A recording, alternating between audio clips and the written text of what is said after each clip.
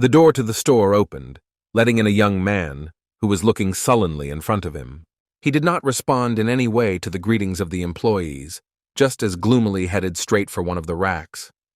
The boy raised his head, carefully studying the products that were in front of his eyes. On the shelf were several triangles of rice kimbap, next to which lay several other snacks. Stretching his hand forward, the young man thought about the fact that he got all this in order. Grabbing one of the kimbabs, he thought that it had too hard rice and too little filling. In his imagination immediately appeared plates with various dishes, such as ribs, ham, and in the center stood a bowl with rice, egg, mushrooms, and spices. The boy grabbed one of the beer bottles off the shelf, thinking that it had a rather obscure taste and a small amount of gas.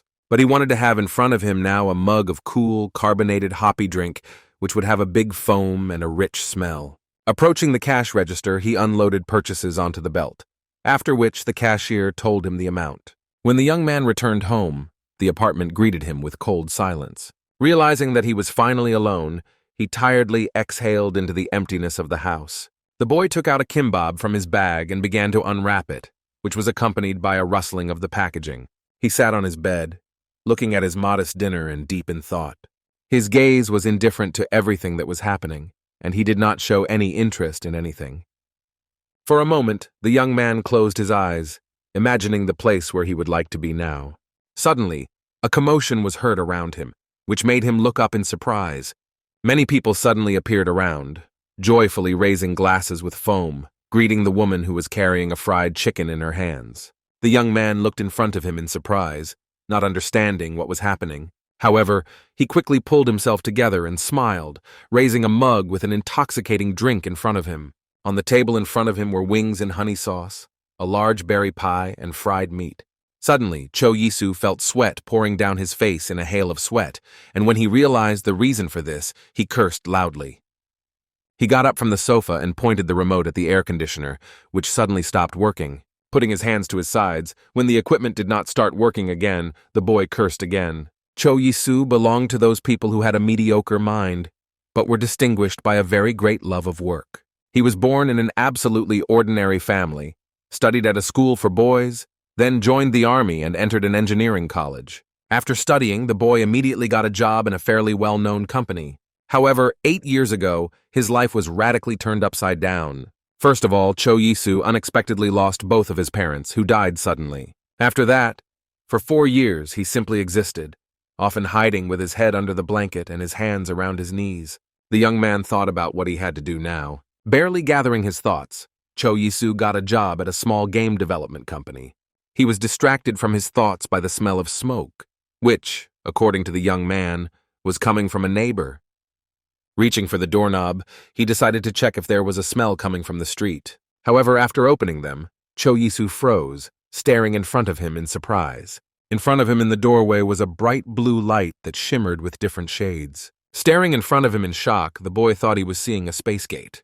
The young man sat down on the sofa and decided to watch the latest news from Seoul, but he could not find anything about the phenomenon he had seen. He patted his back, regretting that it wasn't a time travel portal.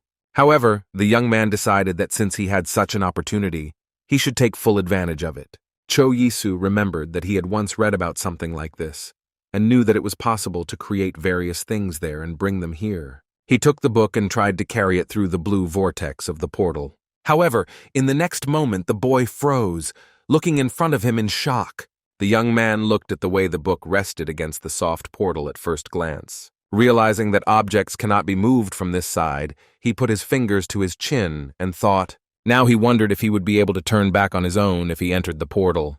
Deciding that it didn't matter to him, Cho Yisu raised his hand and held it out in front of him. Not knowing what would be waiting for him on the other side, the young man closed his eyes tightly. Taking a step forward and feeling like you're on the other side, Cho Yisu flattened them in an instant. In front of him, he saw a large, spacious room, which was furnished with tables, and in the corner there was a stove and a bar counter. Looking around, the boy thought that there was no problem with his clothes remaining on him. Staring in front of him in shock, he thought that judging from where he was, he found himself in some country town. Cho Yisu even assumed that he was even in some kind of game, so he decided to check for a status window. However, even after trying to check his skills and inventory in the air, nothing appeared in front of him. The young man lowered his head, realizing that he was in an unknown place without any skills. However, he decided to assess the situation around him, so he resolutely looked in front of him. Noticing a window, Cho Yisu slowly approached it to look outside. Against the background of the starry night sky, the blades of a large mill stood out, which testified to the medieval style. Outside the window, you could see a beautiful garden, in which there was a small well and brightly lit lanterns. Suddenly, the young man's attention was drawn to a glow coming from the table next to him. Turning his head in that direction, the boy saw several sheets of glowing paper there. Taking them in his hands, Cho Yisu read that he was holding a spatial gate contract in his hands. It said that he could pass through the gate at any time and open it anywhere. However, the guy can perform these manipulations only twice on each side. He was very surprised by the words about the bag that contained subspace. Turning his head, Cho Yisu looked at a small case lying nearby. A bag with a subspace was an object that could connect different spaces. Also, an important aspect was that she had certain weight and time restrictions. At the same time, it should be taken into account that it does not matter what exactly will be brought into the space, but you could take only gold with you. Carefully reading the words written in the contract, Cho Yisu finally reached the last point. Seeing the amount that was indicated there, he stared at the paper in a daze. It said that the boy received 1,000 gold coins as initial capital, and 1 gold coin was equal to 100,000 won. Cho Yisu now noticed that there was a chest of gold coins in front of him. He even thought that it would be possible to melt them and transfer them to his world, but realized that this could cause inflation. Continuing to study the contract, the young man read that it ceases to be valid upon the death of the owner. In addition, after signing, he automatically begins to speak the language of the Ermin Empire. He was given 7 days to think about the decision to sign the contract, after which this information will disappear from his memory. Cho Yisu took a deep breath, surrounded by magical energy, and contemplating a decision. Looking down at the contract, he thought he wouldn't need that much time. The boy held out his right hand and placed it on the contract, agreeing to its terms. Right after that, Cho Yisu felt a rather noticeable gust of wind hit him in the face. The sheets of the contract dissolved and flew around in bright yellow-hot tongues of energy. The young man thought about what exactly he would become in the new world, assuming that he could become a nobleman or a feudal lord. He saw becoming a wizard as another option for his new identity. However, this did not worry him much, since most of all the boy wanted to live, enjoying small joys every day. Cho Yisu was distracted from his thoughts by a stern female voice that asked him if he was going to eat. Turning his head, the young man saw a woman who put her hands on her sides and asked if he did not like her dish. The guy rushed to convince her that everything was fine, and he just thought a little. As she let out a labored breath, Cho Yisu thought that his current situation would not be enough for complete satisfaction. With shining eyes, the young man looked at the table where the dishes were in front of him. Before him, he saw a basket of fragrant bread and a bowl of hot soup. Some time ago, the boy was returning home and froze in front of his phone screen. Cho Yisu knew that he had become younger for life in the new world, but he did not expect such a noticeable change in his appearance. When he returned to his apartment, he was happy to see that the gold he had brought with him had turned into money. The young man planned to test how effective it would be, but he got very tired and fell asleep on his bed. The next day he bought several things that were important to him, and now, looking in the mirror at his new face, he thought that it looked like he had spent 100 million on it. The boy noticed that he became much more attractive with his new appearance, as his skin and hair became noticeably lighter. In addition, the shape of his nose had changed, so now the tip of it was slightly raised upwards. Upon returning to the other world, Cho Yisu decided to check if the cell phone would work here. However, seeing that it was not working, I thought that it was quite expected. Taking a look at the clothes that were more appropriate for the place, the young man decided that there was no point in using a mobile phone. After changing his clothes, he decided to look around to understand where exactly he was. Taking steps on the wooden floor, the boy thought about the fact that yesterday the area seemed rural to him. Cho Yisu went to the window and opened it sharply, trying to get a better look at the surroundings. Seeing the mill, the stream, and many trees, he realized that he was right in his conclusions. Looking at the beautiful view, the boy smiled widely, and his eyes shone with delight. He was so engrossed in exploring the new world that he didn't even notice the woman watching him at first. Turning his gaze to her, Cho Yisu thought about the fact that this could be a local resident. Sweat covered his face profusely as he thought. Should he say hello to the woman? However, when she herself asked him who he was, the young man lowered his gaze tensely. When he introduced himself, the woman put her finger to her lips and uncertainly repeated his name. To her question about whether the stranger had received permission to use the house, he replied that he planned to stay there for a week. Pointing her finger somewhere in an unknown direction, the woman invited him to breakfast. Seeing the doubts, she wanted to turn around and leave, but Cho Asu shouted that he was already leaving. The woman led him into a sun-drenched room where various jars of twists were on the shelves. Looking at the plate of soup in front of him, the young man thought that the dish looked quite simple. However, his lips stretched into a satisfied smile as, despite its simplicity, it looked quite delicious. Immediately, memories of beer and kimbabs he ate at home came to mind, so he decided that it would be better to eat local food. The young man looked down at the dish again, and suddenly one thought came into his head. Looking around the house, he asked her name, to which she introduced herself as Maggie Humphrey.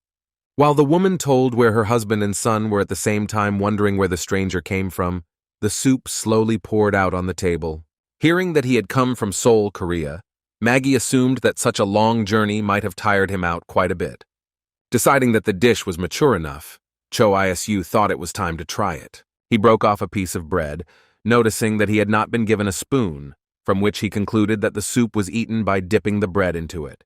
He remembered that he had seen something similar to this in Seoul. And in front of my eyes was a large bowl with sausages, egg, and noodles in sauce. Seeing his dreamy face, Maggie asked him if he wanted to eat. Cho Yisu rushed to assure him that he was just about to start eating, to which the woman advised him to eat until it cooled down. Heeding her advice, the young man dipped a piece of bread into the thick soup. Immediately after that, he sent the pastry to his mouth with a satisfied smile. At how delicious it was, Cho Yisu even froze for a moment as he stared in front of him in shock. The bread was slightly stale, but if you dipped it in the dish, the taste was simply incredible. The soup had an incredible taste that couldn't even be compared to the quick dissolving broth. A possible reason for this could be that the dish contained a lot of corn. As he popped another piece into his mouth, Cho Yisu thought that there wasn't much spice here, but he even liked it. The only thing he would have added for better taste was black pepper. It was with this question that the boy turned to the housekeeper, which surprised her a lot. She looked at him suspiciously and asked if he didn't like the taste of the dish. The young man rushed to assure her that this was not the case, but in Seoul everyone adds spice to their food. When he said that black pepper was quite cheap in Korea, Maggie replied that it was a luxury available only to the nobles. When he asked how expensive it was, the woman waved her hand, saying that she had never bought one. Realizing that the household did not like such talk, Cho Isu said that the bread and soup tasted amazing, and he had never tasted anything better. To her surprise, the boy, who was not very old, said that the bread had a bright taste of rye, and the soup, due to the large amount of corn, was simply incredible. Maggie stood listening to him with her arms crossed over her chest. After that, she advised him to talk less and just eat and turned her back, but Cho Isu noticed that a smile appeared on her lips. Satisfiedly continuing his meal, the boy thought that he was telling the truth, and since her family were farmers, it was easy to get the ingredients. Meanwhile, Maggie sat down by the window to sew. Turning to her, the young man asked if she could share the recipe, to which the woman admitted that she simply uses everything she can get her hands on. Suddenly, the hostess looked up at the guest and looked at him carefully. In the next moment, Cho Iso stared in surprise at the woman who got up from her seat. Maggie glanced at the visitor and told him to follow her. Looking around and admiring the garden and the mountains, Cho Yisu thought that the air here was very fresh. Without even turning her head, the hostess commanded the boy to follow her. Fascinatedly looking ahead, the boy asked a new acquaintance what the name of this village was. Hearing the answer, he enthusiastically tried to repeat the name, getting used to it. However, he was distracted by Maggie's voice, who told him to look carefully at the table under the tree. There was a basket of cornmeal, the Humphreys' homemade butter, and Ladoran onions. To begin with, the woman said that it is worth melting a piece of butter, then cut the onion into small rings and fry. At the same time, Maggie threw the named products into the cauldron, which made a loud sizzle. She explained that in this way the soup will have a sweet taste. Looking at the caramelized onions, Cho Iso thought to himself that he had no idea that they could be used in corn soup. After that, the householder picked up a bag of cornmeal. Hearing that she bought corn from a merchant and would have to play with it, the boy concluded that this grain was not popular. Taking a handful of flour in her fist, Maggie said that rich people like fine grain. Grabbing a spatula, she stirred the onion in the cauldron a little more to prevent it from burning. After that, the woman said that it is worth adding a mixture of milk and water and cooking the dish over low heat. In a few minutes, the cooking was completed and there was fresh, fragrant soup in the cauldron. Cho Yisu let out a loud breath as he gazed mesmerized at the cauldron of delicious food. He was surprised that the recipe was so simple, so he decided to ask the housekeeper about it. She took a pinch of salt and dropped a few crystals into the finished soup. The young man thought that the recipe and preparation looked quite simple. Maggie grabbed the cauldron and carried it into the room, throwing it over her shoulder to let it cool a little. The guy put his hand in his pocket and said that he would like to thank her for inviting him to the table. Handing her a mirror, he asked her to think it was a thank you for feeding him. The woman took the object in her hands with interest and began to examine it from all sides. Opening it, the hostess looked at her reflection in the mirror in shock. Watching her reaction, Cho Yisu thought that the woman didn't like his gift. Although at that time she thought that she had never seen such a clean mirror, so it could have a rather high value. In the next moment, Maggie pushed the lid and closed the mirror with a loud click. Handing it to the boy, she said it was too expensive, so it wasn't worth it. When the woman started pushing him out without listening to the explanation, the young man asked where he could find the library. Left alone on the road, Cho Yisu thought about his lack of sincerity.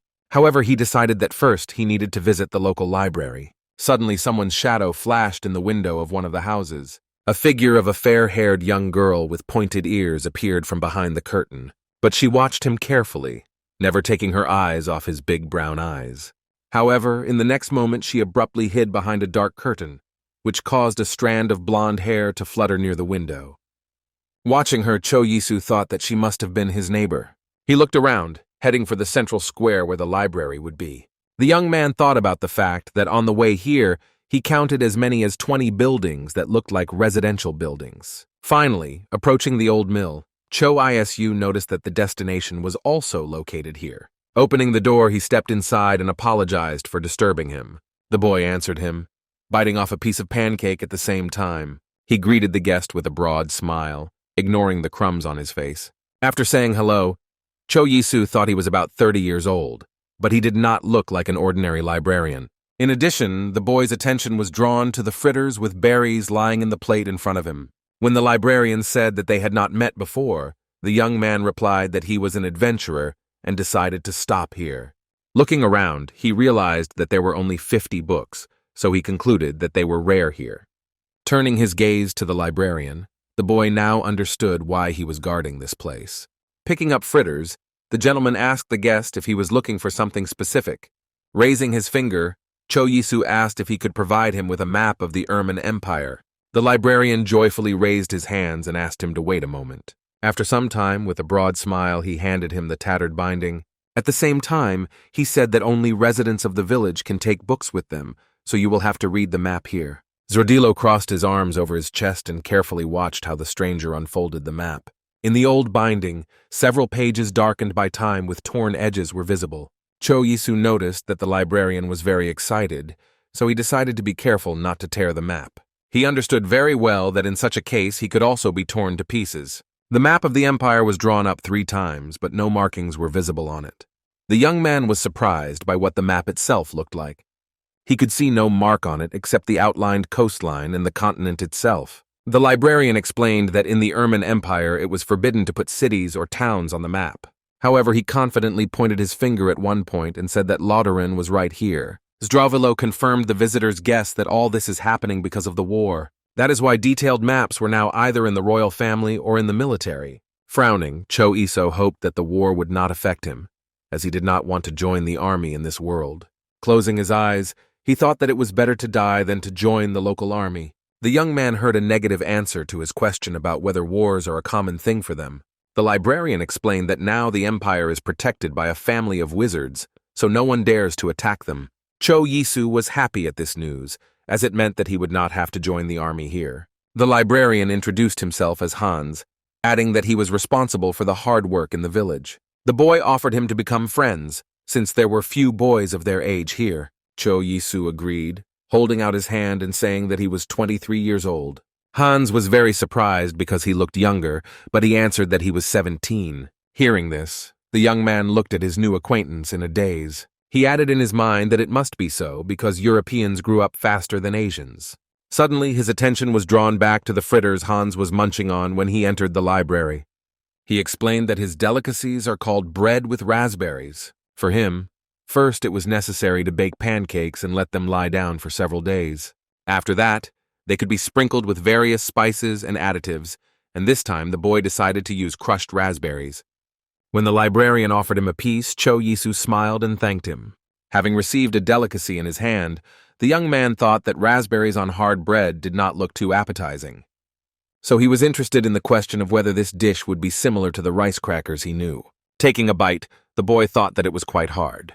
He turned his head to Hans and asked where the nearest port town was, to which he heard it was called Puzing.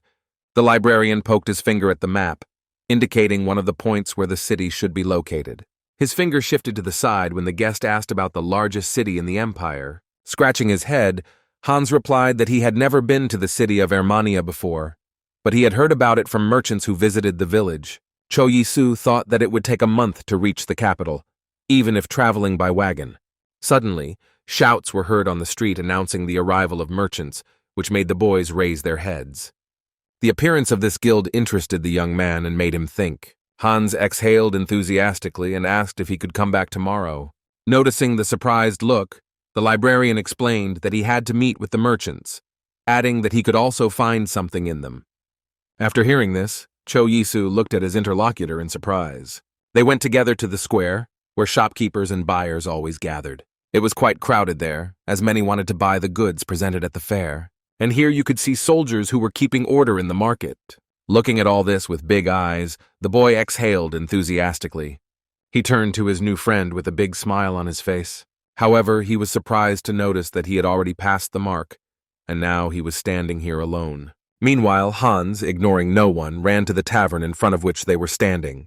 At the entrance, the young man noticed Mrs. Humphrey, who was also hurrying to the tavern. Unlike them, Cho Yisu ran in the other direction, deciding to return to his place to take some money. When he jumped into his apartment, he was surprised to find that his clothes had disappeared from his body.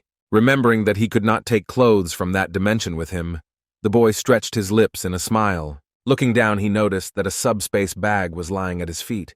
Turning on the water in the bathroom, the young man thought about what it could be worth more than gold. In his opinion, it was better to live in that house, so it was worth moving his things there. Approaching his closet, the boy decided that he would not need clothes. As he was getting dressed on the other side of the gate, Cho Yisu thought that walking through it in just one pair of underpants felt quite strange. Crouching by the bed, the young man decided that it would be safer to hide his gold under it. For now, he decided to take 2 coins with him to buy something for himself at the fair. When the boy came to the tavern, he saw farmers selling pumpkins. In addition, there were a lot of people who carried goods in whole boxes and shouted something loudly. Cho Yisu smiled, realizing that he still had time, so he decided to go inside. There were also many men in the tavern itself, carrying large boxes in their hands. Looking at the various people who were present here, the young man thought that there was simply an exciting atmosphere. Suddenly, he noticed Mrs. Humphrey and called out to her, much to her surprise. Looking at the boy, she warned him that he would have to wait a bit and asked if he would mind. Hearing that she would soon bring him food, Cho Yisu sat down at one of the tables. He thought about what the local beer might taste like. Maggie's voice pulled him out of his thoughts as she handed him a drink. On the table stood a large mug with a heady, foamy, dark amber liquid. Suddenly, one of the drops of foam could not hold back and rapidly rolled down the wall of the mug. Not wanting to lose a single drop, Cho Yisu grabbed the dish and put it to his lips. The one had a spicy taste of grain, but gave the other bright fruit notes. And although he never liked warm beer, now he wanted to take another sip. However, the young man was distracted by Maggie's voice, who asked him to wait a little.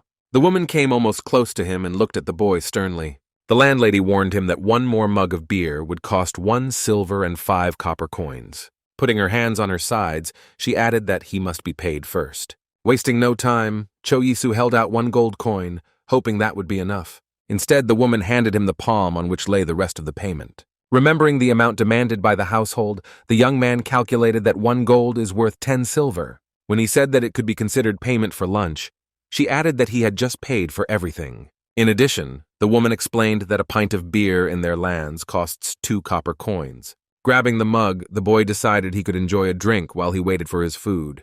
Placing it to his lips, He took several large, delicious gulps. After that, he took a deep breath and smiled widely, and tears appeared in his eyes. Cho Yisu thought about the fact that the taste resembled the taste of ale he used to like. Besides, they could drink beer here instead of water.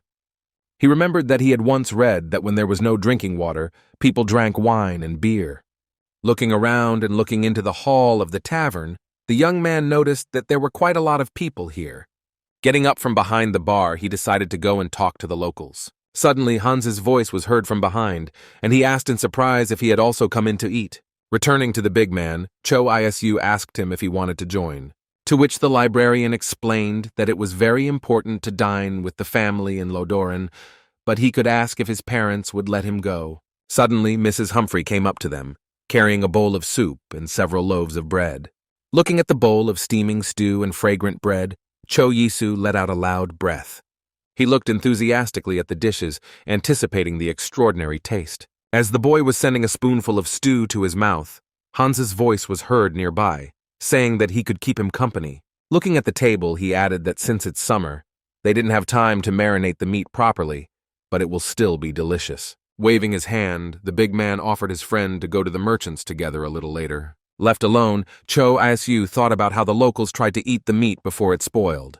He really liked the taste of the juicy pork and the texture of the stew itself. In his opinion, many different herbs and salt were used for such a taste.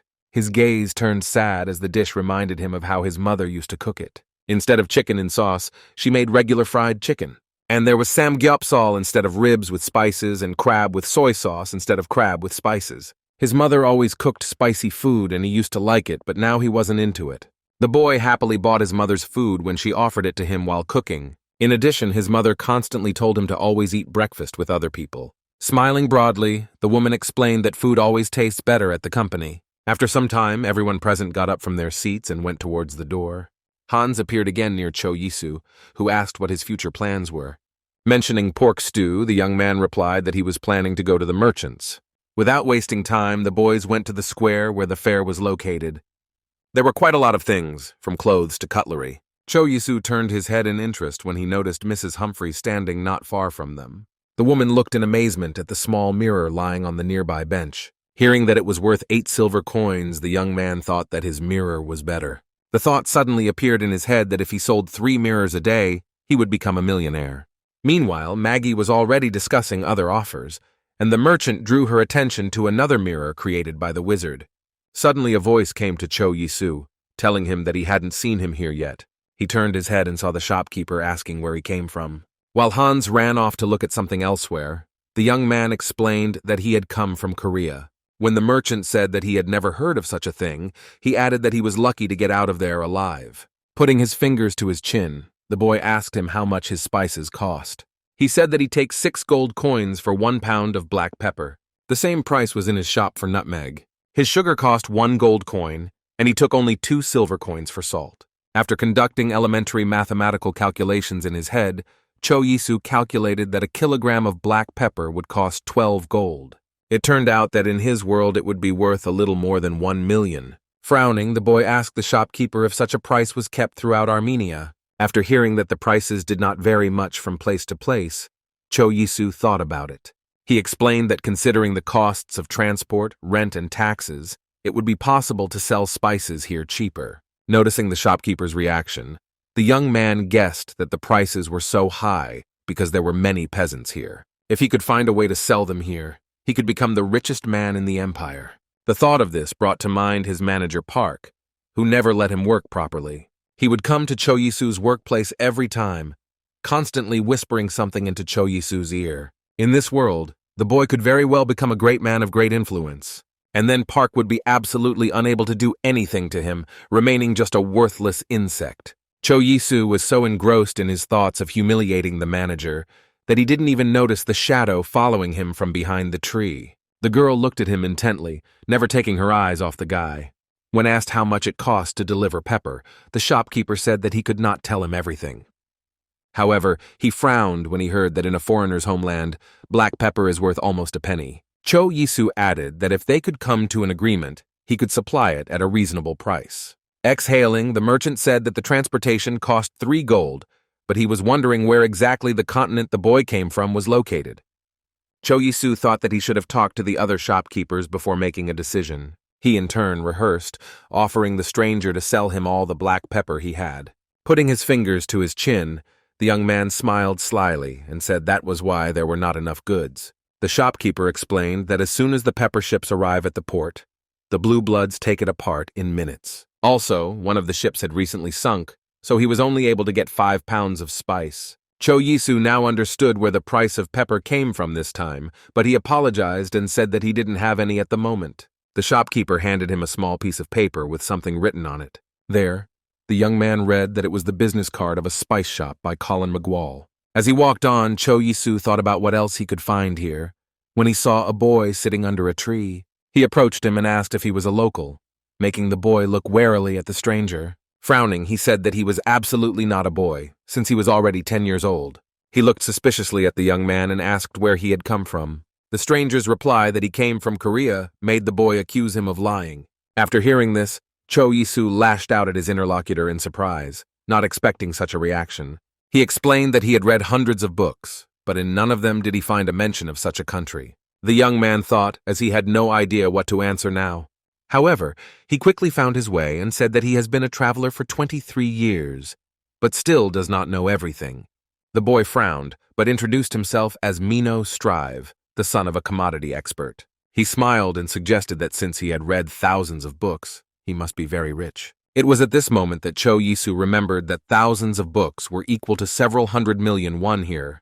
Looking at his interlocutor, the boy said that he still had a question. He handed him a mirror and asked him to look carefully at the object.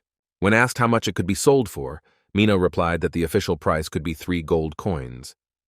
He added that given its quality, the mirror was created by a wizard, but there was no seal on it, and that could only mean that it was created by an illegal wizard who was disapproved of by the royal family. The commodity expert's son explained that there is a black market for just such things. Cho Yisu listened intently to everything the boy said, but he was more interested in how wizard families felt about such markets. A bead of sweat rolled down Mino's face as he began to pick the words to answer. However, he quickly returned to examining the mirror when the stranger said that it now belonged to him. Looking at him with a shocked look, the boy could not believe that this was true. Almost immediately, the look turned from shocked to suspicious, as Mino knew there must be some ruse involved. He looked at the interlocutor as if he were a cat who had been sprinkled with valerian in its milk, because he knew that nothing comes for free. Raising a finger, the son of the commodity expert assumed that he had come to them from Pusing, and despite the fact that there was a large village called Russian 2 hours from here, he liked Ladoran much more. When asked why, Mino explained that there were selfless people here who sold premium hay, which the horses loved, at a low price. In addition, Mrs. Humphrey's delicious cuisine played not the least role in the love for the city. Looking at the enraptured face of his interlocutor, Cho Yisu thought that it was the food that played the most important role. When asked what he could tell about the city of Armenia, the young man heard that it was wonderful for life. However, he warned that the houses there are worth a fortune, and not a small one at that. After hearing the cost, Cho Yisu thought that it reminded him of the real estate situation that was in Korea. For comparison, Mino said that a small house here would cost about 20 gold, which was equal to the cost of a horse. With his hands folded across his chest and his head proudly held high, the merchant's son said that their horse was worth more than 3,000 gold. Suddenly, the boy exclaimed that he would also like to give something to his new friend. He also handed him a scrap of paper, gripping it firmly between his fingers.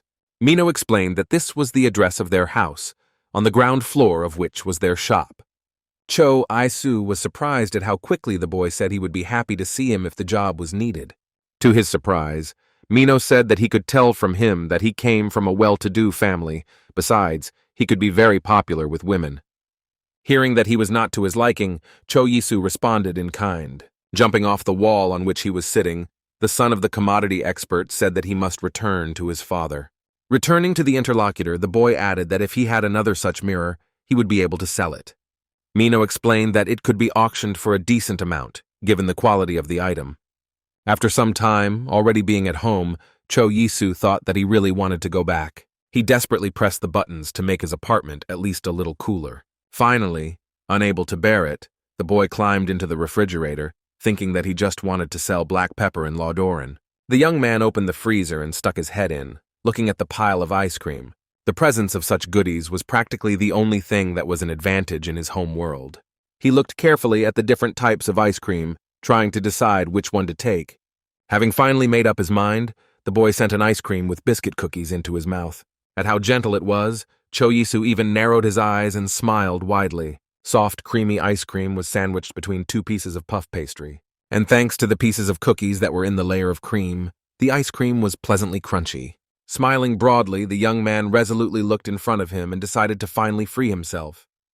Wasting no time, the boy sat down at the computer monitor, starting to implement his plan. His fingers tapped the keyboard deftly as he looked for peppers to buy in bulk. A list of various firms and types of black pepper immediately appeared on the screen. Choyisu was surprised when he saw that they were only asking 10,000 won for 1 kilogram of spices. If you calculate that for 1 pound he will receive 2 gold coins, then 4 coins came out per kilogram. Realizing that you can get 4 million for 10 kilograms, the boy said to himself in surprise. Now he was absolutely not afraid to just go to the company tomorrow and get fired. The next day he was met by a manager who asked him why he was changing the source code again. Choyisu looked at him dumbfounded, not understanding what he wanted from him. However, at the manager's suggestion to use open source, the young man recalled that last time it was precisely because of this that an error occurred. He put his fingers to his mouth and hissed loudly, pondering over the subordinate's words. And while he was complaining to him, Choyisu was mentally reminding himself about making money from black pepper. And he also thought about the fact that in real life, talent was considered to be something for which he would get an A at the university. The guy understood very well that using his own algorithm could give them a great advantage over competitors. Suddenly, he was pulled out of his thoughts by sheets of paper that flew straight into his face. Park pointed a finger at the subordinate and indignantly asked if he was listening to him at all.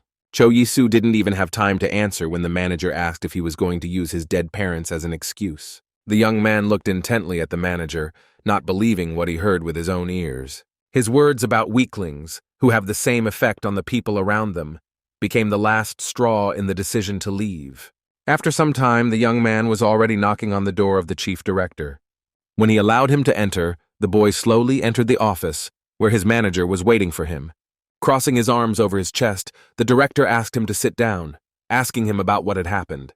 While Choyisu sat tensely on the couch, not a single word came out of his mouth. Finally, pulling himself together, the boy said that he had to resign for personal reasons. He didn't look too confused, but clarified whether he made the decision through Park's manager. The young man replied that before that he could still tolerate his character, but now he began to entangle his dead parents. The director exhaled heavily and promised to disciplinary Park.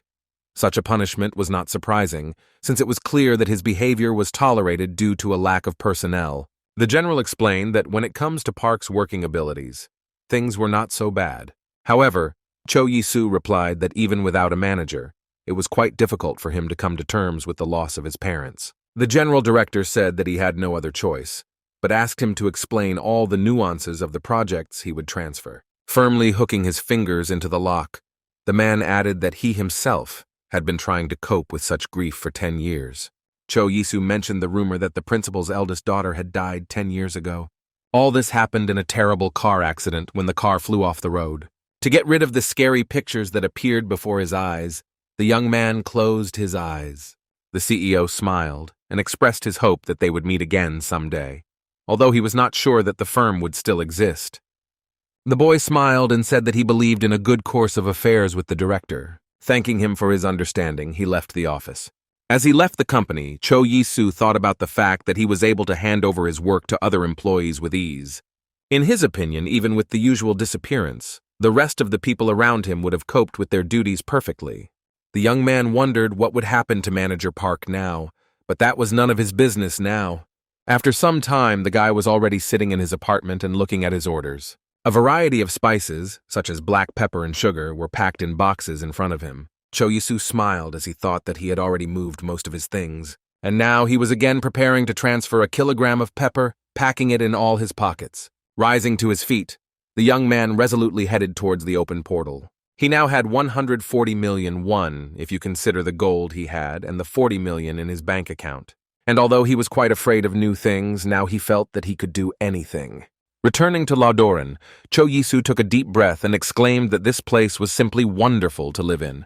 He hid all the pepper that he managed to transfer through the portal in his room under the bed. After that, there was a knock at the door, behind which was heard the voice of Mrs. Humphrey, who asked who exactly had come to her. Hearing the name of her visitor, the woman asked him if he had come here to eat. However, the young man replied with a smile that he simply came to give her something. Letting him inside, the woman asked what exactly he wanted from her now. The young man said he had barley flour, apricot pits, and honey for her. While mixing the mass, he explained that this whole mixture should be applied to your face. Mrs. Humphrey looked at it skeptically, saying she didn't want to put it on her face, but Cho Isu said that was how the women of his continent took care of their skin. Hearing this, Maggie took the mixture and spread it thickly on her face, asking if she was doing it right. With a big smile on his face, the young man advised her to apply the product near the eyes and nose. After a while, after washing off the mask, Mrs. Humphrey thanked her new acquaintance. He left her institution, saying that it was time for him to go. Collapsing on his bed in his house, Cho Yisu thought about how he enjoyed this kind of freedom. He immediately remembered his Korean neighbor, whom he barely knew, and when communicating with whom a strong tension was constantly felt. Even when they were just riding in the elevator together, it was quite awkward for both of them to be in the same room. And now, lying on the bed and smiling, the boy thought that such a rest could well be called health-giving. Suddenly, Hans's voice was heard at the door, asking if anyone was home. Cho Yisu rushed to open it, wondering if he had managed to hide all the suspicious items. Zdravilo went inside and said that he already thought that the boy had left, since they had not seen each other for a long time. With a wide, enthusiastic smile, he asked his friend if he wanted to join the hop collection. From the mention of this cereal, Cho Isu immediately imagined 2 large mugs with a foamy, aromatic drink. Hans confirmed that he is constantly involved in such work. The librarian asked the young man if he was staying with them for a long time, adding that if he stayed, the old man would be happy with the extra hands. Zdrovin explained that they actually have a lot of work, because they have to collect hay, feed animals, fetch water, brew beer, and grind grain. Besides, he had to go to the library himself. Suddenly, Cho Yisu decided to ask something, remembering his neighbors. The young man decided to ask who was the fair-haired girl he saw recently in the window. Hans froze, trying to understand who exactly his friend was talking about. Without taking his eyes off him, the librarian said that they don't have such girls in the village. Cho Yisu couldn't believe his ears, so he looked at his interlocutor in surprise. He added that they only had one girl, but she was a bit strange. The young man was surprised by such words, but asked why she was strange. Hans explained that she arrived 10 years ago and lives with her mother. They don't communicate much with their neighbors, but they are quite hard-working. After hearing the words that in order to stay in the village you need to work, the boy asked if this was the reason why he was calling him to collect hops.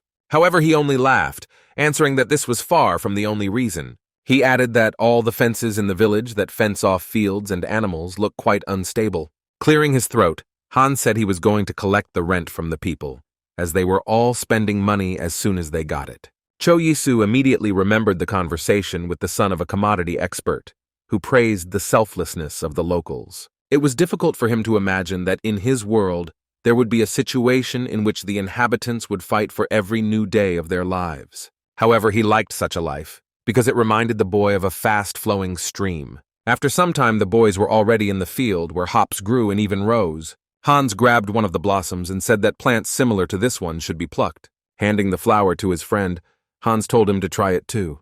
Cho Yisu smelled a rather pleasant aroma that was like a mixture of herbs and fruits.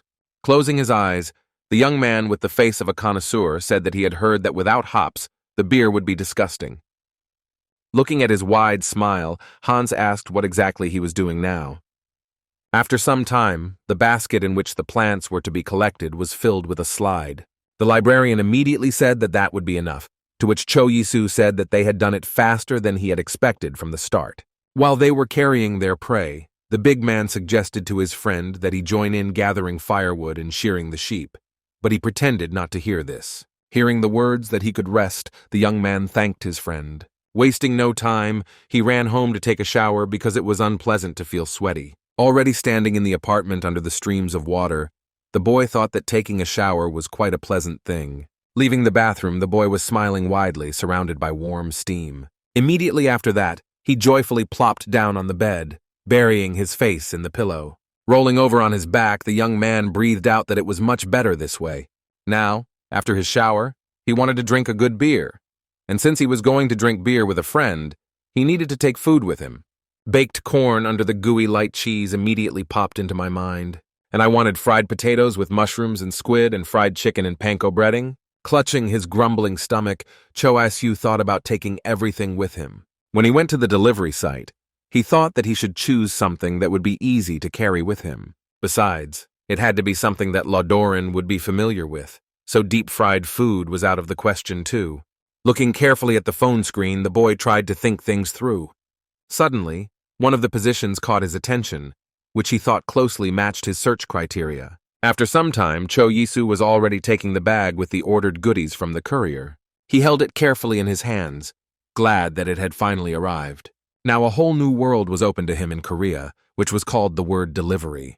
When the young man put it in the subspace bag, he noticed that it counted for only one item. Raising his head, the boy smiled broadly and looked ahead resolutely. Now he was going to show in Ladoran what Korea tasted like.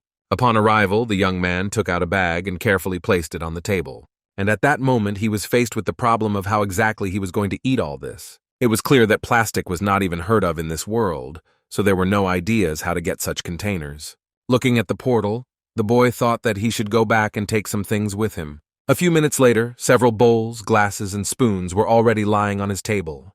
Examining the dishes he had brought with him, he thought about the fact that she should not arouse suspicion among the local residents. Suddenly, Hans's voice was heard at the door, asking if he was at home. Seeing that his friend was at home, the big man said that he had already come in, but no one answered him. When he walked inside, he saw Cho Yisu standing in the middle of the room wearing only one pair of underwear. Hans was the first to say something, adding that he had always thought that a person who lived alone had much more freedom. After getting dressed, the young man asked his guest what exactly had happened, why he was looking for him. The librarian raised his hands conciliatorily and assured that next time he would ask first and only then come in. Hans boasted that he had done a lot of work that the two of them should have done. He explained that in order to use the hop flowers to make beer, they had to be cleaned, and he did it himself. Cho Aisu was surprised that he even did his part of the work for him. Remembering that he was no longer in Korea, the boy assured that he would definitely help his friend next time. Cheers immediately spread, which made Cho Yisu realize that compliments were his weakness. Suddenly, Hans asked him if he would like to have dinner with him tonight. Thinking about the containers of food in his house, the young man thought that he had forgotten about their agreement. He awkwardly began to agree, but such a reaction surprised the librarian. Noticing this, Cho Yisu rushed to make sure everything was fine, but he was also getting ready for dinner and had something prepared. Zdrovan looked at the interlocutor in surprise, because he thought that he only ate food prepared by someone. Cho Yisu froze for a moment, then said that he had planned to share his meal with Mrs. Humphrey. Hans offered to have dinner at her, adding that the village headman would also be there, but warned that he would have to apologize to his parents and ask them not to start without him. In a few minutes, a bowl of aromatic chicken, along with potatoes and vegetables, was already on the table. The old man, Maggie, and Hans looked at the food in amazement, trying to understand what it was. Cho Yisu answered them with a smile that this dish was called fried chicken soup. He explained that it needs to be boiled with various vegetables. Putting her finger to her chin, the woman said it looked like soup. Spreading his hands to the sides, the young man urged them to taste until the dish cooled down. Missing no time, Mrs. Humphrey took a ladle and scooped some food into it. Everyone sat down at the table and began to eat, but no one dared to take the spoon first. Finally, Hans picked up a piece of chicken leg and with a smile sent it into his mouth. Maggie also picked up a spoon and grabbed a few pieces of vegetables. The headman of the village did the same, hiding a slight smile in his mustache. And only the chef himself was not afraid to taste the dish he ordered earlier, because he knew its taste. In the next moment, Mrs. Humphrey froze, feeling a whole firework of different flavors. Looking down at his spoon, Hans frowned as he tried to comprehend what he had just tried. And the headman of the village lost consciousness because of how delicious the food was. Cho Yisu, who had not expected such a reaction at all, jumped up from his seat, surprised by such behavior. Returning to his frowning friend, he asked him if he did not like it. However, Hans, speaking to himself, answered that this dish completely turned his world upside down. Immediately after that, the young man turned to the old man, asking him if he was all right. After hearing that the dish was too delicious, Cho Yisu thought that the locals were very generous in their response. Suddenly, Maggie entered the discussion, asking if he used any spices for cooking. Noticing how the woman's face frowned, The boy asked her if she did not like the dish. However, at that moment a loud cry was heard from Hans, who shouted that he liked it very much. Seeing how the locals started slurping his soup, Cho Yisu smiled. After a while, when the food was finished, the boy went out to the fair intending to sell some black pepper. He walked around the aisles trying to find Colin McGwall, who he had spoken to earlier. Suddenly something caught his attention, making him freeze in place. A young pink-haired girl riding a horse appeared in the crowd. Looking closely at her face, which had a slight smile on it, Cho Yisu noticed that she was very beautiful. In addition, he did not hide the fact that the locals were happy to see her, so the question arose whether she belonged to the nobility. The confirmation of this assumption could be the fact that next to the stranger, there was a visible figure of a guardsman. The young man admired his appearance as the soldier's chainmail looked quite cool. Suddenly, the girl let out a loud breath and stared at Cho Yisu with wide eyes. Noticing this, he frowned, not understanding what had attracted her attention. In the next moment, the stranger smiled joyfully and tightened her grip on the horse's reins. Hearing that she calls him her love, the boy was even more surprised. For some reason, he remembered his soup again, but he still didn't understand what was happening. Looking at the smiling girl, Cho Yisu noticed that she had dismounted from her horse. However, he should have thought that she was running towards him, as a stranger just ran past. Turning his head, the young man noticed that the girl had run straight to Maggie with her arms spread wide. The stranger said loudly that Mrs. Humphrey was the reason why she regularly ran away from home. However, Maggie crossed her arms over her chest and calmly said that in that case, she would have to ask her to leave the facility. Resting her hands on the bar counter, Jace tried to convince the hostess that she simply could not survive without her dishes.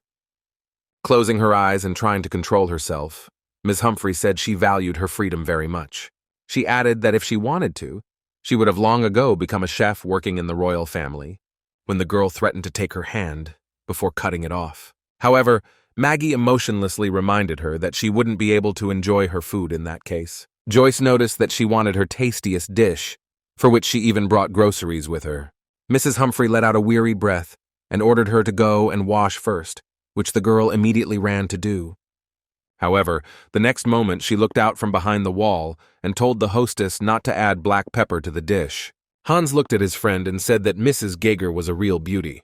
However, putting his fingers to his chin, he noticed that she had a rather difficult character. However, in the next moment, Jeza herself abruptly found herself next to him, asking who exactly he was talking about. The girl watched with a smile as the big man jumped up from his seat, shouting loudly.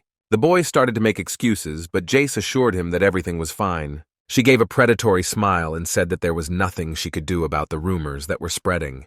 Putting her hands on her sides, the girl assumed that it was her coachman who had started all this. Suddenly, Cho Yisu caught her attention, and turning to face him, JJ asked who he was. He introduced himself, saying that he was a traveler from Korea, after which Hans added that the boy wanted to stay in the village for a while. The girl put her hand to her chin and asked where exactly his country was, since she had never heard of him before.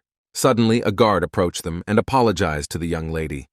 In the next moment, he grabbed her by the waist and threw her over his shoulder, ignoring the indignant look. Jace was indignant, not understanding what was happening and trying to turn forward, but she screamed loudly, demanding that he immediately let her go, at the same time actively waving her arms and legs. She tapped the guard on the back, saying that she had not learned the stranger's full name. Listening to the way the girl introduced herself, Cho Yisu thought she looked quite crazy, though. When he returned to Hans, he said he could call her Ye. Hearing that the young man might be interested in her, Cho Yisu assumed that the librarian himself liked the new acquaintance. Clearing his throat loudly, Hans said that even if he had followed Mrs. Humphrey's recipe extremely exactly, his dish would still have been worse.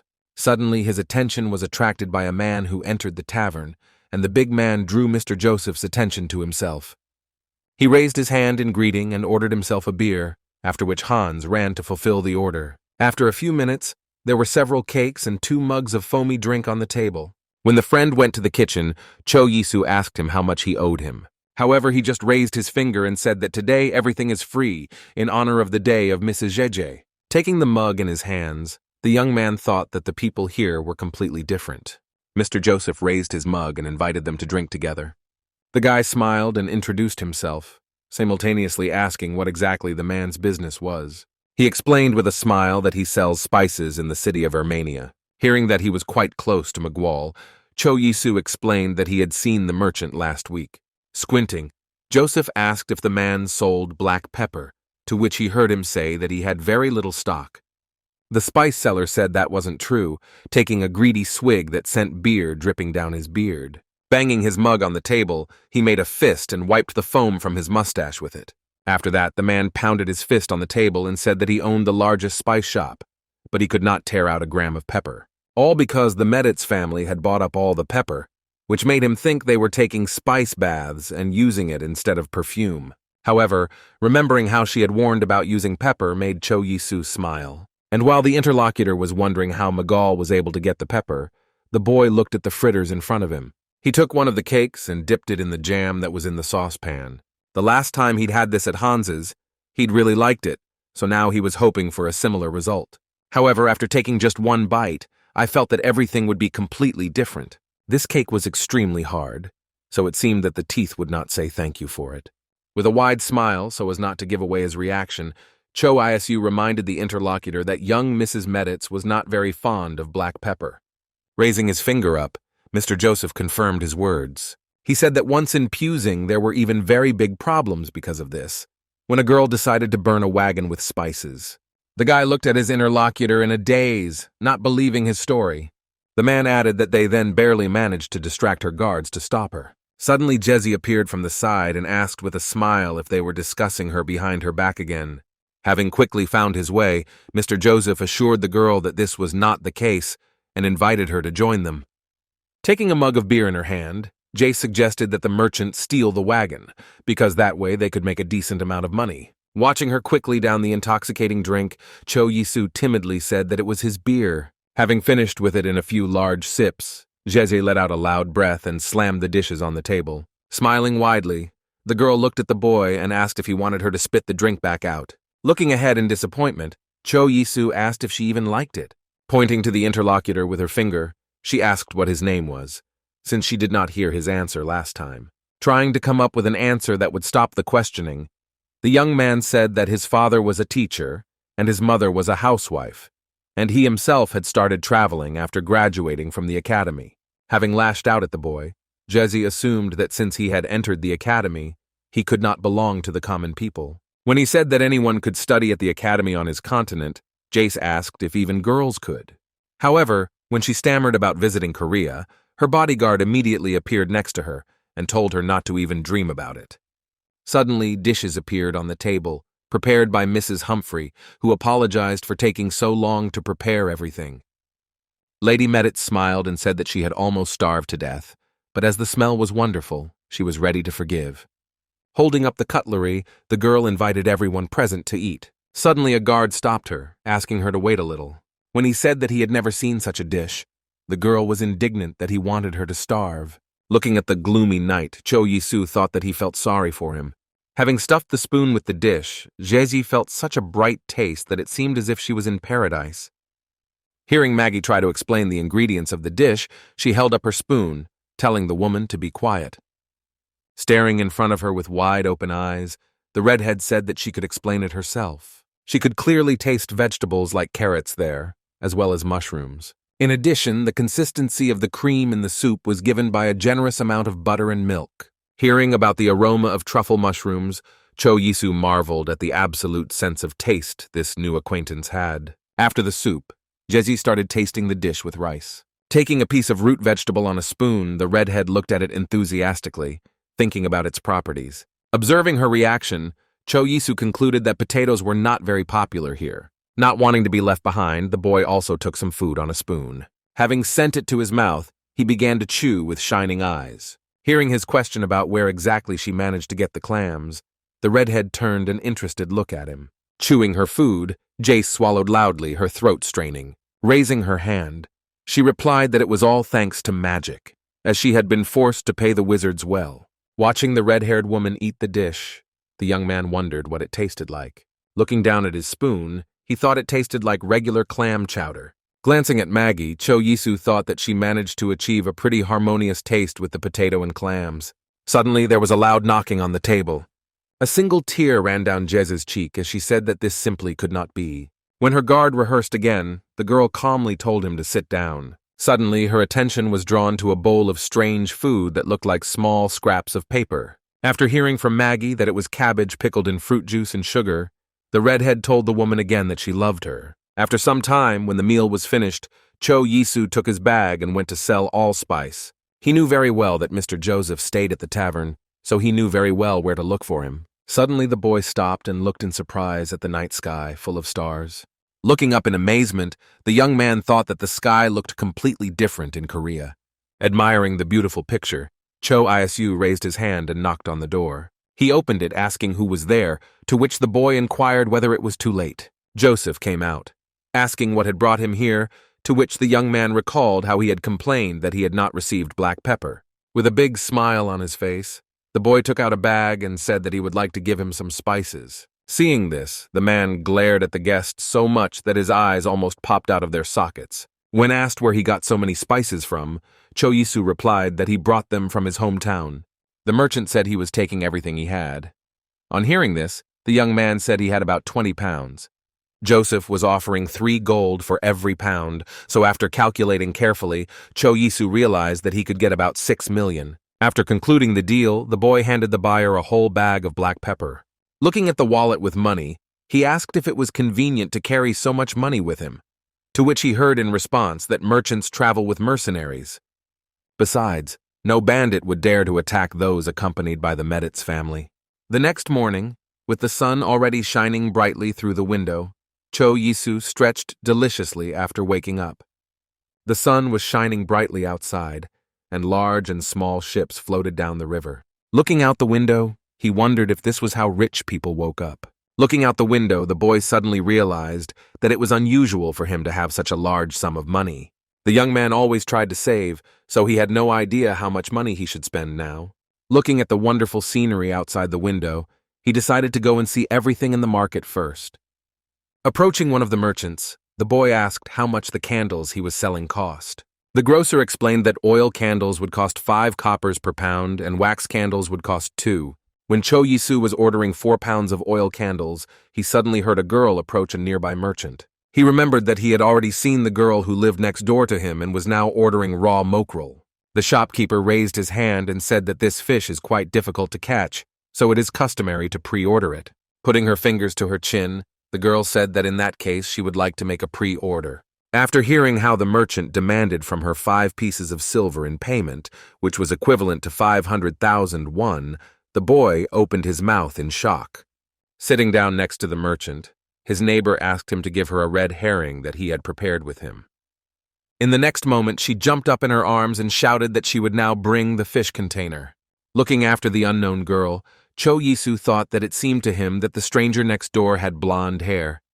Walking through the market, a young man suddenly heard someone calling his name. Turning his head, the boy saw that Jeje was heading towards him in the company of 2 guardsmen. He smiled and asked if she had decided to buy anything as well, to which he heard that she was looking for him. The young man's face was covered with sweat when the redhead offered him a walk with her. As they continued on their way, Jace said she heard that he had recently sold Joseph some black pepper. Cho Yisu gave a strained smile, thinking that he had hoped to keep it a secret. However, Jeze explained that when she met her husband, she felt an unpleasant spice coming from him. Trying to find an excuse, the boy explained that he really likes pepper and took some with him, after which he decided to sell it to make money. However, the red-haired woman frowned and said that she did not understand at all why everyone was so crazy about something like this. Cho Asu wondered if she really hated black pepper or if she was just sick of it. Licking himself, the young man mentally added that he really likes this spice. It was thanks to black pepper that a dish like ramen became much tastier. He imagined holding a whole bowl of food in his hands, which had a sweet taste and was seasoned with hot pepper. Looking at the boy in surprise, the redhead asked if he was eating anything now. At his suggestion that such hatred came from overeating, she clenched her fists and said she didn't care. Opening her mouth loudly, Jace added that just the smell of the spice would turn her back. Realizing that she could easily finish him off, Cho Yisu raised his hands and asked her to calm down. Noticing his reaction, Jezi apologized and said that she had been on pins and needles lately. Looking down, the girl assumed he was one of those aristocrats who travel while hiding their identity. When the redhead said that her brother had also gone on a trip, Cho Asu remembered that she seemed to be interested in studying, upon hearing that Jace herself plans to take over the management of her family's business. The young man replied that even if she could not take over the family business, she could easily open her own store. When he said that he should just talk to his father, Jeji assured that it would not help. For the great honor of being related to the elves, whose descendants were considered wizards, her father wanted to give her in marriage.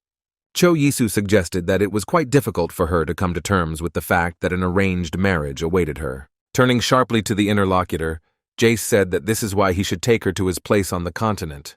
The boy assured that he understood her perfectly, but he was not sure that it was a good idea to go alone to foreign lands. He said that he himself recently lost his parents and still misses the time he spent with them very much. The girl understood that his parents were good people and added that her parents were also good. That is why she believed that they were completely similar to other people. Mother and father were absolutely sneezed at what she likes and what she can't stand. The main thing for them was and remains its full compliance with their standards.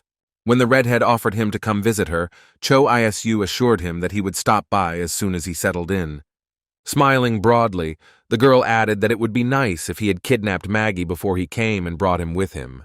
When asked to pay 5,000 gold for this service, the guy said that they can be offered to the woman herself. Waving her hand in farewell to the interlocutor, the red-haired woman advised him to think about her proposal. After parting with Jezi, the young man noticed the village headman under a tree. He came closer, shoving his hands in his pockets, and quietly greeted him. Raising his head to the boy, the headman asked him if he planned to stay in this village. Scratching his head, Cho Yisu said that he should have visited the headman first. Hearing his words that he could continue to live in that house, the boy was surprised at how simple everything was. Suddenly, his attention was drawn to a cart which a man climbed out of, after which he helped a woman and a child to get out. A moment later, an angry Mrs. Humphrey appeared in the street, looking for the old man. She didn't even notice him, whizzing past like a meteor and shouting abuse in someone's direction. Cho Yisu watched in surprise as the woman stopped, surprised that the guests had given birth to a child. The man, who was apparently her son, explained that if she found out about the child, she would start putting pressure on them. Looking at the baby, Mrs. Humphrey asked if the baby had been born healthy. The child's mother smiled broadly and assured that the baby was completely healthy. Tears welled up in Maggie's eyes as she reached out her arms to her grandson. Crossing his arms over his chest, Cho Yisu watched with a smile as the woman boasted to her neighbors. A little later, when the boy was already in his house, Hans knocked on his door, asking if he could come in. Stepping out onto the threshold, he asked what had happened, assuming that more firewood needed to be gathered. However, the big man asked with a broad smile if he wanted to go and see the baby. When they arrived at Mrs. Humphrey's home, they saw that the baby had light blonde hair and big brown eyes. Watching him extend his arms to everyone who came to see him, Cho Yisu and Hans let out an emotional sigh. Approaching his mother, the young man asked her if he could take a closer look. Suddenly, he heard the librarian's voice saying that he wanted to tell him something. Coming closer, the big man quietly said that someone wanted to buy their village. Looking up, Cho Yisu asked tensely what exactly he meant. Hearing that their village could be sold at any moment, the boy asked if everything was so serious. Meanwhile, the kid folded his fingers into fists and closed his eyes, smiling widely. Clenching his fist, Cho Yisu asked his friend if it was more serious than he thought. However, looking at the baby, the boys stopped discussing the unpleasant topic and smiled. When they left the tavern, the young man asked what exactly he had said about the nobleman, to which Hans replied that he did not think it would affect him, considering that he was a traveler. Reaching into his inner pocket, the librarian said he wanted to give him something. Handing him 2 books, the big man explained that this was his favorite novel, which would help him get acquainted with their lives. Accepting a gift from a new friend, Cho Isu did not even immediately find what to say to him.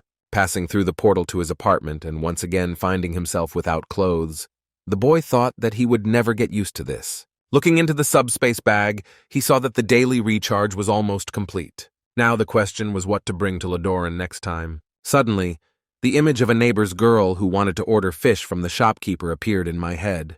Placing a finger to his chin, Cho Yisu huffed, knowing what he was going to take with him this time.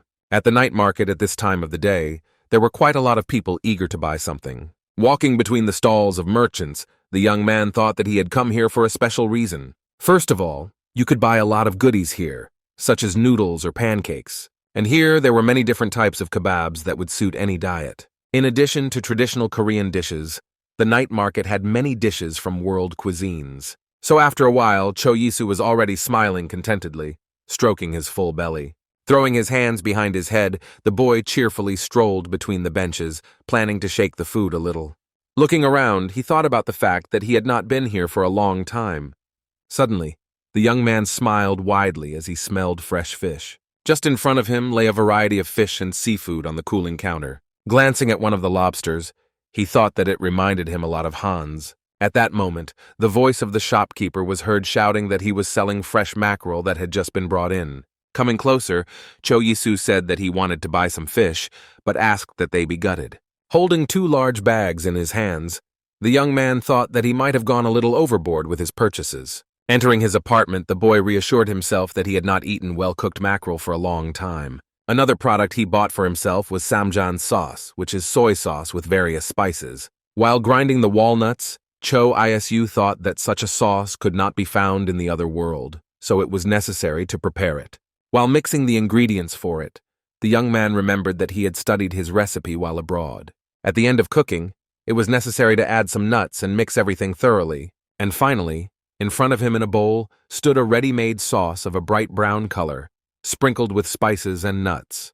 When the boy came to his house, the first thing he did was spread the food on the table. Pouring pearl barley into the pan, the boy thought about the fact that this porridge is much more common in this world than rice. I remembered again the words of my mother, who said to watch the fire while it was cooking rice. Regarding the fish, she said that the outside of the fish should be fried first, so that it does not burn. From the memories of his mother, the young man stopped for a moment, looking gloomily in front of him. After some time, a woman who lived next door opened the door and looked at the unexpected guest in surprise. She introduced herself as Masa, and Cho-Yisu introduced himself with a big smile on his face and explained that he had recently moved in next door. When she asked why he came, the boy explained that he did not introduce himself properly and decided to invite them to dinner. The woman's daughter, Heian, approached them and asked what was happening here. Hearing that the stranger wanted to invite them to dinner, the girl looked at him in surprise. Holding up a finger, Cho-Yisu added that he had recently heard Heian wanting to buy a weasel, and while at the market he decided to buy some fish. Smiling broadly, he asked the women if they would mind if he cooked fish for them. Hearing Masa say that she wondered what the fish would taste like, the young man expressed his hope that she would like it. A few minutes later, the mackerel carcasses were already being fried on an open fire. The fat and juices that were in the mackerel mixed together, scraping onto the fire that was burning below. The guy explained while cooking that first you need to fry the fish a little so that it has a crispy crust. At the same time, he constantly turned the fillet so that the fish did not burn in one place. After some time, the finished dish was already lying on the board, and next to it in separate bowls there were various applications. Pointing to one of the bowls, Cho-Yisu explained that it was stewed cabbage. She shouldn't have put a piece of fried fish and some sauce on it, and then eaten it. Masa, listening to all this, assumed that he had been living in some seaside town for a long time. Wasting no time, the woman did everything according to the neighbor's instructions and stuffed a piece of fish into her mouth. Looking in front of her in a daze, the woman said that he had an incredible talent. Glancing at the sauce, Masa also praised it, saying that she had never tasted anything like it before. Wrapping a new piece of fish in a cabbage leaf, Cho-Yisu smiled and said that he was very glad that they liked it. Heian also decided to try the offered treats, for which she sent a piece to her mouth. While enjoying the fish, the young man felt as if he were in the open ocean. Narrowing his eyes, he realized that the sweetness of the cabbage matched the texture of the pearl barley very well. Looking into his plate, the boy scooped up a whole spine of fish with a spoon. Grasping the bones with her fingers, Masa said they were the most delicious part of the fish. With a broad smile, the woman added that people who understand fish usually start with this part. However, Heian, carefully watching them, quietly asked them not to do this. The girl asked why they should eat the bones if they can just be thrown away. Exhaling in frustration, the young man thought that his neighbors did not look like the average mother and daughter. After the meal was finished, Heian took the plates from him and said she would return them as soon as she washed them. Seeing that the boy wanted to stop her daughter, Masa said that she just wanted to thank him for lunch. Shaking her neighbor's hand, the woman thanked her, adding that she is usually more shy, but one day he will also invite him to dinner. A month had passed since then, and now Cho-Yisu collapsed wearily on his bed, thinking about how difficult life in Ladoran had been. He and Hans fed the horses, collected firewood, and sheared the sheep, which made the boy incredibly tired. When the young man heard that his friend had come to him, he went to the door and asked if he needed help again. However, the big man smiled and said that he was not on business, offering instead to go to the village of Laochen. Looking in front of him in surprise, Cho Yisu replied that he would be happy to go with him. Realizing that he would not have to work, he smiled happily and jumped up high. However, upon arrival, he was no longer so happy, as the boy felt very bad when he got out of the carriage. Wiping his mouth, Cho Yisu thought about the fact that he should have taken the injection pills with him. Pointing his finger somewhere to the side, Hans warned that he had to leave for a while, as he had to meet someone. Cho Yisu suggested that they meet at this place for a while, but if it's too late, a friend can find him at the pub. After saying goodbye, Hans immediately ran somewhere, waving his hands happily. The young man himself thought that he should go shopping. The village was extremely beautiful, with houses whose roofs were paved with tiles of different colors and between which wagons drove. The young man's attention was drawn to the rolls of fabric lying on one of the counters. When he asked what kind of fabric it was, the shopkeeper replied that it was batiste, which is used for dresses, handkerchiefs, and curtains. In addition, the seller added that the fabric is very popular among the nobles. Taking a piece of cloth between his fingers, Cho Yisu noticed that it was very soft, so he asked what the price would be. Hearing that the price would be 1 gold per roll, the boy smiled and said he would take 2 pieces. The shopkeeper asked the buyer what he would use the batiste for, to which he heard that he would use it for baby diapers. After some time, the young man was already walking through the streets of Lucenu, gnawing on an apple and holding 2 rolls of cloth in his hands. Suddenly his attention was drawn to one of the knights who was standing in a narrow alley with his arms crossed over his chest. Noticing how that sword glittered in the sun, the boy thought that he would like to hold such a weapon in his hands. Feeling someone's attentive gaze on him, the knight turned his head and looked sullenly at the stranger. Noticing this, Cho Yisu froze, staring intently in front of him. Suddenly on the road, he saw Jace, who was resolutely walking forward without looking around. When she heard someone calling her, the girl looked surprised in the direction from where the sound was coming. Noticing the boy, she smiled, completely ignoring the displeased look on her bodyguard's face. Throwing away the apple, Cho Yisu waved his hand vigorously at Jace in greeting.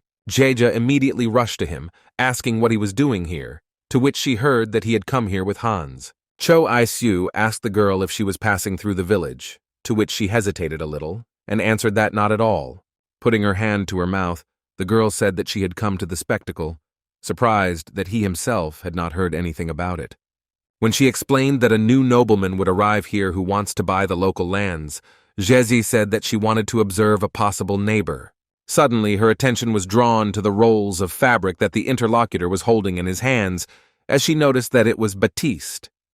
Cho Yisu explained that Mrs. Humphrey had a grandson, and he would like to give her a small gift. Hearing this news, Jace looked at the boy in surprise, not believing her ears. The redhead decided that she didn't want to be left out either, so she ordered the boy to follow her. After a few minutes, she handed him a package containing 3 solid bars of soap.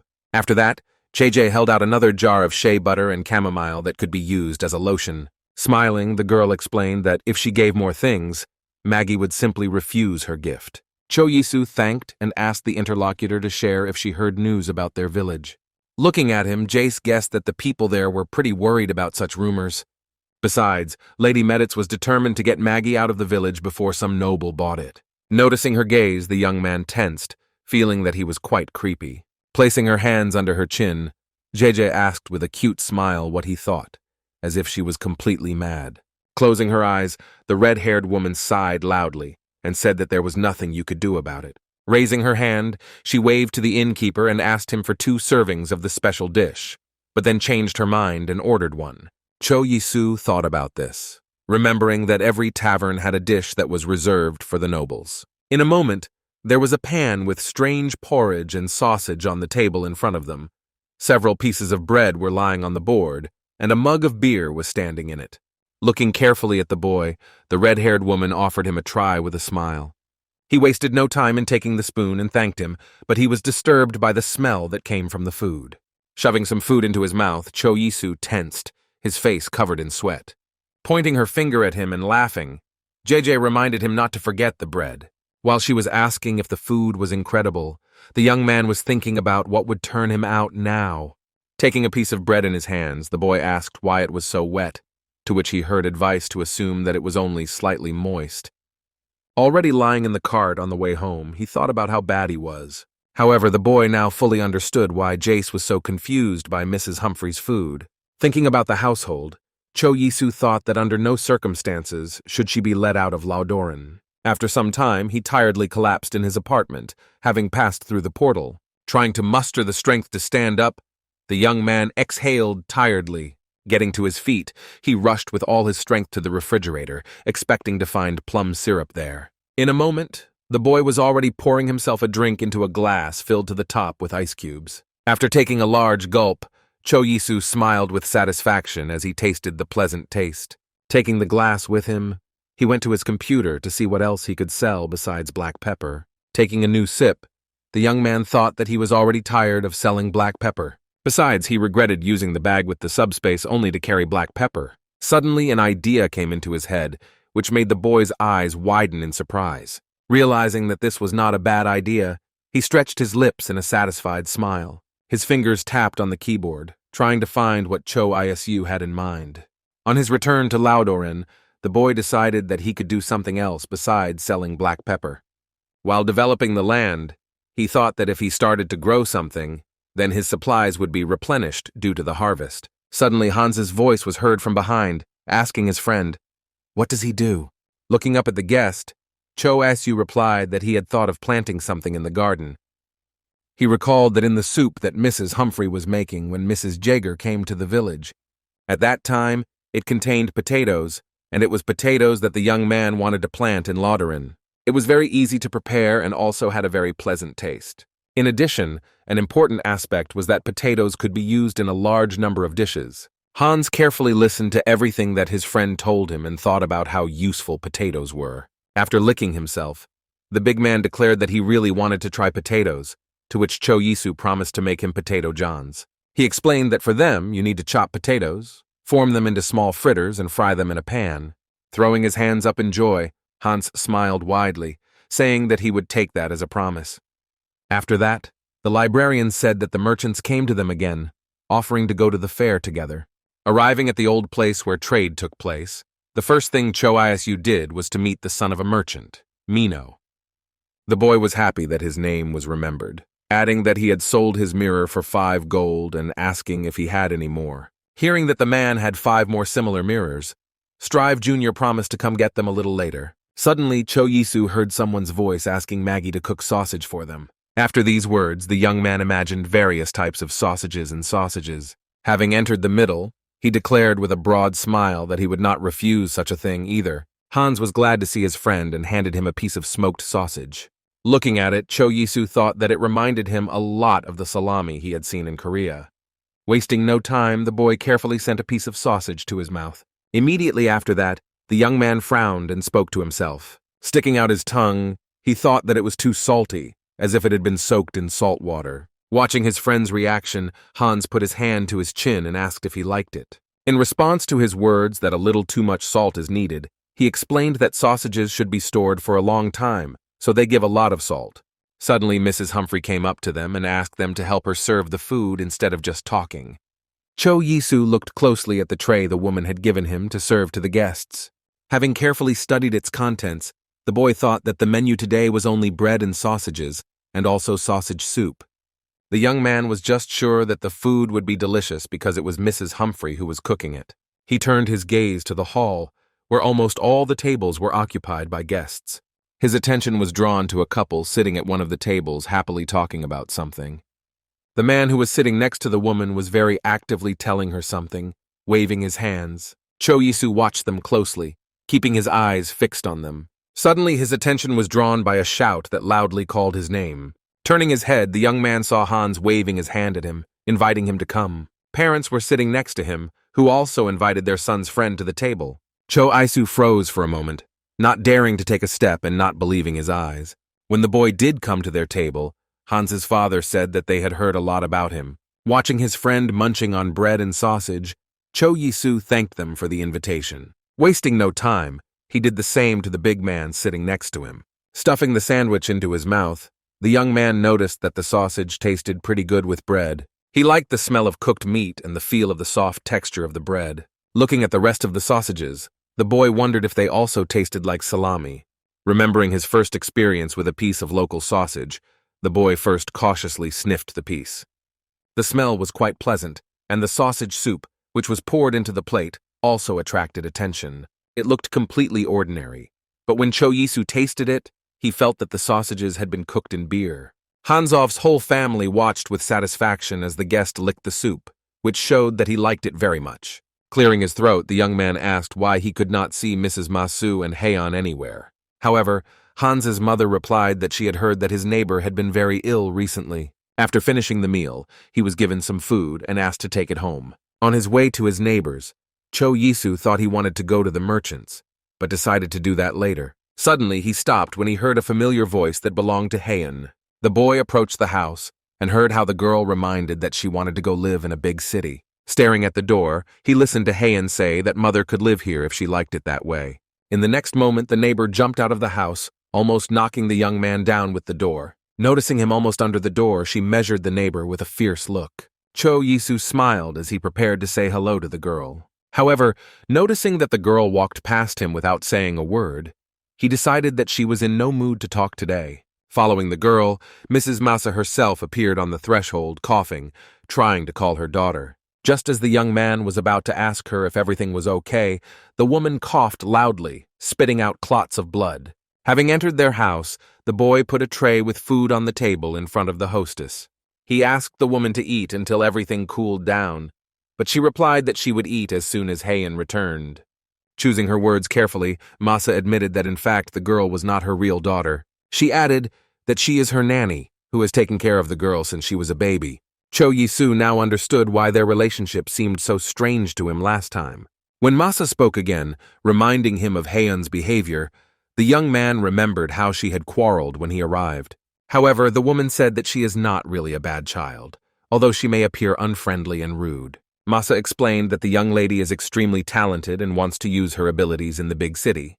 The guy perfectly understood the feelings of a neighbor whose loved one refused treatment.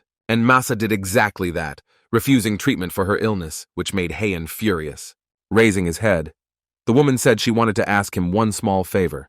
For a moment, the young man froze, wondering what exactly the woman wanted to ask him. Folding her hands in a castle, she asked the boy to help the young lady settle down in the city after her death. After hearing this, Cho-Yisu looked at the woman in surprise, not knowing how to respond to such a request. He sat for a while, keeping his eyes on the interlocutor and immersed in his own memories. Before his eyes, there was a picture of him in the hall where his own parents' funeral was held. Then the boy did not want anything at all, and he looked in front of him with a completely empty gaze. Lowering his head, Cho-Yisu promised that he would do his best, although he knew that it would not be easy. Masa smiled and said that it sounded a lot more convincing than if he just said he would definitely do it. The young man did not answer this because he could not find the right words. Returning to his house, he thought about the fact that he was not good enough to be responsible for a girl he barely knew. In addition, for some reason, it seemed to him that it would be quite difficult for him to establish a relationship with Heian. However, thinking about the fact that Masa will soon be gone, the boy understood that he knows this feeling of loneliness very well. After changing his clothes, he went to meet Strive Jr., who was already waiting at the place of their acquaintance. The young man handed the boy 5 more mirrors that he had promised him earlier. Mino said with a smile that the rumors about them have already spread, which means that the goods can be sold at a higher price. And selling at a higher price means that the man himself will also be able to get more money. When asked whether it is fashionable to sell soap instead of mirrors, the son of a commodity expert answered that it is not so popular. Hearing this, Cho-Yisu looked at the boy in surprise, not believing his ears. Suddenly, Mino asked him who he really was, which put the interlocutor into a stupor. When he ordered that he was an adventurer, the boy clarified that he was asking about his background, assuming that he was of noble birth. Sniffing like a dog, Strive Jr. said it smelled of nobility, as commoners rarely washed. When asked how they showered despite the water shortage, Mino said that there were public baths built by wizards. To the young man's surprise, the boy explained that wizards collect water with the help of magic, since there was not enough of it here. Looking ahead, Cho-Yisu thought that it was simply impossible to survive in this place without wizards. At that time, Heian was sitting in her house and holding the hand of the dying Masa, who was lying on the bed. The girl did not take her eyes off the nanny, knowing full well that she did not have much time left. Now she did not hide either her blonde hair or her pointed ears. Masa apologized for not being able to be with her until the very end, to which Heian replied that she had protected her for 30 years. In addition, the girl perfectly understood that the nanny had done everything she could, so she could not cry now and go in peace. Turning her eyes full of tears to her pet, Masa wanted to say something else, for which she desperately tried to find words. However, in a moment, her hand drooped helplessly, caught in the hands of a young lady, which indicated that everything was over. At the funeral, Cho Yi-soo noticed that Hyeon didn't shed a single tear for her nanny. Fulfilling this promise, the guy regularly came to the girl's house, bringing her a variety of food. However, she never opened it for him, instead leaving an empty dish at the doorstep. After some time, the young man walked through the streets of his native city, immersed in his thoughts. Suddenly, a pleasant smell reached his nose, making the boy stop. Turning his head, Cho Yi-soo noticed that he had stopped right in front of a large bakery window. When he went inside, he saw how large the assortment of desserts and pastries was. Cupcakes with light cream, as well as donuts with a ruddy crust, stood on the windows. And here you could see lush loaves of bread, crispy croissants, and sponge rolls with buttercream. Sensing how saliva gathers in his mouth at the sight of such goodies, the boy even opened his mouth. Realizing that he could now afford to buy something here, Cho Yi-soo stretched his lips in a warm smile. He remembered how in his childhood he was surprised that his mother was eating ordinary bread again, but with great appetite. Pointing to a piece of pastry, the woman smiled and said that she could live without rice, but not without bread. At such moments, her father would approach her and ask if she loved bread even more than him. Mom always wondered after such a thing, until her husband began to ask her why she was silent. After that, all three began to laugh merrily, enjoying the family evening. And now, standing in the bakery, Cho Yi-soo looked at the appetizing puffy loaves of freshly baked bread. Coming closer, the young man took one loaf and looked at it carefully. On his return to Ladoran, the boy got his purchases, among which were the same bread and a carton of milk. Taking out the knife, Cho Yi-soo decided with a smile that it was time for a little snack. Suddenly, a brown package lying on his desk caught his attention. The young man stopped, staring at the object, trying to understand what it was.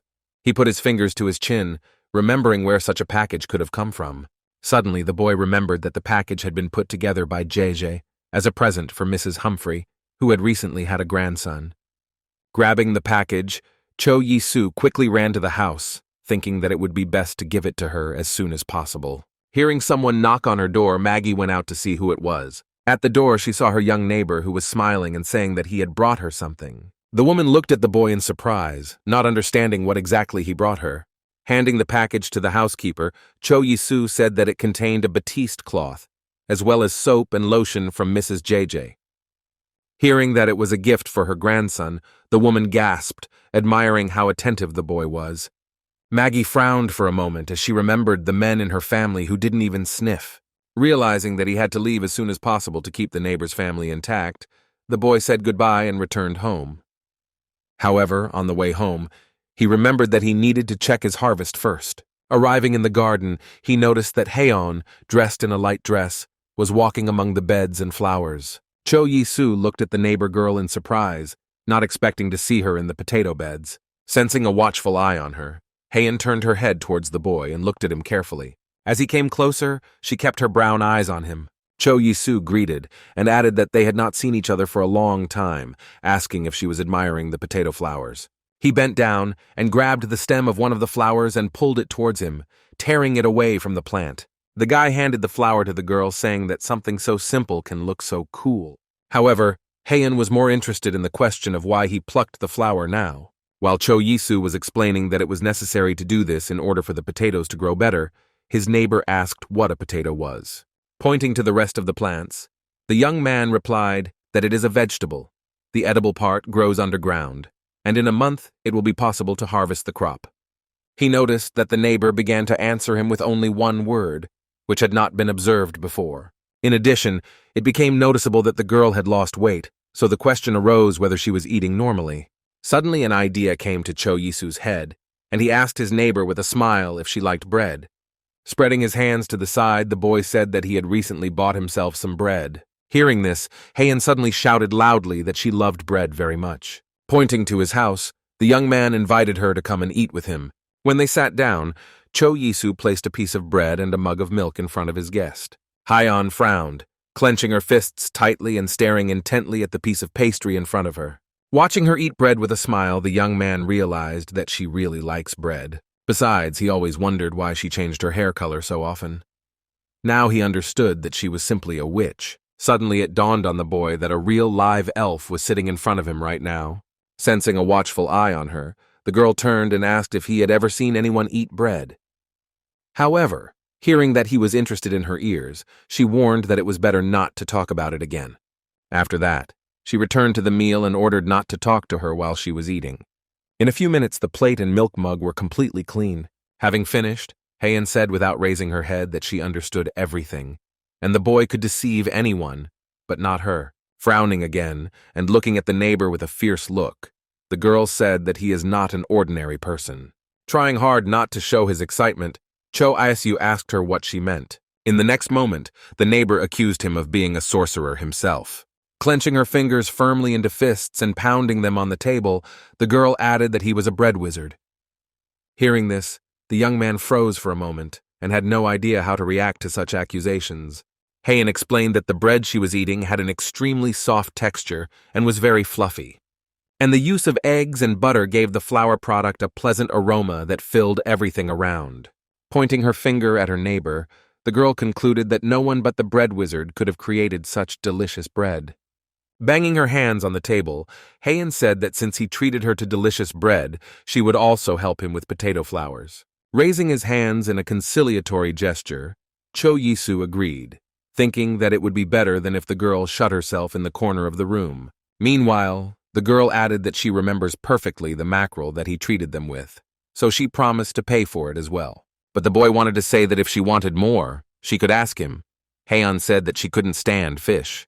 Cho Yisu agreed and asked what kind of magic his neighbor was using. Looking carefully at the interlocutor, the girl said that she would not reveal all the secret information to him. After some time, the young man stood in his apartment and looked at the products needed for baking bread. Grabbing the large bowl, he thought he could just carry the dough with him to the other side. Then, when they talked with Heian, she demanded more bread if the boy wanted to know everything. As he rolled up his sleeves, Cho Yisu thought about the simple ingredients used to make a pound cake. All it took was eggs, sugar, flour, and butter in equal proportions. In addition, it was fashionable to add bacon, chocolate, green tea, and lemon to it, so that the taste was richer. Mixing all this in a bowl, the boy smiled, glad that the preparation should be easy. Having already returned to his house in Ladoran, he still doubted that the bread would turn out to be tasty. Looking at the cauldron containing the finished dough, Cho Yisu thought that everything was too simple. Suddenly, Hatson's voice was heard from behind, coming closer and asking if it would be bread. Crossing her arms over her chest, the girl asked her neighbor when she would be able to eat it. However, the young man was not confused, and said that the pastries could fall due to the wind, so he needed information. Pointing to herself, Heian admitted that she was a witch who could control water. Exhaling loudly, Cho Yisu wondered if his neighbor belonged to the family that controls the water in Armenia. When he asked to show his abilities, the girl began to demand 10 pieces of delicious bread for it. After some time, the bread was ready, and the boy took it to his house. Heian, impatient, began to shout for the neighbor to cut it faster, but he just calmly asked to wait. After making a large incision, Cho Yisu ordered her to give him a plate. However, as soon as he turned the mold over to take the bread out of it, he did not want to get out. Sweat covered his face as the boy realized that he had simply forgotten to grease the bottom of the pan with oil. Upon the words of his neighbor that he is an even bigger scumbag than she thought at first, the young man said that he would get everything now. When the pastry was finally on the plate, he noticed that the edges were slightly burnt, but asked to try it anyway. He wondered what his first baking experience would taste like. Taking a piece of bread to his mouth, Cho Yisu stared intently in front of him. He frowned, feeling that the pastry was even too sweet. The young man looked at the neighbor and asked how it tasted, to which he heard that bread is bread, and it is tasty, but she asked if he had milk. At this request, Cho Yisu pointed his finger at her and said that she could go and feed herself if she wanted to. However, she just lowered her eyes and said that she really doesn't like animals very much. Looking intently at his neighbor, Cho Yisu decided to ask her something. However, she interrupted him and asked why he now lives alone. Frowning, her neighbor replied that his parents had died a few years ago. Without looking up at the boy, the witch quietly said that the useless parents had better leave as soon as possible. Cho Yisu didn't answer this, silently staring blankly in front of him. He remembered that Masa had spoken as if Heian had some kind of problem in her heart, and now the boy assumed that she was a maniac. To his question about what the girl feels when she sees the animal, the witch replied that she wanted to kill him. When the boy asked why she was reacting like that, Heian asked if he also thought there was something wrong with her. Looking down again, Cho Yisu mentally asked why the neighbor had become like this. It had nothing to do with the fact that he had come here to have peace, so he simply said he had to go. However, the witch suspected that he just wanted to go home to eat all the bread himself. In response, the boy cut her a large piece and put it on a plate. Getting up from the chair and going to the door, the girl stopped and quietly called her neighbor by name. Looking at him with a warm smile on her face, the elf said that she considered him a good person. When the girl left, Cho Yisu slumped wearily on the bed and stared blankly at the ceiling. He exhaled heavily, not getting up and not changing his position for some time, because communication with the neighbor turned out to be quite difficult. The boy himself perfectly understood what it means to lose someone close to you. In such a situation, a person did not have enough energy to consider other people's feelings. Smiling, the young man thought that Heian herself had a much worse situation. Meanwhile, on the street, the residents of the city ran in different directions to escape from the robbers. Those of them who were unlucky and fell into the hands of the knights had to cover themselves from the blows. One of the men hid under a haystack, trying not to reveal his presence there. He could hear one of the robbers approaching, his shadow already falling on the steed. Beads of sweat rolled down the man's face as he mentally prayed that he wouldn't be found here. Suddenly, one of the robbers shouted to his partner that it was time for them to leave the city. Turning around, he agreed, pointing out that he was done with everything anyway. Listening to the sounds of footsteps rapidly moving away from him, the man put his hand to his heart and breathed a sigh of relief. Frowning, he decided that he should return to his home as soon as possible. Wasting no time, the man got into a carriage that was standing nearby and drove away, hurrying to warn others about the attack. The next thing he saw the next day was him waking up, clutching the blanket he was covered with in fear. His parents and brother immediately came to the bed when they heard him shouting something about the village of Lushen. Looking at his son, his father explained that he passed out immediately after getting out of the carriage.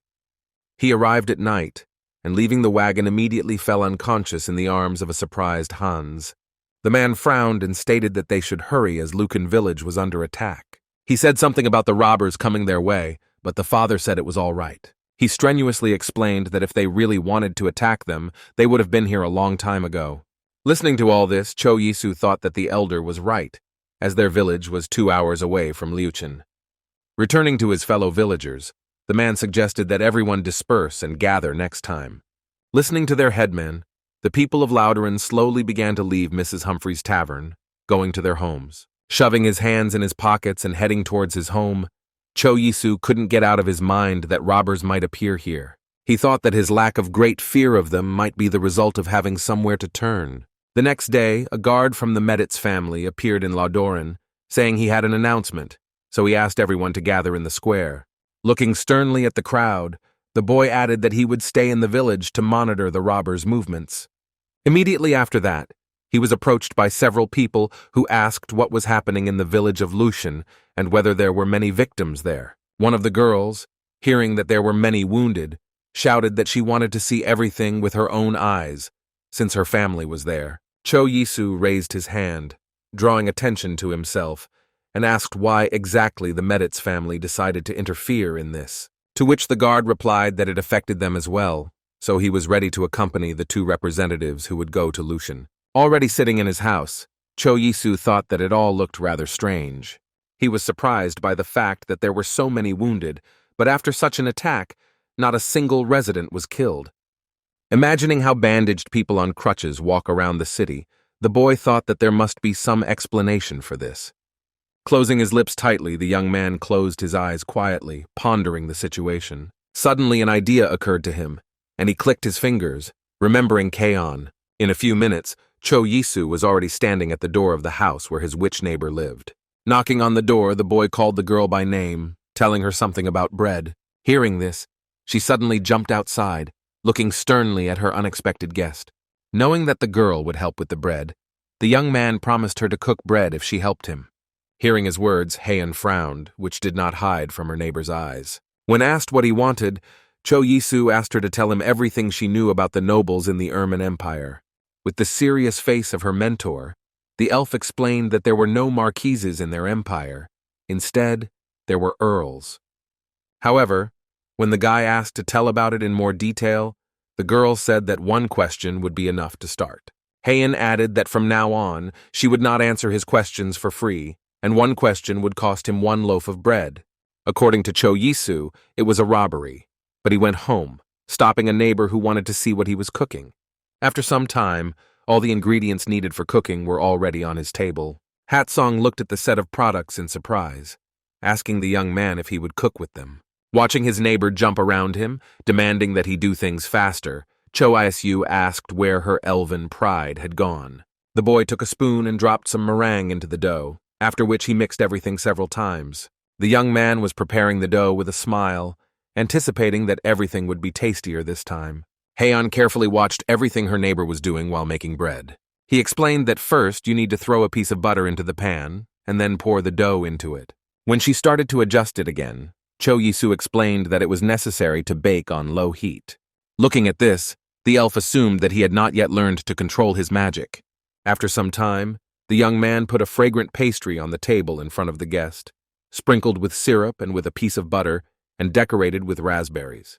Heian opened her mouth, holding a knife and fork in her hands, anticipating how she was about to enjoy the meal. When Cho Yisu told her to eat instead of drooling and replied that she was just staring. Wasting no time, the girl lowered the knife and made a small cut on the surface. Prickling a piece of pastry on a fork, she sent it into her mouth. Immediately after that, the elf felt an incredibly delicate taste, which brought tears to her eyes. After hearing her question about how the bread could be so soft, the boy concluded that the neighbor was delighted.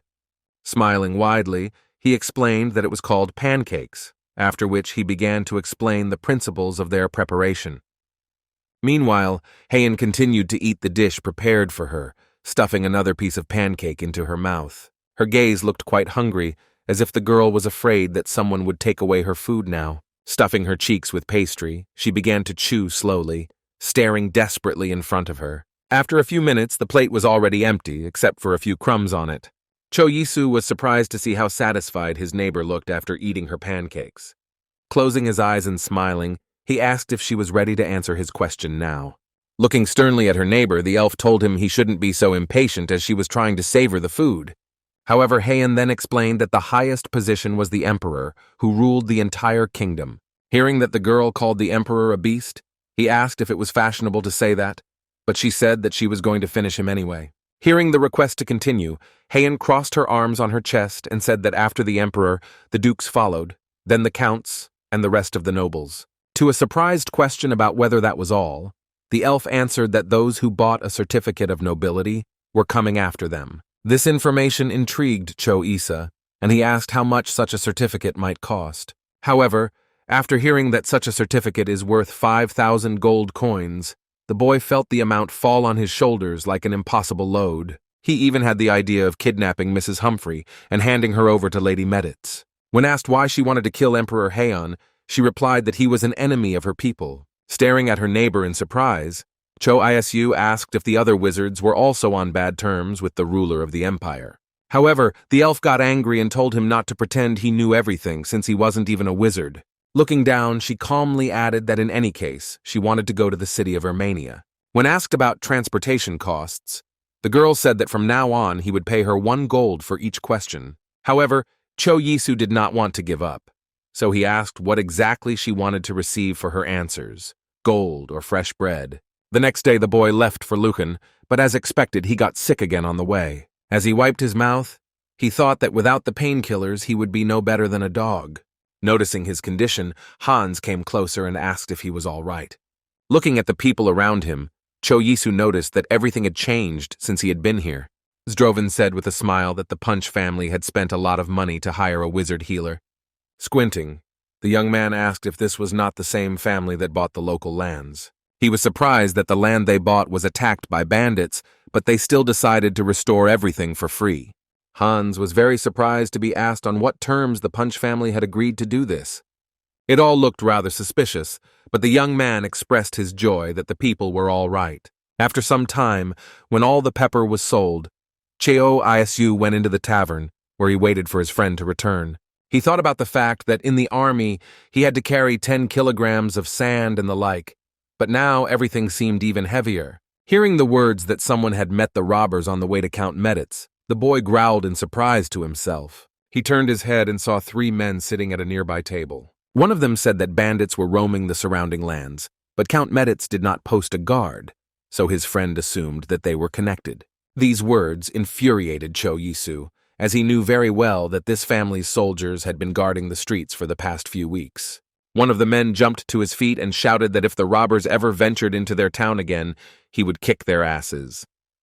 In addition, he added that when he met them a few days ago, he looked at them without any fear. Cho Yi was interested in the words that one of the robbers had a large scar on his face. Immediately after that, the boy remembered that he had seen one such night when he came with Hans to Lucan last time. After adding 2 plus 2, the young man realized that there could be no mistake here. When he returned home, Heian immediately came to him, who began to demand bread for herself. When the guy said that he was planning to harvest potatoes today, the girl said that he would give her bread first. They both lashed out furiously at each other, and each of them tried to push his own line. Hearing that he wanted to show her how everything should be done, the elf grumbled and crossed her arms over her chest. Taking a hoe in his hands, the young man said that to begin with, you should carefully dig the ground near the roots, after which the root crops will be visible. After looking at the potato fruits, Hyeon said they looked pretty disgusting, to which Cho Yisu joked that they looked like her. However, the girl immediately found something to say, saying that now she understands why he is still not married at the age of 23. Taking some potatoes, the young man said that he was going to cook something from the harvest. When they were already at home, the elf looked at the potatoes and asked what exactly he wanted to cook with them. With a big smile, the boy said that he wanted to make potato pancakes, which only needed oil and a tuber. When the neighbor said that it didn't sound good, Cho Yisu told her to just help, and then he would make her some bread. The witch immediately began to demand a knife, but the young man was in no hurry to give it to her, asking if she had ever used it. Instead, he handed her a small grater and asked her to grate the potatoes with it, thinking that she would be fine with it. Wasting no time, Heian grabbed one of the peeled potatoes and clenched it tightly in her fist.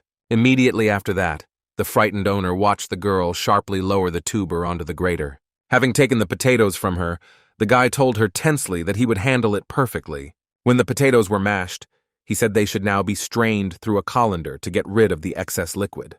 Heian carefully watched all the actions that Cho Yisu did in front of her, trying not to miss anything. After that, he poured oil into the pan and put some of the grated potatoes in it. Frowning, the elf looked at her neighbor and asked if he really thought it was delicious. The young man explained that you can use potatoes, which will be cut a little larger, to prepare the dish. And you can add other vegetables, but this will affect the consistency, so it all depends on personal tastes. Finally, with a broad smile, Cho Yisu pointed to the finished dish and said that the guest could taste it. Noticing that the witch looked at the fritter quite skeptically, he began to urge her to eat everything until it was cold.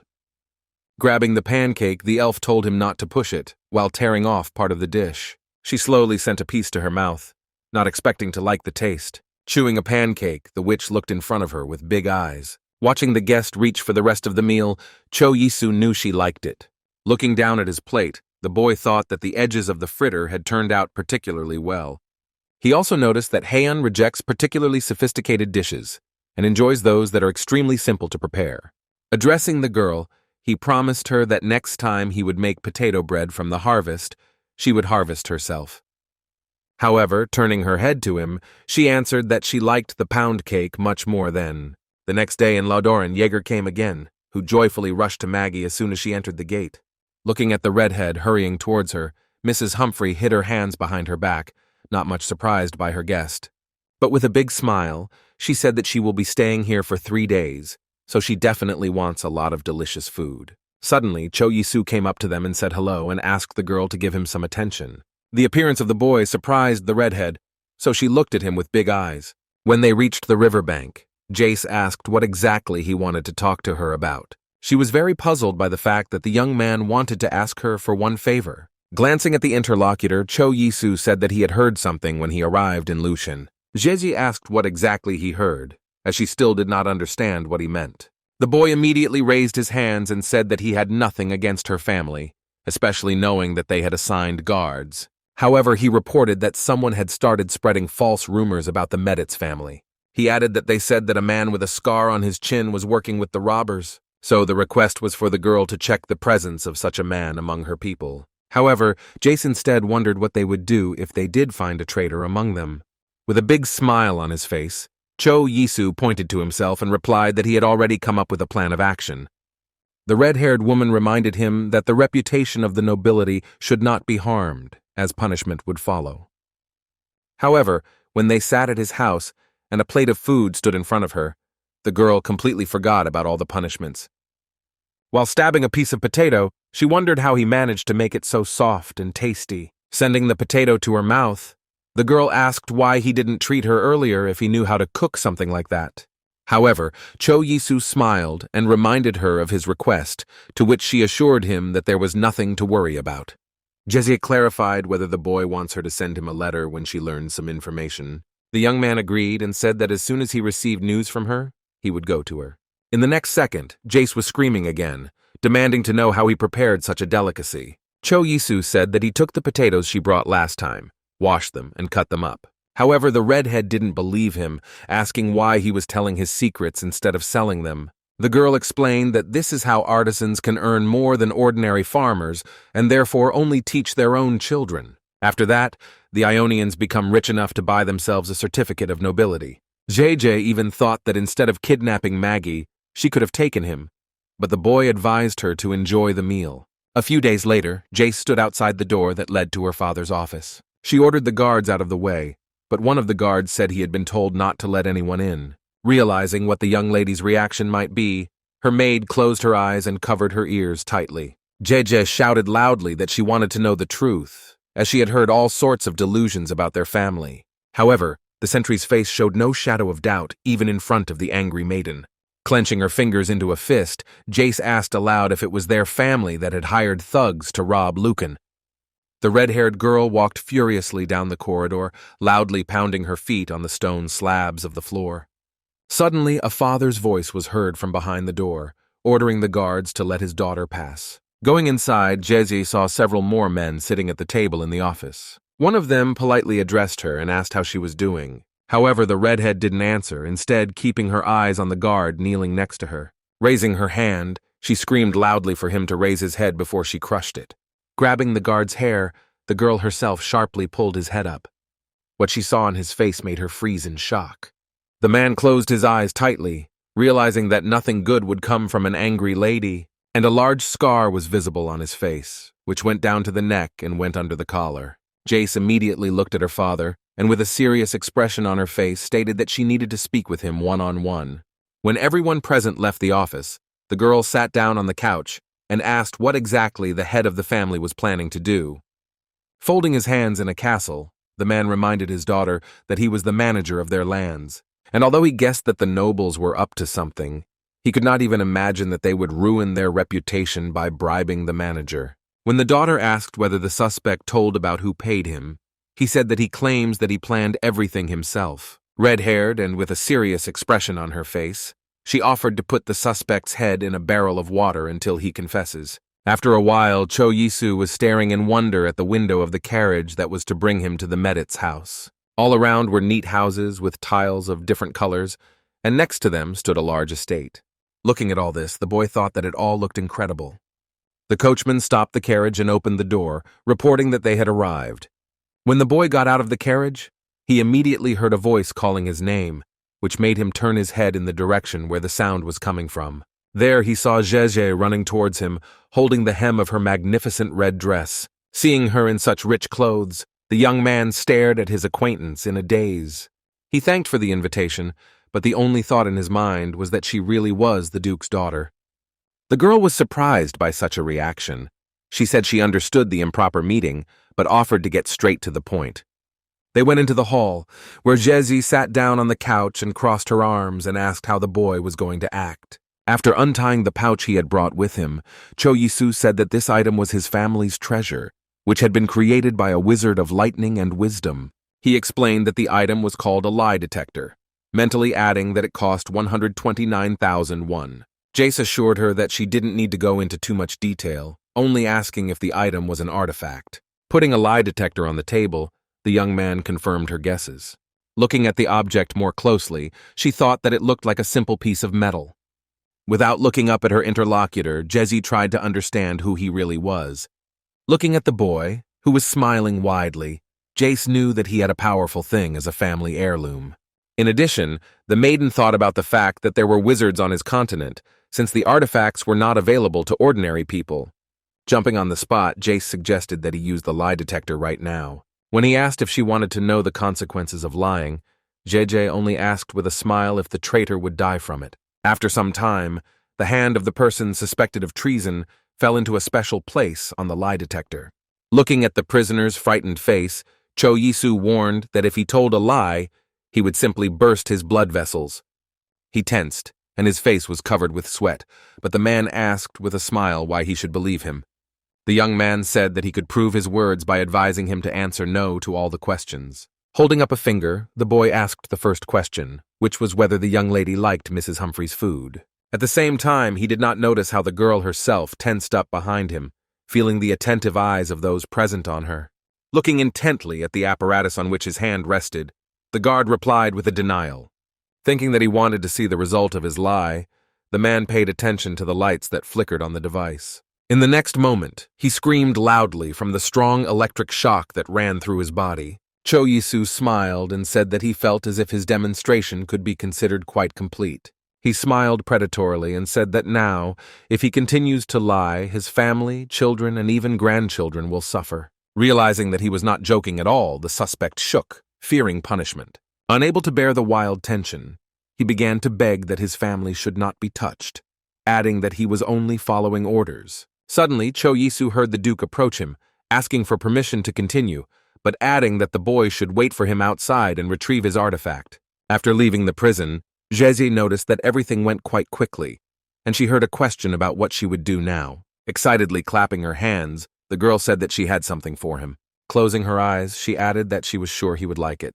A few minutes later, a shelf full of all kinds of desserts stood in front of the young man. Cho Yisu looked at it all and couldn't believe his eyes, admiring how appetizing it all looked. Jeji approached him and asked if everything looked really tasty. She pointed to a few rose petals, advising them to try them first.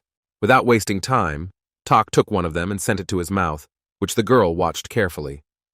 He began to chew on the treat, expecting to taste the delicious sweet taste. However, in the next moment, a taste arose in his mouth, which reminded him very much of the taste of soap.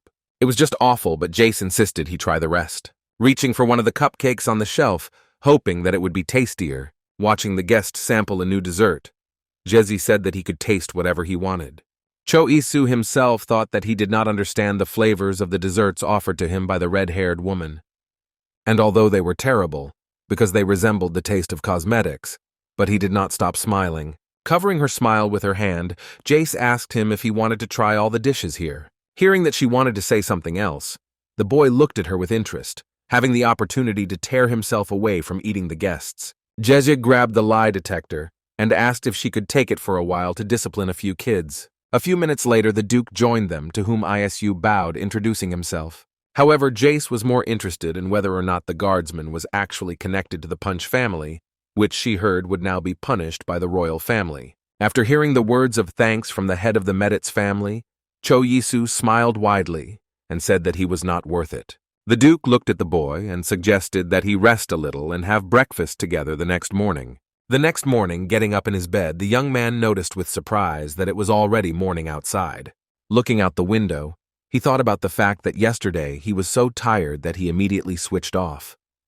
The boy went to the window and opened the door to look at the surrounding city. He saw that the city was still asleep, but it was gradually warming up with the sun's rays reflecting off the roofs. In the next second, Cho Isu closed the door as he felt a chill run through his body. There was a knock on the door behind him, and the butler asked the young gentleman if he had woken up yet.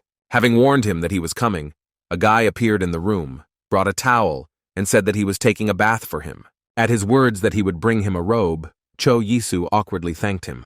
After some time, the boy enjoyed the hot tea, thinking about the fact that he did not feel the proper peace. There was another knock on the door, informing him that breakfast was ready.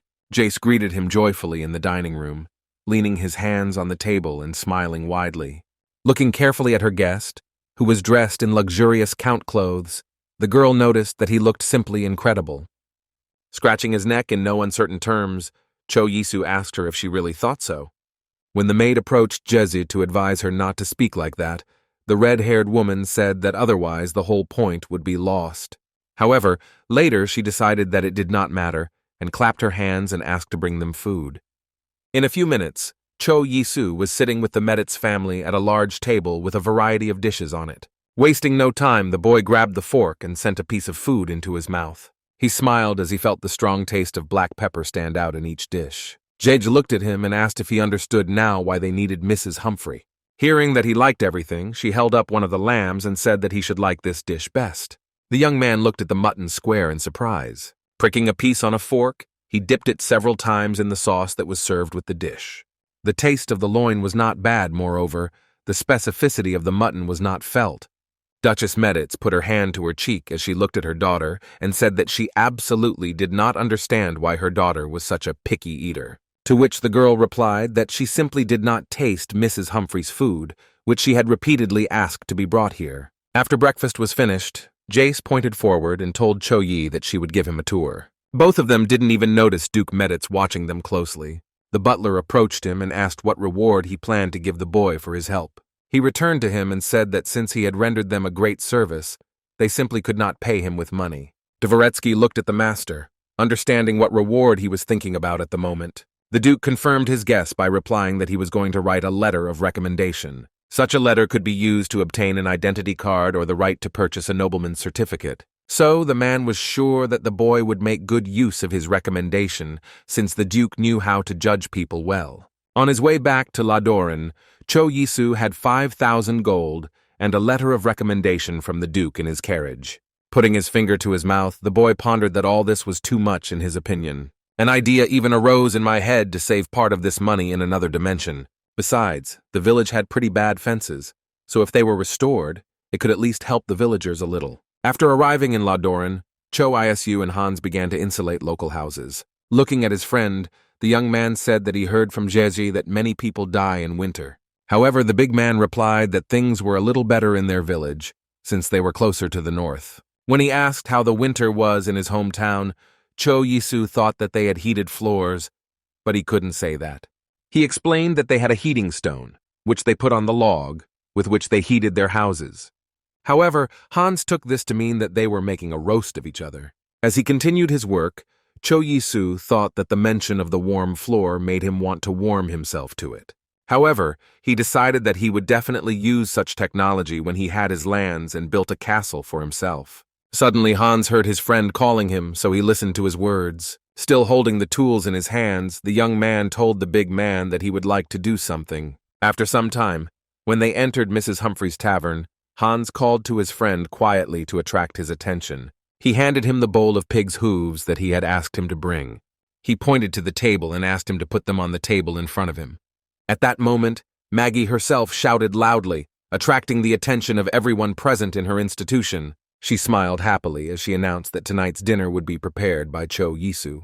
When she invited those who wanted to go and have dinner with their families, everyone unanimously wanted to stay to try. Seeing this, the young man smiled and said that he needed some time, so he asked everyone present to leave.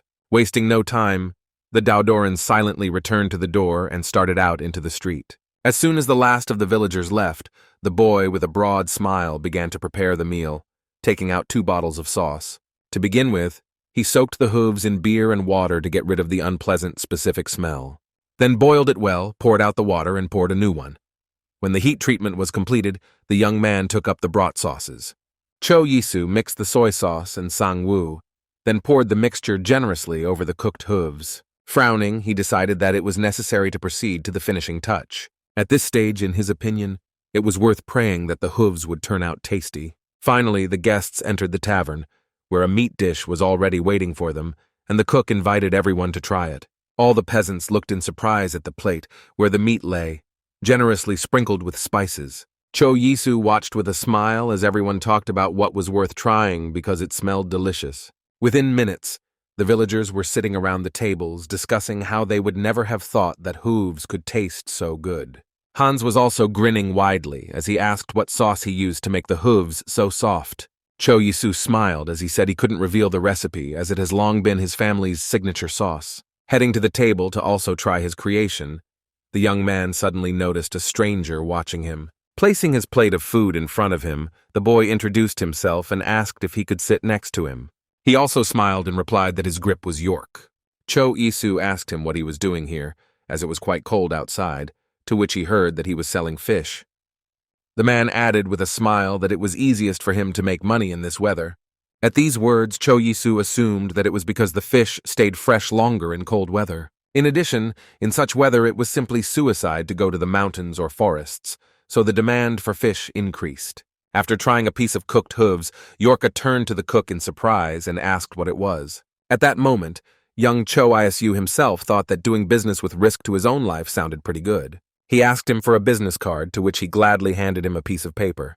When asked by a visitor about how he managed to achieve such an extraordinary taste, the young man replied that it was a secret family sauce. A few days later, he was sitting in his house, wrapped in a blanket and trying to warm himself by the fire. Looking at the burning flame, the boy thought that at such rates he could simply freeze to death.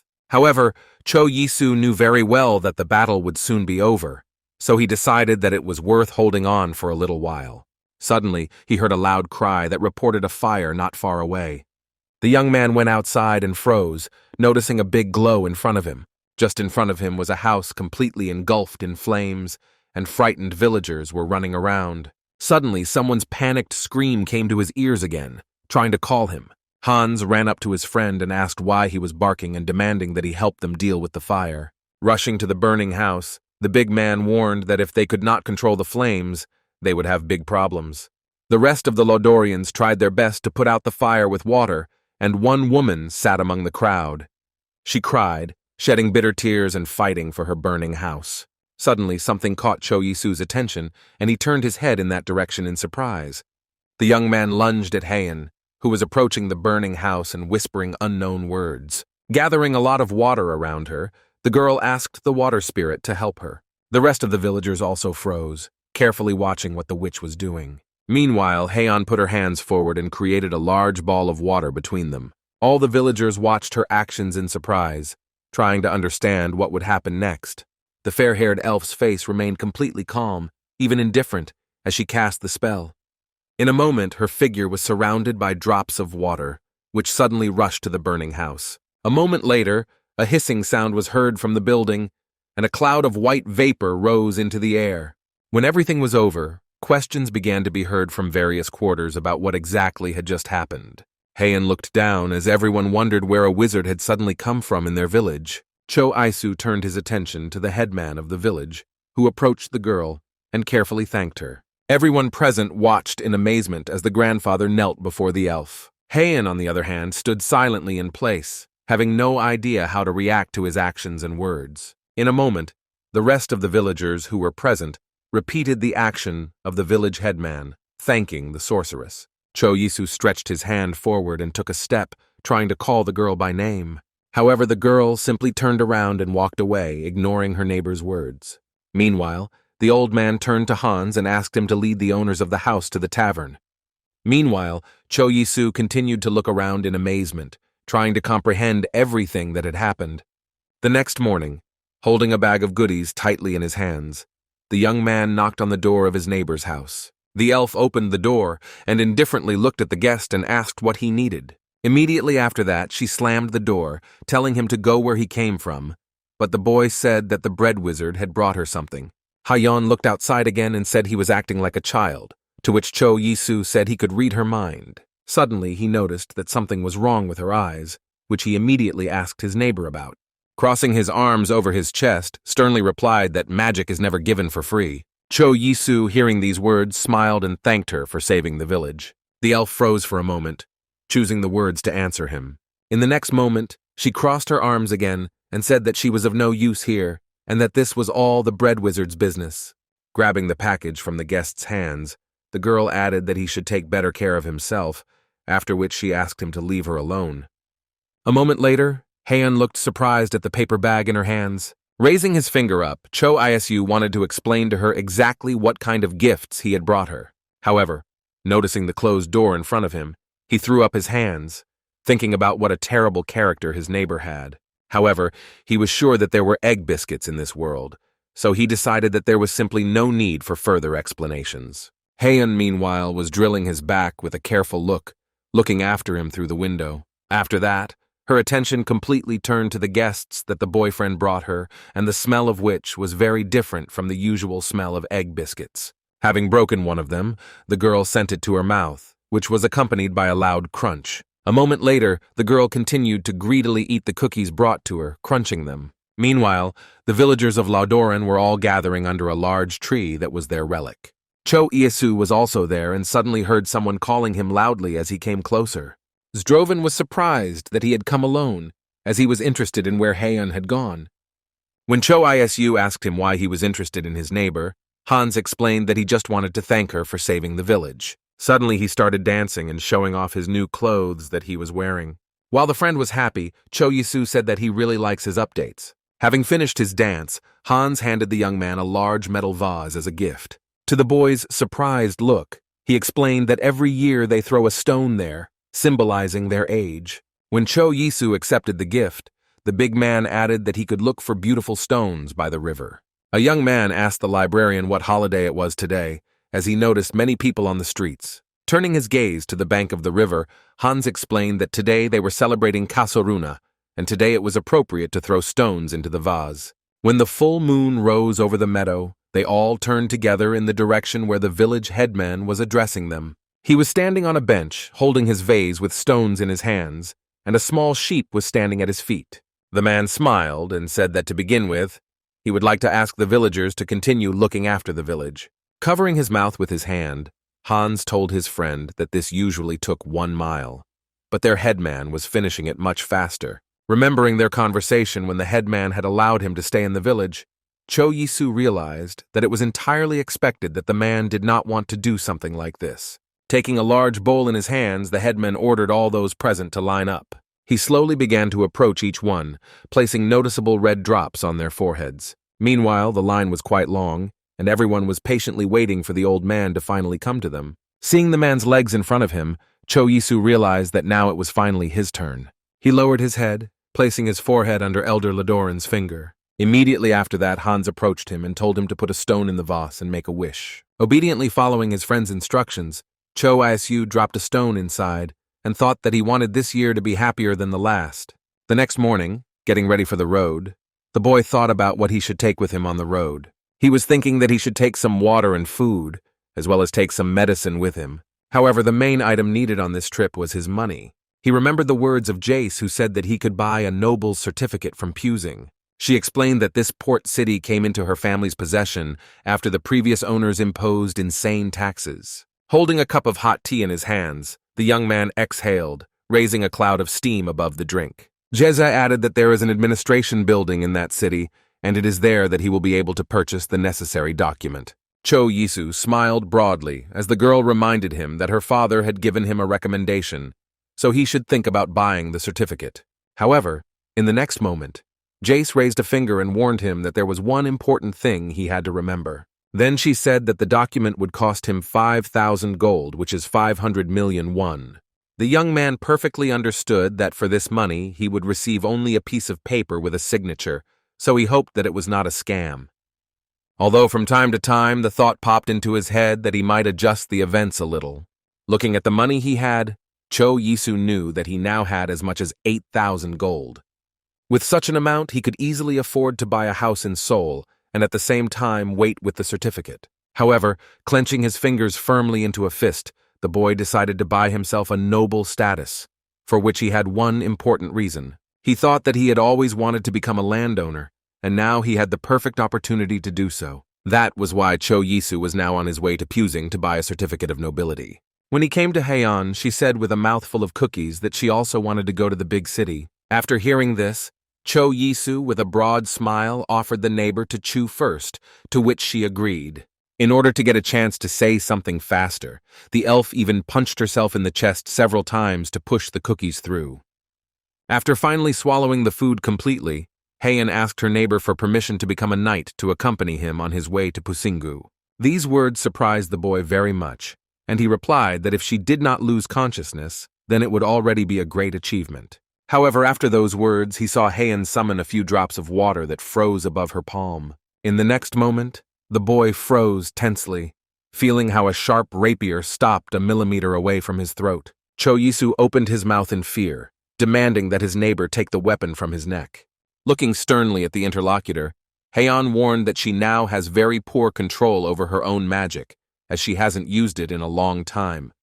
Pushing the melee weapon away from him, the young man replied that this is another reason why you can't take it with you. When he asked why she didn't want to stay, the elf reminded her of her assistant, Masa. The girl explained that she wanted to repay her debt.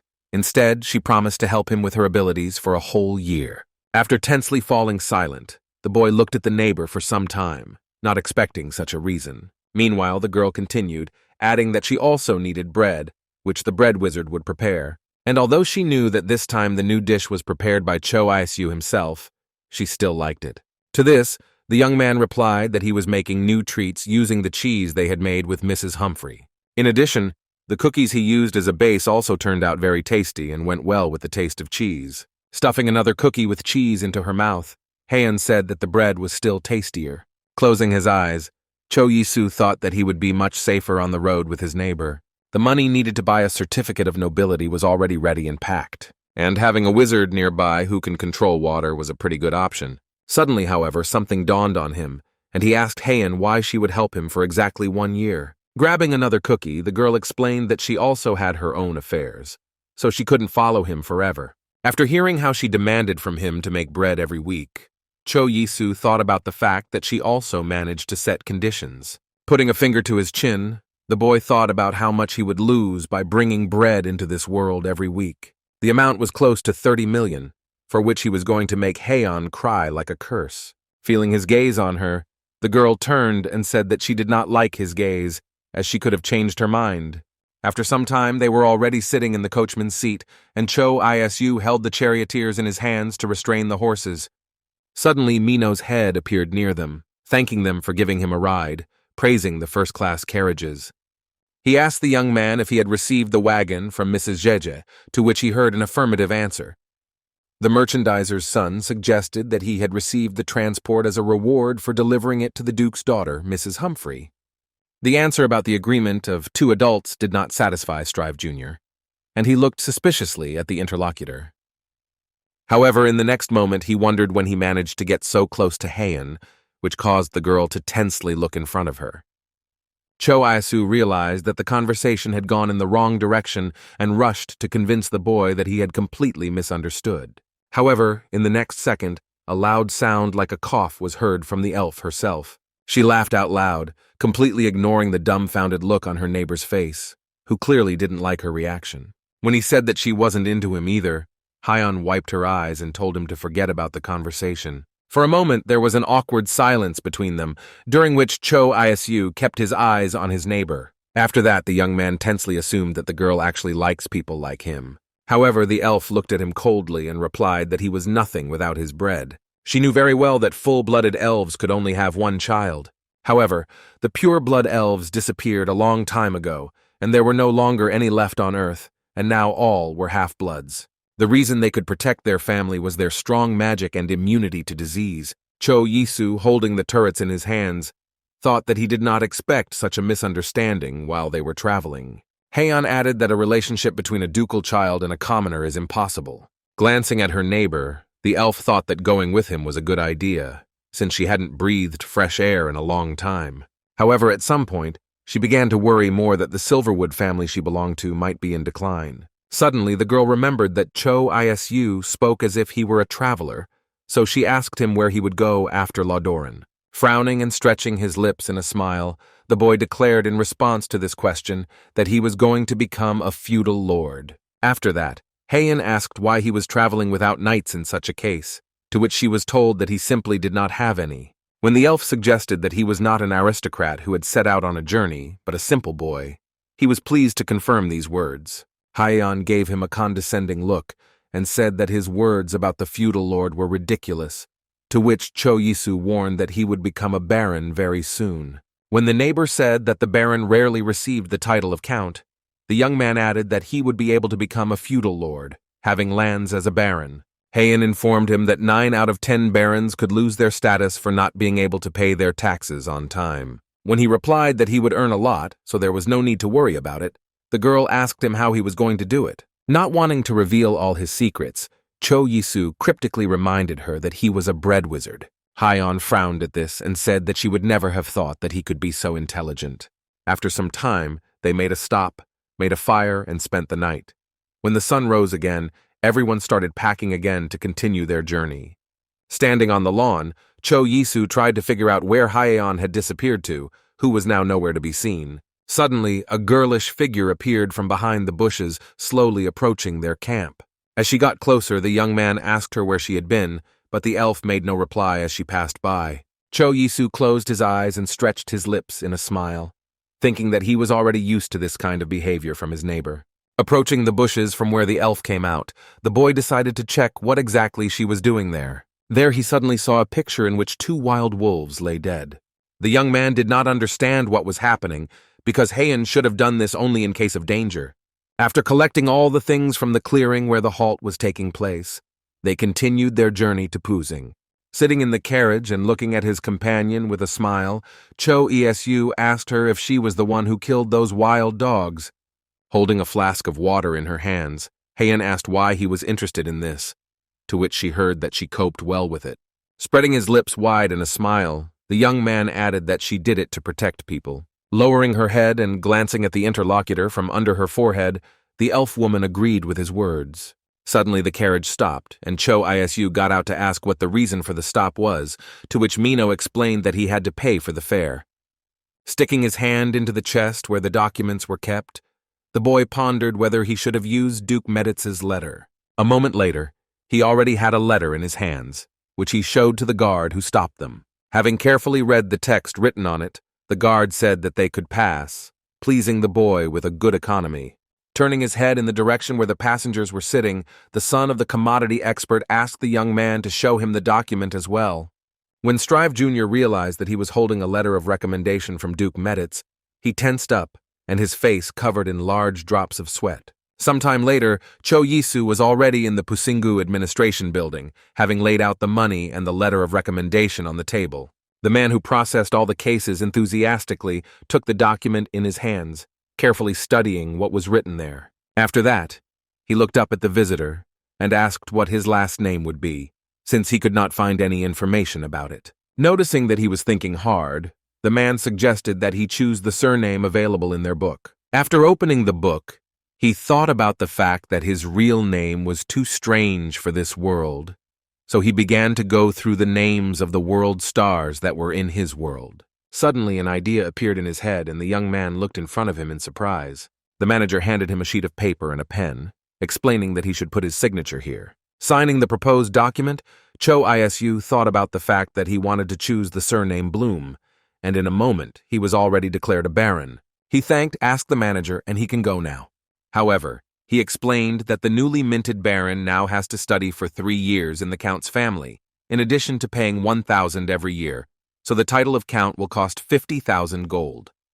Cho Yisu realized that he had completely forgotten about these conditions, but replied that he planned to study with the Meditz family, asking if there were other options. The manager explained that if he paid 1,000 gold right now, they could issue him a certificate right now. When the young man went out into the corridor, Haeon was already waiting for him there, who asked if he had really bought the certificate. Coughing loudly, the boy pointed at himself with his hand, urging her to address him properly. To her indignation that he didn't respect her as a wizard, Cho Yisu replied that he didn't want to be captured. However, the elf declared that she did not care, so now the newly minted Baron Bloom had to call her a witch. When the neighbor said that she wanted to eat, the young man said that he had already looked at the restaurant he wanted to visit, so he offered to have dinner. When they got there, Cho Yisu was looking at the plate of large lobster in front of him with a greedy, loud gaze. Glancing at his neighbor, the young man asked why she had such a face, to which he heard that she wanted delicious bread and soup. Trying to convince her that seafood is very tasty, the guy suddenly realized that she hates everything related to the ocean. Crossing her arms over her chest, Heian stubbornly stated that he could eat anything since she only wanted a pound cake right now. While skewering a single shrimp on his fork, Cho Yisu told her that she just doesn't know how to enjoy food. When he put the food on her plate and offered to try it, Heian raised one eyebrow skeptically. Having skewered it on her fork, the girl froze for a moment, not daring to take it into her mouth. In a moment, Cho Yisu watched with satisfaction as the elf tasted the piece of shrimp he offered. Chewing the seafood, the girl opened her mouth in surprise, experiencing completely new tastes. The young man was already smiling broadly, asking the girl if she liked the taste of the shrimp. However, instead of answering, Heian raised her hand and loudly called the owner of the tavern, which surprised the woman very much.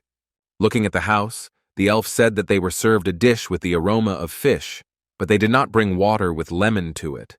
Cho Yisu watched intently as the woman anxiously rushed to carry out his neighbor's orders. Turning his gaze to the girl, the young man paid attention to the fact that she could have said it more gently, but heard in response that she always talks like that. He noticed that her speech only changed when the owl was talking about bread, although he wasn't sure about that either. Heian explained to him that since his bread was tastier than the most prestigious in the empire, it was obvious that she had become more polite. Pointing to the dish in front of her, the elf said that the lobster was very expensive, so it was unprofessional not to serve it with lemon water. Closing his eyes, Cho Yisu agreed, to which Heian asked him to hand her another shrimp. Suddenly, she noticed how her neighbor was trying to eat the shrimp on his plate, and for a moment the girl froze. Cho Yisu held a spoon in one hand and a fork in the other, and it was with these that he tried to break the tail of the seafood on his plate. A condescending smile appeared on the lips of the elf, carefully observing this picture. After the meal was finished, they both went to the market, where they immediately approached the fish row. Holding her nose firmly with her fingers, Heian said that it stinks so much that her nose is about to fall off. However, Cho Yisu explained that it was actually the smell of the ocean, while simultaneously asking if she had ever been to the coast. After hearing the objection, the boy understood why his partner looked so agitated when she complained. Finally, they came to where the port was located, and the young man said that they had finally arrived. Heian froze, looking in surprise at the sea distance that stretched out near the city. It was almost the first time she saw such a large space and felt such freedom. Picking up one of the pebbles lying on the cobblestones from the ground, Cho Yisu asked her if she wanted to see anything special. Holding it tightly in his hand, the boy frowned and stretched his lips in a wide smile. A moment later, he withdrew his hand and forcefully threw the pebble into the sea, sending it flying across the surface of the water. Continuing to look in the direction where he flew, Cho Yisu said that he bounced off the water 7 times.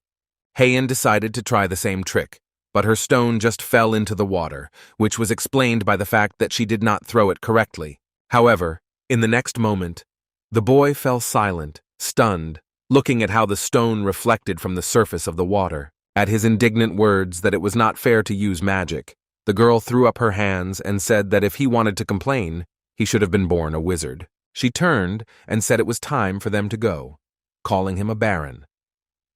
Cho Yisu immediately asked her not to call him that in public, as he was still not used to his new status. After continuing his journey for some time, the young man stopped in front of one of the signs, suspecting that he had found what he wanted. The plaque depicted a hammer with another working tool, which was the sign of the Builders Guild. When he opened the door to the pew, he was immediately greeted by a male voice welcoming him to his pew. The master asked the visitor how he could help him, to which he heard that he wanted to build a storage cabinet. When they sat down at the table to discuss the details of the order, the man asked the customer, "How big should it be?" To which Cho Yisu replied that it would be a storage room intended for the entire village. In order for the master to understand the scale of the work, the boy added that about 70 people live in the village, and it takes 3 days to get there. After counting everything, the craftsman said that it would cost the customer 52 gold coins. Estimating that a wooden raptor would cost 20 gold, Cho Yisu decided that it was not too high a price. To his question about how much such work would cost the feudal lord's estate, the man replied that it all depends on the size of the work. Having heard that the work would be worth 50,000 gold for an estate like the Meditz family, the newly minted baron decided that he was still far from that. The master pointed to himself and boasted that his grandfather once built a castle for a lord and shared tricks and tips with him. Placing his hand on the table, Cho Isu asked the craftsman to give him his business card in case of need.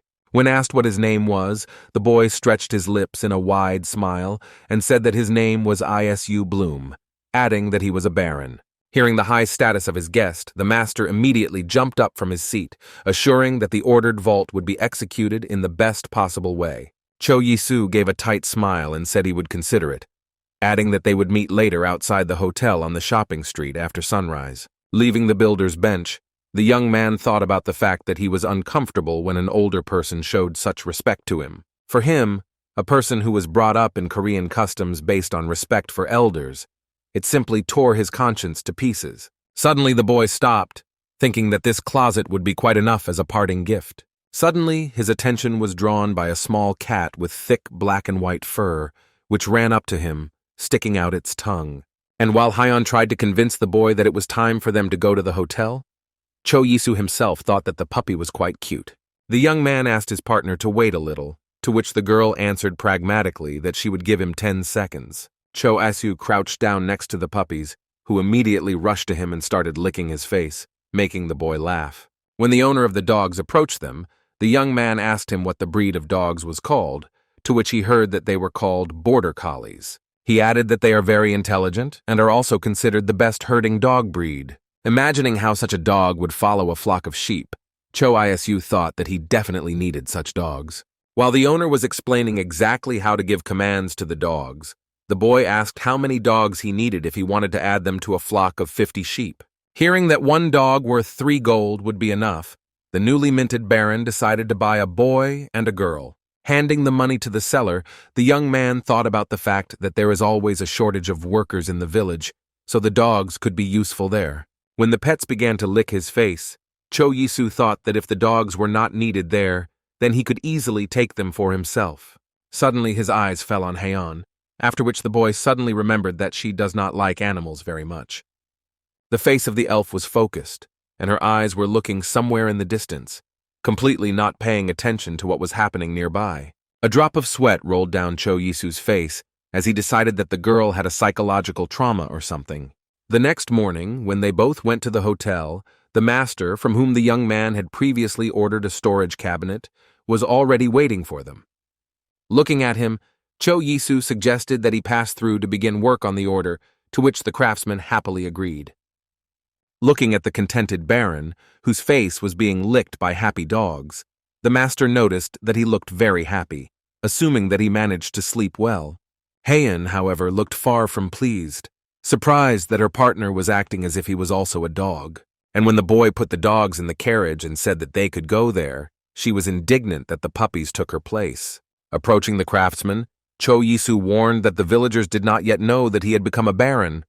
Therefore, I asked him to address him as Mr. Isu for a while without emphasizing his new status. He just smiled broadly and assured that he understood everything and would fulfill his request. Cho Yisu didn't say anything, but just looked at the master gratefully and stretched his lips in a warm smile. When he and Hyeon got into the wagon and the boy took the wheels in his hands, he asked the neighbor if she liked poozing. However, she angrily snarled that it was supposed to be a fun trip with entertainment, but instead he had plunked down money to become a noble. Glancing at the girl, the newly minted baron assured her that they would have a whole year ahead of them on their journey. Looking closely at the boy, the elf remembered that he had said that he would study with the Meditz family. When he asked why she needed to know this, Hyeon replied that she also needed to prepare for the trip, so she wanted to know how much time she had for it. When the boy said that she could attract a lot of attention, the elf assured her that she had a plan, but he had to go with her. As their carriage entered Ladoran, everyone began to converge on the main square to meet Cho Isa and his companion. The villagers looked in surprise at the 2 herding dogs and the expensive seafood stored in the refrigerated containers. Puppies, should they see the headman of the village, immediately rushed to him and began to lick his face. Suddenly Cho Isu, who was watching all this, heard someone calling his name loudly. Hans ran up to him, grabbed his hand, and with tears in his eyes, asked if he was really leaving their village. The young man gave a strained smile and explained that he had planned to visit several other places. Zdroven wiped his tears with his fist, saying that he was a little offended by the fact that his friend was leaving the village. However, Cho Yisu was more surprised by his words that he was very sorry. closing his eyes and blushing slightly. The young man added that now he was already offended.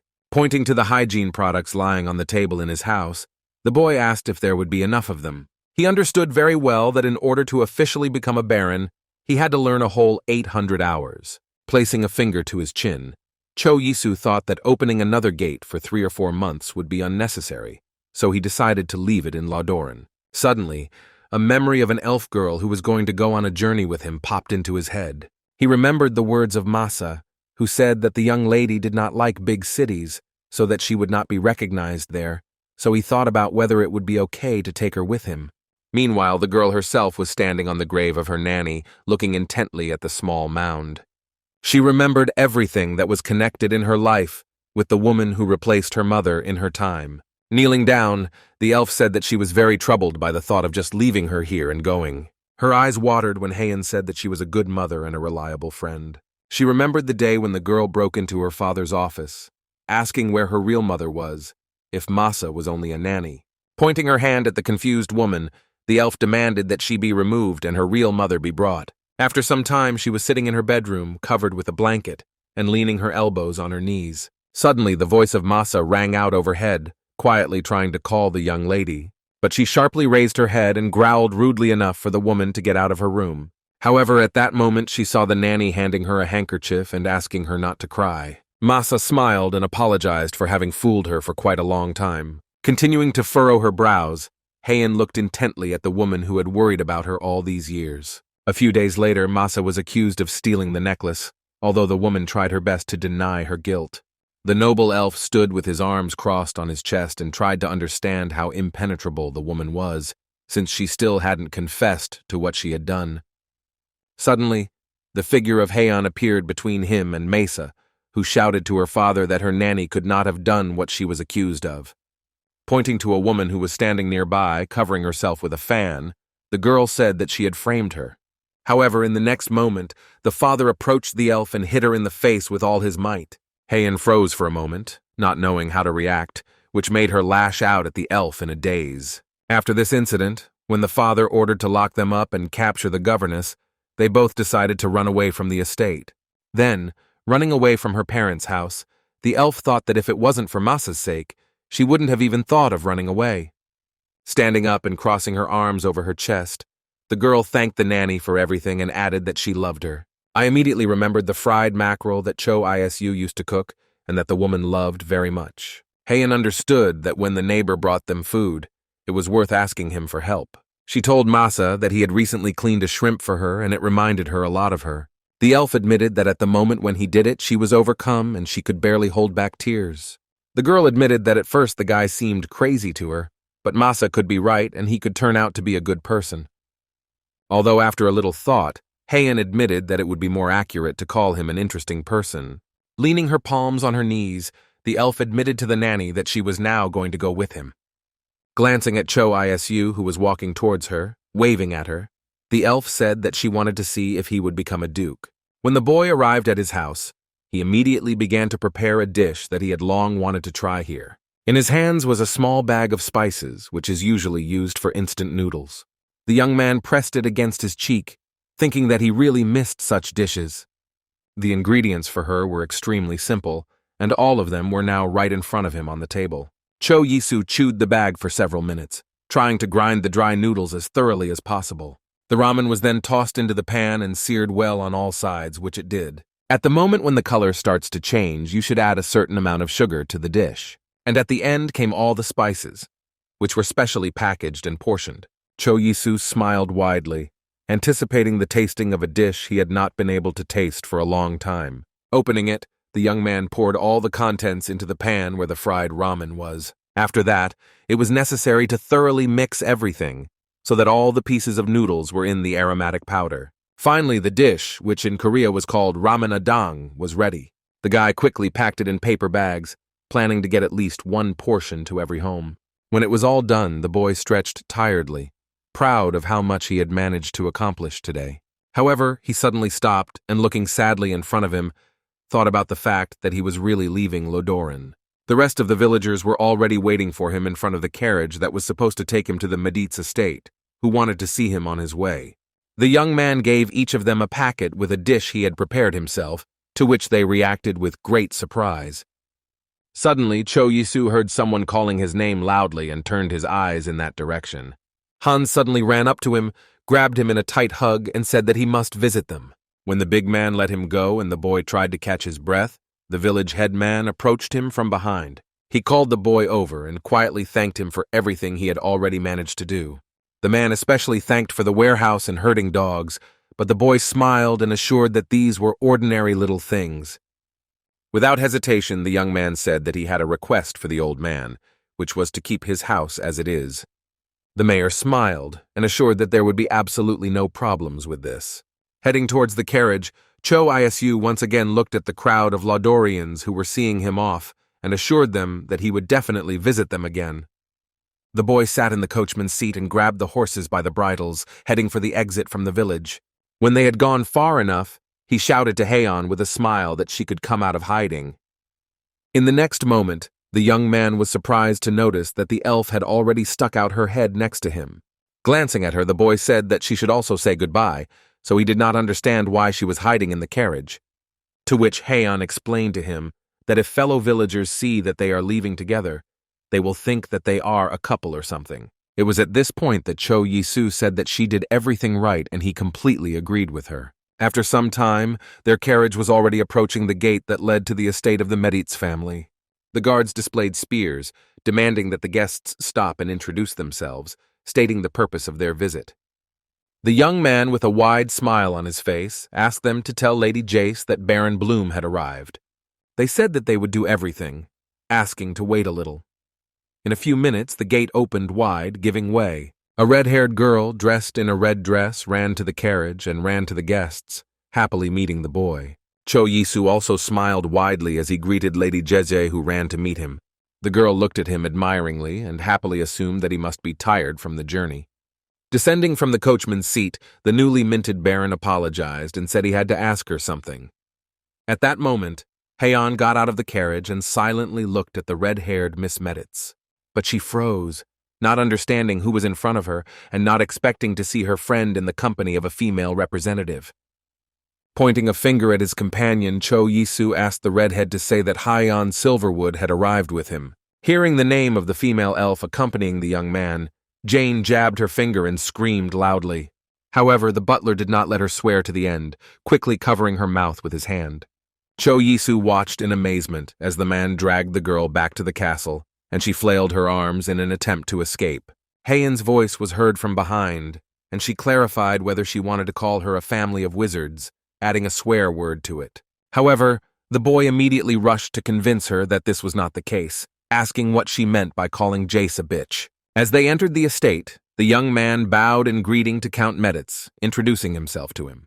He replied that he had heard about what had happened, so he asked permission to start talking to his companion. The Count immediately rose from his seat and bowed slightly to Heian, welcoming her to his home. Meanwhile, the elf was carefully watching the man, never taking her eyes off him. Cho Yisu, meanwhile, stood nearby as if struck by lightning, digesting the appeal that had just been made to his companion.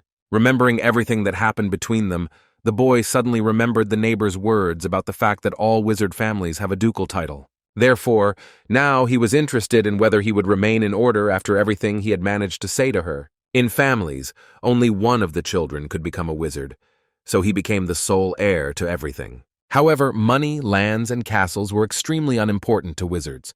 The only thing that mattered was the pedigree, so everyone was very worried about that. And now Heian listened to the news that her father was gone with an absolutely indifferent expression on her face. The Duke confirmed his words by adding that he had attended the funeral of the Duke of Silverwood. Suddenly the girl clenched her teeth tightly and filtered through them whether other people had grabbed his fortune. She assumed that the woman who forced her to leave home and her accomplice bought an estate in Armenia with the money they received as an inheritance. Firmly twisting her fingers into fists, the girl clarified whether the Duke's son had also bought himself a title certificate. When the Count said he had no such information, Heian quietly thanked him for giving her the news of her family. He said that it is not worth thanking for such a thing, at the same time asking how she met Baron Bloom. She replied that it was just a happy accident, after which she came closer to the man and said that she had a request for him. It consisted in the fact that the elf wanted to stay here while Baron Bloom was staying with them. while not revealing her identity. When the girl asked if the Count knew about her powers, the man replied that he had heard about them, to which she promised to help him if such a need arose. When the guests left his office, the head of the Meditz family stood up and, resting his hands on the desk, thought that he had gotten his hands on a real treasure. He shouted loudly, summoning the butler to his office, as a result of which he immediately found himself on the threshold of the door. Remembering the young Duchess Silverwood's face, the Duke ordered him to gather all his sons here immediately. Meanwhile, Jace was growling loudly, thrashing about on the bed and unable to believe what was happening at her home estate right now. The elven girl, whom she thought was an ordinary log, turned out to be not just a sorceress, but a descendant of a respectable ducal family. Out of powerless rage, the redhead even bit the edge of her bedspread with her teeth, trying to control her anger. Her governess, with a big drop of sweat running down her face, smiled and asked her to say all this as quietly as possible. When the woman said that the master had called all his sons, the redhead froze for a moment, looking at her and knowing perfectly well how this would turn out. A predatory smile appeared on Miss Jace's face as she promised to be as gentle as possible with the Duchess. It suddenly occurred to her that the appearance of the Duchess of Silverwood might distract her father from the thought of her marriage, and this means a certain freedom for her. Meanwhile, Hyeon herself, sternly putting her hands on her sides, demanded that Cho Yisu prepare a new loaf of bread. The boy looked intently at his companion, asking her if he could do it after he rested. However, when she raised her finger and reminded him that he owed her 1 loaf a week, he agreed, asking her to wait at his place. When the young man asked Jace to use their kitchen, she looked at him dumbfounded, not understanding what he was doing it for. Raising her hand, she said that he was not allowed to enter the kitchen, which surprised the boy very much, so he asked why exactly. To which Miss Meditz explained that if the servants do their job badly, they will definitely be punished, and if an aristocrat comes to them, they will be uncomfortable. However, the idea immediately appeared in the redhead's head that they could use an additional kitchen, to which Cho Isu agreed.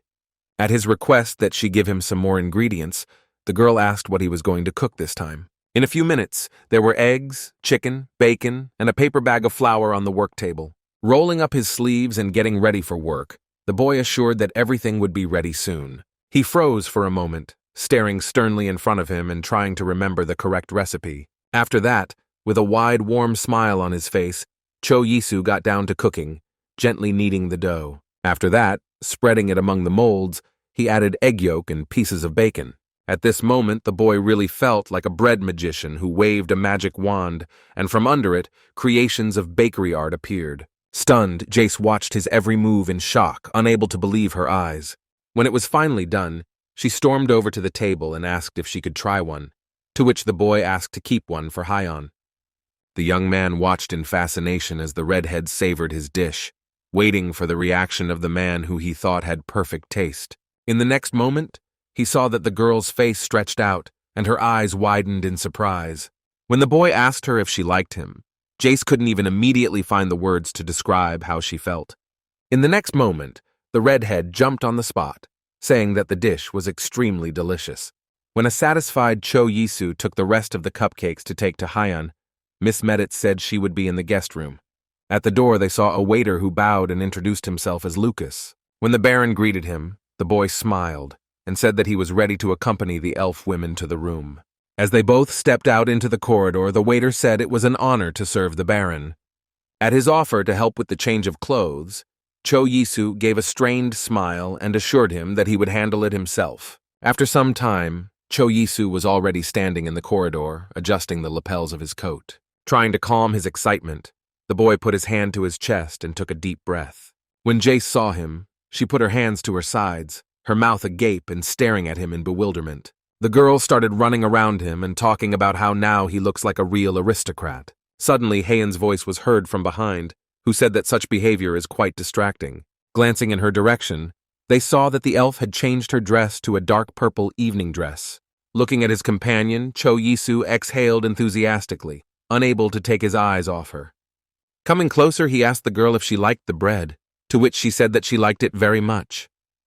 Jace also came closer and noticed that she had eaten absolutely everything, but she was stingy with emotions, to which she heard in response advice that she should not interfere in her own business. The young man, who was friends with both girls, watched their quarrel intently, not daring to intervene. Placing her hands at her sides, Miss Meditz noted that the elves were quite comfortable in Cho Yisu's company, so she could do the same to her. However, she only turned her head to the side and indifferently said that she did not see much sense in this.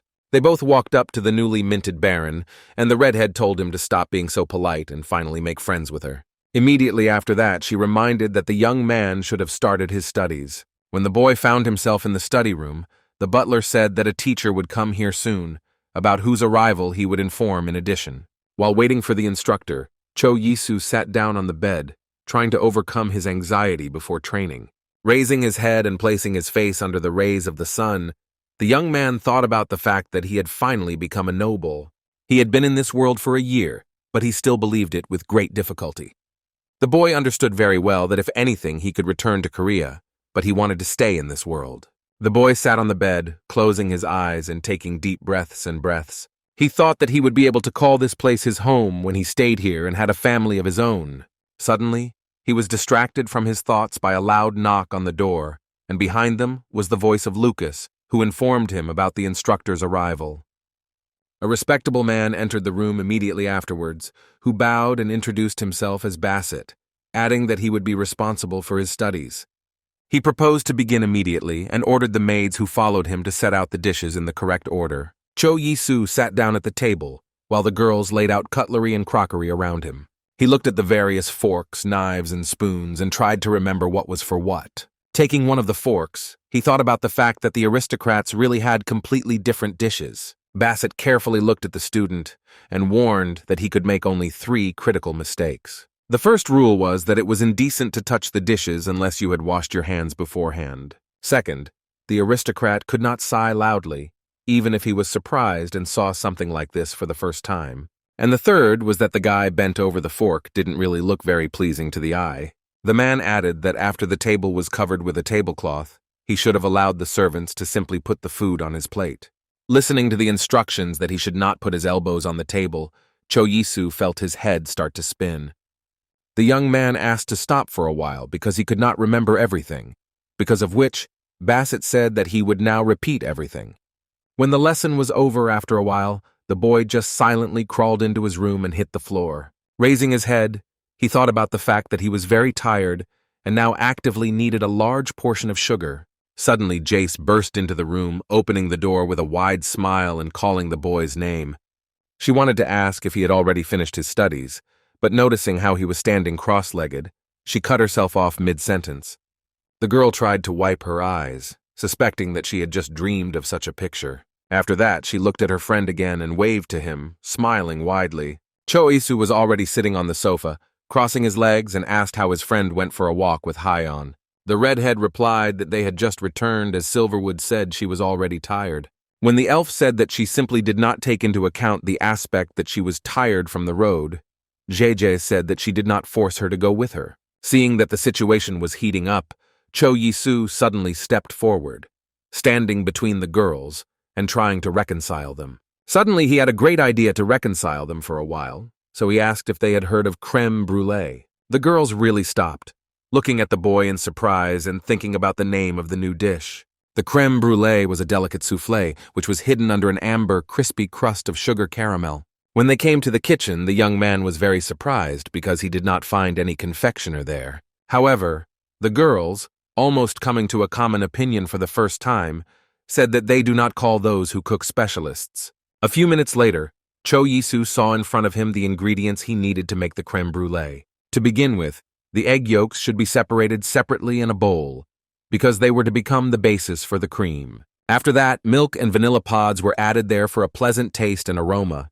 The boy held up a stick of spice, saying that vanilla had so many uses, so the girls might like jam and syrup with it.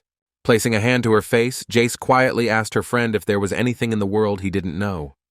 She looked at the elf in surprise when she said that the boy knew everything because he was a bread wizard. Hearing Heian ask the red-haired woman if he had made her bread, the young man tensed, waiting for her reaction. However, the girl simply crossed her arms over her chest and boasted that he had once cooked her a potato dish.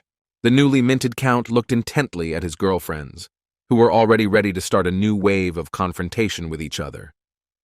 When Jace turned to him and gave him a fist bump to advise him to prepare something as soon as possible, he quietly agreed.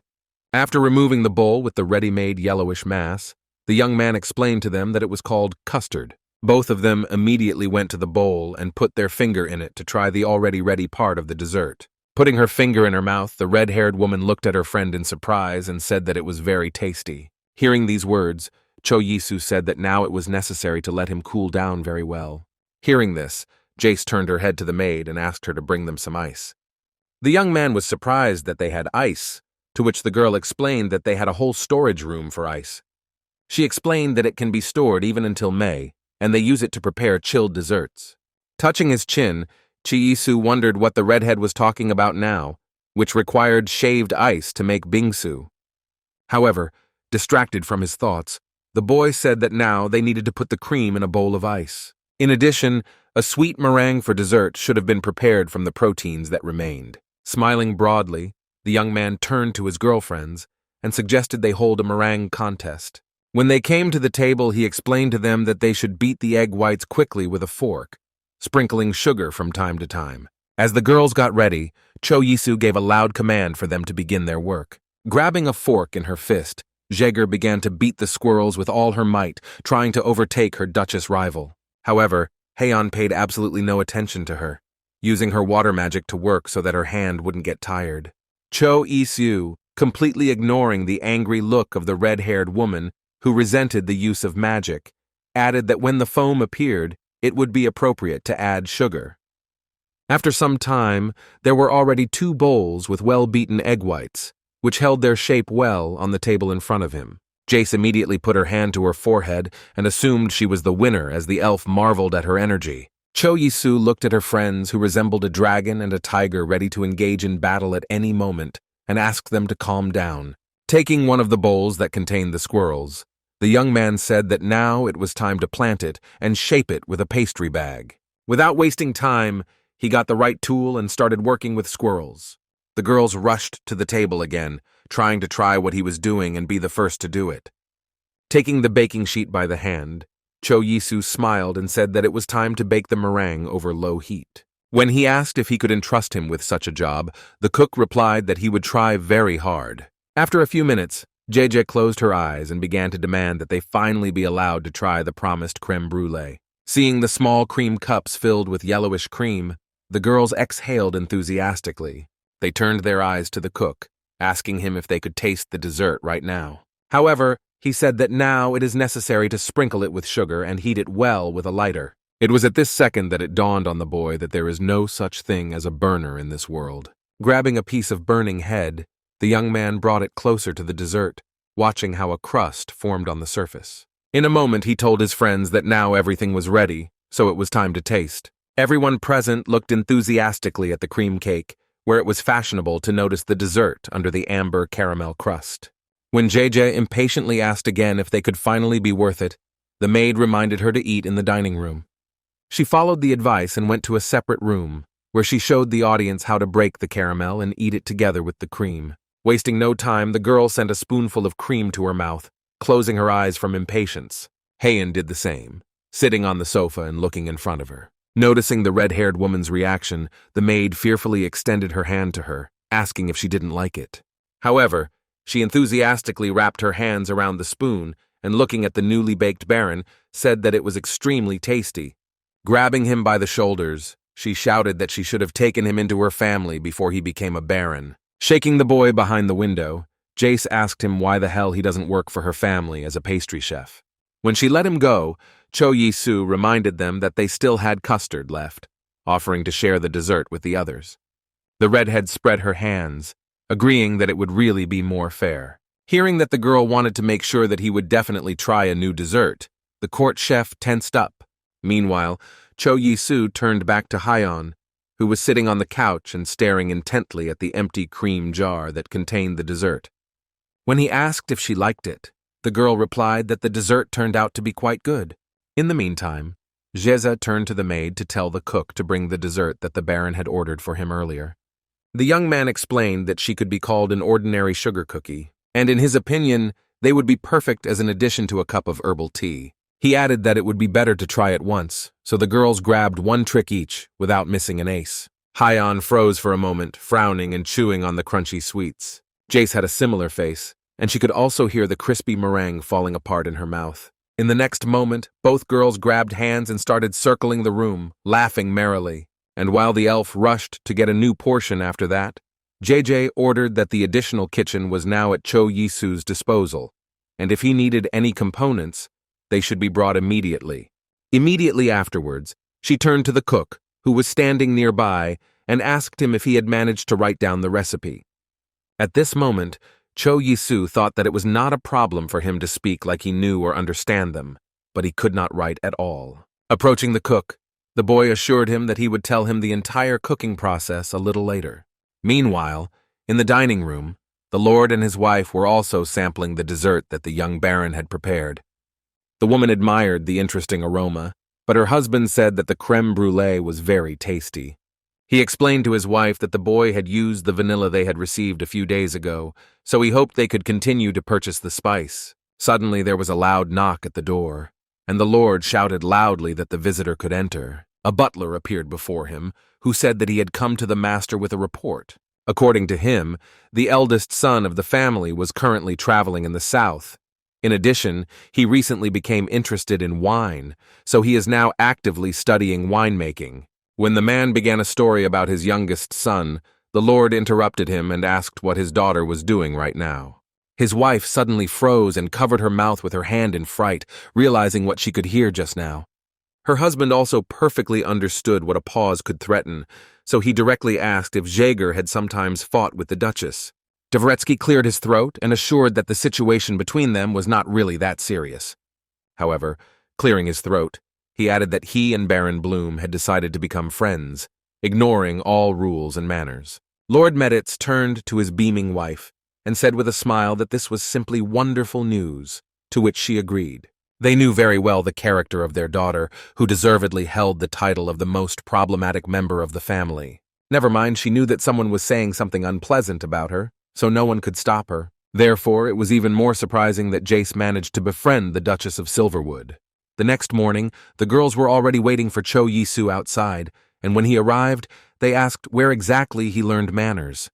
Running up to his girlfriends, the guy apologized, explaining that he had to do something else. Suddenly, Cho Yisu's gaze lingered on Hyeon's figure, causing his face to stretch out in surprise. He asked her if it wasn't the same dress he bought her recently when he went to town. Ta threw her hair back and said that she really liked that the dress was comfortable. Cho Yisu still remembered how he approached the shopkeeper, not knowing any parameters, except for the height of the future owner. However, pointing to the belt on her waist, the elf woman added that it was somewhat uncomfortable here, as it seemed that the clothes were suffocating her.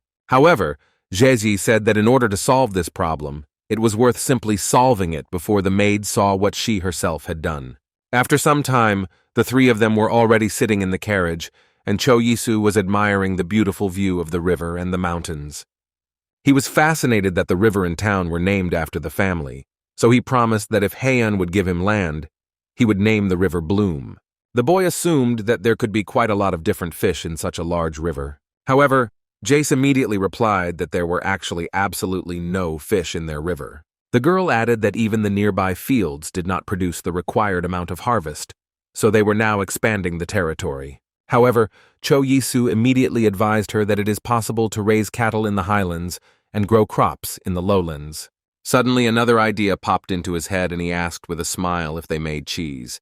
The redhead confirmed this and added that if he wanted to see the city, he could stay and they would return home sooner. Hearing this, the young baron froze, looking at his friends in surprise and asking if they were sure about this. However, the girls only smiled and assured that there would be no problems with this. When the carriage stopped, Jaeger and Haeun jumped out of it, heading to where the horses were standing. The servants tried to stop them, but the redhead only waved her hand, advising her friend to enjoy the walk. Continuing to sit in the carriage, the boy watched the cheesemakers make cheese, as many did in the spring.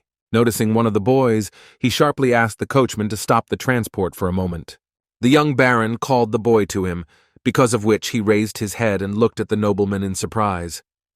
Hearing that he wanted to ask him a few questions, the boy asked what he was interested in. Holding out his hand, which contained a baked meringue, Cho Yisu invited him to try it. The boy wasted no time in taking the candy and carefully put it in his mouth. After taking a bite, he smiled and said that it was actually very tasty. After that, paying attention to the loaded wagons, the young baron asked where exactly they were going, to which the boy replied that they were going to the lord's castle to bring the manufactured cheese into the storage. Cho Yisu hummed under his breath as he carefully observed what was happening in the city. He suddenly wondered if they made ricotta from the whey left over from cheese-making. After hearing an affirmative answer, the young man clarified whether they use lemon juice for cooking. Having received answers to all the questions that interested him, he thanked the boy and said goodbye to him. After some time, when everyone returned to the count's manor, Cho Yisu placed a cup with an unusual drink in front of the Meditz family. All three looked at her intently, not understanding what exactly was in front of them. Turning his gaze to the baron, the lord asked him if this would really solve the crop problem on their lands. Holding up a finger, Cho Yisu explained that he had heard that there were no fish in the river and that the fields were not producing the desired harvest. Lord Meditz confirmed all this, but did not see how what was in the cup before him could help solve the problem. He promised to explain everything later, but first they should try the drink. Wasting no time, the entire Meditz family grabbed the cups in front of them and tipped them over in one swift motion. Wiping her mouth, Jace said the taste was sweet and sour, but she liked it. When her mother asked what exactly the drink was made of, the young man explained that he had replaced the lemon juice used to make ricotta with milk. All this occurred to him when he was walking through the city and saw many people cooking cheese. Then he realized that the waste from the lemons got into the ground and spoiled the soil near the river. However, if you replace lemon juice with milk, there would be no need for lemon juice, and accordingly, there would be no substance that would spoil the soil, and the crop would grow normally. At the same time, the boy perfectly understood that people needed cheese. Besides, it was worth more than milk itself. Hearing these words, Jezi immediately asked her father if they could make cheese a little further from the pastures. Therefore, the girl offered to bet not on the quantity of cheese produced, but on its quality. After hearing her say that solving the crop problem was more important than the profit from the cheese, Cho Yisu suddenly understood why this family was so respected. Suddenly, Lady Meditz stood up and said that he had found the cause of the bad harvest and offered her a solution. So now she understood why Jace spoke so highly of him. Smiling widely, the woman added that it was not a complete delusion. Hearing how she cursed, the daughter and husband looked at the woman in a daze, not expecting such a thing from her. Covering her mouth and laughing, she reminded herself that they used the word all the time, so she could too. With a strained smile, Cho Yisu thought that Madame Jeje's mannerisms were clearly inherited from her mother. He turned back to the Lord's family, telling them that he now understood why the people loved them so much, as he was well aware of the difficulty of deciding to change priorities. However, Lady Meditz immediately replied with a big smile that they were getting some benefit from it as well. The young man thought that he did not know what kind of relationship this family had between wealth and generosity, but they definitely knew how to help each other. Meanwhile, in the luxurious dining hall of another estate, several women were sitting at a table, enjoying desserts.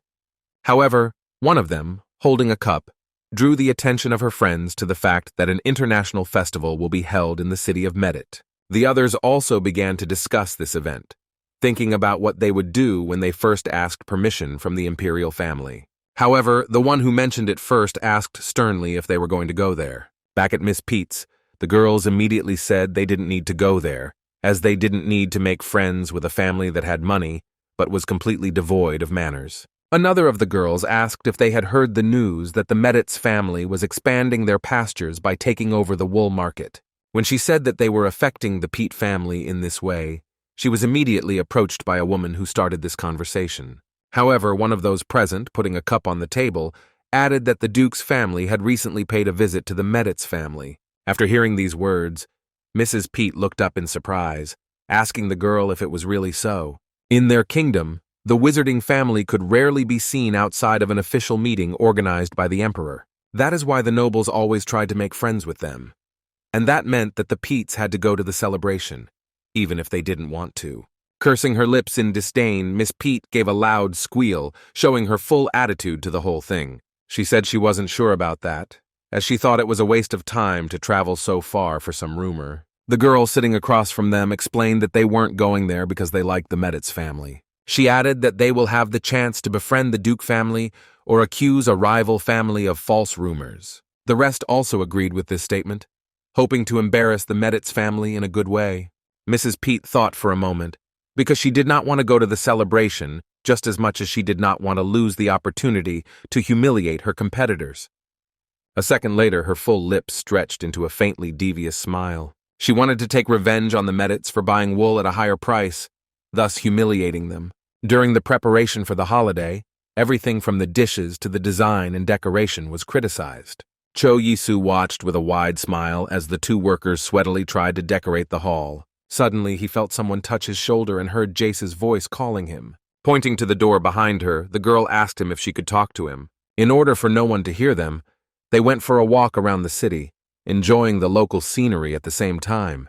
Cho Yisu looked at her friend and said that he had heard about the festival, wondering if the redhead attended festivals organized by other families. When she said that she used to ride them as a child, the boy asked why she doesn't do it now. Jace explained that every time after coming there, her mood deteriorated. However, crossing her arms over her chest, she added that this time the festival was being organized by her family, so she was going to give it her all, because holding such a celebration meant recognizing her family as emperor. Immediately afterwards, Jace sharply asked him to discuss the matter with Hyon. At his uncomprehending look, the redhead explained that no one would dare utter a single word in the wizard's presence. When Cho Yisu said that she would decide for herself and that it would be better for Za to talk to the elf herself, the girl said that he was much closer to her. At this, the newly minted Baron surprisingly reminded that the matter concerns her family. With a big smile on her face, Jace agreed, adding that she would ask the teacher to be a little stricter with him. Hearing her words, the young man stiffened, feeling as if he had just been struck by lightning. In the evening, when the next class was completed, Cho Yisu collapsed on the bed tiredly. He remembered the teacher who was standing over him with a book, reading new rules, which at some point began to resemble a devil. The newly minted Baron shouted loudly, demanding his friend to stop taking revenge on him so cruelly. And now, staring at the ceiling in front of him, the boy thought that he needed to eat at least some food. And now he wanted a dish called samgyeopsal, which was fried pork belly. Thinking about it, he jumped up sharply, finding himself in a sitting position on his bed. Twisting his fingers into a fist, the young man decided that he would immediately leave for Ladoran. When they arrived, the boy ordered the coachman to take the carriage and return here in 3 days. Rushing to his house, he mentally turned to the interspatial gate to wait for him. When Cho Yisu found himself on a busy street in Seoul, he opened his mouth wide and took a deep breath. From the feeling of the Seoul air entering his lungs, tears even appeared in Cho Yisu's eyes. Having entered the nearest cafe, the boy ordered 3 portions of pork and 1 portion of soy sauce. After some time, a bowl with an application, a sauce, a plate, salad leaves, and a bottle with a drink were placed in front of him. Grabbing a bite, the young man smiled and thought about how much he missed Korean food. Wasting no time, he sent the snack to his mouth, exhaling heavily at the same time. The only thought in his mind now was the joy of being back in Korea and being able to try many delicious things. Tears rolled down his cheeks, because Cho Yisu still couldn't believe that he could have lasted so long without national cuisine. Having poured some soji into his glass, the boy drained it with one sharp movement. The young man was in such a hurry to enjoy the drink that he did not even notice a few drops that rolled down his chin. Smiling happily, he wiped his mouth with his fist, placing the glass on the table. At that moment, the waitress placed a plate of pork in front of him, for which Cho Yisu thanked her politely. Taking a piece of meat with tongs, Cho Yisu lowered it onto the device that was supposed to finish it. With a big smile, he thought about ordering some kimchi next time as well. Sensing the aromas of ready meat, the boy began to eat, thinking that it was simply perfectly cooked. Shoving it into his mouth, he grabbed his glass, which had been filled with another shot of soji. Cho Yisu enjoyed the food of his native country, tucking into one piece after another. He accompanied them with various applications, washing them down with a cool drink each time. Suddenly, the young man heard someone calling him, which made him turn his head in the direction of the entrance. The guy who entered the cafe turned out to be one of his colleagues, with whom he had a fairly close relationship. It was at the moment when he approached his table that Cho Yisu realized that it was quite unusual for him to see black-haired Koreans. A colleague asked him why he did not answer calls, to which he received the answer that he was simply away. While pouring glasses of soji, Cho Yisu tried to avoid answering exactly where he had been, saying that he was traveling in Europe. To this, his acquaintance said that he should also go on a trip before getting a job. In addition, he broke the news that Manager Park had changed jobs of his own accord. Spreading his hands wide to the sides, the boy added that thanks to this, working conditions have now become much more comfortable. Choyisu was stunned to hear the news that the mobile game they had developed was progressing well.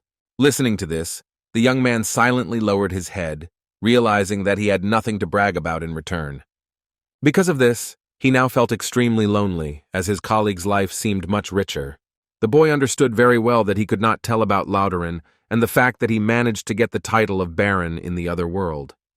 Taking another sip of his drink, Choyisu warned that if he didn't pick up the phone again, it would mean he was away again. After some time, he returned home and tiredly fell face down on his bed. Hugging the pillow, the boy looked at the wall and thought that the situation was getting worse. After resting for a while, Choyisu thought about the fact that a lot of aristocrats would soon come to the opening of the international market. And since he already planned to become a duke, the success of the Meditz family could be useful for himself as well. Right now, Ermin's empire allowed rich people to attain the status of nobility, and he belonged to that circle.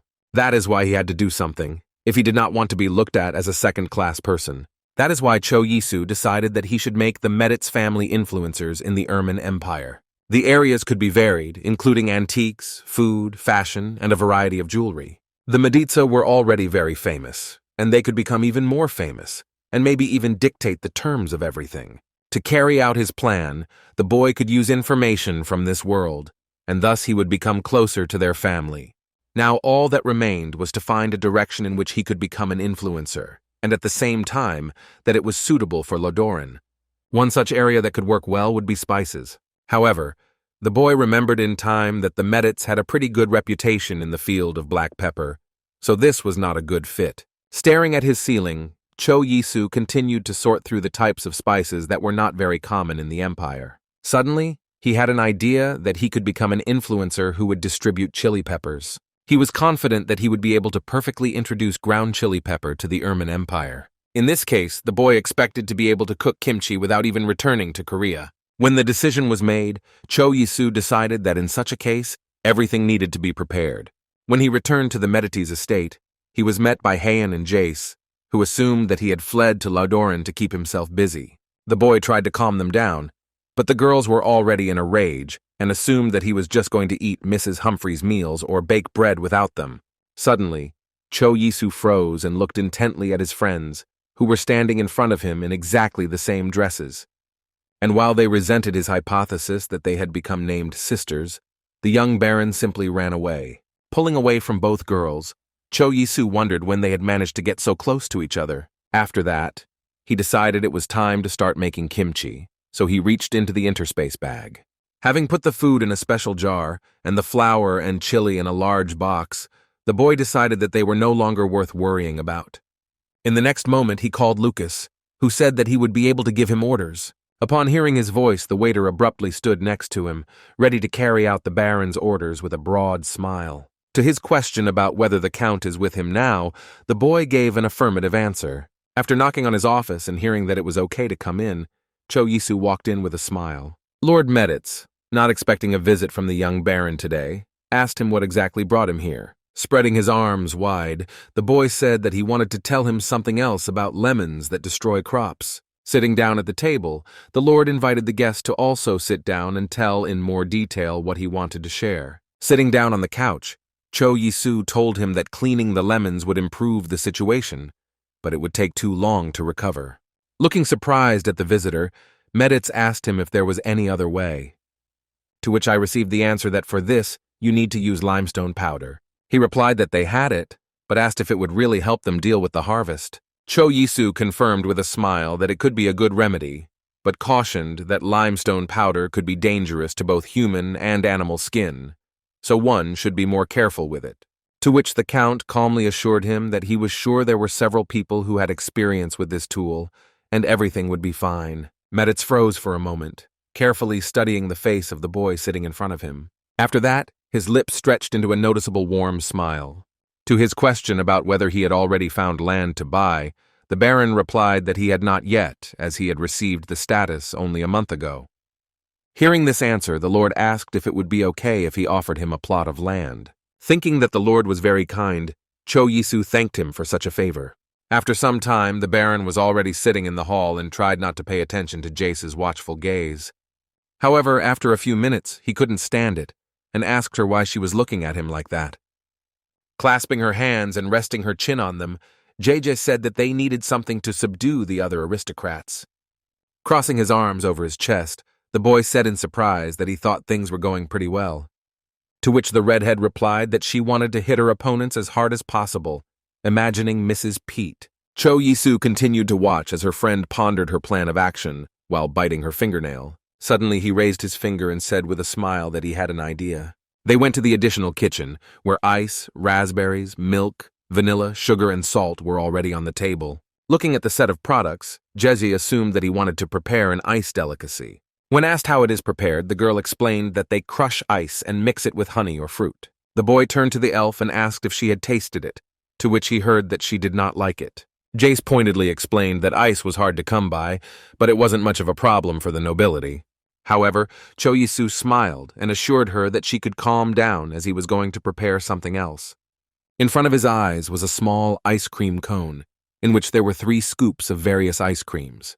Looking at their friend's determined look, the girls were surprised, as they had never heard of such a dish.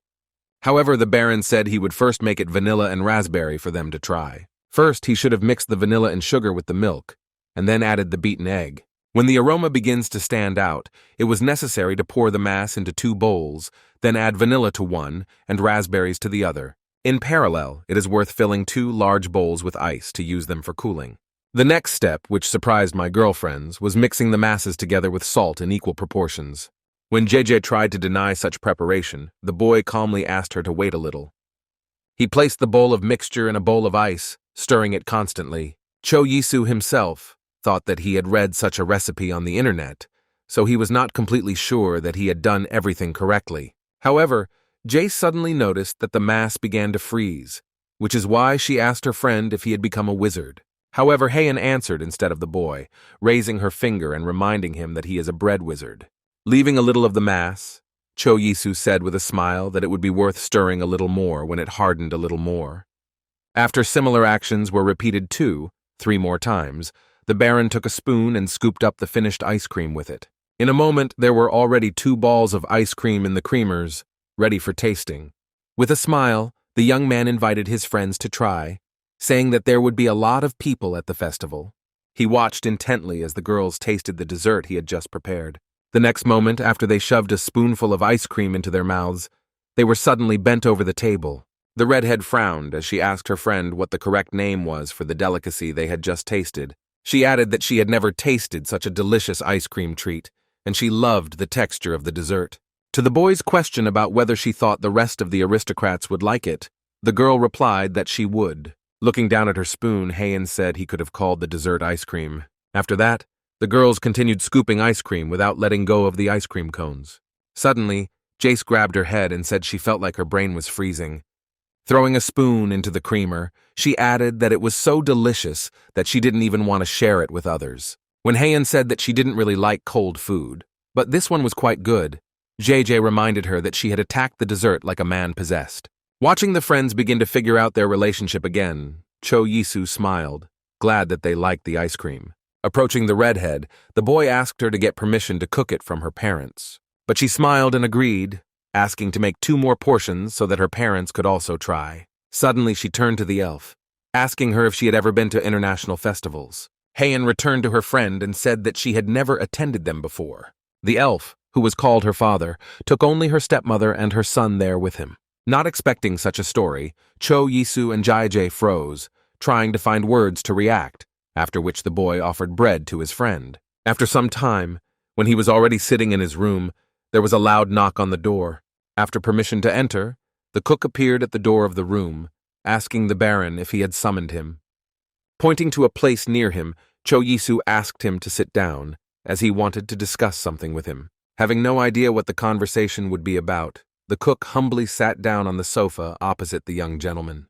Handing him a cup, the young man said that it was herbal tea, which had a widow's taste and would allow him to relax. The cook thanked him and asked what exactly the young Baron wanted to talk to him about. With a warm smile, Cho Yisu asked him if he was worried about inventing a new recipe. However, the cook assured that he was absolutely not worried about this, since this was his job.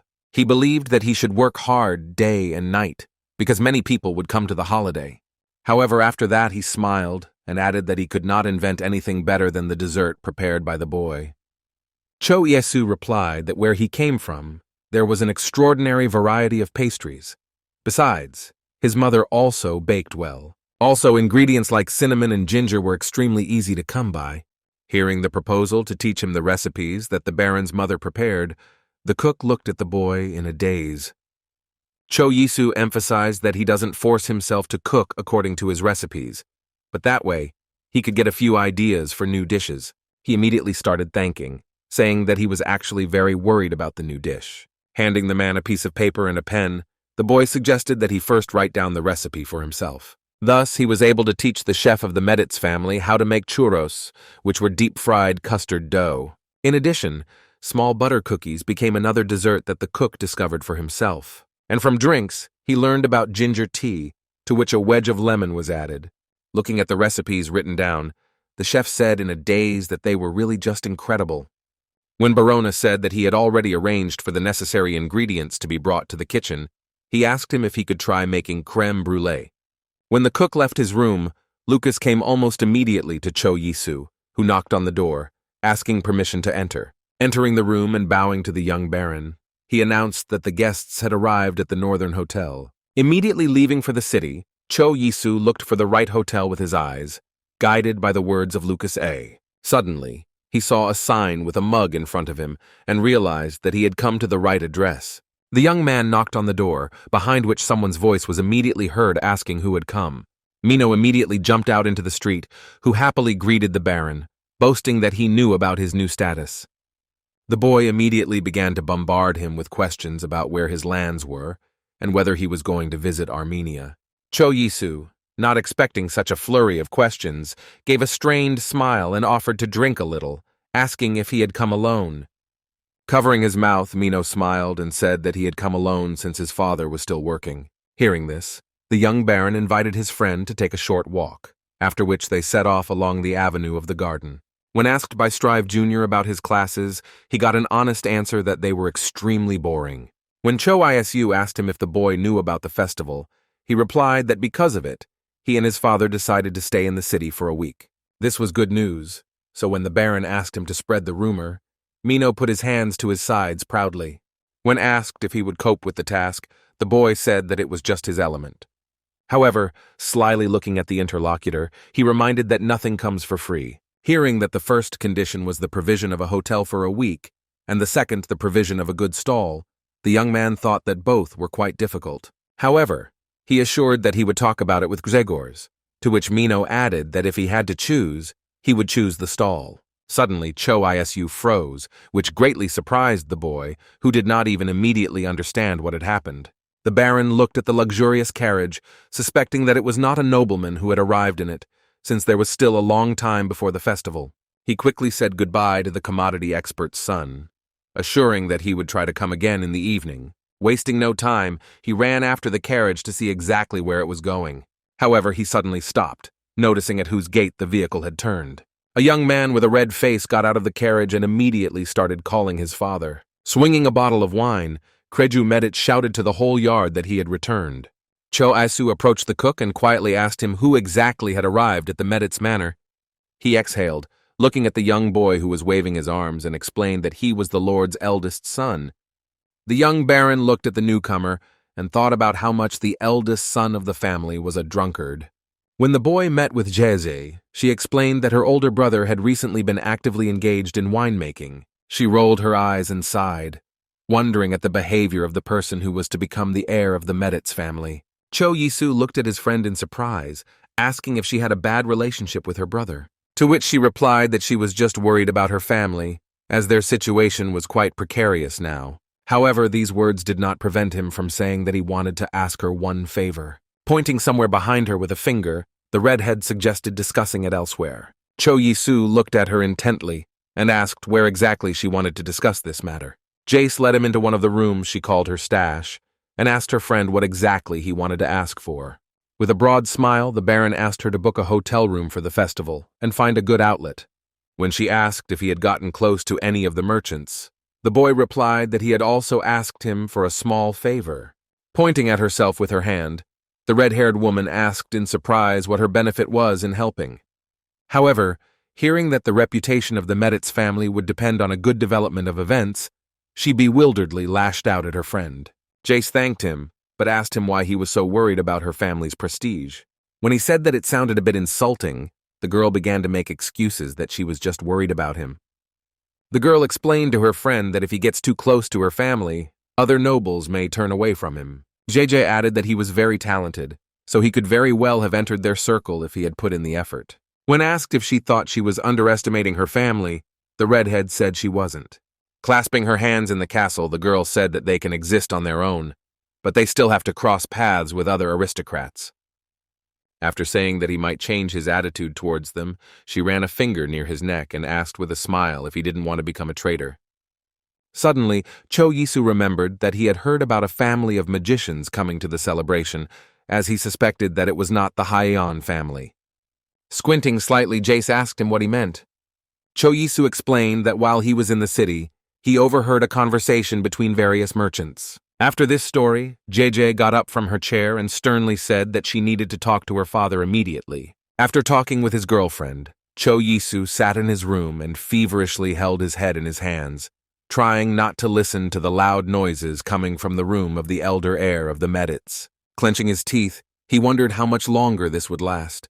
He drank every day, and after each such occasion he felt sick. At the same time, it was obvious that it was impossible to feel sorry for him, since the boy was Jezi's older brother. Suddenly, a thought popped into his head, and Cho Yisu looked in front of him in a daze. He called Lucas to him and told him that they would immediately leave for the additional kitchen. After some time, a small jar filled with water mixed with honey and lemon was already standing on the table in front of the Baron. After alcohol intoxication, such a remedy was simply an extraordinary panacea. Handing the cup of drink to Lucas, Cho Yisu ordered him to take it to the elder son of the Meditz family. Exhaling tiredly, the boy hoped this would help as he was already quite tired from his studies. Rubbing his shoulders, the Baron thought about the fact that tomorrow morning it would be worth practicing with the sword. The next morning, Kreju approached him on the training ground and called him with a smile. Hearing his voice, Cho Yisu turned his head in interest, distracting himself from his training. A second later, a strong blow flew into his head, which made the Baron cry out loudly. The young man grabbed his head where it had just landed. Waving at him in greeting, Kreju apologized for distracting him from his fencing. Lowering his sword, the trainer said that the young Baron would have died 894 times already, so he should not weaken his defenses. Hearing him complain that he couldn't ignore Mr. Kreia, he added that he should be given another lesson in manners. When the teacher said that the training was over for today, Cho Yisu thought that he would rather buy the certificate for 1,000 gold. Herr Meditz walked up to him and held out his hand in greeting.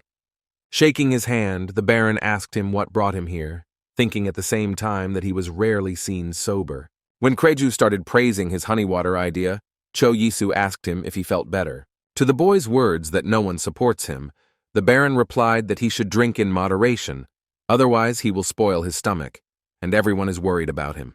Kreju exhaled noisily, saying that it was only because of his status as the heir of the Meditz family. Casting his eyes down, Cho Yisu admitted to him that he also had periods where he drank as well.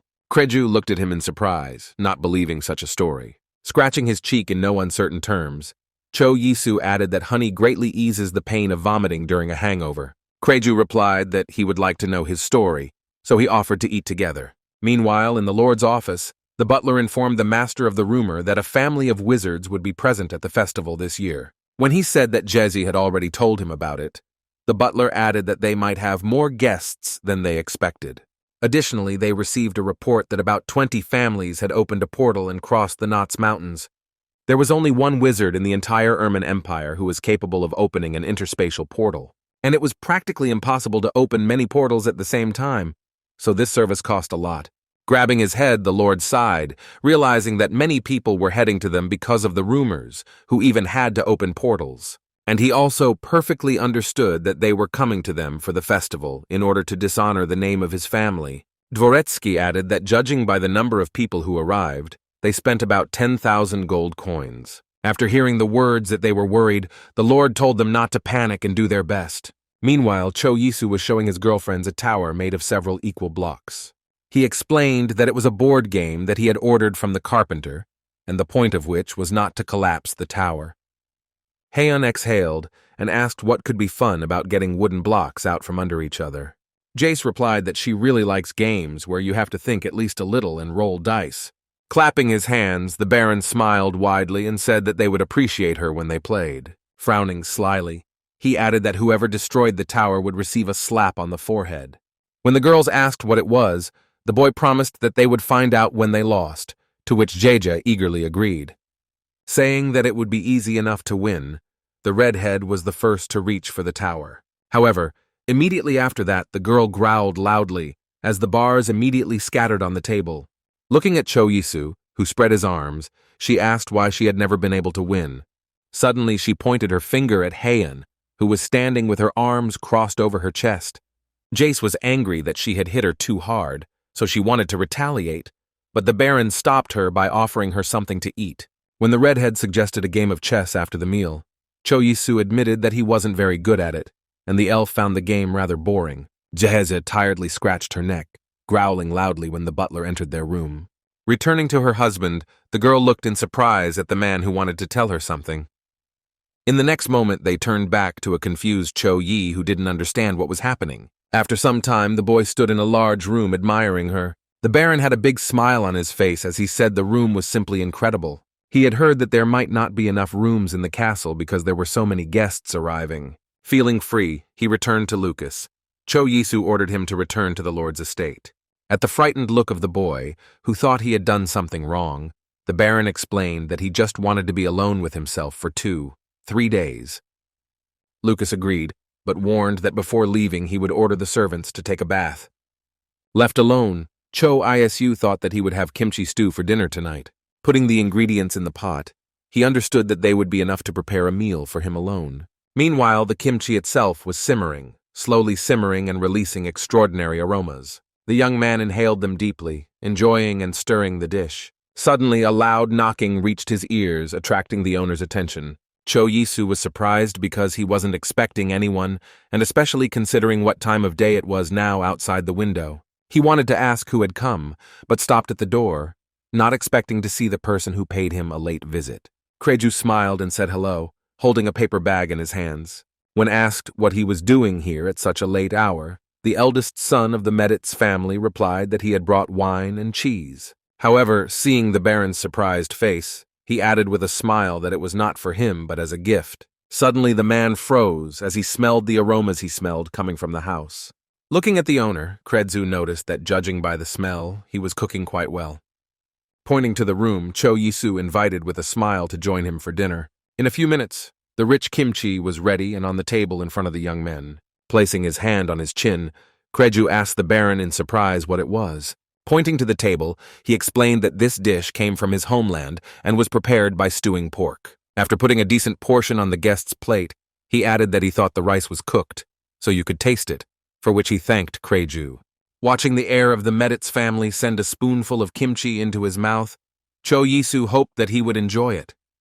He froze for a moment, closing his eyes and trying to figure out the flavors he felt. Finally, looking at the spoon, the young man said that the taste was simply incredible, while naming almost all the components that were involved. Staring at him in surprise, the Baron wondered if this was exactly the unsurpassed sense of taste he had heard so much about. Suddenly, Kreju called his name harshly, causing the Baron to tense up. However, in the next second, he with a smile offered him to drink the wine he had brought with him. After some time, the boy was already sitting at the table and laughing merrily, holding wine glasses in his hands. With a chuckle, Cho Yisu covered his mouth with his hand, thinking he might have gotten into the habit of drinking soju with kimchi, but Kreju assumed the Baron liked wine. He asked how he managed to recognize all the ingredients used in the dish, adding that it was simply an incredible skill. Hearing that she was useless in land management, the young man asked the interlocutor if he wanted to inherit land at all. He sternly raised his finger and said that he had no choice, as it was his duty as the eldest son of the Meditz family. From this, Cho Yisu concluded that there was no particular desire, so he asked what he himself would like to do in life. To which Kreju replied that he would raise a lot of cattle and do agriculture, and he would also cook meals that he would enjoy with his family. The Baron understood that he was choosing between a dream and honor. A few days later, an international festival began, where everything around, including the main square where the carriages drove, was covered with flowers. On the first day, the nobles who arrived for the holiday greeted each other, and on the second day there was a big dinner. On the third day, the gates of the castle were already opened for ordinary citizens who happily went to the festival.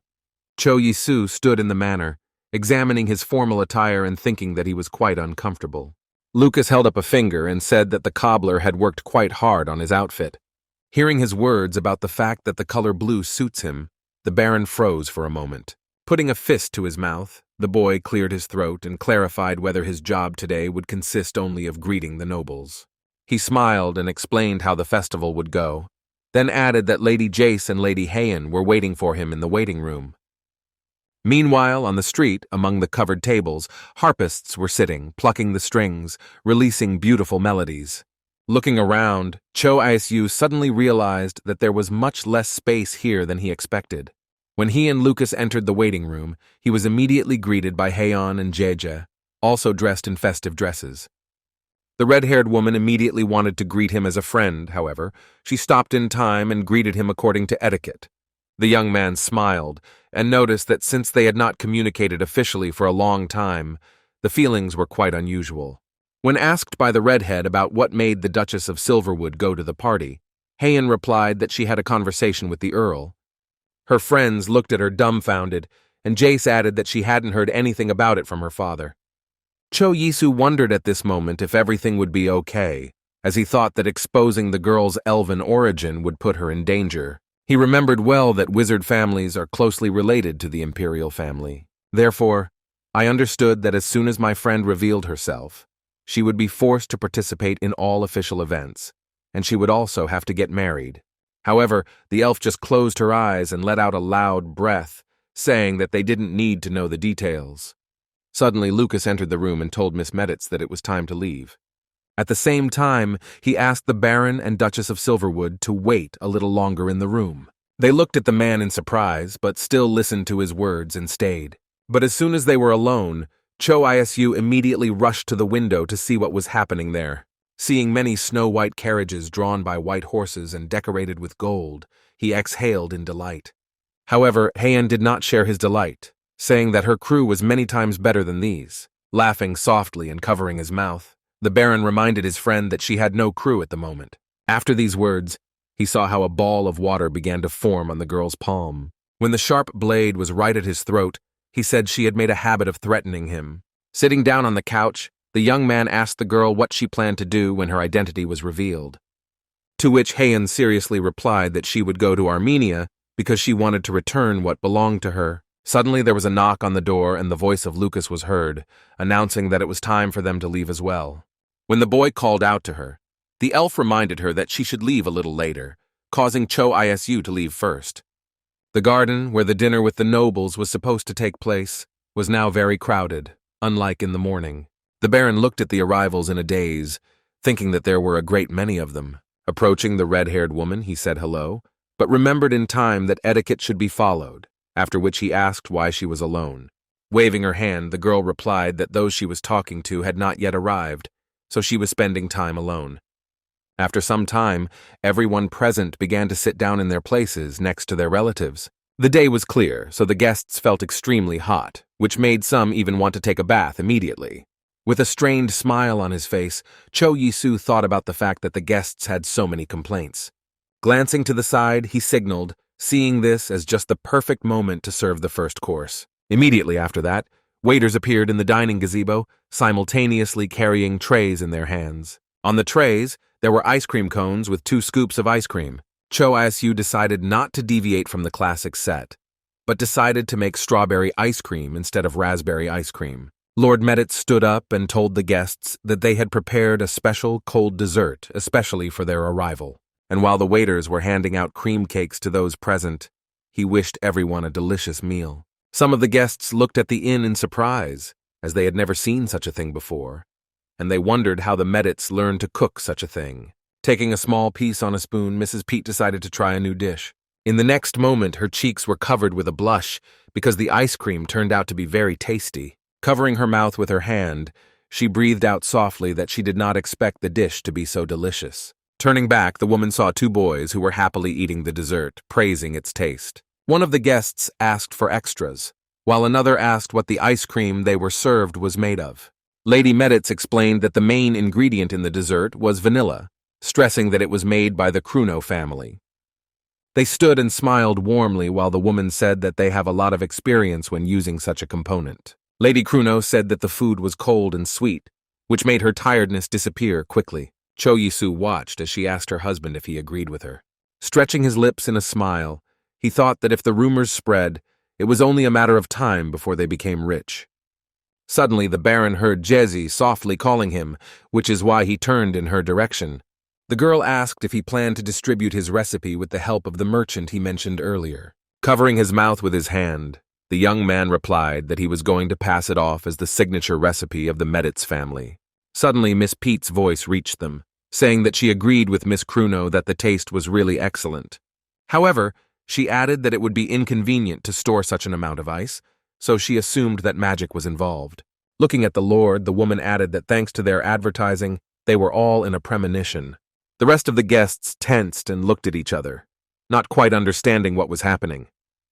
Locking her fingers, Mrs. Pete asked the Lord to at least answer her something, to which he replied that they had never spread such rumors, so he simply had no idea how they reached the nobility. Everyone present began to whisper, due to which a great buzz arose around. Spreading her hands, Mrs. Pete smiled condescendingly and said that she had definitely heard about the wizard, but if he wasn't there, then she shouldn't suffer from the heat in the province. One of the attendees agreed that Lord Meditz was aware of the rumors, but deliberately ignored them.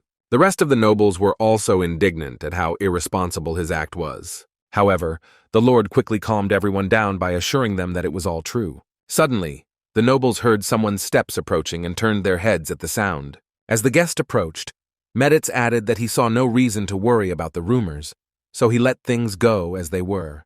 The next moment Heian approached, the Lord introduced the Duchess of Silverwood to everyone. Mrs. Pete looked at the elf in a daze, not believing what she saw with her own eyes. Watching her reaction, Cho Yisu and JJ smiled and clinked their glasses softly. Meanwhile, Heian stopped and greeted everyone present, saying that she was glad to meet them. Pointing to herself with her hand, the girl, according to etiquette, introduced herself to all the guests present. She added that she was sure they were tired, so she advised them to rest, assuring them that she would meet them tomorrow at the reception. The nobles stood up and bowed to her, saying that it was an honor for them to meet her. The elf approached the red-haired woman and asked if she wanted to go for a walk, to which Jace happily agreed. Lady Jace loudly suggested a game of Jenga after the walk and a portion of creme brulee each. Looking after the girls, Cho Yisu thought that they looked like best friends. Suddenly, the boy looked around in surprise as something came to him, namely that among so many guests and decorations, he did not see Kreia today. When the young man came to his room, one of the servants met him there, asking who had come. Seeing that the Baron was in front of him, the boy apologized, after which Cho Yisu asked him where Mr. Kreju was. When the butler said that he was still asleep, the young man asked permission to enter. There he saw that the eldest son of the Meditz family was lying on the bed and was really snoring. The young man began to shake him, saying that he was sure that he was awake. Kreju replied that no one wanted to see him there, so he would join the celebration tomorrow. Cho Yisu looked at his friend dumbfounded, wondering why he hadn't bothered to show up at the party. However, he quickly found his way and advised at least to go and look at the market. Once they were all ready at the market, the Baron continued to try to rouse Kreia to look at the assortment at least a little. With a big smile, he asked him what he would like to see first. When the boy replied that he wanted to look around the grocery store first, the Baron suggested a different route. To his question about whether he wanted to cook something, Kreju replied that he would decide when he saw it. At Cho Yisu's words that he would come to his place for dinner then, the eldest son of the Meditz family suggested that he come tomorrow, as he wanted to think things over. The Baron agreed, but forgot that not everyone here understood the modern language, so he had to explain what he said. Looking at the eldest son of the Meditz family, Cho Yisu thought that he could become a good cook, and he was sure that if he was given a good chance, the boy would show it 100%. The next day began with the fact that the loud cry of Zhezhe, who came to the Baron, swept through the estate. She pounded on the door of his room with all her might, trying to attract his attention. The Baron adjusted the cuffs of his shirt and marveled at the childish behavior of young Miss Meditz. As soon as the door opened, the girl shouted that yesterday was simply incredible. After hearing the abuse from his friend, Cho Isu asked her to refrain from such words in front of Lucy. With delight in her eyes, the red-haired woman said that yesterday everyone asked her for creme brulee and ice cream recipes. When he asked if she had found friends, JJ answered that she especially started communicating with the Kruno family. When the boy asked her where they were going today, Jace replied that they were going to sit in the garden. When they got there, some of the tables were already occupied by some of the heirs of the great families. They sat discussing their various affairs and the affairs of their parents, waiting for dinner to begin. Harry Pat asked if any of his friends had spoken to the Duchess of Silverwood about marriage, adding that she was already 30 years old. After the discussion of Miss Jeja, the boys started talking about Baron Bloom, saying that because of the permission to buy titles, the noble family is being destroyed. When he said that the newly minted Baron was a good match for the redhead, one of them asked if the boy had an inferiority complex. When he asked why he should have it, the interlocutor reminded him that he had lost to the youngest son of the Meditz in a debate. The man replied that he was in bad shape at the time, but despite that, he still considered his opponent a crybaby. Suddenly, a voice came from behind him asking what he was talking about, causing the man to freeze in fear. Looking closely at his opponent, the youngest son of the Meditz family invited him to compete after dinner, since he was not in shape at the time. He froze for a moment, considering his proposal and raising his eyebrows to the bridge of his nose. After that, he crossed his arms over his chest and said that he didn't want to waste time on that right now. When the Meditz children moved on, Jeja glanced at her brother's opponent and snorted quietly, covering her mouth with her fist. Returning to the guests, Mark Meditz introduced himself and greeted everyone present on behalf of his father. Putting his hands to his sides, he assumed that the guests were hungry, so he suggested that the festive dinner should begin. Covering her mouth with her hand, Jace leaned towards Cho Yisu and asked him to name the first set of dishes. He froze, carefully looking at the nobles present and thinking about the fact that he was not very sure about the dishes. A dessert might be perfectly appropriate for a celebration, but a dumpling soup might seem simple enough for a nobleman. Sitting down at the table, the daughter of the Meditz family began the tasting with a wide smile. After the first spoonful, she froze, her mouth wide open in surprise. Returning to her friend, the girl pointed to the plate and asked what the name of this dish was. The other nobles also marveled at the combination of shrimp and pork in the dish, and how thin and juicy the dough was. Cho Yisu smiled broadly as he listened to the discussion around him, and he understood that everyone was enjoying it. Kreju also turned to the Baron in surprise, assuming that he had been the Emperor's chef in a past life, because otherwise he did not understand how it could happen that each of his dishes turned out to be a masterpiece. After some time, when the meal was finished, the descendants of noble families began to discuss things that were interesting to them. Cho Yisu was talking to the children of the Meditz family, and they were listening intently and laughing happily. Suddenly hearing someone's voice behind him, calling him by name, Kreju froze. Harry came practically up close and said that the food today was nothing short of incredible. The heir of the Meditz family looked at the guest and said that he was very glad to hear such words. However, he continued to stand over him, talking about the luxurious taste of the dishes served today. Harry pointed out that the soup was particularly good, as he had never had anything like it before. While Pat was talking about where the boy could find such a recipe, Cho Yisu suddenly felt the tense atmosphere around them. Grasping the Meditz eldest son by the shoulder, Harry advised him to behave more aristocratically and stop learning how to cook from the lower classes.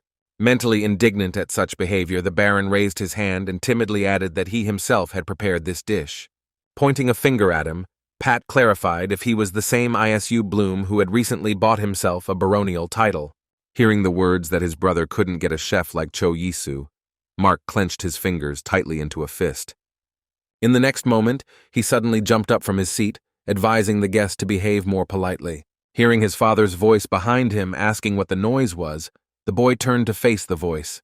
Kreju also rose to his feet and looked at his mother and father as Cho Yisu approached him. Seeing the lord and lady, Harry tried to excuse himself that he was just voicing his concern about Kreya. However, Lord Meditz only raised his eyebrows in surprise and asked if he was really that worried. Looking at the Lord, Miss Pat said he looked quite intimidating, and everyone knew exactly what he was worried about. Hearing her words about how everyone knows about his poor performance as an heir, Kreju lowered his head gloomily. When the woman turned on him, saying that it was irresponsible to trust a baron with cooking, Cho Yisu thought that she was a pretty disgusting person. Suddenly they were approached by Madame Cruneau, who, surprised, asked if she did not like the food. To which she replied that compared to her appearance, her taste was quite good.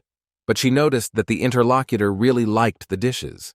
Cruneau replied that the food was simply wonderful, and it was more like Miss Pat was taking revenge on the Lord because of her pride. To which the woman burst into an angry tirade about the fact that the food was not really cooked by the eldest son of the Meditz family. The rest of the nobles present also began to discuss the situation before them. Not finding the desired support in the crowd, Mrs. Pete turned around, calling her son after her, trying to somehow calm his friend. Cho Yisu said that there were idiots in that family. However, Kreju exhaled and said that they were right since he couldn't do anything normally. Realizing that the boy would soon fall through the ground, the Baron advised him not to listen to those people. Spreading his hands, he suddenly remembered that yesterday they went to the market, so it was possible to cook something from the products bought there. And while Kreju doubted the success of this venture, Jace's eyes were already burning with adventure. She stood up and thumped her fist loudly on the table, raising her hand and attracting her father's attention. With a wild look, the girl asked him to let his elder brother prepare something for tomorrow. Without even listening to the boy's objections, JJ turned to him and asked if she was right. Under her watchful gaze, Kreju fell silent and agreed, realizing that his sister had lost her mind. He was distracted from his unhappy thoughts by his father's voice, who asked if he would really be able to prepare something for tomorrow. The boy hesitated to answer, but suddenly he heard Cho Isu softly calling him. With a broad smile, the Baron told him that now was the right time to show what he was capable of. Noticing that the older brother doubted, Jace glared at him. Barely choosing his words, the eldest son of the Meditz family opened his mouth and confirmed that everything said was true, and he would be able to prepare food for tomorrow. Late at night, when it was already dark outside, Cho Yisu knocked on the door of Kreju's room, worried about his friend. In the next second, the voice of the Lord's eldest son was heard, allowing him to enter. Freezing in the doorway, the Baron looked anxiously at Kreia, apologizing for disturbing him. Suddenly his eyes widened in surprise as a scent wafted over the young man. He reminded him of a dish of rice, chicken, and spices called curry in his country. The voice of the eldest son of the Meditz family was heard from the stairs, asking him to wait for him on the first floor. A moment later he came downstairs, holding a pot of fragrant food in front of him. Having put it on the table, the boy invited to try the dish, saying that it was Oriental chicken soup. When asked if he was going to cook it tomorrow, Kreju said that he had decided to let him try it first. Shoving a spoonful into his mouth, Cho Yisu realized that the dish was indeed very much like curry, as he had thought from the smell. Smiling widely, the boy said that when he tasted something similar, however, it was much tastier. To a surprised question about whether he had tasted something similar, the Baron explained that he had once been a traveler, but he had met such a person in Armenia. When Kreju decided to cook something else, Cho Isu assured him that it was very tasty and best served with pieces of bread. Chewing a piece of bread with the dish, the young man noticed that the dish had a rather exquisite taste. The eldest son of the Meditz family began to list with a smile which spices he had used in the preparation of the soup. Cho Isu observed that this was quite enough, to which Kreju replied that his parents would be upset to learn that cooking was his only talent. At this, the Baron cried aloud that it was a very great mistake that he alone tasted it. Looking at his friend, the young man said that if he had not been born a nobleman, he could have become a great chef. Kreju listened to his words, looked shocked at his interlocutor. After that, he smiled broadly and thanked for the kind words that gave a lot of confidence. He added that if he were a commoner, it could be a good compliment, and he could open a small shop. The next morning, the nobles were already gathering in the garden, preparing for new dishes. He met noble guests, introducing himself as the eldest son of the Meditz family. Looking at the people sitting in the gazebo, the boy reminded them of his promise to treat them to a meal he had prepared himself. Expressing his hope that they would like it, he introduced a dish called Oriental chicken soup. For a moment, everyone at their tables froze, looking at the plates in front of them. Mrs. Pat condescendingly asked if they themselves were sick of the soups they were serving. The eldest son of the Meditz family approached the woman and offered to cook something else if she wanted. However, When she began to complain that she was not one of those people who go through food, Kreju found it delicious. Suddenly, one of the nobles said that everything was quite tasty, and he even liked the texture of the dish. The eldest son of the Medits family froze in surprise, waiting for the verdicts of the rest of the aristocrats present. Those, sitting or at the table, were surprised to feel the taste of milk in the soup and various spices, and were also surprised that the dish was tastier with bread. Choyisu, looking at all of this, thought that they would have no choice but to acknowledge Kreju's cooking talent, which would greatly boost his confidence. He walked up to the lord's eldest son and called him softly, drawing attention. However, he suddenly apologized for interrupting the meal and would like to say something to them. Choyisu didn't understand what was happening, so he watched his friend in surprise. Stepping forward a little, Kreju said that he fully understands that he is not at all suitable for the role of the eldest son in the family. Pete's family hung on his every word, guessing what would happen next. Jace froze as well, chewing on the bit of food she managed to send to her mouth. When Kreju said that he wanted to give up the privileges of the first son, Lord Medits and his wife came to the bower. Kreju, meanwhile, continued to speak, pointing to himself with his hand and looking at the crowd of guests. They froze for a moment, trying to comprehend what they had just heard. Mark and Jace also did not understand what was happening and why their brother was abdicating his duties. Lady Medits immediately cried out in fright, asking her eldest son what he was saying. In desperation, she turned her head to her husband, hoping that he would at least be able to say something. However, he came forward and said that admitting his weaknesses in front of other people is quite difficult, and since his son dared to do it, he, as a father, was ready to recognize his bravery and fully supports his idea. Kreju looked at his father in surprise, not expecting to hear words of support from him. However, other nobles did not take it so enthusiastically, considering such an act to be ordinary cowardice. For a moment, the eldest son of the Medits family froze, looking sternly at the guests present. However, suddenly one of the guys sitting at the table clapped his hands and said that this was actually a very brave act. All the nobles followed his example and admitted that it was very difficult for Krej to take such a step. Wiping tears from his eyes, the former heir of the Medits family thanked everyone for their support. Sometime after lunch, Choyisu was walking around the market with Jace. Returning to the girl, he asked her what was waiting for Kreya now. To which the redhead replied that his father wanted to give him the title of Baron and give him a small plot of land. But the boy asked for a small shop instead. Throwing her hands behind her head, JJ added that if her brother Mark became the heir, she would worry much less. At the same time, Kreju will finally be able to do what he wants. Noticing that his friend was looking somewhere else, Cho Isu tried to call her, but she smiled widely and said that she had a surprise for him anyway. Suddenly turning towards the gate, she said that someone had finally arrived here. At that moment, Cho Isu saw Hans coming toward them, waving his hand wide in greeting, followed by Mrs. Humphrey and Elder Ladoran. To the Baron's question about where they came from, Jace replied that she had invited them to the feast. As they approached, Hans immediately drew attention to his friend's new clothes, causing him to flinch. With a weak smile, Choyisu explained to the big man that he had actually recently become a baron. Noticing that Hans was somewhat puzzled by such news, the young man warned that he could call him as before. Right after that, while JJ was running towards Maggie, Choyisu suddenly found himself in his friend's tight arms. When asked how the international festival was for them, Hans enthusiastically replied that the holiday was just absolutely incredible. He happily noticed that there was a lot of new things here, including people and games. At the same time, the boy hastened to assure that he liked Ladoran very much, but he was only there with his dogs. In addition, he had no future opportunity to get here, so he came immediately after receiving the invitation. And now, when he saw all this, he somehow didn't even really want to go back. Suddenly, Choyisu approached him, who invited him to visit him, if they had already seen everything. Pointing to himself, the boy added that since they had traveled such a long way, he was obliged to take care of them. When Hans was in his house, the Baron heard a loud exclamation of surprise from him. When the big man asked if he really lived here, the young man replied that it was only temporary. Turning his head, Cho Isu loudly called Lucas A to them. When he quickly came into the room, the Baron asked him if they had any ice cream left. Hearing an affirmative answer, the boy asked the waiter to bring it to them, which he immediately rushed to do. Handing the dessert to the big man, Choyisu invited him to try it. Looking at the spoon, Hans asked him if he had made it, to which the Baron explained with a smile that he now had ice.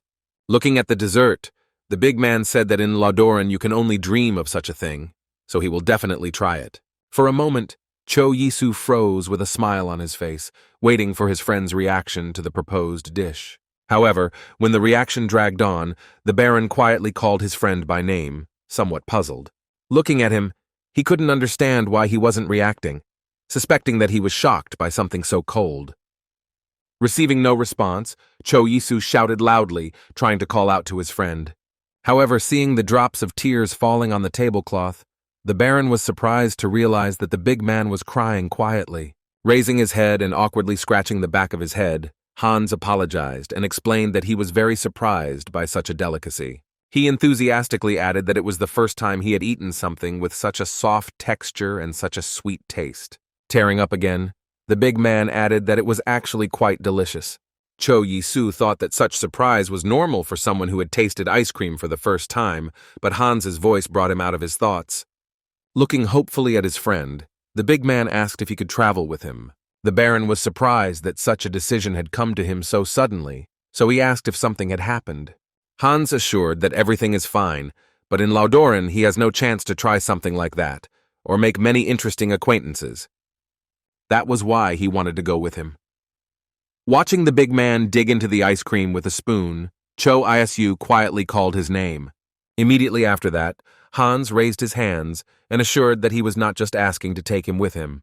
He explained that it can be useful if it is suddenly necessary to use physical force. In addition, at one time he worked in a library, so he had a lot of different knowledge. Therefore, standing up and resting his hands on the table, the man repeated his request to take him with him. Cho Yisu replied that he would also be happy if he would go with him, but wondered if he had asked his parents' permission. Suddenly, the voice of Lucas was heard from behind, calling the Baron. A drop of sweat rolled down his face as he remembered that he had him, ready to do anything at the first command. And now everything looked to him as if the guy was just abandoning him, choosing a big guy. Noticing the tears in his eyes, Cho Yisu rushed to him and tried to calm him down. Looking at the boys, the Baron added that they could easily work together. At this suggestion, Lucas looked at the stranger with an indifferent look. Hans frowned, beginning to resemble a bear preparing to attack. Cho Yisu stared dumbfounded at the boys' interaction, which looked quite strange from the outside. Coming closer, he advised Hans to ask permission from his parents, and Lucas to remove the used dishes from the table. Falling tiredly on the sofa, the Baron exhaled loudly and said that now he could finally rest. Remembering Hans's face when he tasted the ice cream, the boy thought that he was bored without his peers in Ladoran, but he had no idea that he would want to travel with him. However, before thinking about such things, the Baron decided that first he should have a good rest. Suddenly, someone's loud voice was heard outside the front door, and Cho Yisu asked who had come to him. Opening the door, he saw Heian and Jace, who immediately rushed into his arms. Looking at the girls in surprise, the Baron asked them what they were doing here at such a late hour. The redhead folded her arms and said with a smile that today was the last day of the celebration, so she offered to go for a walk. Holding his hands out in front of him, Cho Yisu tried to explain that he was very tired and wanted to rest. However, Jace did not listen to this and, grabbing him by the collar, dragged him towards the square. In a few minutes, the three of them found themselves on a high wall, walking through the night city. Turning her head towards the Baron, Jace asked him how he felt about the first international festival in his life. Recalling the presentation of Heian at the beginning of the celebration itself, the boy replied that during that time a lot had happened. However, remembering the oriental chicken soup and the determined look of Krej during the abdication of his duties, the Baron added that he liked everything. Looking at the girls, the boy added with a smile that all this was thanks to them and Heian. The girls stopped for a moment, looking at the young man in shock and not expecting such words from him. After slapping him on the back with all the strength she was capable of, Jace said that she was very pleased to hear his words. She added that they also learned a lot from him, but asked why he traveled alone if he knows so much. The memory of how he stood under the wall at the funeral of his parents came to mind again. For a moment, Cho Yisu froze, staring blankly in front of him. When Jace called out to him quietly, he explained that he had once told Heian about his parents being dead. Then two cars collided on the night track, and one of them suffered much more. It was in that car that Cho Yisu's parents were, who died immediately at the scene of the accident. The boy remembered how he desperately rushed to the hospital, hoping that his parents were all right. However, when he arrived, he was immediately directed to the wing where the morgue was located. Unable to utter a single word, Cho Isu froze in the doorway, staring at the two carts. On them lay the bodies of his mother and father, covered with white blankets. At the trial, the judge admitted that the defendant was drunk, but given that it was dark outside, the accident was ruled an accident. Listening to the sentence of 1.5 years in prison and 3 years probation, Cho Yisu tried to understand how this could be considered a coincidence. The man who was responsible for the accident looked at the judge and thanked him, assuring him that he would regret what he had done for the rest of his life. Sweat ran down Cho Yi's face when he heard that the trial was over. The boy encountered the murderer of his parents on the way out of the courtroom. In a moment, he noticed that he was smiling widely, rejoicing in his victory. At that moment, Cho Yisu felt the pick fall and rushed at the man, grabbing him by the beggars. Court security grabbed him and dragged him away from the defendant, while he defiantly waved him goodbye. Tears welled up in Cho Yi's eyes from helplessness, and he shouted loudly, threatening to kill the person responsible for the accident. After the trial, he sat on the internet very often, trying to distract himself from unhappy thoughts. Now the boy was thinking that thanks to this he had read a lot of web novels. The Baron assumed that it was precisely because of this that a gate to another world suddenly opened in his apartment. Suddenly, he was brought out of his thoughts by the voice of Jace, who persistently called him, not taking his eyes off his friend.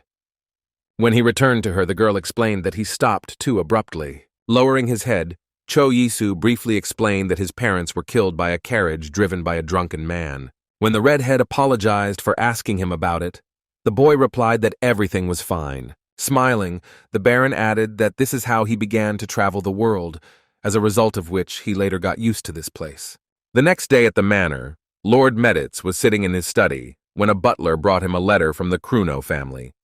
Taking the letter in his hands, the man carefully ran his eyes over the written lines. A few minutes later, when he finished reading, the man's lips stretched into a wide smile. The man said that the food they served at the banquet had become very popular in the city, and not the last role in this was played by Mino, who actively distributed the recipes, thereby increasing the sales of ginger and vanilla. The centers of influence in the empire were the Peth family and the Kruno family.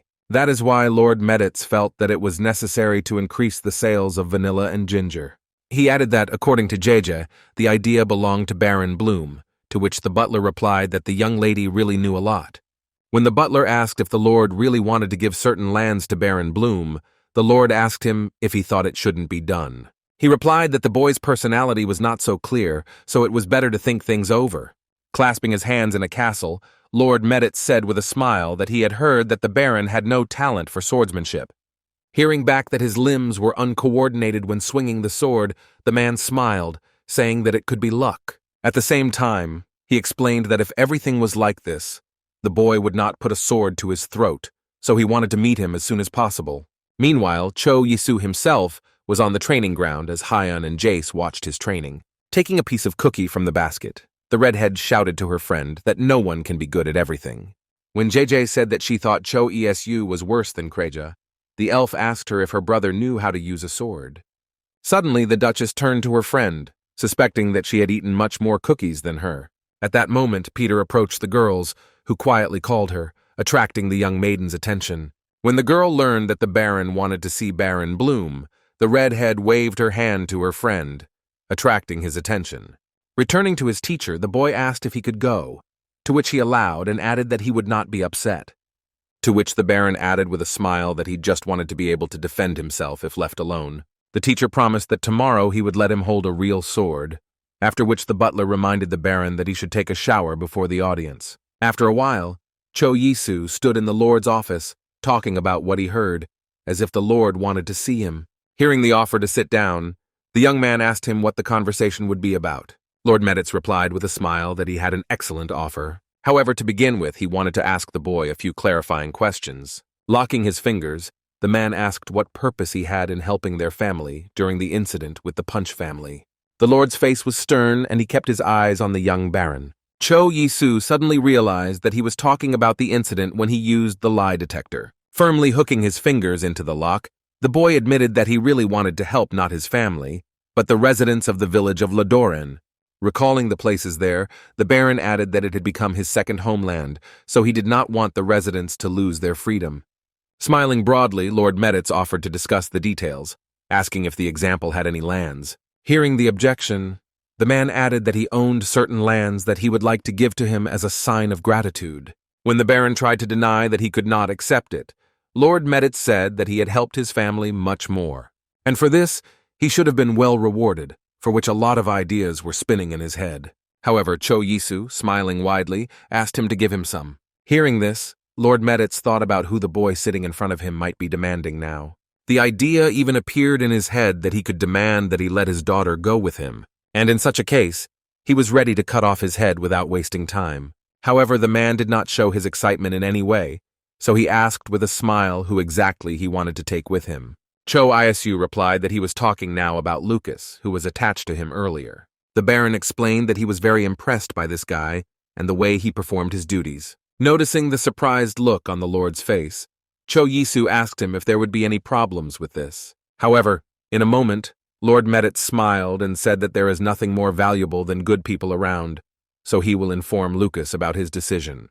The man knew very well that the boy's family had served the Medites for several generations, and their families knew everything about each other. The man liked that the Baron paid attention to a person to whom he could be very condescending. After hearing that he would give him the land, Cho Yisu thanked him and asked if it would not be too generous. Hearing this, Lord Meditz asked with a smile if he really planned to start his own business without having his own land. He explained that if he had money, it would not be a problem to build an estate and buy land, but the question remained where he would find people to live on his lands. Cho Yisu, realizing what this conversation was going to, looked at the Lord in surprise. Therefore, he was going to give not only the land, but also the cattle, the estate, and the townspeople who would live there. Frowning, the man asked with a smile if he still wanted to refuse his offer. Clenching his fingers tightly in excitement, Cho Yisu said he wanted to ask one more thing. Pointing to himself, the Baron asked why he treated him so well. Lord Meditz explained that he simply wanted to invest in someone he saw potential in, so he offered to go and look at the land together. When Cho Yisu returned to the house where he was temporarily staying, he prepared a milkshake. After that, he called out to Lucas, who was looking at the dish in surprise, thinking it was another iced treat. When the Baron offered the boy a try, he pointed a finger at himself in surprise, doubting that he could try something like that. Taking a spoonful of chocolate drink to his mouth, Lucas closed his eyes tightly, feeling the incredibly rich taste. While he praised the cocktail prepared by the Baron, he put his hands forward and asked him to listen to him. When he asked if he had not heard anything from the Lord, the boy said that Meditz had spoken to him about going with the Baron. Cho Yisu asked his opinion on this, thinking that it was more like a child abduction. Looking puzzled at the interlocutor, Lucas asked to give him time to think, because the choice was to determine his future fate. When he agreed, the waiter narrowed his eyes, looking suspiciously at the Baron. He didn't look very smart, but judging by the fact that the Lord was going to give him land, there was something in him. Noticing that Lucas was very hungry for a cocktail, Cho Yisu advised him to take his time. Having finished with the guest, the boy thanked, to which the young man said that he was glad that he liked it. When asked about what was becoming a big reason why the Barons were going broke, Lucas said it was money. Scratching his chin, Cho Yisu wondered if there was any kind of struggle for land. Lucas explained to him that it is the small feudal lords who most often start the struggle for land. Counting his fortune in his mind, Cho Yisu thought that he only had 3,000 gold left, and he had to pay 1,000 to keep his title. After that, if he hires 20 soldiers, he can be defeated in just 1 year. Raising his fist up, the young man decided that to begin with, he did not need land, but some business in the city. He approached his girlfriends and asked if they wanted to go with him to look at the land they were going to give him. To his surprised question, where did such a desire suddenly come from? The redhead answered that she was bored now, and she also said that there was an incredible plain where elves were rumored to have lived before, so she really wanted to see it. Suddenly, Heian spoke up and asked if there were any signs that they had actually been there. Putting her fingers to her chin, JJ said she had only been there once as a child, and all she remembered was the beautiful color of the water.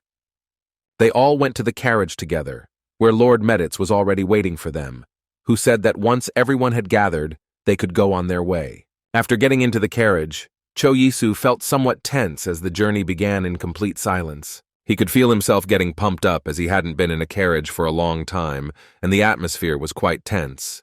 Looking at the enthusiastic redhead, the boy wondered how she could be in a good mood. Feeling his gaze on her, the girl turned to him and said that she was very resilient. JJ even boasted that she could even run to the city through the Notch mountain range. Looking at her father in admiration, Jace asked if he would take her with him the next time he went to town. Noticing how his daughter frowned after his refusal, Lord Meditz advised her to watch her expression. Hearing that it was dangerous, the redhead was indignant that he let Mark go, and she was more reliable than Kreia. The eldest son of the Meditz family seemed to feel that someone was talking about him, which made his body start to feel goosebumps. Crossing his arms over his chest, the Lord closed his eyes and sternly said that he would not change his mind, adding that being cute wouldn't work. Heian calmly watched how her friend tried to get what she wanted with compliments. Crossing her arms over her chest, she turned her back to the window and began to look at the surrounding scenery. Noticing her condition, Cho Isu quietly called her name, only to be interrupted by the Lord who said they were there. Hearing this, Cho Yisu looked out the window to look at the road. Their carriage was passing by a large, luxurious estate nestled among the trees. Looking at the house, Cho Yisu thought with shock that it was extremely large. Stepping out of the carriage, Lord Meditz said that they were spending the night here today. One of the servants who approached their carriage was ordered by the man to prepare the best room for the Baron. When the boy reached her, he only had the strength left to flop down on the bed tiredly. He thought about how difficult the journey on the dirt road would be, if it was already difficult for him to get here. However, he quickly told himself not to think about tomorrow, as he hoped the medicine would help him. The next morning, yawning, the young man thought that he had fallen asleep quite early yesterday, as he had not woken up late either. Having gone to the courtyard of the estate, he was surprised to notice in the garden Heian, who was walking without hiding her elven face. Hearing him call out to her, asking if she was out for a walk too, she turned to face him. When the girl said she couldn't sleep, Cho Yisu assumed it was because of the new place since he had the same problem. The two of them continued their further walk through the local garden, and for a certain time, there was silence between them. Finally, raising her head, Heian said that when the family went on trips without her, she always walked like this. Looking at her sad face, the young man assumed that she was very lonely.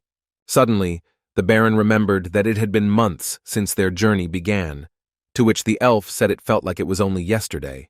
When the boy said that time flies too quickly, she, without looking up at him, agreed. For a moment, Cho Yisu was confused because he didn't expect her to agree with him right away. Suddenly, an idea came into his head when he saw Kaon continue on his way. The young man offered her to continue the journey together if everything was fine for her. He paused for a moment, anxiously waiting for his girlfriend to answer him.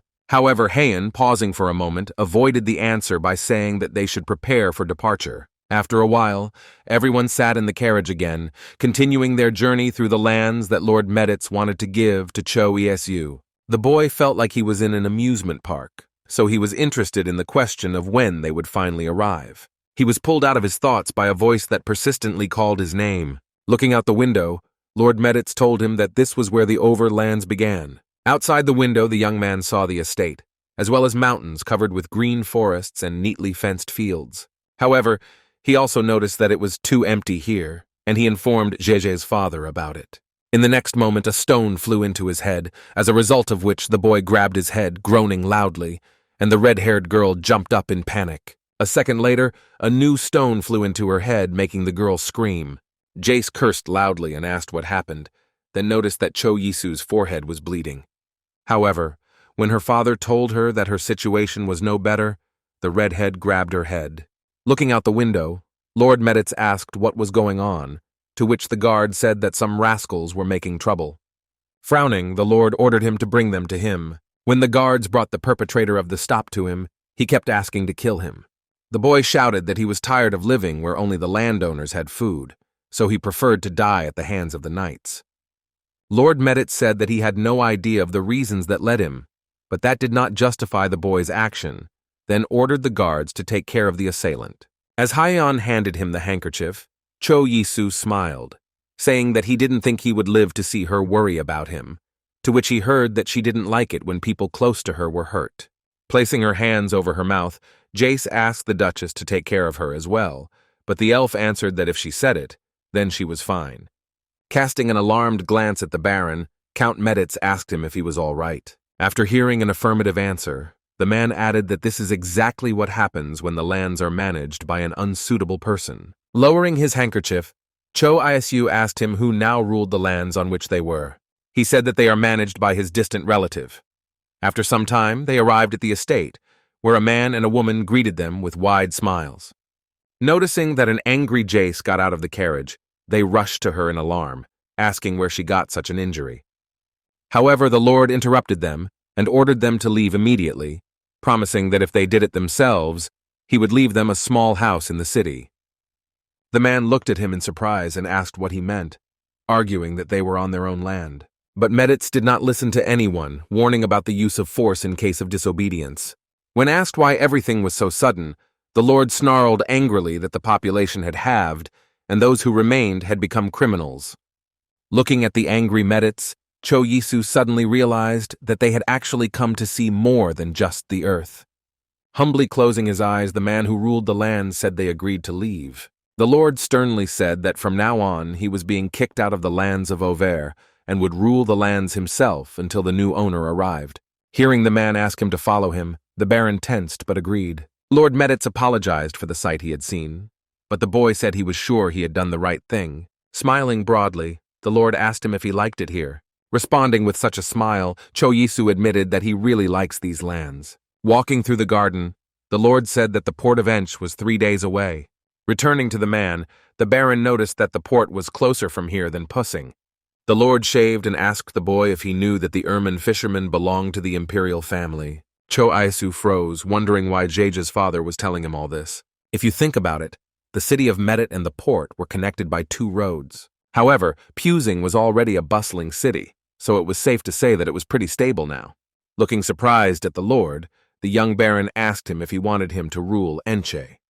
Instead of answering, Jace's father just stretched his lips in a wide, approving smile. The man added that Medit was a busy city, and if many merchants came there, they would have nowhere to camp. Cho Isu then realized that he wanted to take the road between Ench and Auvert, as it passed not far from his city. According to the Lord's plan, if the road is repaired, it would be fashionable to reach Medit in half a day. After looking closely at the Baron, the man looked at the Baron and asked if he would like to do it. Cho Yisu thought about the fact that the Lord had ties to many aristocrats, so he wondered if it would be okay if he got involved. Pointing to himself, the young man replied that he would like to gain a little more experience. Lord Medits replied that he must have rushed things too much, so he agreed to wait another 3 years. Cho Yisu suddenly looked at the interlocutor with a surprised look as he was interested in one question, namely, what potential the Lord saw in him, which he immediately asked him about. Turning away, Medits smiled and said that it was very difficult to explain. Hearing the words that he was somehow different from others, the young man thought that he came from another world after all. Suddenly, Medits turned his head towards him and asked if he was not from Armenia. At the same time, he clarified whether his parents had died, to which the Baron thought that Jace had told him about it. When the Lord said that he liked that nothing from his past life was holding him back, the boy looked at the interlocutor in surprise. Putting a finger to his chin, Medits explained that many problems could arise because of relatives. Cho Yisu thought about how sad the Lord's words sounded, that he liked that he had no relatives. However, he decided not to rush to conclusions, but instead gradually master his future in this world. After some time, they got into the carriage and continued on their way. Jace smiled happily as she talked about how good it was to not be stuck at home all day, remembering how her father didn't want to let her out because of the rock incident. Remembering his stern face, the girl understood that he would not allow her to go for a walk alone. However, at that moment, Duchess Silverwood intervened in their conversation. Looking happily at the elf, the redhead said that her father allowed the walk because she agreed to go with her.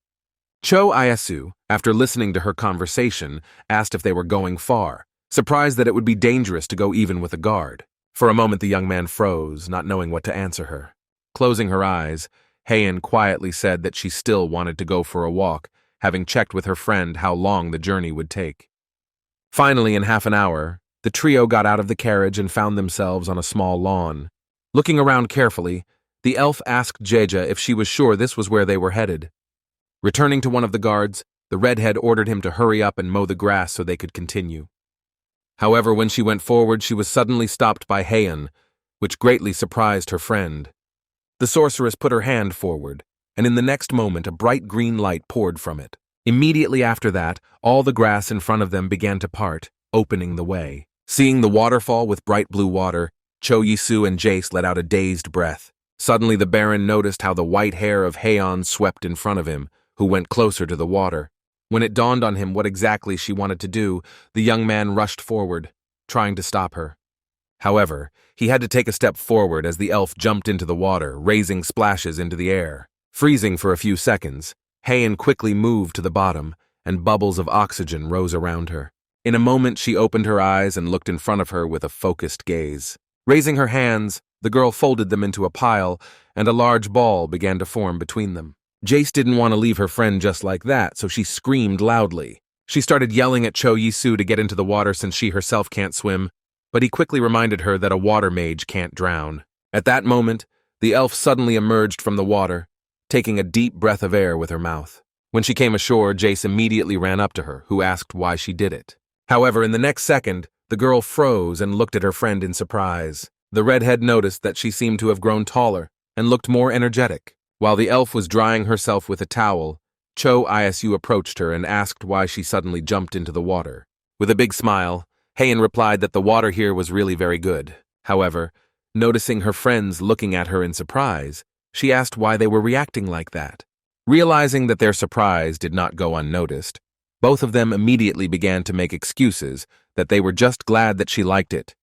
When they got back to the manor, Cho Yisu plopped down on the bed, only to realize how tired he was. However, hearing a knock on the door, the boy thought that at such a moment a guest would certainly appear. Raising his head, he was surprised to see Heian standing in front of him with her arms crossed. While she was saying that she had to tell him something, the Baron noticed that her friend had really become taller. Sitting down on the bed, the elf asked him if the Lord really planned to transfer these lands to him, to which I heard in response that first he wants to go to the city and earn some money. Keeping a close eye on her friend, Hitson told him that he must get these lands for himself. To his question about whether she liked the water so much, the girl sternly explained that it was an elven spring. At his surprised face, the elf added that it looked like a mana pond. In addition, living near an elven spring, elves can live forever even without food. Heian admitted that she had never felt anything like this in her life, because after that strength spread throughout her body, and her head was clear. She explained that there were only 5 such sources in Armenia, so in fact it was fashionable to consider them a real rarity. She needed that source, so he had to get those lands. Furiously lashing out at the boy, the elf said that even if the source goes to someone else, she will finish him off, to which Cho Yisu replied that the Lord gave him 3 years. Looking puzzled at his friend, he asked if there was anything wrong with knowing such important information, to which he heard in response that she told him this because she trusted him. Cho Yisu looked at his friends in surprise and asked why she trusted him. Keeping her eyes on him, Heian said that since she has been traveling with him, many good things have happened. For a moment the boy froze, thinking about what he heard from the elf. Looking at his friend, he assumed that all this was due to the fact that she was simply a goddess of luck. With these words, Heian remembered how her father had hit her hard in the face during the quarrel. Then, looking in front of her in shock, she did not feel like a goddess of luck at all. Looking down, the elf smiled and replied that they were extremely different from him. Also, as long as she bathes in the spring, she can use magic without restriction, asking if he understands what that means. Immediately after that, the girl got up from the bed and said that she would go to her room. Watching her leave his room, the Baron decided it would be best not to tell anyone just yet.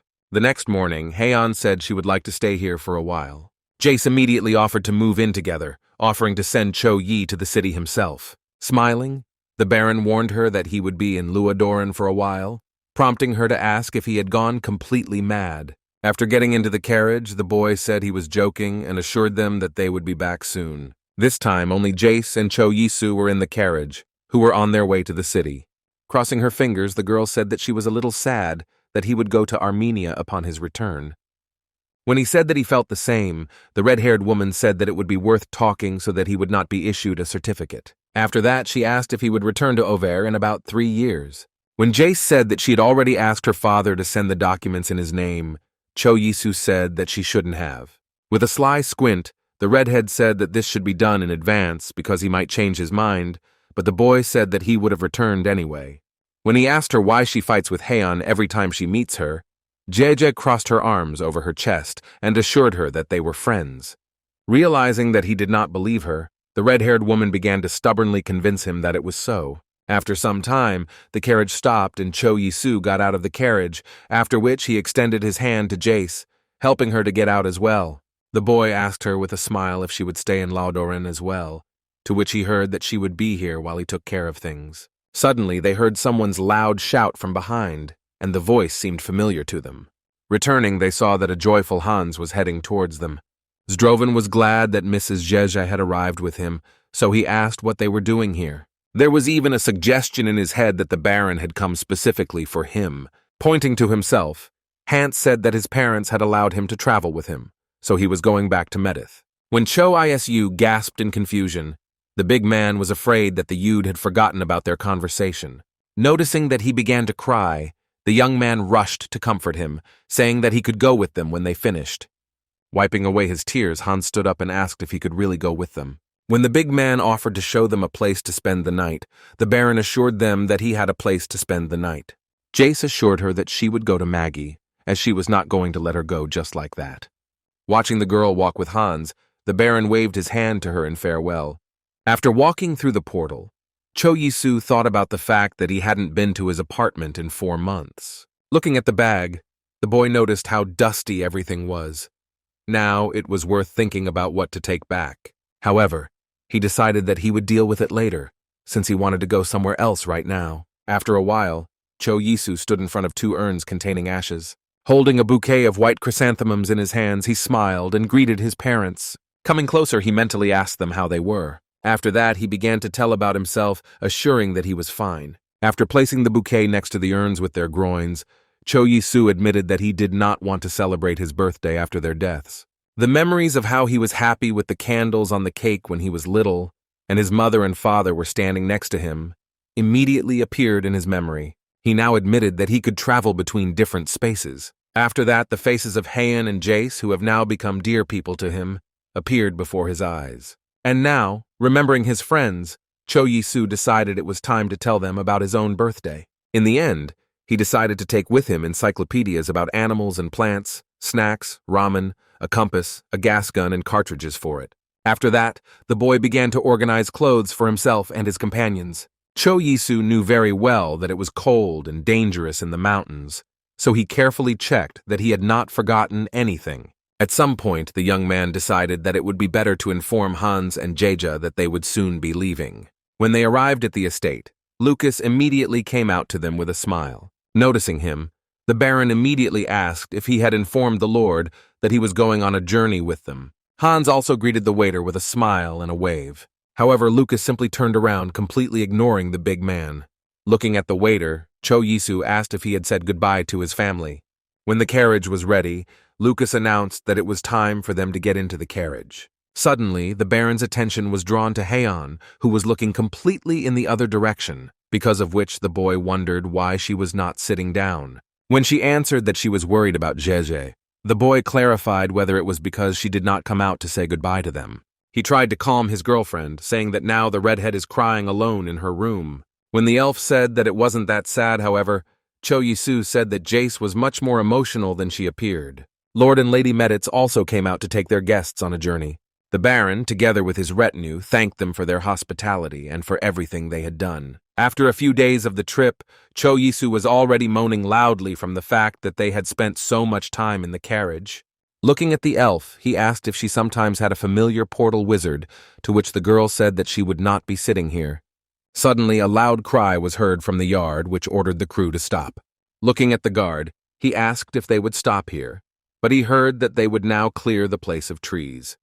Immediately after that, the guard added that he would go set up a tent, to which Cho Yi-soo agreed.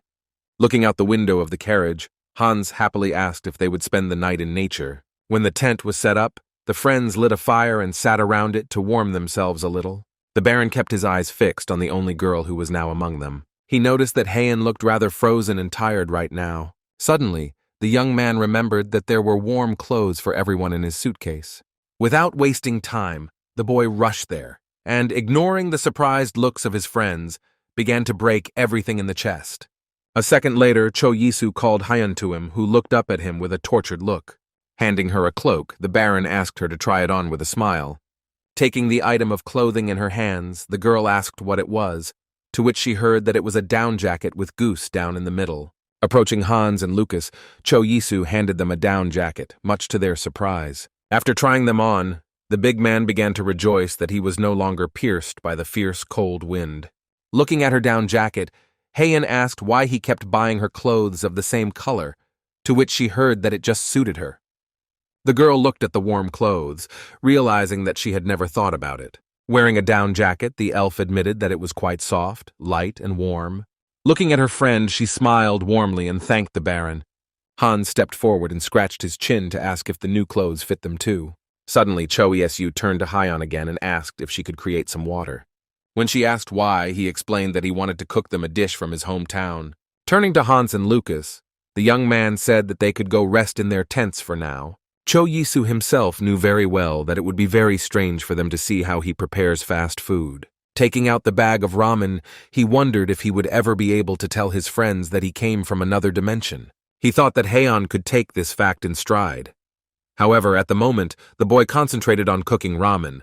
When the broth was already boiling, it was worth adding an egg, which he bought in a nearby village. The young man was so focused on cooking that he didn't even notice the elf watching him. Realizing that the dish was almost ready, Cho Yisu called his friends to cook. However, Heian, who arrived first, looked suspiciously at the bowl and said it looked more like hair. Hans also alarmedly went downstairs and agreed that the elf was right. And only Lucas, who came third, crossed his arms on his chest and strictly ordered not to talk nonsense. Cho Yisu reminded Hans that he had already eaten noodles when he was preparing a snack in Ladoran. Holding out a bowl of Heian, he explained that this would be the result if it was boiled, urging them to go get their portions. Lucas tried to argue that he shouldn't be eating with the Baron, but Cho Yisu assured him that it was fine. The elf eyed the bowl suspiciously, thinking that if it was made with the same ingredients as the bread, it should be delicious. The young man explained that you should take a fork and poke the noodles with it. He then sent her into his mouth, pulling her inside loudly, causing the Duchess to offer to burn his manners certificate. However, after a minute, the Baron was already smiling widely, noticing that she was also making loud noises. Drawing her blade, Heian sternly replied that she could do it without anyone knowing. Cho Yisu raised his hands conciliatorily and told her to stop threatening him, promising not to laugh at her again. Hearing this, the elf immediately hid the blade, spreading it on a drop. Realizing that his friend was already safe, Hans put his hand on his chest and breathed a sigh of relief, and the Baron paid attention to his friend's character. The next morning, when the crew finally got on the normal road, Cho Yisu breathed a sigh of relief. Looking at his friend, he asked her where she planned to stay when they arrived, to which he heard that she would be staying with him for a while. They immediately remembered their agreement that she would support him with her own strength for a year. Looking at his feet, the young man thought that he had 5 months left, and this was not enough to settle down. Pointing to herself, the girl assured that if he managed Auvers, she would stay here forever. Cho Yisu froze, pondering the desire of the elf to stay in his future lands. For a moment, all this began to remind him of a marriage proposal. Suddenly, he remembered a game of baseball. But the boy quickly realized that it was all due to a source of elven mana. When they arrived in the city, the first thing that caught their eye was the large number of people on the streets. Cho Yisu, looking out the window of the carriage with a smile, noticed that the big city was quite different. However, Heian, crossing her arms on her chest, advised him not to reveal what kind of a Seljuk he still is. When the boy was already sitting on the bed in his room, he noted with satisfaction that he could say goodbye to the carriage, while Lucas asked if he wanted something to eat. As he ordered food to be prepared for himself and Hans as well, there was a loud knock at the door. Assuming the Lord was tired, Lucas suggested asking the visitors to come in later, but the Baron said he was interested. At the door of his room stood a man who greeted him and introduced himself as the butler of the Kruno family. When Cho Yisu heard that the Count would like to meet him, he immediately asked him what the reason for the meeting would be. To this question, the guest replied that he had no idea, but asked to pay some attention to them. The Baron thought that he didn't trust them at all, but he wanted to know why they had come. When the young man agreed to meet the Count, the butler thanked him and said that he would soon deliver the carriage. Cho Yisu froze for a moment, staring at his unexpected guest, then ordered Lucas to have dinner with Hans and Heian. When he arrived at the meeting place, he was met there with a smile by the Count himself, who thanked him for accepting his invitation. Bowing to him, the young man politely thanked him for inviting him. When they sat down at the table, The Baron asked him why he wanted to meet with him, to which the Count noted his businesslike approach. He admitted that the conversation would be about the ice cream he had prepared at the International Festival, since his daughter had fallen ill, wanting to try the dessert again.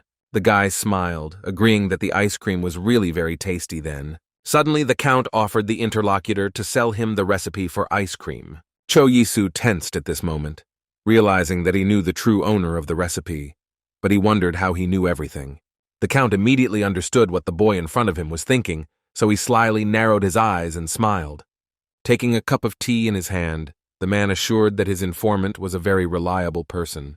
The Baron at this time thought about what it means to be an aristocrat, because he did not expect that information about him would leak. However, closing his eyes, Cho Yisu thought that he had not yet planned to sell the recipes. He honestly admitted that he still had doubts because he wanted to start his own business in the city. However, when the Count offered him 20,000 gold, the young man tensed up, and his face became covered with sweat. At that moment, the thought arose in his head that it was necessary to agree to the offer. Cho Yisu agreed, but warned that they would need ice all the time, to which he replied that they always had it to make the ice deliciousness. With a broad smile, the Count offered the interlocutor to make a deal now, at the same time handing him a ready-made contract that should have been signed. Picking up a piece of paper, Cho Yisu thought with a sly smile that he could now use the language of the Ermin Empire that he had been secretly learning. Grabbing the quill, the boy signed the contract in one swift motion, hoping he was doing the right thing now. After receiving his copy of the document, the young Baron thought that selling recipes would be enough for him to earn money. The Count warned him that he would be able to get his money from the Medit Bank, which is located in Armenia. Pointing to the seal on the document, the man added that it was the key to a personal safe, so it should be protected. With a big smile, Cho Yisu told him that he could now teach him how to make ice cream. When he was already sitting in the tavern and having dinner, the voice of Heian suddenly reached him. Crossing her arms over her chest, the girl asked if he had really met Count Kruno. Hearing that he wanted to know the recipe for the ice cream, the elf went on an angry tirade about how he could just give it away. Trying to calm the angry girl, Cho Yisu added that he received money for the recipe. Noticing that she froze after hearing the amount received, the boy called his friend by name uncertainly. A minute later, Heian said she was worried about having to stay in his house, which only has one room. However, she found a mansion that had at least 10 rooms. After these words, Cho Yisu tried to convince her to start her own business using her powers and try to make money. However, Heian crossed her arms and reminded that the year of agreements has almost passed, reminding that it would be worthwhile to maintain good relations after it. Hearing this, the young man immediately became kinder, and smiling broadly, offered her to cook bread. After this conversation, they went to the bank together, where they were greeted by a smiling employee. Handing her the contract, the guy said he wanted to take his money. Having carefully read the document, the girl asked him to wait a little. In a few minutes, a cart appeared in the hall, on which a large chest with money was loaded. Noticing that she looked quite heavy, the Baron added that he would also like to open his own bank account. The employee explained that when he will open the account, then he will be issued a personal symbol, and he could also take contract forms. After hearing about his possibilities, the boy asked to deposit money into this account and give him 10 banks. Giving him documents to sign, the girl warned that it is difficult to forge a sign, but there are criminals who do it. Looking at the documents he received, Cho Yisu thought that this would be enough for him to buy a house for the first time. After some time, having bought the necessary things, Heian and the Baron returned to the estate. Placing a finger to her chin, the girl said that since he had actually bought it, he no longer needed her help. Noticing the wild delight in Hans's eyes as he expected them to stay here, Lucas calmly noted that they would be living in the annex. However, Cho Yisu informed him that they would live on the first floor so that they could come to him in case of emergency. Hearing this, the boy looked at the Baron in surprise, not believing his ears. Spreading his hands to the sides, the young man told Lucas to go to the hiring office tomorrow, as about 7 staff members are needed. On his return to Heian, he said that she would also need to hire a maid, to which the Duchess agreed. The girl said she felt uncomfortable because she couldn't help, so she offered to create as much water as she could. However, Cho Yisu replied that they had a lot of people at the moment, so she shouldn't express herself, to which the elf responded that she wanted bread anyway. Giving her a light bow, the Baron assured her that he would do everything as soon as he finished unpacking his things. Returning to Lucas, the Baron ordered him and Hans not to work, but to rest well. He advised them to collect water and take a bath, using as much wood to heat the water as needed. Handing them a small package, the young man said that he had bought them each a bar of soap. Looking at the young Baron, Hans and Lucas are impressed that he is very kind. Cho-Yisu added in his mind that he would never have thought that he would be a good boss if he handed out soap to his subordinates. Entering his house, he put his fingers to his chin, thinking about where to open the interdimensional door. The guy remembered well that he can move them only 2 times on each side. Suddenly, an idea occurred to him that he should open a portal in his room so that no one accidentally finds him. Smirking, the Baron thought it was safe here anyway since it was his room, so he just had to pick a good spot. Approaching the interspatial hole, the Baron thrust his hands into it, intending to collapse it. Looking at the bright blue light, Cho-Yisu was glad that he had practically memorized the spell.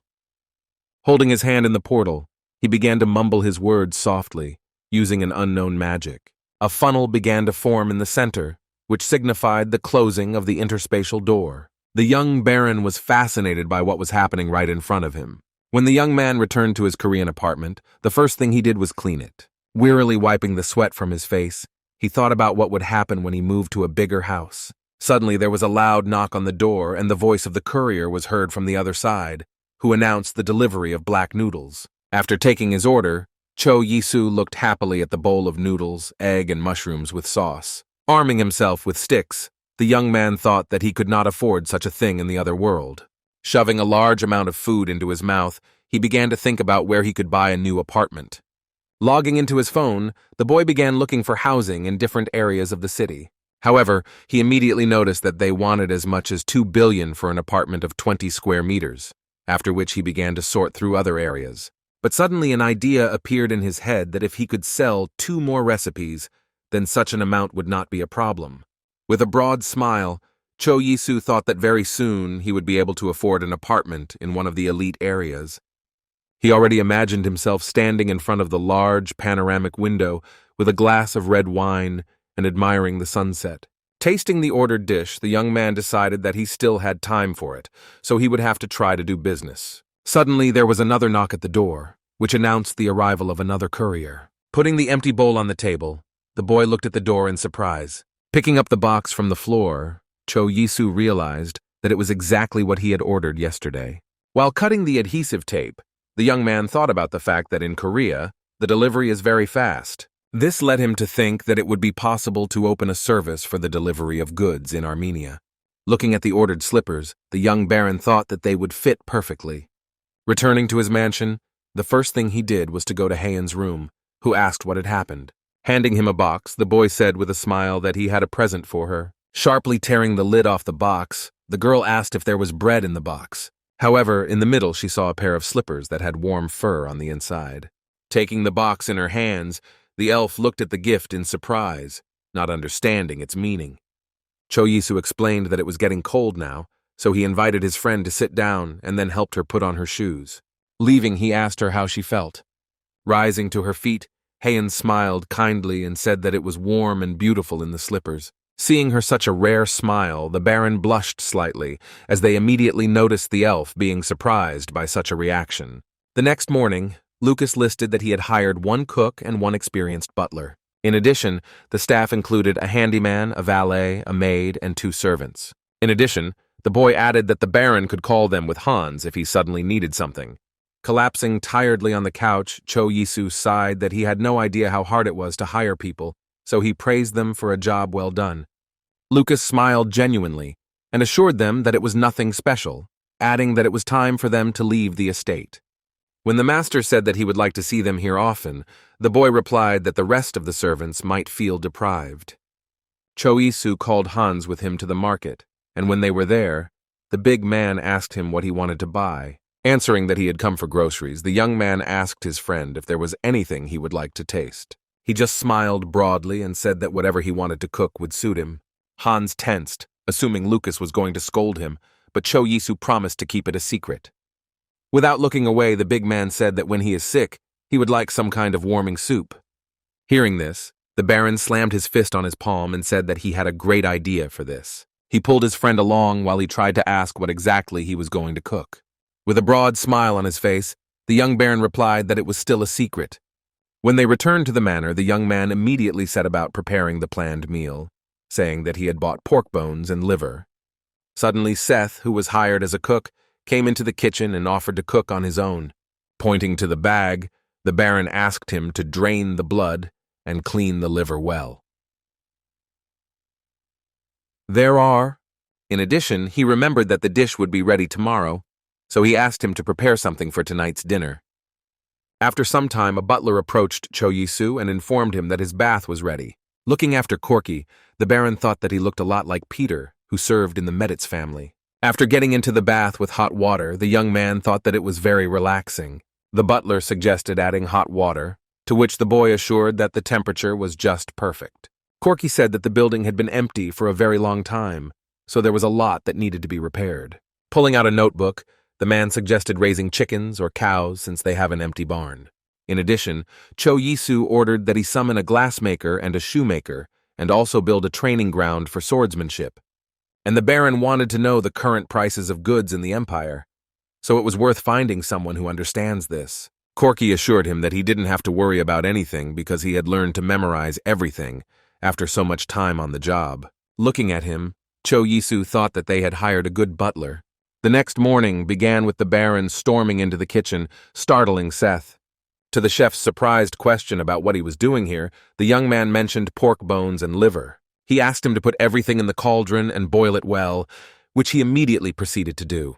Stirring the stew, Seth wondered what exactly the Baron wanted to cook with the pork bones. After that, going out into the garden, Cho Yisu met Hyon there, who was walking under the trees.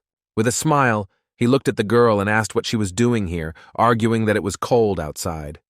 When he noticed that she was wearing his gift, the elf noticed that they were warm, which pleased the boy very much. Suddenly, a loud shout was heard from the gate, and Cho Yisu looked at Kreja in surprise. He said hello and said that he heard that he had bought a house, so he couldn't help but visit him. The Baron greeted the guest and said that he looked much better since their last meeting. In the next second, the eldest son of the Meditz family was interested in the question of what the Duchess was doing here. However, Hyon did not answer, but only looked carefully at the man with a stern look. Scratching his head in no uncertain terms, Kreju smiled and assumed that she had reasons for this. With a big smile, Cho Yisu told his friend that he was about to cook a new dish and invited him to take a look. In a few minutes, the boys were already standing over a large cauldron where a rich broth was already bubbling. The eldest son of the Meditz family said that it all smelled very appetizing, after which Cho Yisu invited him to have dinner with them. When everything was practically cooked, the young man deftly chopped the leeks. After that, barley rice and boiled pork had to be added there. The result of the effort was a bowl of fragrant soup, in which pieces of pork and aromatic herbs floated. Portioning the meal into 3 bowls, the Baron ordered them to be taken to the dining room. Hearing that the other part was left for the servants, Seth was surprised that they could eat the same food. To which Cho Yisu replied with a smile that he liked this dish very much, as it warms well in the cold season. He explained that it can be prepared as a welcome to new family members, to which the cook looked at him in surprise. After some time, all the staff looked in surprise at the plates of food that the cook served them. However, one of the maids came to the table and asked what it was, to which she heard that it was a soup made from beef carcasses and pork broth. Olin, one of the servants, said he couldn't eat anything with pig organs because of their smell. Seth resented that everything had been cleaned, which led him to assume that he wasn't very hungry, as he regretted not even trying. Lucas smiled, saying that if the dish was prepared according to the Baron's recipe, then it should be very tasty. Dipping his spoon into the bowl, he added that even the Meditz family had praised his recipes, so he decided it was worth a try. Immediately after that, other servants followed his example, praising the soup. After tasting the dish, Seth wondered how the Baron managed to get such a taste out of pork bones. Meanwhile, in the dining room, Kreju said with a broad smile that the dish turned out simply incredible. Looking into his bowl, he said that he couldn't possibly cook better dishes, but the Baron's dishes gave him inspiration. The guy suggested to his friend to think about selling the recipes to the hotel association, as the profit could be quite large. When Cho Yisu asked if he really thought his recipes would be bought, Kreju replied that it would be an incredible success. Suddenly, Hyon came to the table, forcing the boys to shut up and turn to her. Immediately after that, the girl took the bowl and sharply tilted it, drinking the soup. After hearing how delicious she was, Cho Yisu smiled and concluded that she liked it too. Kredzu took the spoon and began to eat, at the same time smiling broadly. When they moved into the tea room, the eldest son of the Meditz family asked if she wanted to open her own business, as he thought she would be able to make good money. However, looking down into the cup, the elf answered that in order to open her case, it was necessary to obtain permission from the imperial family. Putting the cup on the table, she added that it was not difficult to get a permit, but she had no plans to open a case. Cho Yisu listened with a smile as she offered the lord's son to fetch water if he needed it. To his surprise, the girl replied that she could do it for him, since the boy was one of his friends. As he sipped his tea, Cho Yisu thought that Hyeon was extremely cute right now. After discussing the issue of water, Kredzu decided to ask the Duchess one more question. He was interested in where she got such slippers, to which he heard that they were a gift from the Baron. Smiling widely, the eldest son of the Meditz family asked for permission to take a closer look. The elf agreed, but strictly asked him not to bring them close to his face. Taking one of the slippers in his hands, Kredzu wondered why such an idea had not occurred to him earlier. He thought it was just a great thing to sell, specifying if there was wool in the middle. Looking at the Baron, the boy asked why he comes first when he hears about the Meditz family. Suddenly, Cho Yisu realized that the woolen factory was their main activity. In addition, according to Craig, they could sell such products to the middle and lower classes. Smiling broadly, the Baron assured that he would offer it to the Lord as soon as he met him. Hyeon calmly added that when he was telling him that, she would also add some good words to make things look more convincing. Watching Kredzu clap his hands in praise of the Duchess, Cho Yisu thought he knew how to flirt. Suddenly, the eldest son of the Meditz family noticed that it was getting dark outside the window, which indicated the late hour. He invited his friends to visit him as well, while the Baron asked Lucas to bring a small gift. Looking at the glass jar, the young man explained that it was jujube tea. Taking the gift, Kredzu noticed that the tea had an incredible smell. After he left, Hyeon and Cho Yisu went out to the balcony to finish their tea. The boy smiled and said that he really likes to drink tea in the cool wind. However, the elf did not answer, silently looking ahead and sipping the warm drink. When asked by a friend whether she really did not intend to earn money, the girl replied that she simply did not want to be associated with the imperial family. The young man asked in surprise whether she only needed to get permission from them, to which I heard that to get it, you have to go to the castle, and in that case her face will be known. After his reminder that she wanted to live with confidence, Haein exploded that the problem was actually something else. When she reveals her face, there will be an annoying problem with marriage, so she should have married her chosen one first. And after that, she could get permission, otherwise she would have to marry a member of the imperial family. The boy suddenly remembered how his friend had told him about the emperor's murder, so he wondered why the wizards were so afraid of him. To which Haein replied that the imperial family was well aware of their weaknesses. The young man tensely asked what she meant, to which the girl promised to tell him somehow. Cho Yisu thought about the fact that wizards were not only restrained by exploiting their weaknesses, but also forced into marriage. At his proposal to enter into a sham marriage, the elf said that it was simply a matter of honor. She explained that marriage rumors could create unwanted problems in case she meets someone she falls in love with. Looking carefully at his friend, the Baron thought that she did not seem interested in men. Smiling, he asked what kind of man she was looking for. But the girl said that it was late and time to go to bed. The next morning, Cho Yisu began planting bamboo along the driveway. Crossing her arms over her chest, Haeon explained that it takes a long time for a tree to grow, to which the boy said that it would grow in 5 years. With the face of a scientist, he added that at first the bamboo will grow slowly, but after that, it will grow by 50 centimeters per day. However, the elf said that 5 years is still a lot, reminding him that he has money. He began to talk about the fact that there is no bamboo in their lands. The girl patiently answered that he was talking about nothing at all. She explained that he could hire someone to work with plants in the wizarding secretariat. Clasping his hands, Cho Yisu asked her if there was a discount for a friend of the sorceress, but Hyeon replied that they would only discount someone very close to her.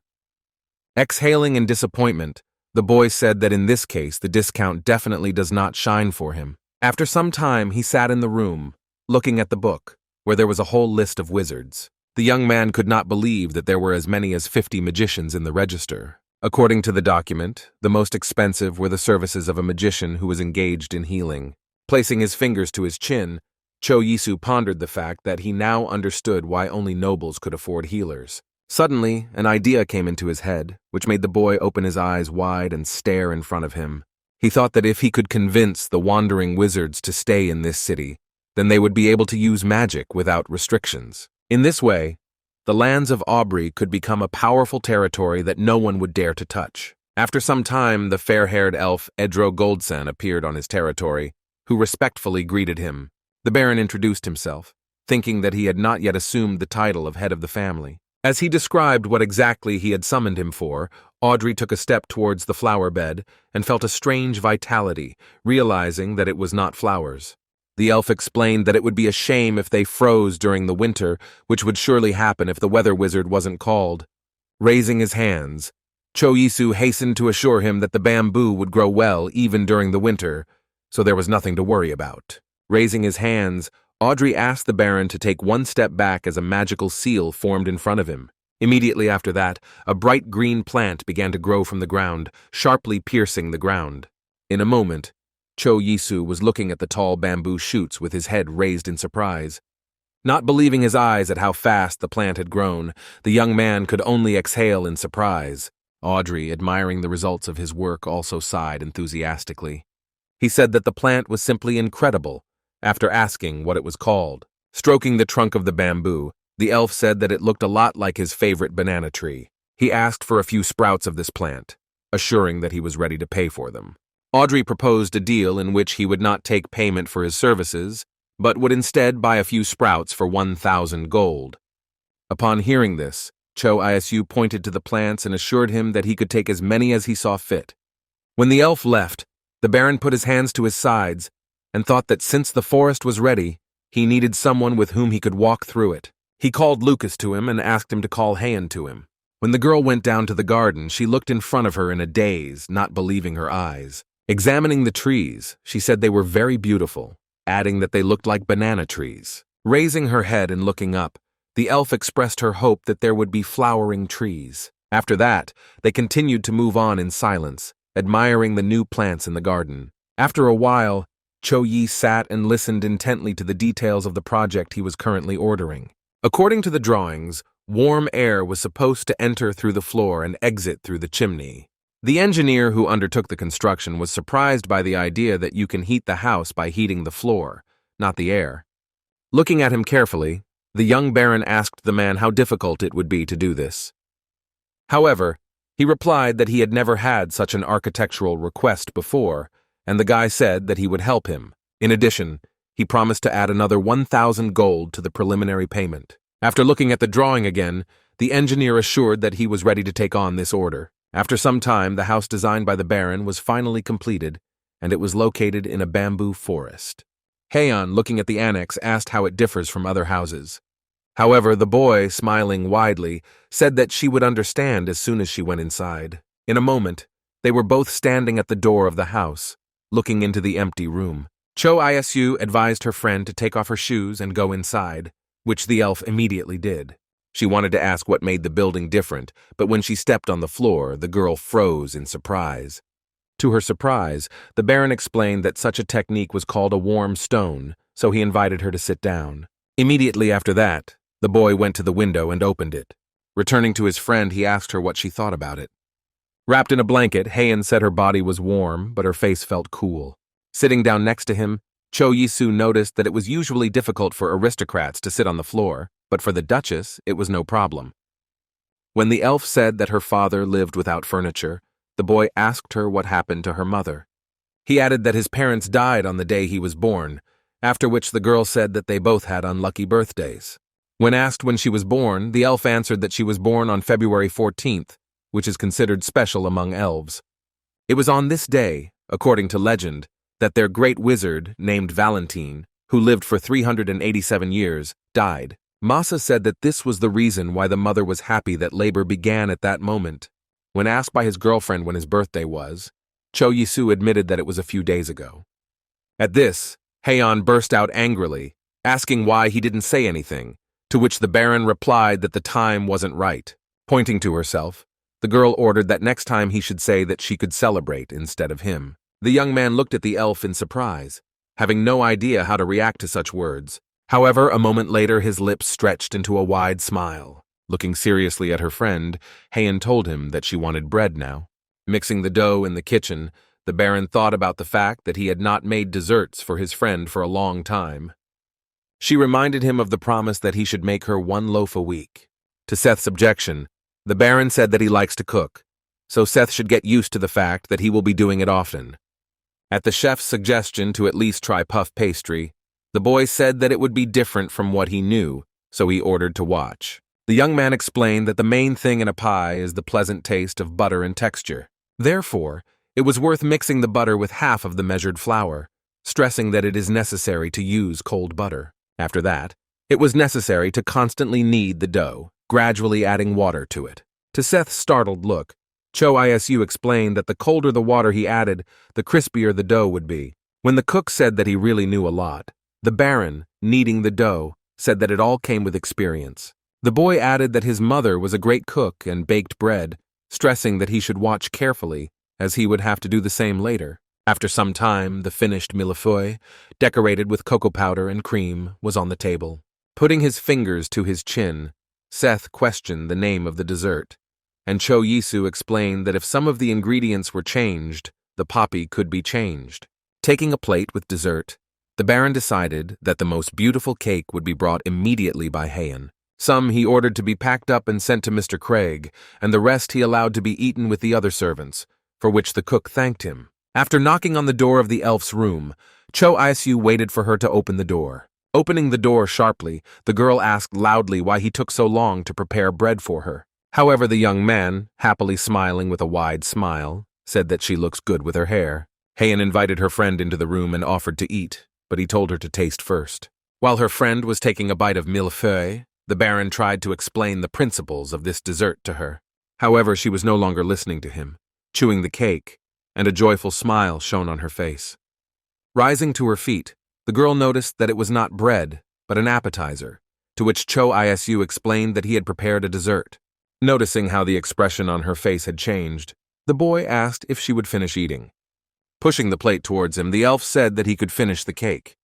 The Baron looked at his friend in surprise, which made her frown. Patting her stomach, she suggested that he open a pastry shop here. Breaking off a piece of dessert, the young man asked why such an idea suddenly arose. When the elf explained that the Meditz family was donating money for the construction of an art gallery, the boy asked how she knew about it if she sat in the room all day. Heian didn't answer, however, instead turning to whatever conversation she thought would be appropriate about the pastry shop. She added that the bread he bakes can be considered a true art, so the confectionery would fit well into the business. After talking with Heian, Cho Isu decided to discuss a matter with Lucas, for which he called him to his place. When he said that he had noticed him getting close to Kana, one of the maids, the butler strenuously began to deny it. When Hans told them that they didn't stay away from each other at dinner, Lucas loudly shouted that they didn't. Cho Yisu said that things become more obvious when he's angry, but Kana's voice suddenly caught his attention. The girl asked with a smile if she could help him with anything, to which she received the answer that she could go about her business. Observing the strained posture of Lucas and his large eyes, the Baron thought that he represented innocence itself. The boys were distracted from further discussion of this topic by a knock on the door, behind which Kretz's voice could be heard. Cho Yisu looked at the door, thinking that he had completely forgotten about his friend's visit today. When the eldest son of the Meditz family walked into the living room, he asked why he wanted to meet with him today. Recalling Heian's offer, the Baron explained that he would like to go into the restaurant business but still had some doubts. He wondered what he should do to find a person who would understand this matter. Kreju said that to get professional help he should contact the guild. He added that the guild has connections and people who will be able to purchase materials at cheap prices. Even if goods of the same quality are presented in a store, they will be sold cheaply in one store and expensive in another. Therefore, it was possible to find an informant who would find a suitable guild for him and his workers. After hearing that the Information Guild could provide him with such a person, Cho Yisu thought about such a proposal. In the meantime, Kreju explained that if he were to sell the recipes himself, there might be a leak of information, and for security, it was worth finding information. Hearing that the Baron was worried about the shoe case, the eldest son of the Meditz family assured that he would find an informant for that as well. Raising his finger, Kreju reminded him that they had equal titles and were of the same age, so Cho Yisu suggested that they become friends.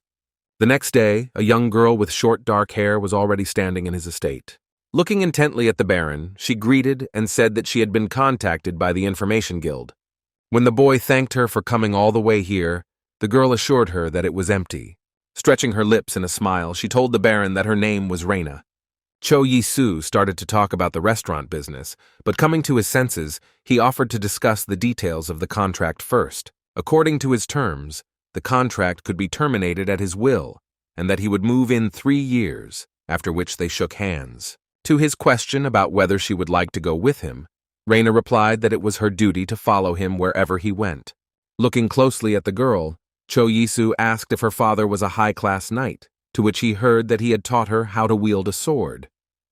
A drop of sweat rolled down the young man's face as he said that he imagined her differently. Shyly lowering her eyes, Reina said that during training they wore gloves to prevent blisters. Suddenly, the young Baron said he would like to see the skills she possesses. For a moment, the girl froze, looking up at him carefully with her brown eyes. In the next second, the blade of a short knife drawn by Reina flashed at his throat. Smiling sweetly, the girl explained that the maid had searched her badly because she was a girl, so women had an advantage.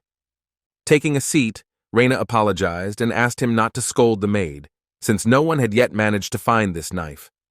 It didn't matter to her what kind of work he assigned her, but the condition was that upon moving, she wanted to become the head of the guild and build a building for it.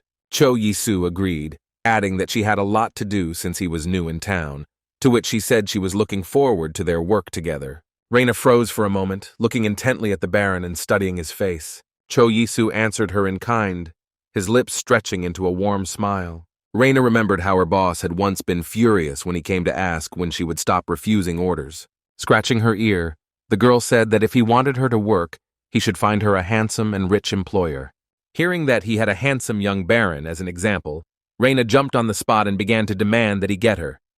Clearing her throat, the girl now thought about the fact that he really turned out to be very cute. Cho Yi-soo explained that she could do her own thing in her spare time, but Reina countered that it wasn't a temporary job.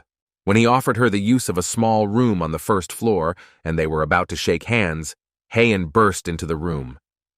Seeing her, Reina froze for a moment, studying the new arrival in surprise. The elf was doing the same thing, not expecting to see the unknown girl. Looking at the Baron, she said she heard that a friend had hired an informant. Reina, meanwhile, did not expect at all that there would be a sorceress in the estate.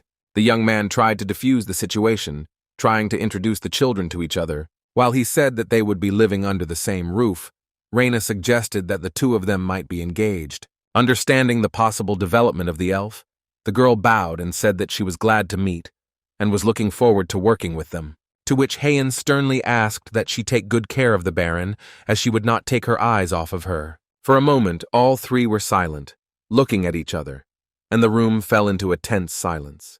Cho Yi-soo went back to Reina and asked him to find the necessary information within a week, as well as to find an apprentice and a livestock master. When the informant left, the Baron asked her friend if she didn't like Reina, to which the elf said that she had no idea, since it was the first time she had seen her. To her question about what he was an informant for, the guy explained that he needed a restaurant business guild, and also an apprentice in shoe manufacturing. Crossing her arms over her chest, Heian approved the hiring of the informant, but warned him to be careful. After hearing her explanation that a handsome and rich man could be a target, Cho Yi-soo decided that it was an unexpected compliment. The first thing the next morning, Lucas told the Baron that Reina had come to him. Entering his room, the girl said that it had been snowing outside all day, which was evident from her dress, which was soaked through. After asking if she was not cold, the boy with a smile offered her to come closer to the fireplace. To his question about the reason for her visit, Reina said that all restaurant business guilds have similar conditions. Therefore, handing him the report, she added that she had learned more about 4 of them. However, at this moment the Baron was more interested in where she could get it now, to which the informant replied that it was a secret. Taking out the papers, Cho Yi-soo asked how things were going with the search for an apprentice, to which he heard that she had found one. Sitting down by the warm fire, Reina added that he was very talented, but he had not had a very happy life at one time. She explained that such people become very loyal, even if you show them even a little kindness. After some time, Tori's boyfriend, who introduced himself as a cobbler, sat in front of the Baron. Cho Isu smiled and introduced himself as Baron Isu Bloom. He explained that he wanted to open a shoe business, and therefore he needed his help. Scratching his cheek, Tori said that shoes were usually made by a craftsman, so he assumed he was talking about ready-made pieces. The Baron confirmed his guess by explaining that they would make shoes in different sizes and sell them in stores. The journeyman was surprised to realize that this meant that their buyers would be ordinary people, to which Cho Yisu added that maybe even aristocrats would buy. To begin with, he wanted to conclude a contract for 3 years with the boy that he would be the shoemaker of his family, receiving 5 gold a year, and then the salary could be increased to 7. Handing the document to Tori, the young man mentioned that when the servants sign the contract, they cannot divulge what goes on in the house. The journeyman was happy with such offers, so he looked at the extended contract with a happy look. When Cho Yisu returned to Korea, the first thing he did was to look for a recipe that he would like to make. Haeun's birthday was coming up soon, and he wanted to prepare something special for her. Suddenly, one of the recipes caught his attention, and the boy snorted loudly, thinking. After a short thought, the boy decided that for the elf's birthday he would cook lasagna for her. After that, returning to his estate, Cho Yisu decided to visit Edro, who greeted his guest with a smile. To his question about what brought him here, the Baron replied that he was looking for something. Looking around, the young man noticed that he had a very nice mansion. There was plenty of light around as the walls and ceiling were made of glass, plus the elf had used the services of a weather wizard. When asked what exactly he was looking for, Cho Yisu said he was looking for tomatoes that grow red fruits. Smiling, Edro told him to follow him. A few beds away, he pointed to several rows of large, deep red tomatoes. The elf was surprised at such a search, since few people looked for them, so he asked what they were for. Holding out his hand, Cho Yisu asked him if he could take 5 tomatoes from him. Immediately afterwards, the Baron noticed that Edro's face showed how upset he was. Leaning over the beds, the elf assured him that everything was fine, but asked him to cut the fruit on his own. As a result, Cho Yisu received 5 rather large tomatoes in a few minutes. Wiping away tears, Edro said that this is why he likes to grow flowers that have only aesthetic value. Returning to his estate, the Baron began to prepare lasagna with a smile. Looking at Seth, he asked him to prepare the dough for the dish, telling him his recipe. When the young man began to prepare the sauce, Haeun's voice was heard behind him, and she asked if he was preparing bread. Not expecting the elf to be behind him so quickly, Cho Yisu jumped up in fright. However, pulling himself together and continuing to prepare the sauce, the young man explained to the man that he was making lasagna. When the girl said that there could be nothing better than bread, the boy offered her not to eat, which she refused. Cho Yisu tried to explain that there are many things that are delicious besides bread, after which Haeun asked if this dish would taste better. When the dough was ready, the Baron said that it was now necessary to roll it out thinly. After that, cutting it into layers, he began to alternate them with milk and tomato sauce. When the dish was ready, the young man told Seth to practice as they would be making it for Haeun's birthday, allowing him to sample the finished lasagna with the servants. Cho Yisu tried to prepare well for the day when the wizards paid their respects to Valentine, as well as the elf's birthday. Returning once again to Korea, the young man went to one of the jewelry stores. When he said he wanted to look at the necklaces, the seller immediately asked if the gift was meant for his girlfriend. Cho Yisu hesitated to answer, not sure if Hatsune could be considered his girlfriend. When the boy asked if he could buy a necklace with native stones from them, the seller handed him a necklace studded with light purple stones. When buying it, the Baron decided that 2 million for it was not so expensive, comparing it with the prices in Armenia. Suddenly, the idea came to him that it would be possible to sell amethyst there. But before that, it was worth knowing the prices of precious stones. Upon arrival at the estate, the young man asked Reina to find out the price of precious stones for him. However, the girl smiled and surprised those present that the mission was completed before it even began. Closing her eyes, Reina explained that she was interested in jewelry, giving the example of how men are interested in houses they cannot afford. She added that diamonds are worth 50 gold per carat, amethysts, sapphires, and rubies are 14 each, and other stones like topaz, opal, and pearls are 1 to 5. Holding up a finger, the girl suggested with a smile that now that he knew the prices, he needed a jeweler. Standing up, Reina said she would take care of the matter immediately, for which the Baron thanked her. When the girl left, Cho Yisu smiled and said he would go to the kitchen and make a cake. He was met in the kitchen by Seth, whom the boy immediately asked if he knew how to make a pound cake. After receiving an affirmative answer, he announced that they would prepare a cake Victoria with sponge cake, cream and berries for Haeyeon's birthday. Seth assured me that he had been practicing making genwis, which turned out to be much lighter than pound cake. After hearing this, Cho Yisu asked him to prepare the biscuit, and he decided to take care of the rest of the ingredients himself. While cooking, the Baron asked the cook if the surprise party was well prepared and if they had practiced singing the song. While kneading the cream, the young man offered to do the pie, adding that he was sure of their singing talent. After some time, everything was ready and there were several appetizing dishes on the table, and the servants were standing in the hall with the Baron. Looking ahead, Cho Yisu quietly called one of the maids by name. Hearing the request to bring the Duchess into the hall, the girl smiled and narrowed her eyes. Darcy blindfolded the elf and placed her hand on her elbow to keep her from falling on the way. When they stopped in front of the door, the maid carefully removed the bandage from her head. Haeyeon lowered her head and looked down at her feet, avoiding the bright light and trying to understand what was happening. When she opened the door, she saw all the residents of the estate smiling and clapping their hands happily. In the center stood Cho Yisu, also smiling and holding a large cream and strawberry cake. Those present smiled, shouted happy birthday to her, and called her dear Duchess. Not expecting such a reception, Haeyeon looked at all this in a daze, not knowing what to say. Handing her a cake, the Baron told her to blow out a candle and make a wish. While he was explaining that this was done in his homeland, the girl took a lock of her hair and bent over the cake. When the fire died down, leaving behind a cloud of white smoke, the elf thought about her wish. Everyone present laughed and clapped their hands, again wishing her a happy birthday. Cho Yisu, immediately after the greeting, reached into his pocket, taking out a gift for his friend.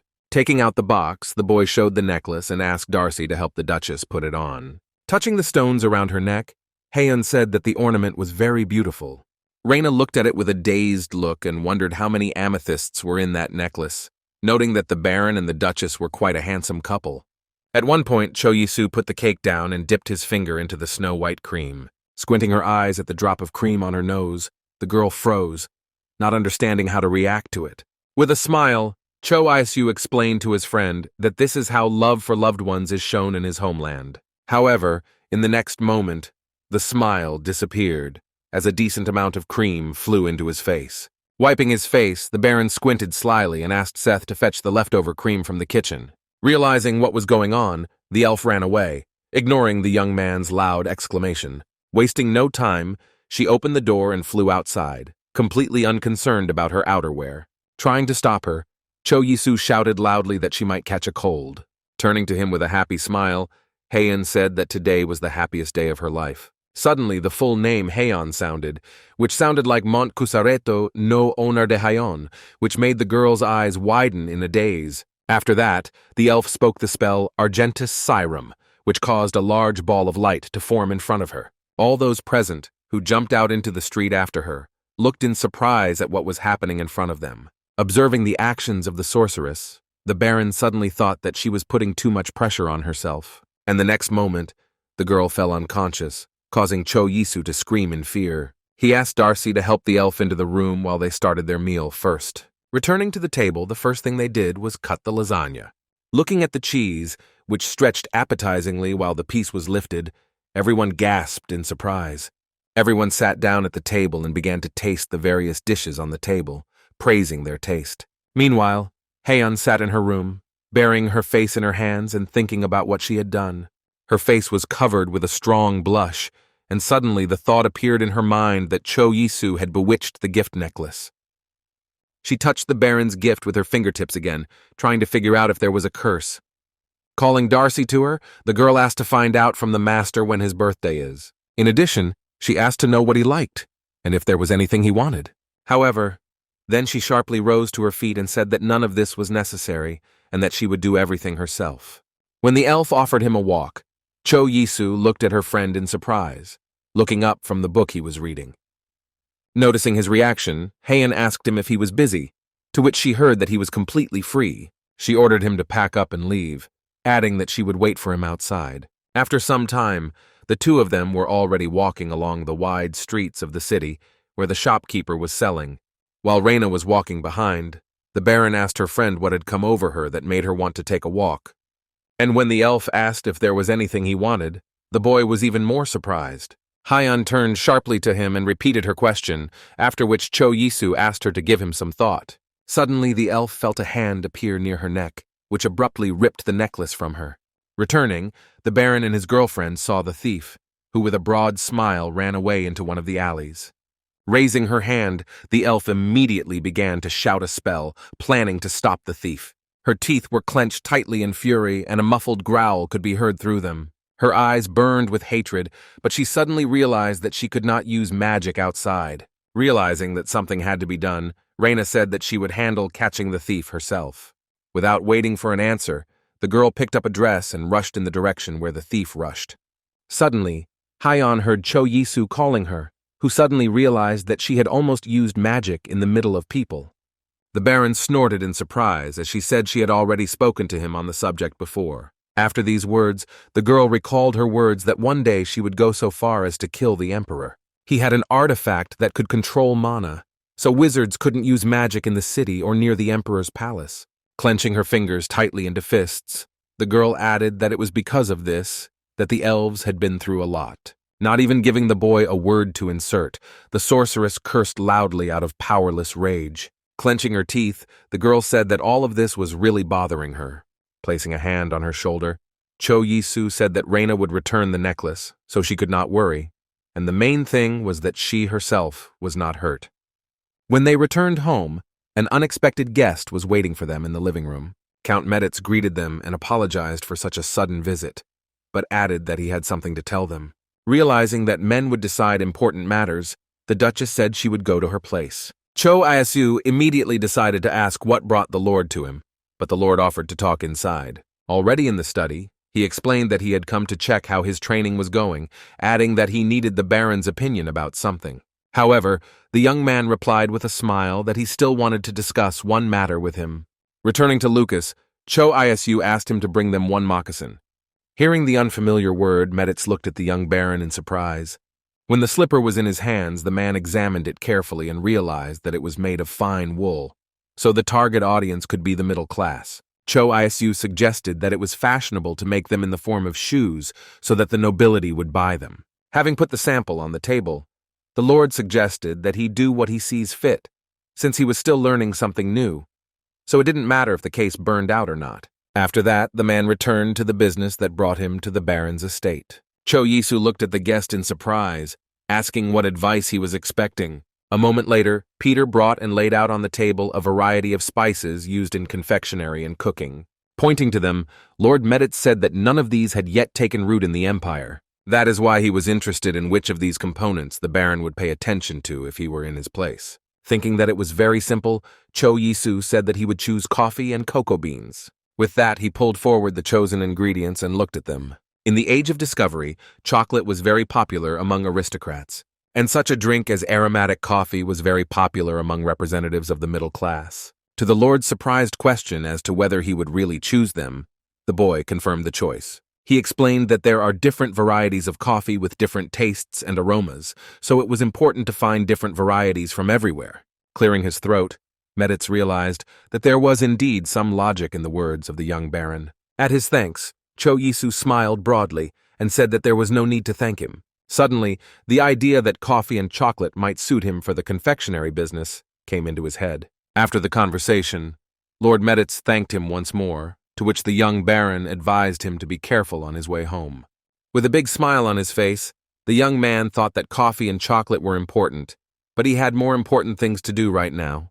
He recalled how he had returned to his Korean apartment yesterday to pick up a new product he was thinking of doing. There were 2 kilograms of precious stones, which were worth about 10 billion in the Empire. Suddenly, there was a loud knock on the door, and Reyna's voice was heard from the other side. The master and his apprentices, whom he had demanded to find earlier, entered with her. Smiling, the Baron greeted those present and asked everyone, except the masters, to leave the office so that they could discuss matters. When everything was done, the young man asked the master to come closer and take a good look at the stone on the table. When the jewelry box opened in front of him, the master's eyes widened in surprise. For a while, he couldn't even get the words out, admiring how wonderful the engraving was. Cho Yisu immediately said that he had heard that he had more experience in creating jewelry than in polishing minerals. After hearing an apology from the master for his skill, the Baron assured him that it was nothing to be ashamed of, as he was considered the best master in the Empire. After these words, the master froze, staring dumbfounded at the Baron in front of him. Cho Yisu thought that most of the stones were already worked, so he needed someone to make the jewelry with him. He warned the master that if he needed anything else, he could tell the butler about it. Turning to Corky, the Baron asked him to take the master to the hotel where he would now live. After finishing all the work, Cho Yisu let out a loud yawn and stretched, stretching his muscles. The young man decided that he would sell jewelry through Mino's store, so there would be no problems. The reason he chose this particular boy was that after several visits there, the Baron noticed that they were catching all the new trends, and now he hoped that everything would continue to go well. Now he was wondering what his friend Heian was doing at the moment.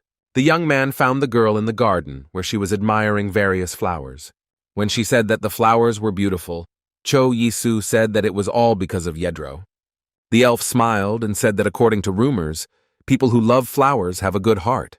Covering his mouth with his hand, the Baron laughed and said that it was very different from what he knew in practice. Narrowing his eyes, he added that in his homeland they say that a guilty soul needs no prosecution. The guy did not explain what this meant and said goodbye, saying to enjoy the flowers. Heian looked after him in surprise, not understanding what he meant by his phrase. Putting her fingers to her chin, she frowned and thought hard. Suddenly, the Baron heard his girlfriend scream loudly and menacingly. However, in the next second, a loud cry rang out which made him turn back. The elf sat on the ground with her legs tucked under her and grimacing in pain.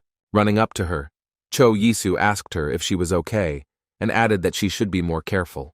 However, while he tried to help her to her feet, the girl shouted that it was all his fault. Suddenly, the young man's attention was drawn to his girlfriend's palm, which was smeared with blood. However, Heian abruptly took his hand away and growled that he could forget about it as the wound would heal itself. However, the Baron hissed loudly and warned that she might be left with a scar. Hearing his order to go to the house and ask for help, the elf froze for a moment, looking in front of her, after which she calmly agreed and turned around, heading back to the estate. Right after that, Cho Yisu heard the voice of the butler standing behind him and called him, drawing his attention. He said that a representative from the Strive store had come to him to make a deal on jewelry. After some time, he was already handing the box to one of the servants standing by the carriage.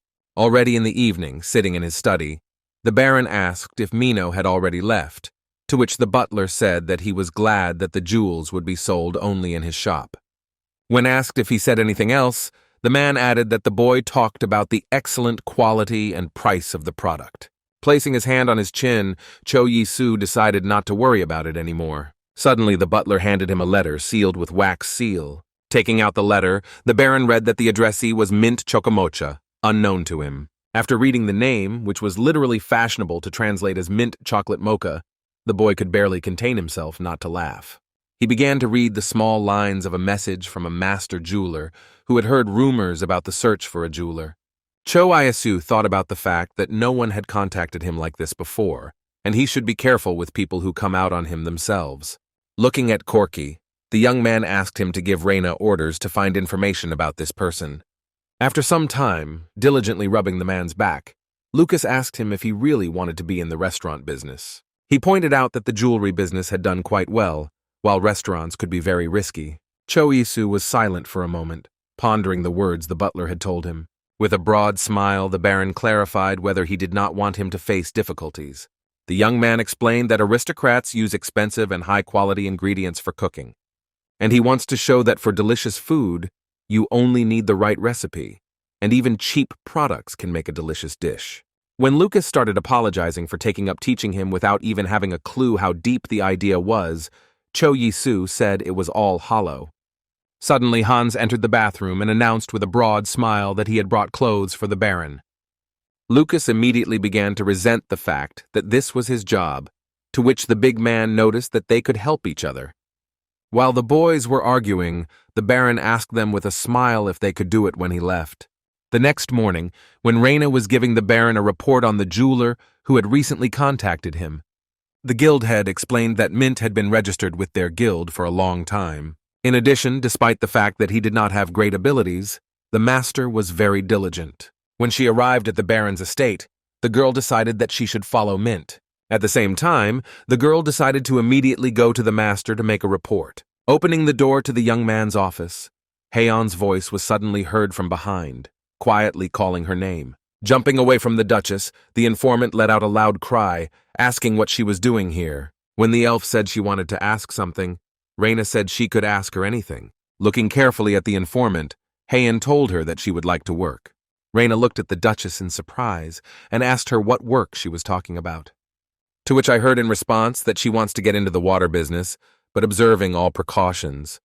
Upon the informant's words that there are always buyers for cheap goods, Heian asked to learn more about it. When the conversation was finished, the elf exhaled tiredly and leaned back on the couch. Suddenly, the voices of Cho Yisu and Lord Meditz reached her, which made the girl listen. The men discussed their business, which they were going to do soon. The elf patiently waited outside the living room door for the conversation to be finished, so as not to disturb them. Suddenly, the Lord's voice came from the room, saying that he was going back home. When he was about to leave, Heian entered the living room, and Meditz was very surprised to see her. Looking carefully at the Duchess, the man greeted her, observing all the rules of etiquette. Keeping her eyes on him, the girl asked him if he remembered the promise he made to her at the International Festival. He just smiled broadly and assured that he remembered everything perfectly. He knew perfectly well that she wanted to know information about what happened to her stepmother. The man found out that she bought an estate in the capital with the money she received as an inheritance, and also transferred the Tula of all the servants. The Lord wanted to add something else, but the elf clenched her fists tightly and said that this was quite enough. Covering her face with her hand, the girl took a deep breath, trying to collect her thoughts. She decided to wait a little longer to be able to take everything that belonged to her without leaving a penny to her enemies. Arriving at Cho Yisu, Heian loudly suggested that he go and take a walk. The Baron, not expecting such an offer, paused for a moment and asked if she wanted to take a walk right now. The elf said that she wanted to do it right now and suggested that he go to the annex. Quite unexpectedly, Cho Yisu asked his friend if anything had happened to her in the past. The guy explained that she hadn't let anyone in the annex before, and she looked a bit tired. Raising a finger, the elf told him to just follow her and close his eyes. When she again sternly repeated the demand to close his eyes, the Baron obeyed, and a drop of sweat rolled down his face. While they were walking to their destination, the young man felt his girlfriend's hand squeezing his hand and tried to understand what kind of surprise she was preparing. When Heian allowed her eyes to open, the idea that this was some incredible gift appeared in her head. However, seeing in front of him a pool of clear water that was bubbling, for a moment the young man froze, not knowing how to react to such a gift. However, the next second he smiled, realizing that the elf had built a real bathhouse. To his question about whether she did it herself, the girl answered that she did it herself with the help of the money she earned. The sorceress explained that it was a gift, and since he had been working a lot lately, he could go inside and rest. After these words, she noticed how the Baron's lips stretched in a warm smile. Cho Yisu walked over to her and grabbed the confused Heian by the cheek and shook her a little. He wondered when she had managed to become such an adult, to which the girl said that she did not like this way of talking. When the young man said that he would immediately go and use her gift, the elf retorted that she would join as well. And hearing the surprise in her voice, the Baron just silently spread his hands to the sides. When he asked if they would go together, Heian crossed her arms over her chest and reminded her that all the baths in the city were shared. Raising his hands in a conciliatory gesture, the young man added that this was rather unexpected for him. When the elf went to Darcy to bring them a cape, Cho Yisu was finally convinced that they would get into the water together, causing his face to become covered in sweat. Going to the house, the girl ordered the boy to get ready as well. Being alone, the Baron thought about the fact that he had not been in a bath for a long time, remembering its warm stones that resembled a sauna. He froze for a moment, considering the idea that had come to him. After some time, Heian returned to the bath, wrapped in a spacious white robe.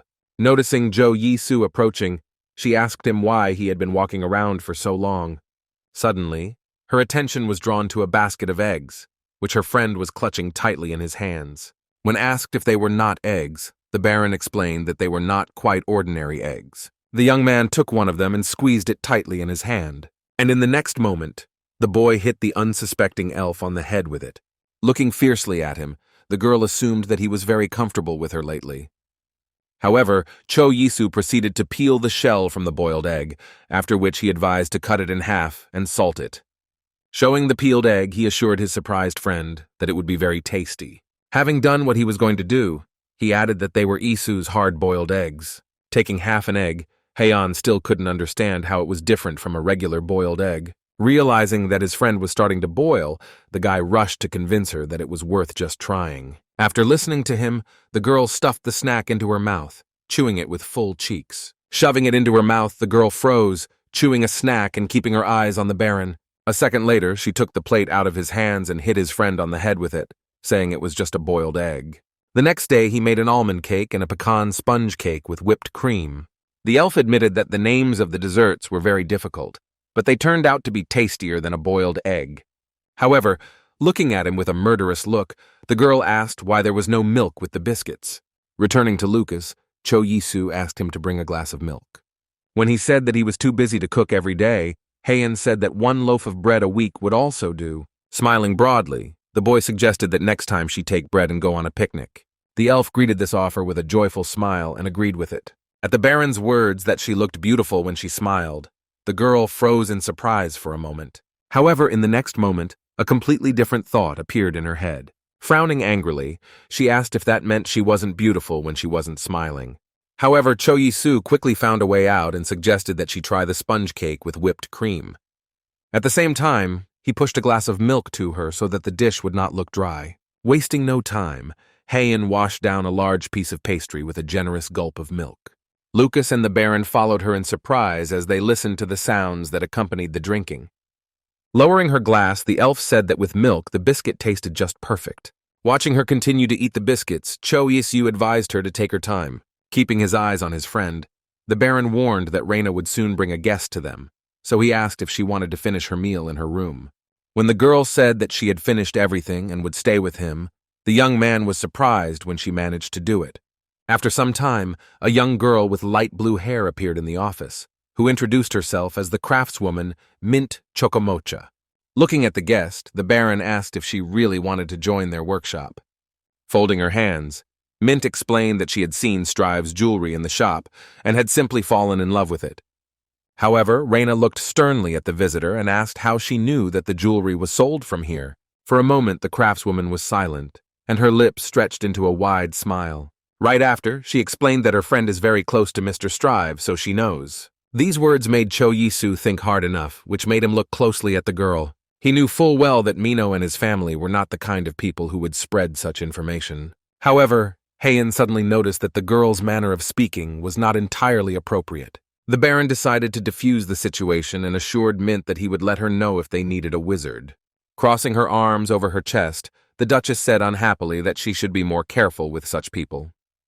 Immediately after these words, she got up from the couch to go to her room. Cho Yisu did not understand what was happening, so he tried to call his friend by name, still wondering about her character. Suddenly, his attention was drawn to Reina, who asked him what he was planning to do. Meanwhile, Mint herself came to the Emperor's bed, where the Emperor was already waiting for her. With a wide, sly smile, she said that he should not be in any hurry. However, he smiled and replied that he was just very interested.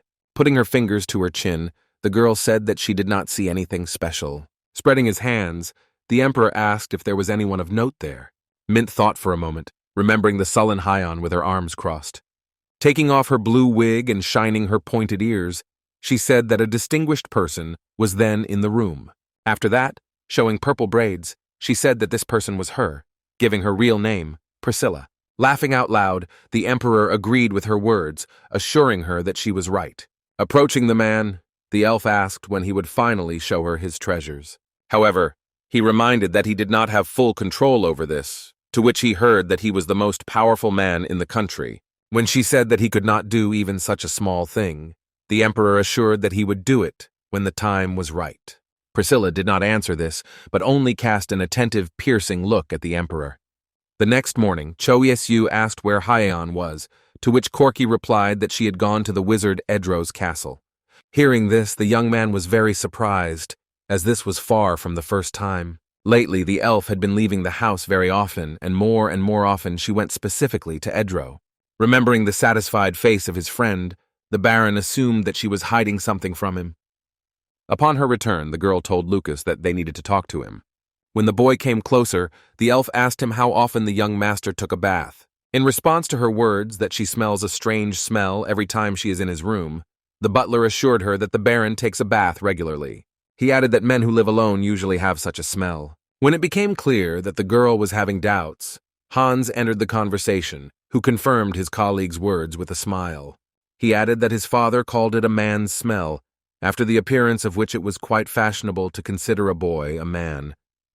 Placing her fingers on her chin, Hyun thought about the fact that every time she met Cho Yisu, she always smelled good. It was this smell that she smelled in his room, but she had never been in other men's rooms. Remembering him cooking kimchi, the elf assured her that she would take their words into consideration. When she entered the Baron's office, he looked at her friend in surprise and asked what brought her here. Without saying a word, the girl placed a pink scroll wrapped in a ribbon in front of him. Taking it in her hand, Cho Yisu asked what it was, only to hear that it was a scented candle she had received from Edro. Jumping up on the spot, the Baron asked her if she didn't go to the elf because she was angry with him, to which the elf asked why she should be angry with him. The young man recalled that on the day she left, she did not say a word to him. Realizing how her behavior might look from her friend's side, Heian let out a loud breath. Gloomily looking down, the sorceress assured that all this was not because of him. However, the girl did not want to explain why she behaved like that. Instead, she asked to light a candle. Cho Yisu obediently took the candle out of the package and lit a light on it, which immediately filled the room with pleasant aromas. Having heard from the Baron that the aroma was pleasant, the elf answered that she was thinking of making one for Reina as well. When Cho Yisu asked if he was a guinea pig, to which Hayan offered to give him a gift if he didn't like it. After that, she asked if he really bought a new house, to which Cho Yisu explained that they had more employees. When he allowed her to occupy one of the free rooms, the elf smiled and thanked him. Scratching his head in no way, the Baron only blurted out that it was not worth thanking. Rising from his chair, he added that he had plans to build a greenhouse, but Heian did not know what it was. He explained that it is a warm room where you can grow flowers even when the winter is fierce outside. Hearing that she wanted to go to Edro to get herbs, the boy smiled and said that it was very problematic to go outside in the cold.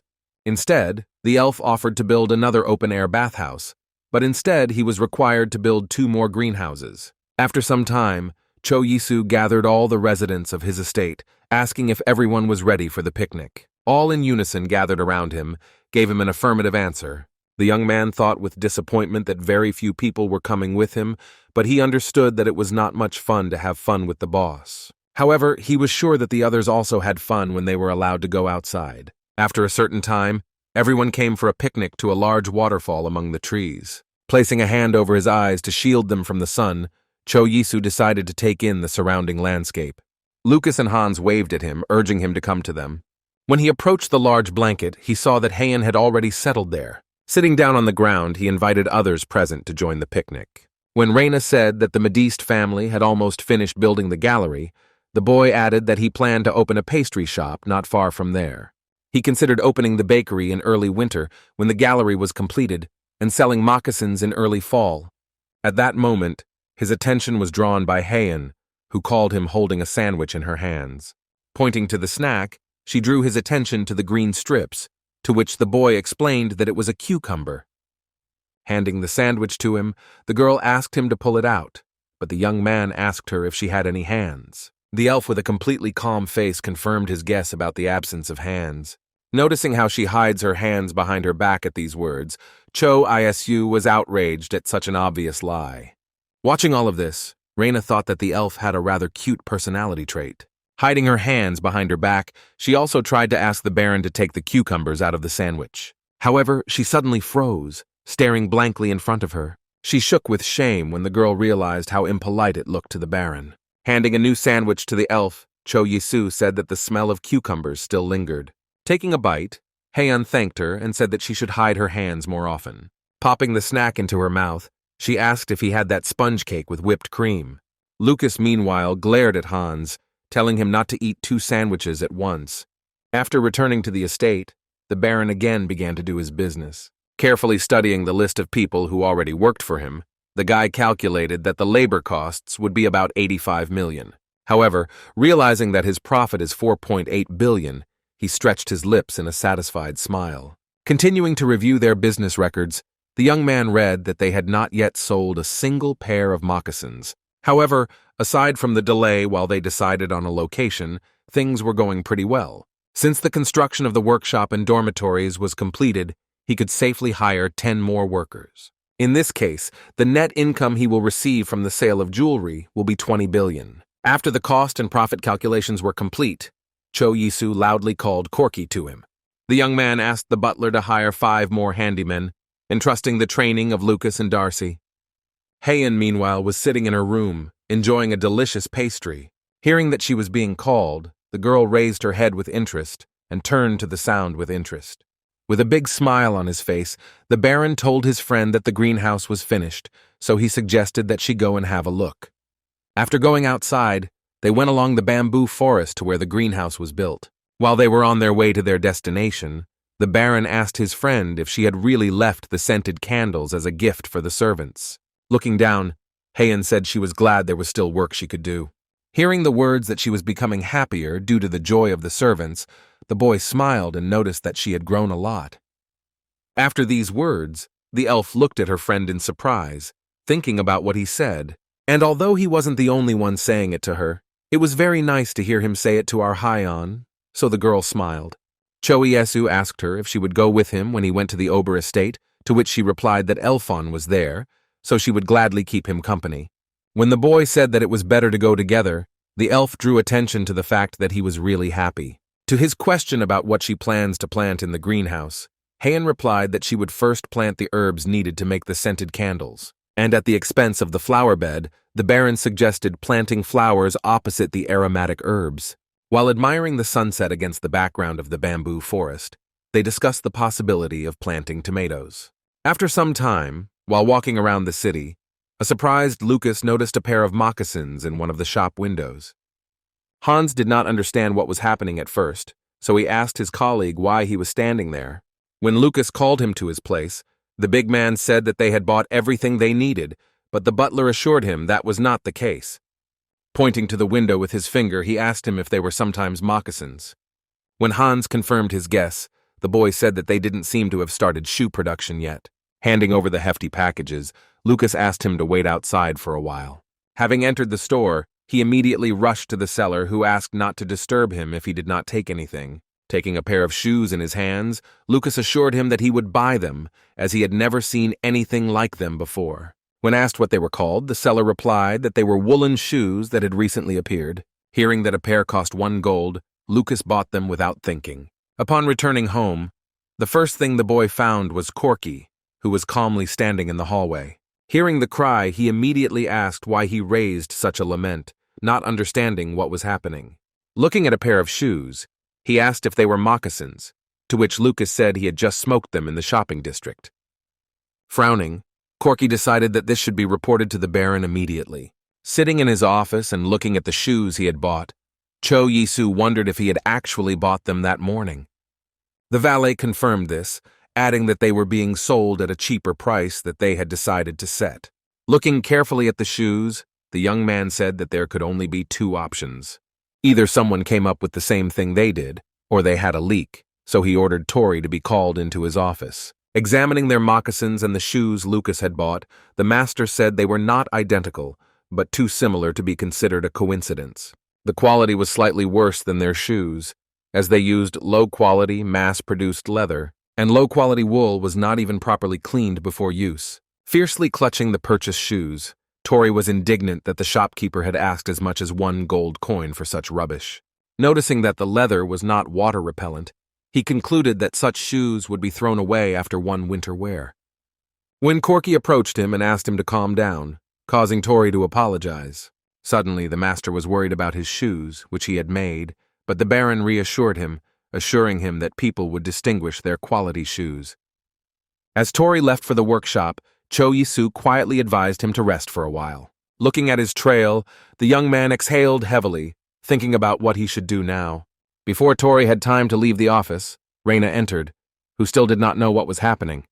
Hearing that the Baron was about to call her, the girl looked at him in surprise. When he told her everything that had happened and asked her to take up the matter, she assured her that she would do so immediately. Watching Reina rush out of the office, the Baron called Corky over to him. Staring at the butler, Cho Yisu said that they would put the moccasins up for sale tomorrow, as that would dispel suspicions that they had stolen the idea. When the butler went to the workshop with the order to deliver the shoes to the store, the Baron flopped wearily on the sofa, trying to understand what was happening.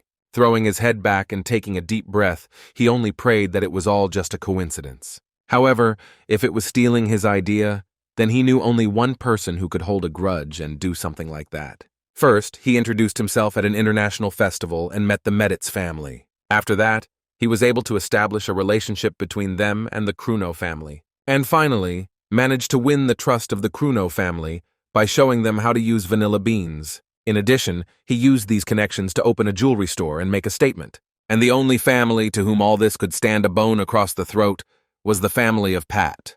Meanwhile, at Viscount Pat's residence, the butler reported that woolen shoes had taken 80% of the market, and moccasins 20%. The Viscountess raised the cup to her hands and took one small sip of tea. Looking at the servant, she asked about Baron Bloom's reaction to this. After hearing that they gave out horse fat when selling shoes, the woman ordered to reduce the price of woolen shoes. After that, she returned to her husband and said that she heard that there was also a problem with jewelry sales. He explained that he had selected the best craftsmen, but this did not help to surpass the Baron in stone engraving. To which the Viscountess assured that, according to the informant, Bloom personally handed over the jewels to the artisans. To which the Viscount replied that he must have been hiding very talented craftsmen. Noticing that the relationship between the Meditz and Kruno families had changed strangely after the appearance of the Baron, the woman proposed to stop working with Kruno.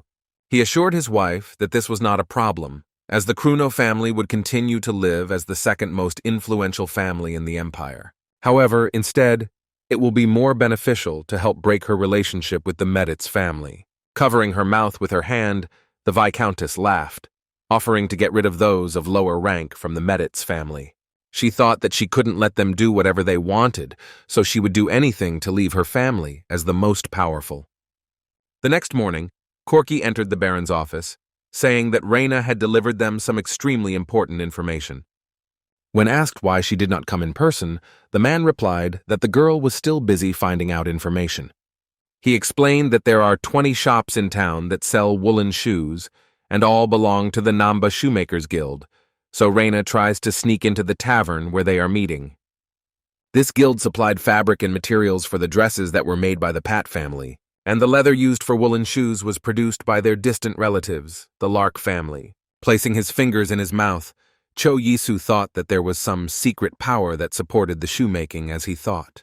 However, now he only had guesses and no evidence to prove them to anyone. After thinking carefully, he again called Corky to him, who immediately answered. Frowning, the boy asked him to send a message to Lord Meditz to tell him what was going on. After that, he came to the kitchen, where he asked Seth if he had prepared everything that was necessary. After looking at the cocoa beans, the Baron warned the cook to make sure he remembered the recipe well, as it would be quite complicated. Putting the component on the pan, the young man said that first they should be fried well. After half an hour of roasting, it was necessary to remove the skin from them. Looking at the pan, Cho Yisu noticed what color the beans had turned, asking Seth to clean them all. When asked what to do with the product later, the Baron said that they can be used to make simple desserts, such as chocolate. And you could also make a cake with chocolate sponge cake and sprinkles, decorated with strawberries, which will complement its taste well. And chocolate was also used to prepare a delicious and hot drink. Cho Yisu promised to teach the boy everything, but warned that he would first teach him simple recipes. After a while, Seth, Hyon, and Lucas were standing in the kitchen, staring intently at the dessert Cho Yisu had prepared. Trying to understand what it was, the elf said that it was black. The Baron smiled and said it was chocolate, adding that if they didn't try it, they would regret it later. He reminded himself that Lucas had already cost him when he tried the chocolate milkshake. Taking a cube of dessert to her mouth, Hyon said she would pretend to believe him. Waiting for her reaction, the Baron asked with a smile how she was feeling now. Pointing to her mouth, she asked him what it tasted like. Looking at the shocked elf, the Baron began to urge the boys to try as well. After eating a piece of chocolate, the valet said that the taste was not the same as last time. Seth, stuffing the chocolate candy into his mouth, frowned, trying to comprehend what he was feeling. Suddenly noticing Hyon grabbing a mug of hot chocolate, Cho Yisu tried to warn her to take her time.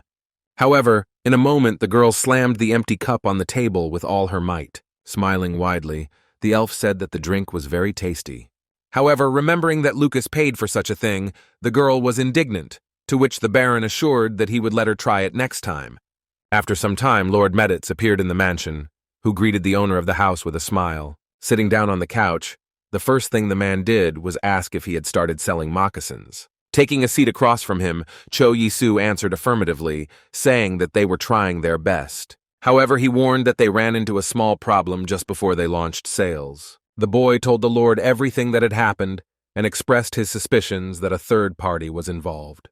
Holding a cup of tea in his hands, Lord Meditz smiled and said that he should apologize. Looking at the interlocutor, he added that he had to warn him, although he suspected that he was guessing a lot. After hearing that the third party had been doing this for quite some time, Cho Yisu realized that the Lord really knew everything. Lowering his head, Meditz continued the conversation, assuming that the boy was now wondering why everything was happening to him. When he said that it happened to many others, the Barn looked at the man in surprise. However, his eyes widened in surprise at the words that the others just fell over when something like this happened. A large drop of sweat rolled down Cho Yisu's face as he thought that being under the sights of the Empire's most powerful family could be frightening. But he himself was not going to sit quietly and hide from problems. Clasping his hands and resting his chin with them, Lord Meditz invited the Baron to the opening of his art hall. He added that it was there that he planned to announce that the Ions were cooperating amicably. When asked if everything was fine, the Lord replied that knowing their connections, the enemies would at least not try to kill him. After thinking about it, Cho Yisu realized that everything was much more serious than he thought, and Meditz advised him to strengthen his military power since the boy had recently started a jewelry business. Immediately after these words, the Baron took out a large red box to boast of his achievements. Lord Meditz looked at the array of jewelry in surprise, joking that it looked like a bribe. Cho Yisu held out the box to him, confirming his guesses with a smile. He looked at him questioningly, but his lips stretched into a satisfied smile. The young man said that he would like to thank him for everything he did for him with this gift. Looking in surprise at the box that the boy placed in front of him, the Lord asked what was in it. When the man lifted the lid, he saw many different desserts, while Cho Isu explained that this was the answer to the question of which spices to use. Lord Meditz froze for a moment, staring at the chocolates in surprise, unable to understand what was happening. Noticing his surprised face, the Baron said that they were made from the cocoa beans he had brought him earlier.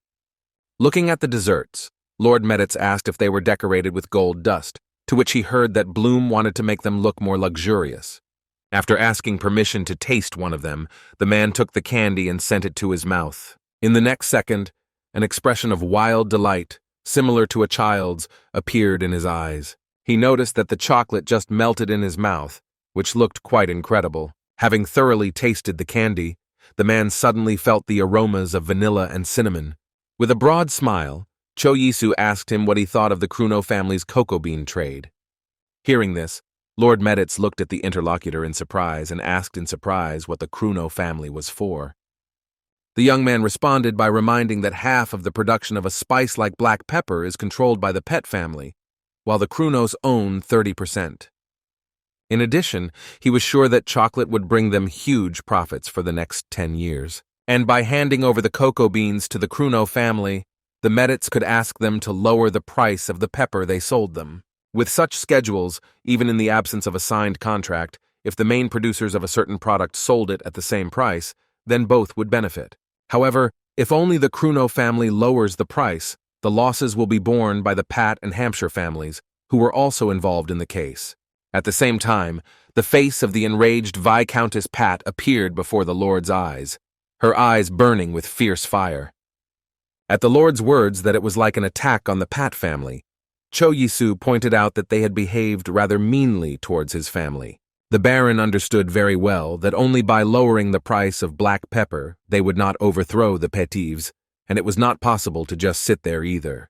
Putting his fingers to his chin, the Lord snickered and thought about whether he would cross the line with such a chin. However, immediately after that, he stretched his lips in a light smile and decided that he was not doing anything like that.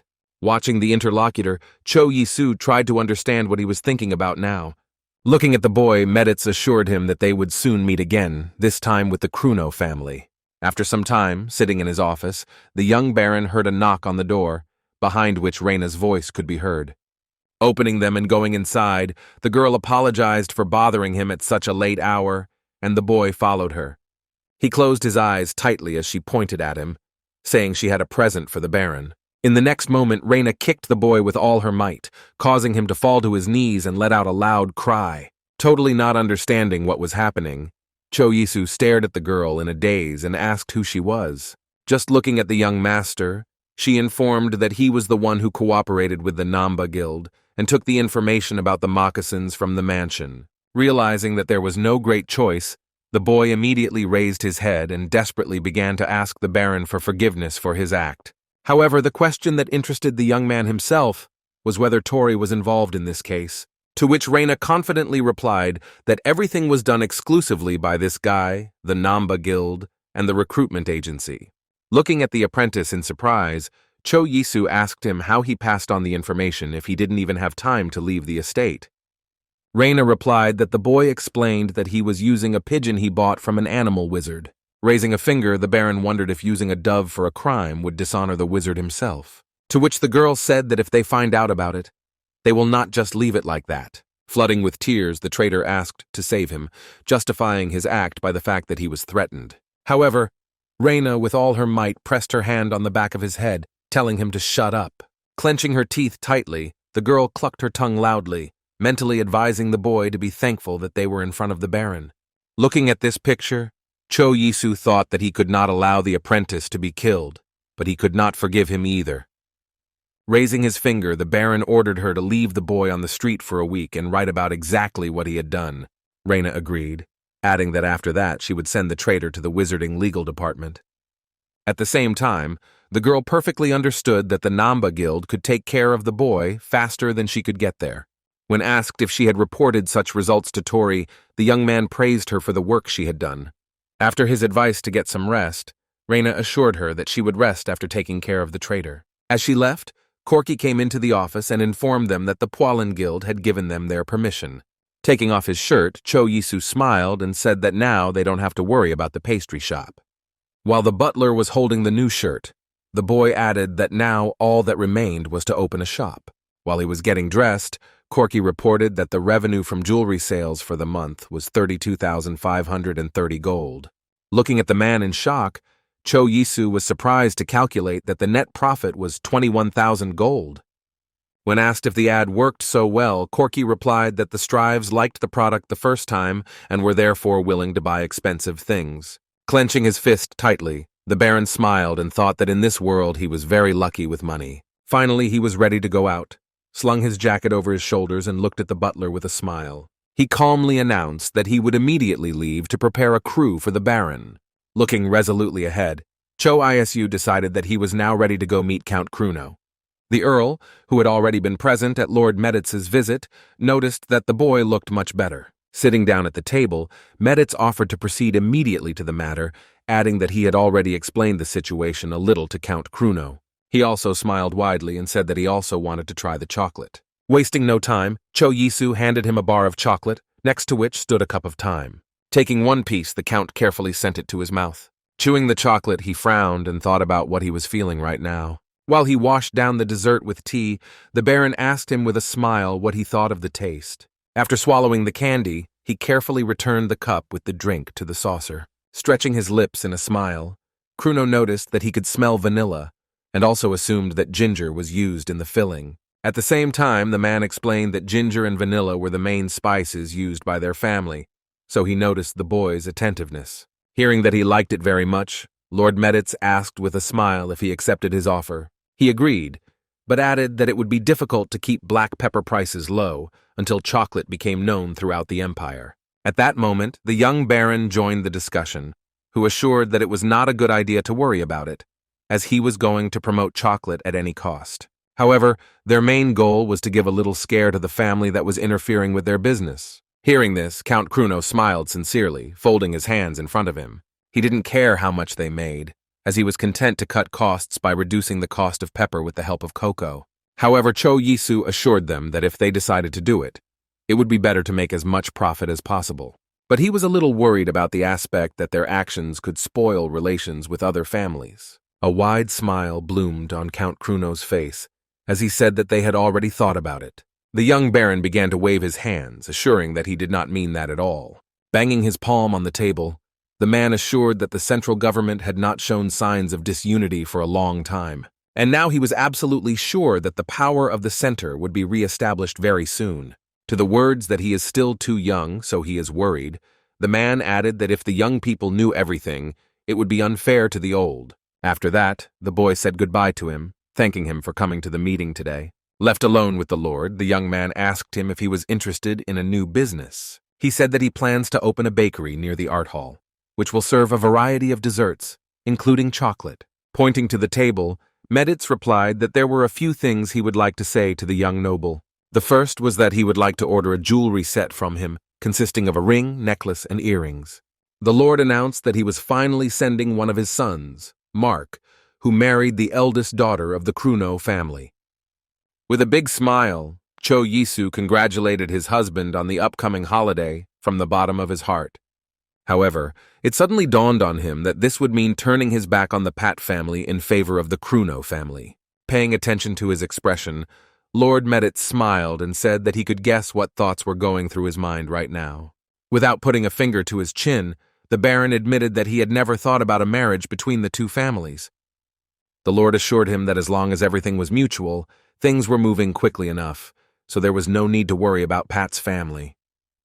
He warned that the gift budget was 50,000 gold, so he advised the Baron to think. When asked what he thought of the bakery near the gallery, the man said that he had told Krieg about it, and since it had something to do with their Baron, he promised to think about it. When told that he should look at the location first, Meditz said he would alert the manager. When Cho Yisu returned to his estate in the evening, he was met by Lucas right at the door of the house. When the Baron asked him if nothing had happened to him, he looked at the young gentleman in surprise. Raising his hands, the boy immediately began to convince that he was actually all right. However, Cho Yisu said that he heard from Corky that Kana and Nikki only recently started dating. Placing his hand on the valet's shoulder, the Baron tried to reassure him that this was not the only woman in the world. At the words that she was the only one he could date here, Cho Yisu thought that there were only 4 completely different women in the house. A tear rolled down his cheek as Lucas said that Kana was bringing snacks and smiling, and he thought she liked it. Instead, the Baron asked the boy what exactly he had done, and noticing how the boy was bursting with tears, realized that nothing had been done. Pointing to himself, the young man advised the valet to turn to him if he liked someone again. When asked if he was also dating someone, the Baron proudly held up 3 fingers. Hearing the surprise in Lucas's voice, Cho Yisu assumed that he was becoming jealous of him. However, he assured that this was not the case, as he understood that the gentleman met 3 times, but could not get married. This news just pierced his chest like a sharp arrow. Suddenly, Lucas assumed with fright that the Baron had simply been rejected 3 times, but he told him not to talk nonsense and to prepare a bath. When the valet ran without wasting time to carry out his orders, completely forgetting about his problems, the Baron smiled. Approaching the window, the boy looked at the street and thought that it was quite cold.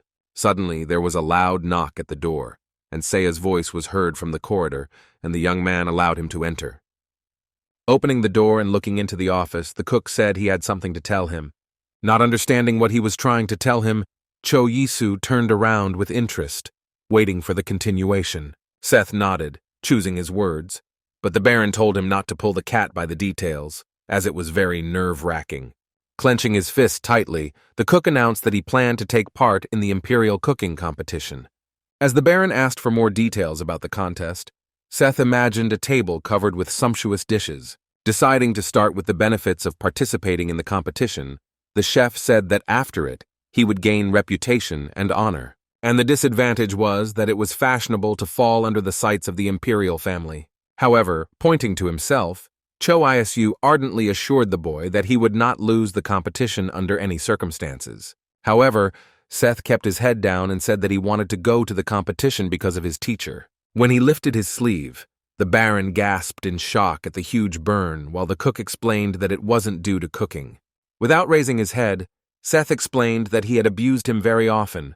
On those days when he made mistakes, the pan would immediately start heating up in the flame of the stove. In order not to cry out in pain, the boy clenched his teeth tightly when the teacher put the frying pan on his hand. Covering his mouth with his hand, Cho Yisu thought about Seth's teacher being a psycho.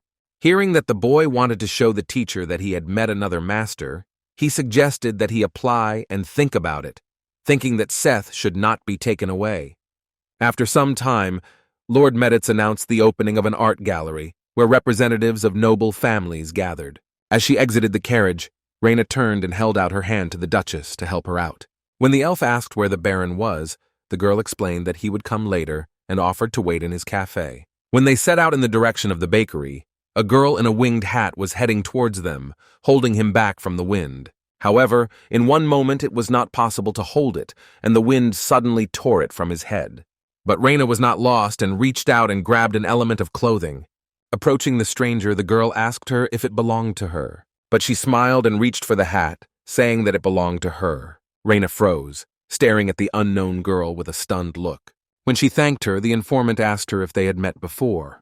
However, she only looked at her in surprise and asked what she meant. Reyna didn't answer anything, just looked indifferently at the stranger. Thinking mentally, Priscilla noticed that the Baron's informant was quite attentive, and now she even barely recognized her, despite her strong disguise. Looking at the elf, she thought that it would be up to her to leave the Duchess alone or sell her to the Emperor. After adjusting the hat, the stranger apologized and ran away. Drilling the back of the girl's head with a careful look, Reyna was lost in her thoughts for a moment. Heian, who came up, asked her what exactly it was. They went on, not paying attention to how the stranger stopped, following him with a sideways glance. In a few minutes, the girls were sitting on the balcony of the bakery, enjoying tea and desserts. Looking down, Reyna noticed with a smile that the garden there was very beautiful. Taking a small sip, the elf answered that it was much warmer in the Oberland, so she could see more flowers there. Smiling, the informant asked how it happened that she and the Baron lived together for so long. However, the elf answered with an indifferent expression that all this was only because of the bread. Reyna froze, trying to process what she had just heard, as she had heard that the Duchess was really into bread. She was distracted from her thoughts by the voice of the Baron, who was standing below, waving to them and drawing their attention. The girls turned their heads and looked at Cho-Isa. He smiled widely and waved his hand, showing that he had already completed all the tasks. When he went up to them, he asked how long the wines had been waiting for him, to which Heian replied that it was not long at all.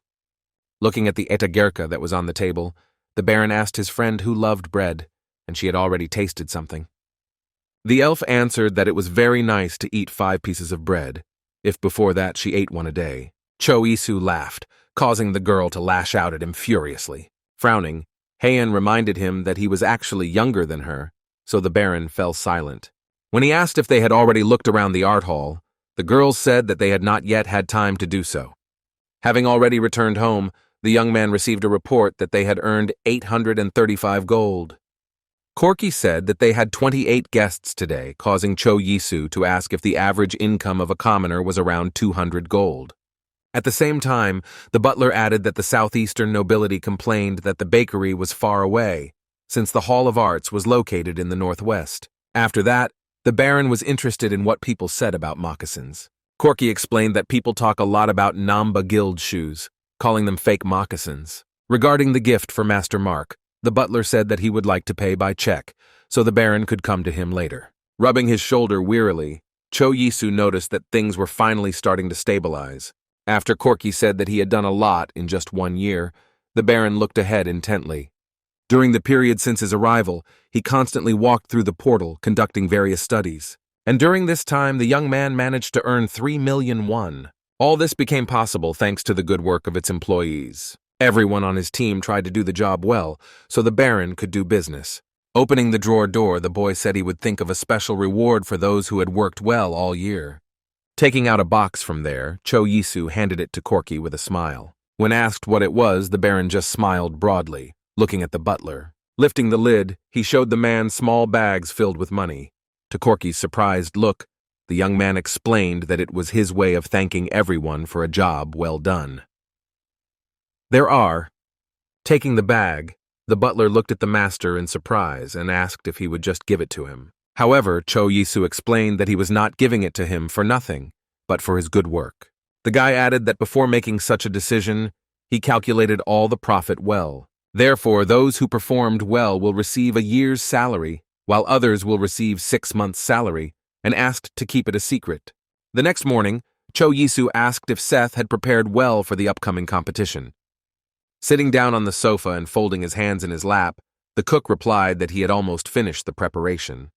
The Baron smiled and assured that he would definitely pass the selection round, and he himself was thinking about what he would do if he was excluded. With these words, Seth replied that there was no need to worry about it, as he also had a plan. Shaking his head, Cho Yisu advised him good luck and to do his best to teach his former mentor. A few days later, they arrived at the Imperial Palace, where the competition was to be held. The chefs who participated in the competition stood on either side of the red carpet, where work tables were placed under the walls. In the place where the path ended, a large table was placed under the wall, where the members of the jury and the Emperor sat. Seth stared at them intently, afraid of what his former teacher would do when he recognized him. On the other side, there was a small tribune, where there were spectators who wanted to watch the competition. Watching his subordinate intently, Cho Yisu mentally wished him luck.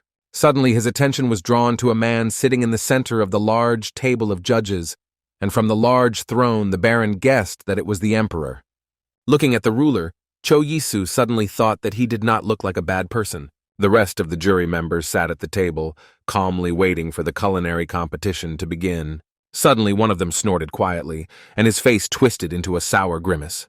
All of the man's attention was focused on the figure of Seth, who was standing among the participants. The man wondered how he dared to appear here after his escape, but decided that he would criticize each of his dishes. As if sensing a close eye on him, Seth stared blankly in front of him, a drop of sweat running down his face. The host announced that they were starting the 87th Ermine Empire cooking competition, and this time, participants will need to prepare soup, seafood, meat, and dessert.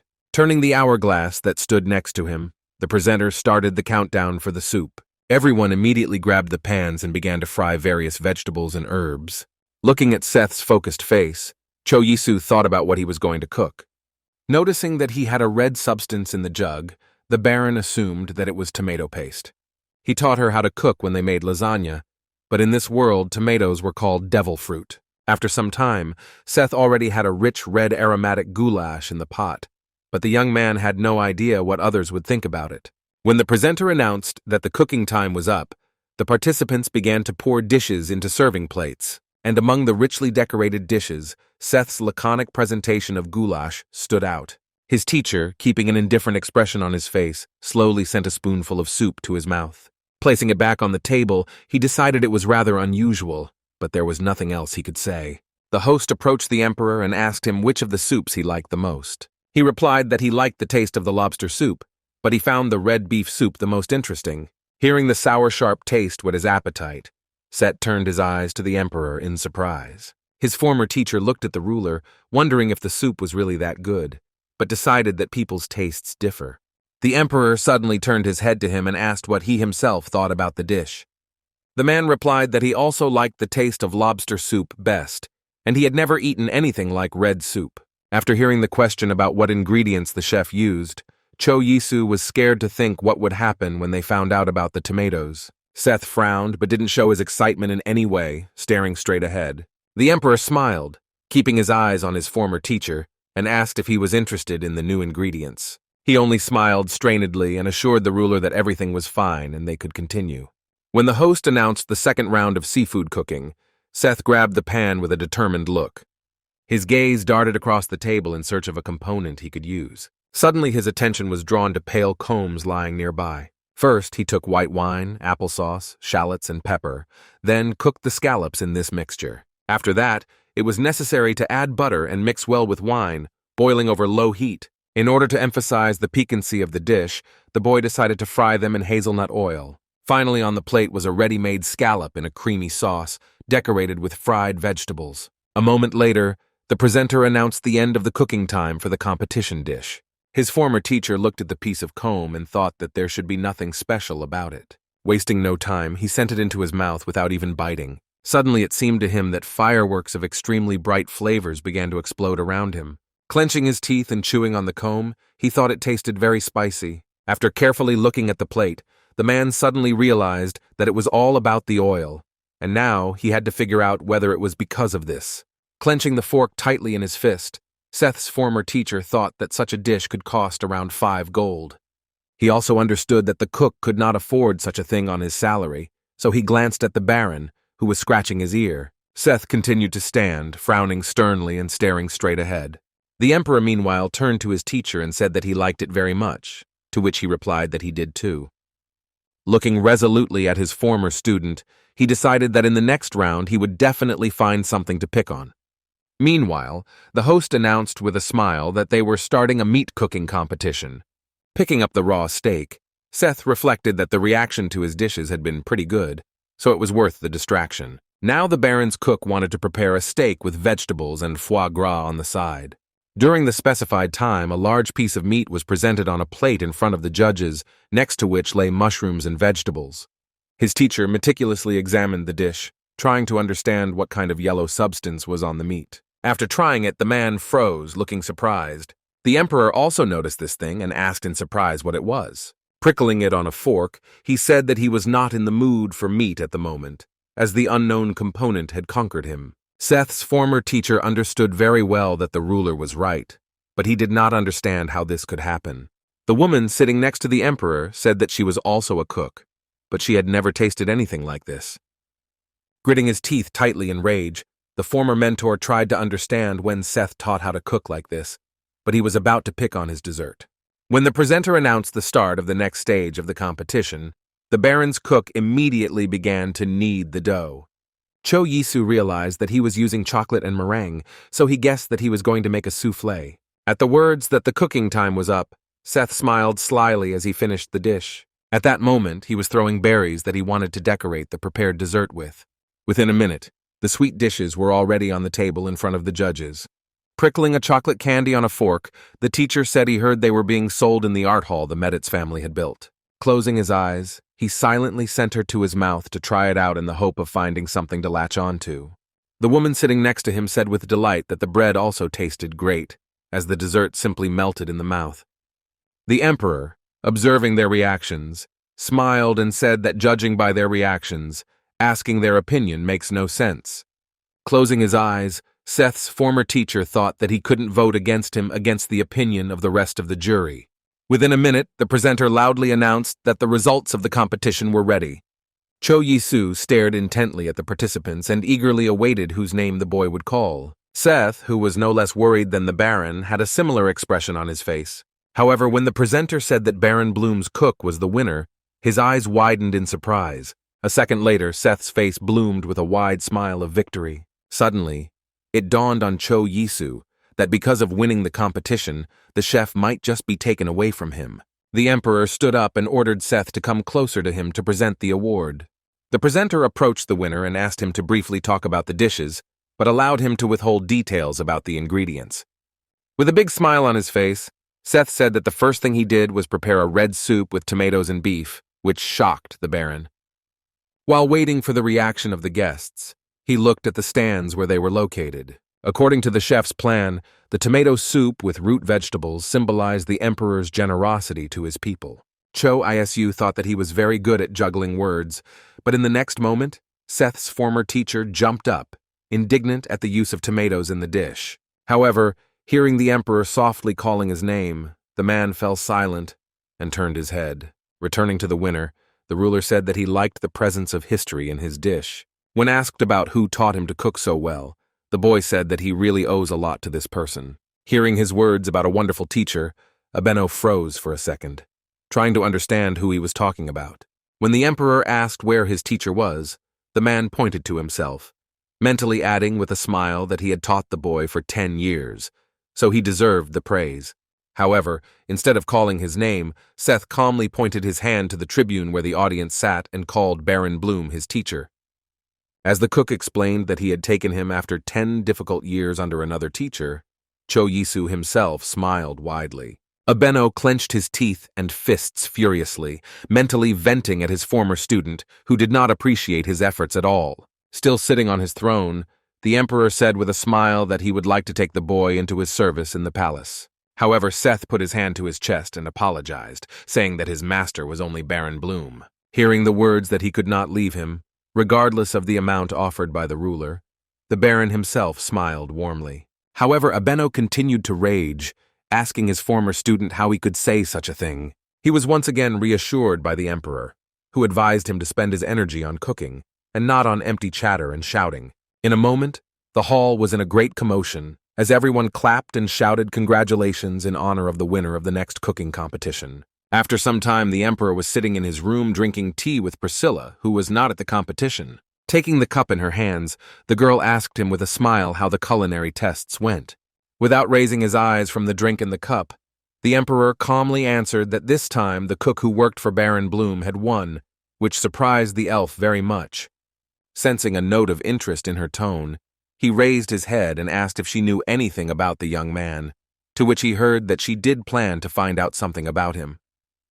At this moment, a butler intervened in the conversation, who said that Baron Bloom is one of those who recently became close to the Meditz family. When the ruler ordered him to continue, the boy added that he had heard the Duke of Meditz introduce the Baron a few days ago at the opening of his Hall of Arts. Putting her cup down on the saucer that stood on the table, Priscilla replied that for now they should not touch the people who are on the side of Duke Meditz. The emperor agreed with his pretty advisor that they should be watched carefully for the time being. The Meditz family belonged to one of the 5 great families of the Erman Empire. If they suddenly wanted to unite their military force, it would certainly be able to surpass the imperial army. He knew very well that all wizards were connected to the imperial family by artifacts, so it would be difficult for them to plan treason. However, at the same time, he was well aware that if war broke out, there was no guarantee that the wizards would stay away or side with the imperial family. Picking up her cup again, Priscilla said that the weakened unity of the 5 families would be much better for them, as Murdis was at the center and would therefore take a long time to strengthen themselves. The emperor, meanwhile, warned that the war of interests could become more violent if the forces of the parties in it were equal. At this, Priscilla stretched her lips in a sly smile and said that there might be a war there too. Taking a large swig from his cup, the emperor said that they needed to maintain a neutral position as long as possible and build up their military strength during this time. Looking at the map of his lands, he thought that when the war captured the 5 great families, he himself would be able to capture them. At the same time, what was running through his mind was that the 5 great families had done a lot, but if his ancestors were in their hands, then he was completely different. The marriage between the Kruno and Meditz families was an opportunity given to them by the gods themselves, but if it happened, the rest would try to become stronger.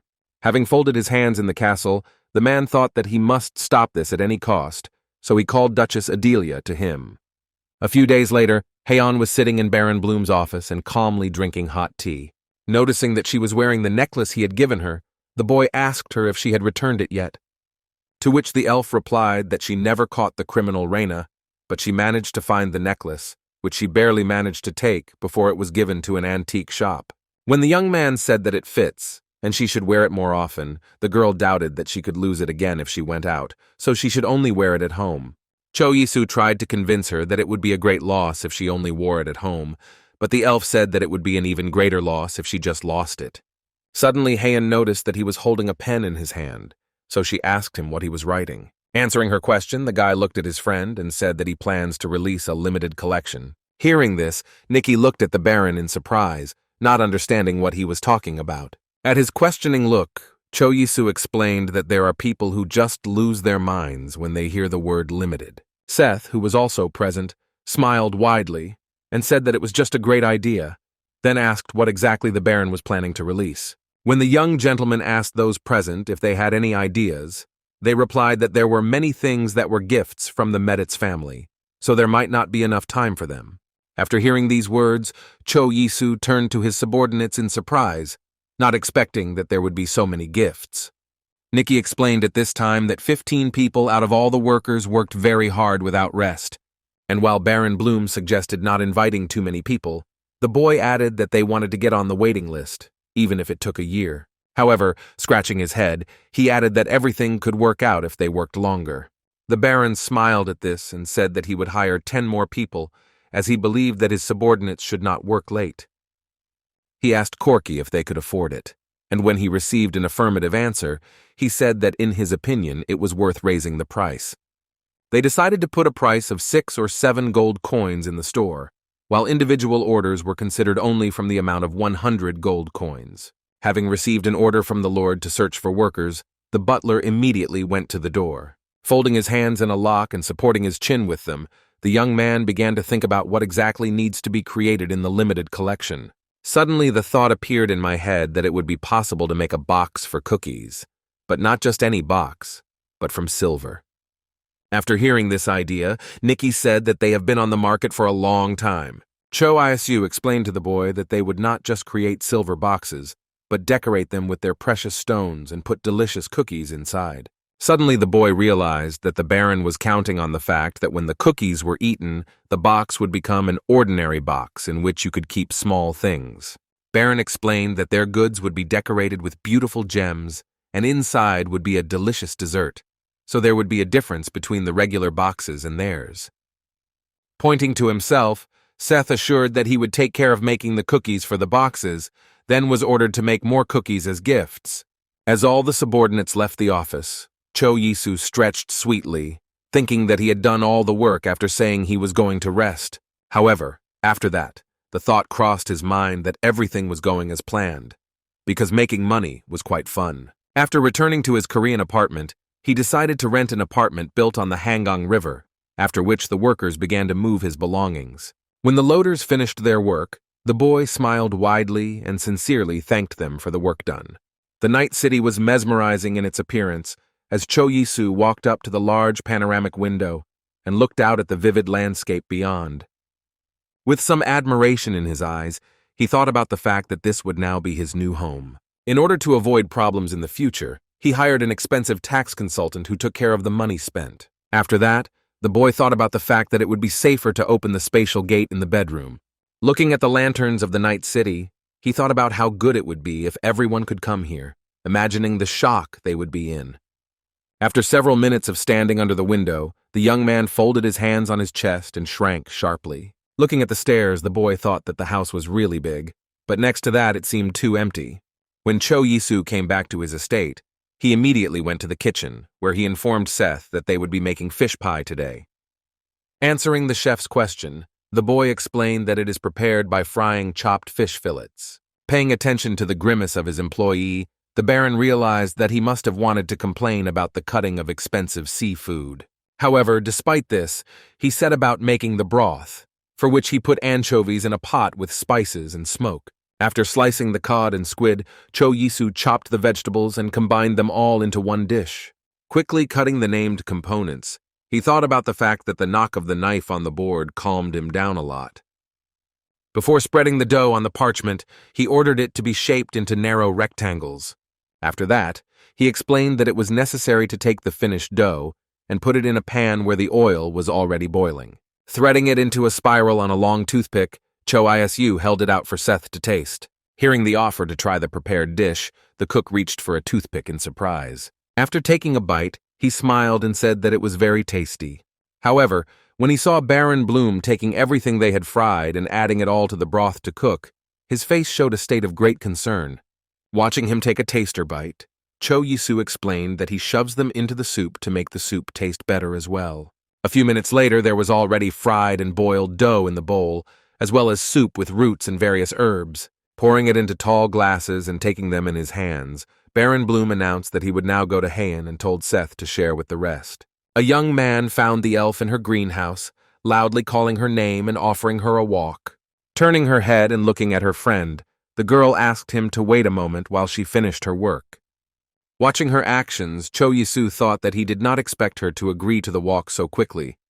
Having finished making the scented candles, Heian turned to her friend and noticed glasses with fish pie in his hands. Hearing the offer to try, she immediately took the glass, pulled out a toothpick with dough, and tipped the bowl to drink the soup. Watching her munching on the fried dough, the Baron smiled and earnestly asked if she liked it.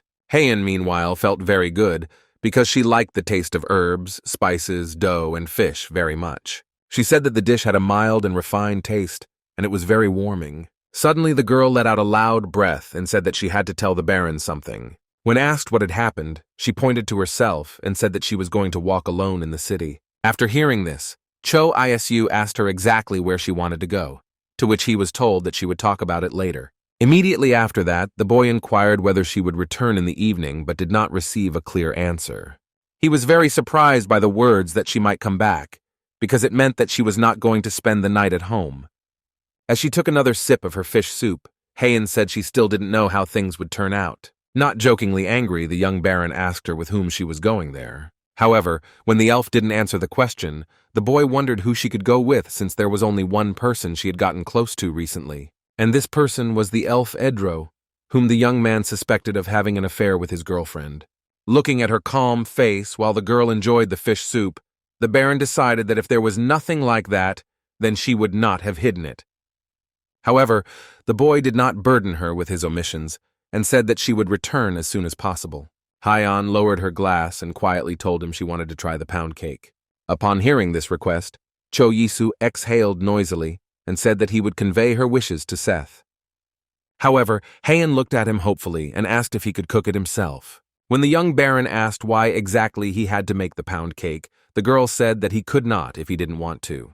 He explained that he would make Seth's cake as long as he was busy, to which Heian immediately agreed. The friend thanked her, and the young man unexpectedly reached out to her hand. After that, the elf turned sharply and went back to her greenhouse, leaving her friend alone with his thoughts. He was running through his head the reason why she didn't tell where she was going and with whom, because it really pissed him off. Out of anger, he clenched his teeth tightly and exhaled through them, deciding that he would go and warm up a little in the sauna. The next night, as darkness descended on the estate, a cloaked figure quietly opened the door and stepped outside.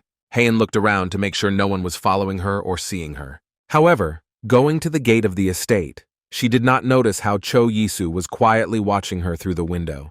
Looking after his friend, the boy quietly called Reina to him, who immediately answered. Giving the expression of his face a decisive look, the baron ordered to follow the Duchess. Wasting no time, the informant agreed and immediately rushed out of the office. The baron thought he was possessed, but he didn't like the feeling because he had a bad feeling. Heian, meanwhile, did not take a carriage and went to the city on foot, sneaking through the dark, empty streets. Reina followed her tail, wondering where she was going if there weren't even shops on this street. Trying not to give herself away, she quietly bent down and peeked around the corner to check if she had lost sight of her target. Suddenly, she noticed a fair-haired elf near the Duchess, whom she recognized as the wizard Edro. Staring at him with big brown eyes, the girl tried to understand what was happening in front of her. Suddenly, she noticed where they were and wondered what they were doing here, if the house belonged to stepmother Heian. Reina immediately remembered that she had asked to find out information about the woman, so she wondered what exactly the elf was trying to do. Near the gate, the informant noticed mercenaries, so she guessed that the girl was going to fight. Meanwhile, a small squad of armored warriors quietly followed the two elves. Having made a decision for herself that it is better to first watch everything that will happen, Reina sharply jumped on the fence wall. Glancing at his companion, Heian silently thanked him for coming. Edro smiled and assured her that no thanks were due, as he couldn't just sit back when he heard her story. Glancing at the palace, he assured the girl that he would wipe out these people, so she should not worry about anything. Sitting on the branch of one of the trees, Reina thought about what she had heard once that elves like to fight, thinking about what she was watching.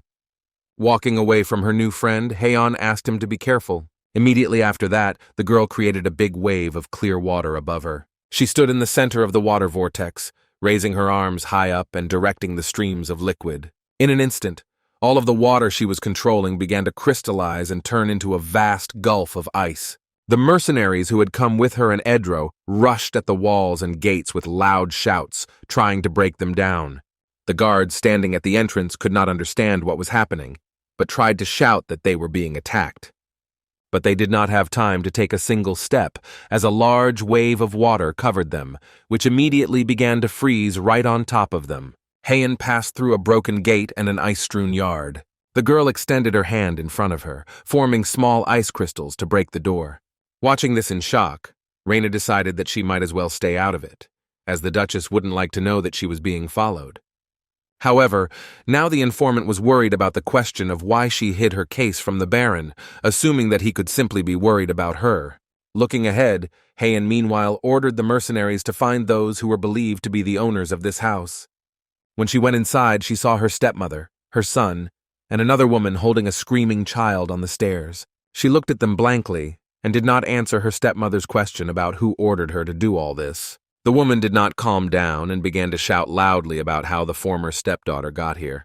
The mercenaries froze and watched intently as she sprinkled various curses on Heian's head. The woman holding the child in her arms began to cry and say that she had done nothing wrong and asked to spare her child. Having received permission from the elf to leave, she began to thank her fervently and rushed to the exit, clutching her baby to her chest. Feeling furious that there was nothing she could do, stepmother Heian only gritted her teeth and growled.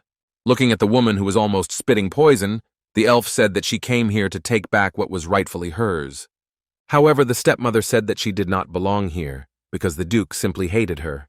The words that her father hated her to death, and she was the cause of his death, Heian took with an indifferent expression on her face.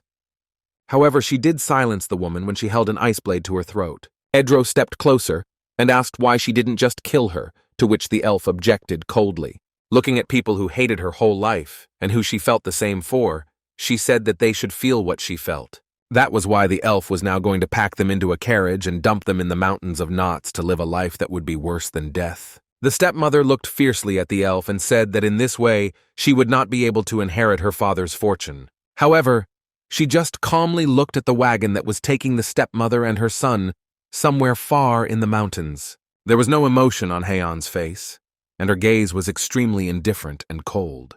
Lowering her eyes, the girl suddenly realized that now everything was over, which made her feel devastated. Edro approached her and offered to leave the bodies to the mercenaries and go to the bank themselves. To her surprised question, the elf explained that the last time he went to the bank, he found out that there was an account in her family's name. When a friend suggested that there was something from her father, Heian thought doubtfully. By the time they continued on their way to return home, it was already daylight outside, and people were scurrying along the road going about their business. Edro wondered why they didn't go to the bank first. The elf replied that her father hated her, so he would hardly leave anything for her. The wizard just closed his eyes tiredly and annoyed and exhaled loudly, saying that people are greedy and stupid enough. But Heian just lowered her head and quietly answered that not all people are really like that. The elf agreed with a smile, immediately remembering Baron Bloom. He threw his arms out to the sides and laughed hard, a big drop of sweat rolling down his face. Heian smiled and said that in any case, she was very grateful for his help. He just lowered his head and exhaled noisily, saying that it is not worth thanking for this. After some time, when they arrived at a large, bright building, Edro invited his friend to go inside. When a large box appeared in front of her with a symbol painted on the lid, he ordered her hands to be placed on it to unlock it. Heian obediently followed all his instructions, which the clerk watched closely. When her hand landed on the center of the sign, a bright blue light immediately began to emanate from it. Out of the box came out the middle, in which there were several letters wrapped with tape. Taking them in her hands, the elf thought in surprise that this was all that her father had left in the bank. However, she decided that now was not the time to open the gift, so she decided to do it at home. With a smile, Edro clapped his hands and said that it was good that their affair had ended normally. Suddenly, the girl asked him about his relationship with his parents, to which she heard that it was just a complete disaster, because they were very picky. The guy added that he had a lot of time to spare, but his parents did not leave him alone, constantly telling him about marriage. In response to this, the elf looked seriously at her friend and offered him to go with her if he didn't like it that much. Frightened that the girl was proposing to him, the elf covered his mouth in fear, but Heian assured him that she was simply offering to go with him to the Baron's domain. Pointing his finger at her, the boy asked with a smile if she wanted to marry him there, to which the girl said that he should stay in the city. After getting out of the carriage, Heian calmly walked to the entrance of the estate. When she entered the middle, she stopped in surprise when she heard Cho Yisu's voice behind her. He was sitting on the couch drinking tea and told her with a smile that she came back quite quickly. Coming closer, the elf gave a soft gasp, agreeing with his words. Sitting next to her surprised friend, the girl said that everything went much faster than she expected. Without turning her head towards him, Heian said that she used to go to the house that belonged to her stepmother. Realizing how this could end, Cho Isu asked how she was doing. Remaining outwardly calm, he carefully examined her body, thinking that she didn't seem to be injured. Suddenly, a roll of paper in his friend's hand caught his attention, so he asked what it was. To his question, Heian replied that her father had put it in the bank, and when the Baron asked if she had opened it, she denied it. Unfolding the message, they both saw elven markings on a narrow strip of paper. Holding 2 letters in her hands, the elf said that one was a check for 500,000 gold. On another, after reading the words of apology from her father, the girl frowned. Calling Darcy to her, She gave her a piece of paper and ordered it to be burned in the fireplace. When Cho Yisu asked in surprise if she was sure that it could be burned, the elf said that she needed something completely different.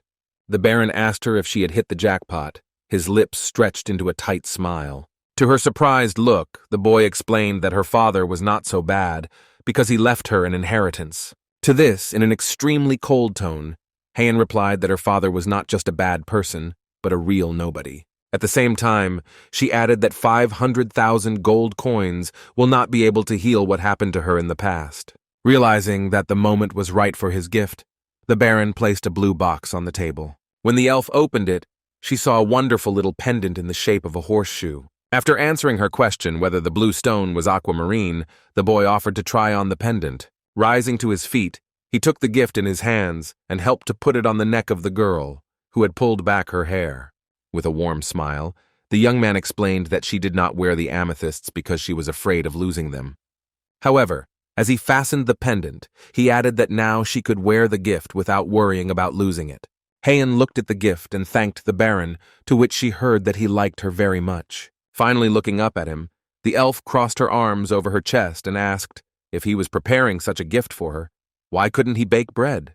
When she suggested that all of this was just because she didn't say where she was going, Cho Yisu tensely fell silent, clenching his teeth tightly. When the young man confirmed her guess, the elf asked him not to be angry, assuring him that this would not happen again. Unable to be angry with his friend anymore, Cho Yisu let out a tired breath and said that he knew that. When she again asked him to make her a pound cake, the boy agreed with a smile. A few days later, the young Baron was already listening to the news that all 100 sets had been sold. Corky replied that gift stamp sets have also become very popular. Hearing all this, the Baron laughed and thought that he would be able to leave here sooner than in 3 years. Dvoretsky only lowered his head and said that he was sure that he would be able to handle everything. However, the Baron folded his hands in a castle, supported his head with them, and said that he was still worried. He remembered the abandoned fields and huts and reported that the area was actually large, but there were no people there. Corky told him that he had him, and the rest would also try to do everything as well as possible. Looking hopefully at the young man, the man said that they were all counting on him. Looking out the window, where the leaves have turned yellow, the boy thought about the fact that the holiday of Kvasoruna is coming soon, noting that time flew by very quickly. The butler smiled warmly into his mustache and asked what he would do for this holiday. Cho Yisu explained that this time he will pay a lot of attention to the international fair, and in August, a night festival is expected. It was on him that he planned to ask several soldiers to go. However, after that, the boy went to the kitchen and decided that for Kvasoruna, he would prepare Korean soup, which consisted of gravy and rice balls and was usually eaten on New Year's. Returning to Seth, who was standing and writing everything down in a notebook, the Baron asked if he remembered the tips for making crispy dough. When they explained that they would now prepare a soft dough, the cook assumed that it would be necessary to add not cold, but hot water to knead it. The young man agreed and also added that when the dough is ready, it should be wrapped in a damp cloth and left to stand for a while. After that, it was necessary to clean the chicken from bones and boil them well, and then add garlic and leeks. As the Baron began to add soy sauce to the broth, Seth asked him in surprise what it was. After trying it, the cook noticed that it was quite salty, to which the boy said that one day it would become a symbol of their house, so they should start experimenting with it. After a few minutes of cooking the broth, Cho Yisu turned his attention back to the cloth-wrapped dough. After rolling it into sausages and cutting it into thin pieces, he explained that the puff pastry should be dried for about 2 or 3 days. Noticing how the Baron was tearing the dough with his bare hands, rather than using special tools, Seth asked if that was the way it should be done. After adding a little more fat to the cooked soup, he poured it into a plate, garnished it with greens and dumplings, and said that everything was ready. Returning to the cook, the Baron ordered him to call the managers, which he did with a smile. When everyone finally gathered in the kitchen, Cho Yisu announced that they had done very well last year. At the table sat not only Seth and the Baron, but also Lucas, Heian, and other inhabitants of the castle. Cho Yisu, in the meantime, I wish everyone to be healthy this year as well. Picking up a spoon and looking at her plate, the elf asked what kind of dish was in front of her. The Baron explained to his friend that this is the kind of soup that they prepare for the new year in their country. Reina also came to the table and said with a smile that it had a very nice color. However, Heian said they still have to taste it to know if it tastes good. The servants also began to eat, with satisfied smiles tasting the new soup prepared by the Baron. For a moment everyone froze, trying to comprehend the flavors they were experiencing now. Hans noted that the dumplings were very tasty, while Lucas noted that the soup had quite a lot of flavor. Looking into his plate, Cho Isu informed his subordinates that they would be eating it during Kwasaruna. For a moment the young Baron's attention was drawn by Lucas, who was happily munching on the prepared soup. He wondered with a smile if they were ever going to get married, or if maybe there was someone they liked. Hearing this question from the young gentleman, Lucas almost choked on the portion of soup that was in his mouth. When Hans asked anxiously if everything was okay with him, the valet smiled and said that everything was fine. Tears welled up in his eyes as he looked desperately at the Baron, who was smiling widely. However, Corky assured them that they could not think about it until the gentleman was married, so he would think about it only after him. When everyone agreed with the butler's words, Chosu lowered his eyes and offered to enjoy the meal. However, after that, he assured that if someone does decide to marry, he will buy them a house. Hearing this, Heian looked at her friend and asked if he would also buy her a house in case of marriage. However, the young man replied that she was not listening carefully, as he only spoke about the senior managers. When, pointing to herself, the elf pointed out that she ran a greenhouse, Cho Isu decided to agree to buy her a house as well. Heian drew attention to the sly looks of all those present, saying that there are a lot of witnesses, so the Baron will not be able to take the words back. Finally, the day came when the March International Fair began. While walking between the stalls of the shopkeepers, Cho Yisu noticed that there were a lot of people, and Lucas suggested that he go see how their tent was. However, as they got closer, the Baron noticed the very long line that had formed in front of him. It suddenly dawned on him that the line was forming right where Corky was standing outside their tent. Hearing someone calling him, the butler raised his eyes in surprise and looked at the master. To his question about how sales are going, the man replied that the demand is very good. He added that there are many merchants who want to buy their products in bulk. After that, he advised me to go inside, as Reina was already waiting for the young man there. Noticing a young man in the passage, the girl raised her head and smiled widely, greeting him. Smiling back, Cho Yisu asked her if she had already studied the questions well. Reina held up 2 fingers and said that there were only 2 people he should pay attention to. One of them was a spice merchant and the other was a famous silk merchant. The girl explained that there was a silk merchant from the Ming Empire who had an 80% monopoly on fabric production. Putting a finger to his chin, the Baron reflected that after the black pepper the prices had fallen and the pet family had expanded their business.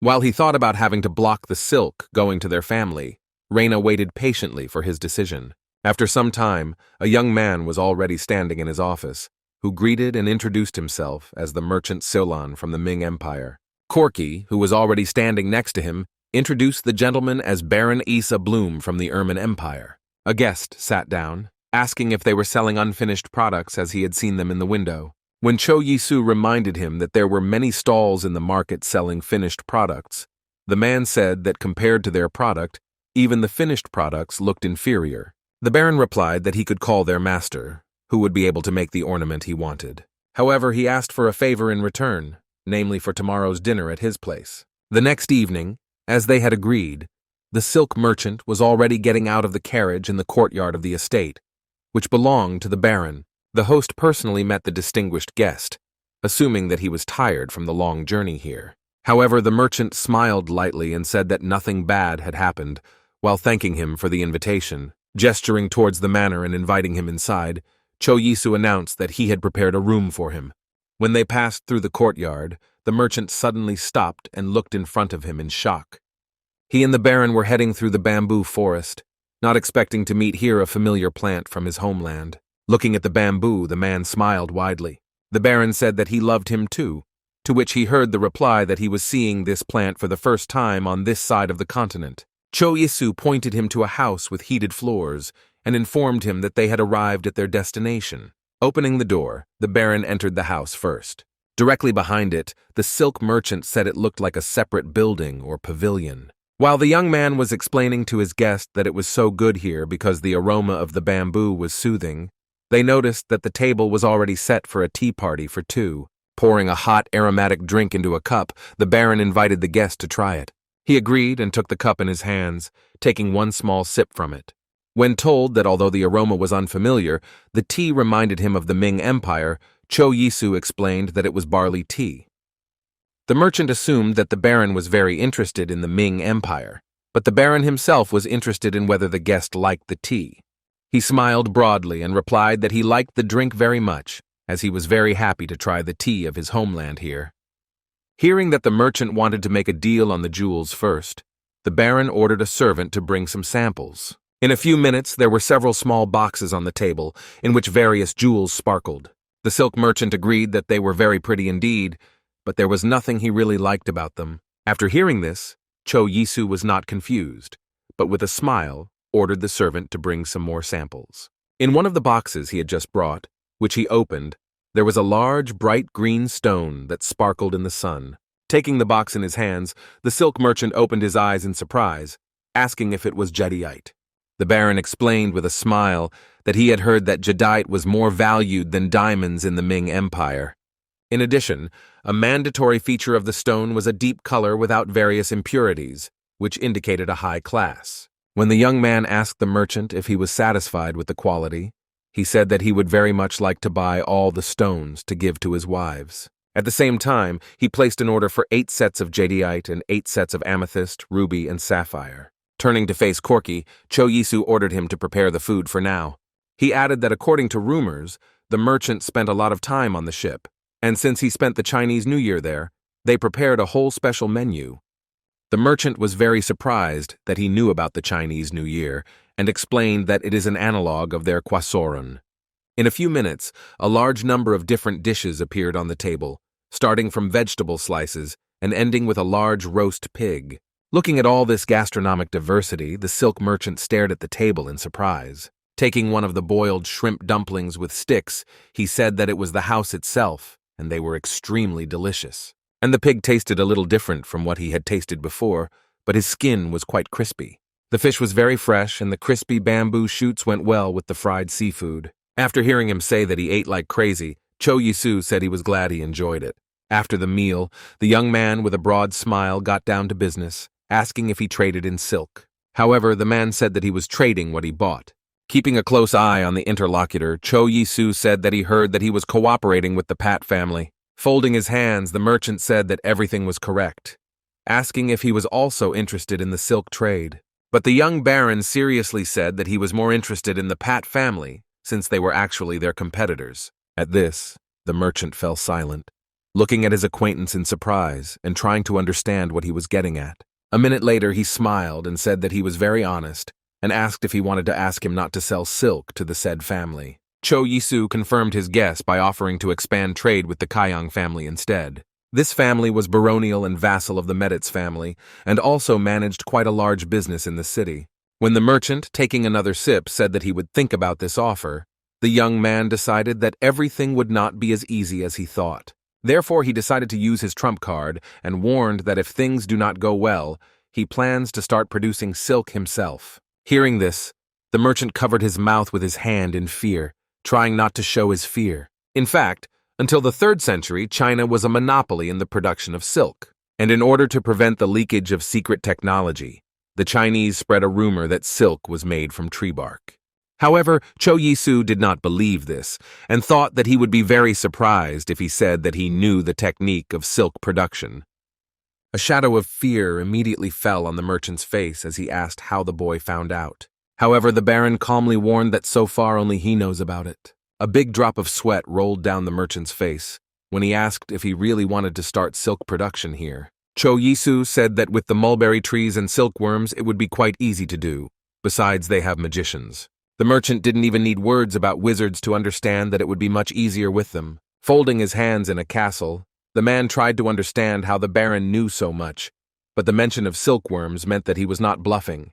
Baran perfectly understood that such a reaction was quite expected, but he was also perfectly aware that even if they began to produce silk, the difference in quality would be incredible. But now he was only worried about the fact that the merchant was very worried about this topic. Realizing that he still had little choice, his interlocutor smiled and assured that he would definitely stop all business with Pat's family. After hearing such a welcome answer, Cho Yisu assured with a smile that he would keep quiet about how to make silk. The merchant also smiled broadly and said that in that case they would be very grateful. He himself understood very well that he needed time to match in quality, but it was unknown how much the boy really knew. As he took another sip of his tea, the merchant thought that he should only end business with the Pat family, who were one of his many trading partners and were clearly not worth the risk. Handing his guest a plate of chocolates, the Baron said that they had handled it all very well, offering to try a new dessert. However, the Empire merchant also thanked and said that if the technology became known, it would be a big problem for them. Determined to prove his honest intentions, the boy looked at his interlocutor and asked what sericulture was, as he thought silk was made from bark. The merchant laughed, but after shoving one of the candies into his mouth, he fell silent, glaring at the Baron in surprise. When he advised him to take a medicinal herbal bath before leaving, the man thought that his interlocutor was a rather considerate person. The next morning, 2 large wagons pulled by horses and loaded with chests left the estate. Handing the owner a piece of paper, the merchant said that he had prepared a check for him to pay, and he added that he wanted him to accept the silk as payment for last night's dinner. Looking at the wagon with the chest inside, the young man thought that he could definitely need the silk now. He asked the merchant to stop by before he went home, as he promised to prepare new dishes for the Ermine Empire. Having said that he would definitely stop by to pick up the ordered jewelry, the man got into the cart and set off. Cho-Yisu, who had been looking after him before, suddenly heard a soft noise behind him. All of this, it turns out, was being closely watched by Reina and Heian, waiting for the Ming Empire merchant to leave. Immediately after that, ignoring the surprised Baron, the girls rushed to where the chest with the gift was. Frowning her eyebrows, the elf sharply lifted the lid to look at what exactly was left for them. Seeing several rolls of silk fabric inside, the girls opened their eyes with joy. Taking it in their hands, they said it was the most beautiful silk they had ever seen. The Baron approached them and with a smile offered to look at the gift when it was moved to the vault, but the girls completely ignored him. Realizing that he had no chance against the expensive and good fabric, Cho-Yisu humbly closed his eyes and shook his head. Later, while the young Baron was taking a bath, Lucas massaged him and asked how he was feeling. However, he only thought that together with the money he earned from the international festival and Seolin's money, he received somewhere around 370 billion won. Although he felt like it was just yesterday that he sold 10 grams of spices for 6 million won, and now he has become richer than the Meditz family. While his mind was occupied with what to buy in Korea now, the valet asked if he was going to the Meditz family for the weekend. Looking at the boy, Cho-Yisu replied that he was going to the wedding of the youngest son of Count Meditz, offering to go with him.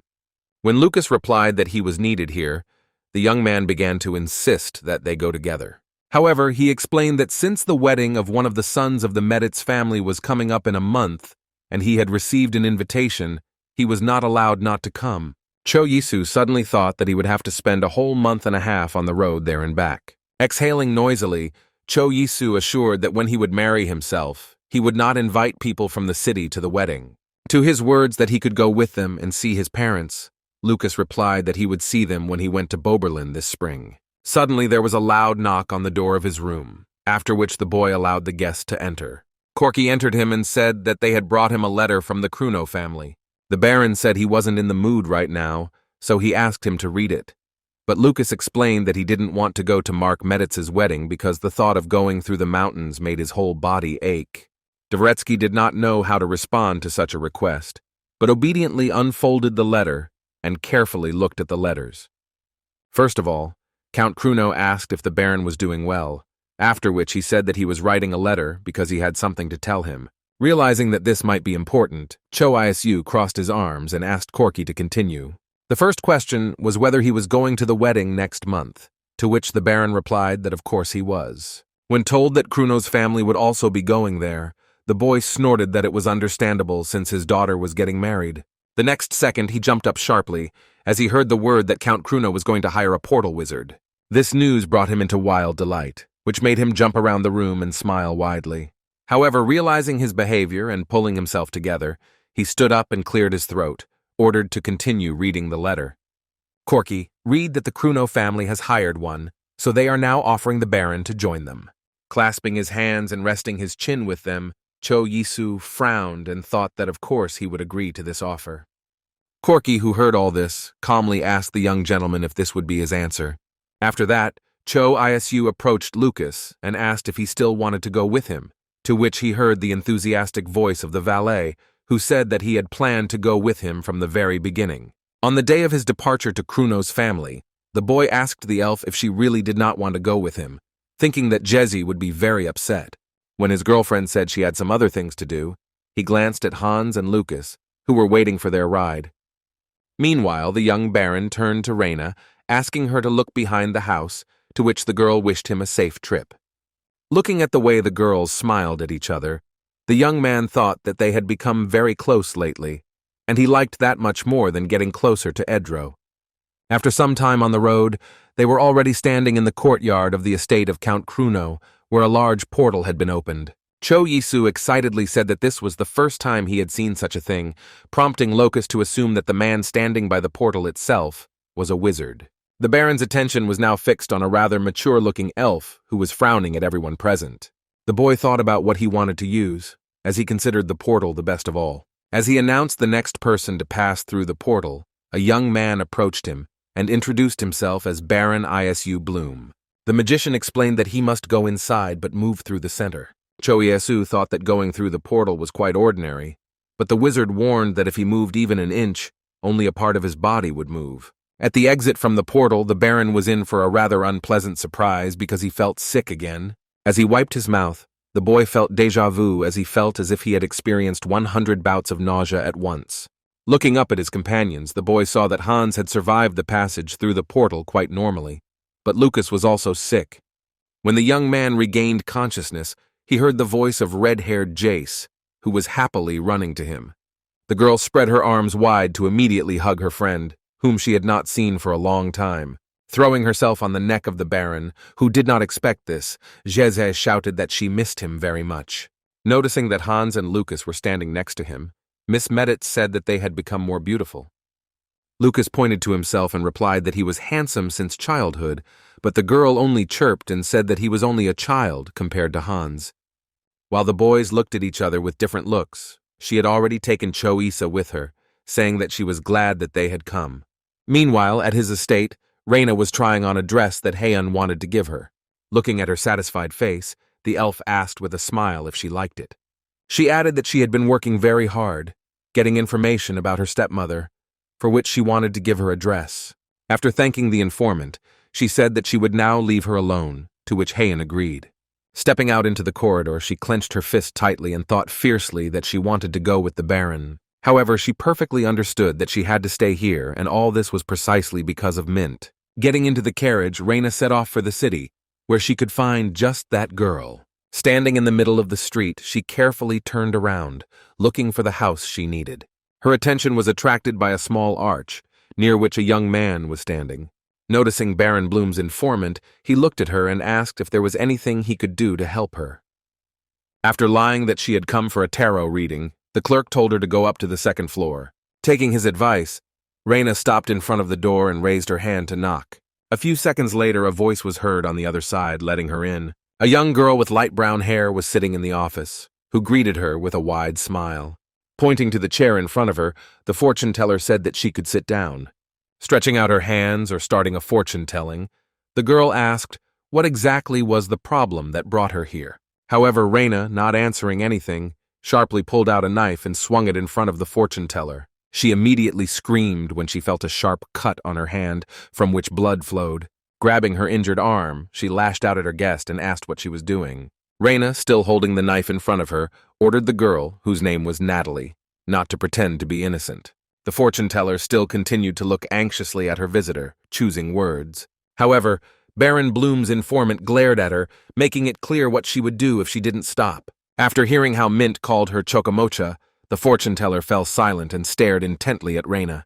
A minute later, she took a piece of cloth and began wrapping it around the cut on her hand. Looking at the informant, she said that she didn't have high expectations, but she really turned out to be quite stubborn. Clenching her fists tightly in rage, Reina said that she had come here not to speak, giving her only 10 minutes.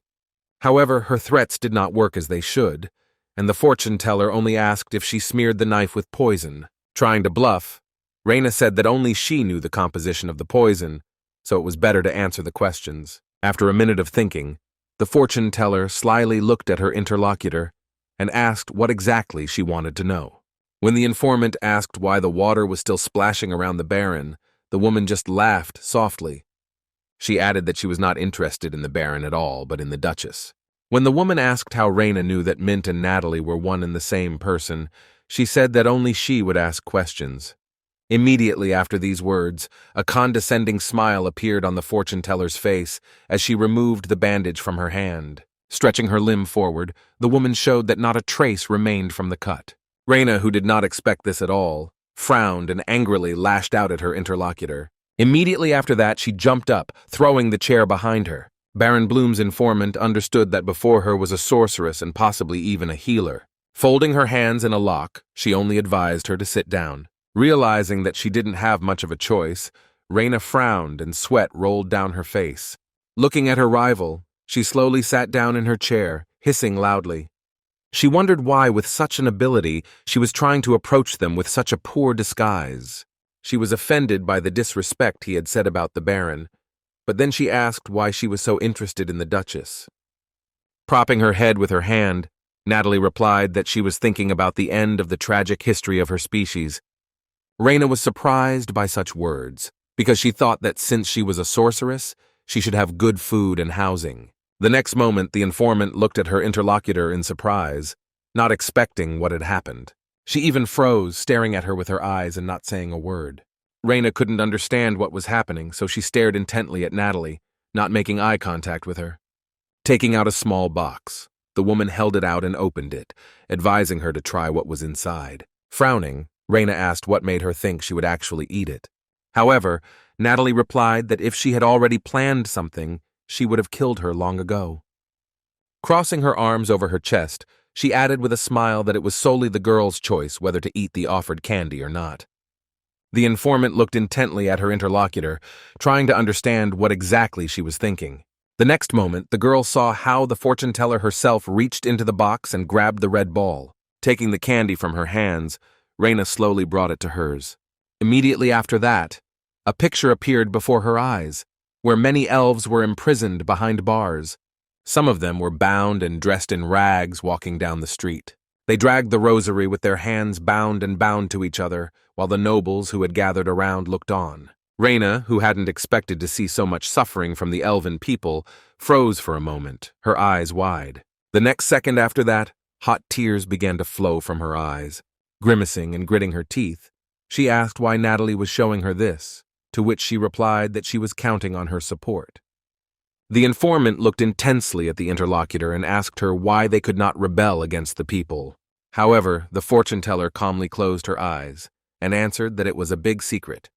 In the thoughts of Natalia herself, the thought that only the Emperor knows the weakness of the elves, therefore it is not worth it that anyone else should know about it. Hearing the words that she needed Hyon to restore the freedom of the elves, Raina jumped up and said that she was not going to sell her the Duchess. However, the fortune-teller only spread her hands and said with a smile that she only needed an opportunity to get close to her. To the words that she can do it herself without help, Natalie replied that Hyon is too careful for that. Frowning, Baron Bloom's informant began to think about what she should do. Covering her mouth and laughing loudly, the fortune-teller said that if you refuse, she will cast a spell on her. But Raina was more interested in the question of what to do if the Duchess refused the meeting. However, when the interlocutor was assured that she would not harm the Duchess, the informant called her with her to the estate. When they arrived at the estate, they found Hyon in her greenhouse while she was tending to the flowers. Without turning her head, the elf reacted to Raina's greeting. However, rising to her feet and looking around, she asked who she had brought with her. While the informant wanted to say something, Natalie put her hand to her side and said that she could introduce herself. Pointing to herself, she gave her name as Priscilla Valentine. For a moment, Hyon froze in surprise, glaring at the new guest in shock. However, after that, she sat down in a deep bow, saying that she was glad to meet the Queen, which shocked Raina very much. The informant knew very well that Priscilla Valentine belonged to the clan of High Elves, who held the highest place among other elves. However, she didn't expect to meet any of them one day, as none of them had shown themselves before. So now, considering that the Duchess herself was crouching before her guest in a deep curtsy, she could only hope that she had not made any mistake. Priscilla meanwhile smiled and said that she could get up, as she herself did not like the antiquated tradition. Returning to Reyna, Priscilla asked her to give them a room so they could talk in peace. Without wasting a second, the informant ran out of the greenhouse, hoping to carry out the queen's orders. Left alone with the distinguished guest, Heian asked her what she wanted to talk about. However, she did not let her finish, saying that they were destroying an artifact owned by the imperial family. Looking at her surprised face, the queen added that if they destroyed it, then they would not be able to control their mana at will. Placing a hand on the elf's shoulder, Priscilla told her that she would need her help for this. The elf queen added that in her 60 years she had never met an elf as beautiful as herself. The woman took the girl's face by the chin and lifted it up, forcing her to look only at herself. With a big smile, Priscilla said that it had been 10 years since she entered the palace. Hearing the proposal to come to the palace and deceive the emperor, Heian asked if he wanted to make her a concubine. However, Priscilla assured that she would take care of the current queen, so that Heian herself could become queen. But the Duchess was against such a prospect, as she frankly informed the queen. She replied that it was for a greater purpose, because if she sacrificed herself, then their entire species would be able to live freely and happily. However, Heian did not succumb to persuasion, so she again stated that she did not want to sacrifice herself. She reminded him that the artifact was shut down for an hour during the magic demonstration on Quasaruna, so they could work during that time. However, Priscilla exhaled noisily and said that the hour was too short, as the artifact was hidden underground and the path to it was like a maze. Besides, even the emperor is forbidden to enter there during this hour. Hearing that the artifact wasn't their only weakness, Heian looked at the queen in surprise.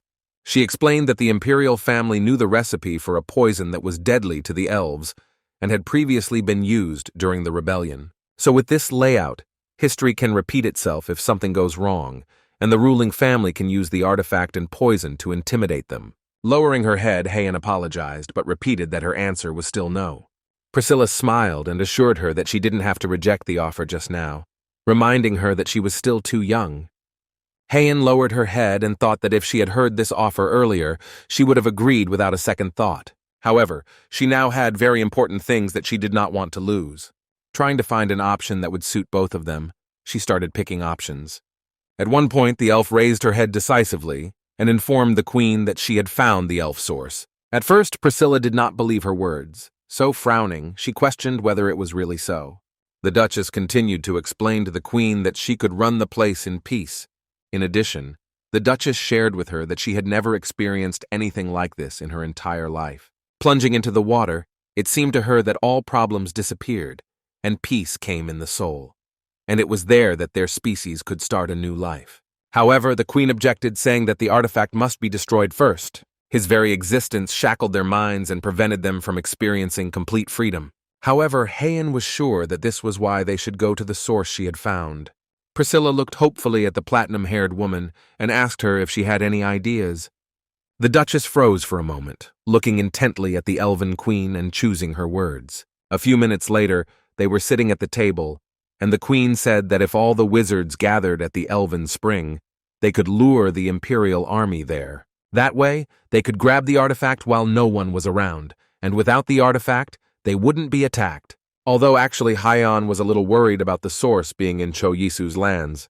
When the elven queen said that the plan was pretty good, the Duchess added that it was the only way to get the artifact out of the tower. Holding a cup of tea in her hands, Priscilla apologized for making such a difficult request. However, Heian calmly replied that she perfectly understood everything, since it was for the sake of saving their species.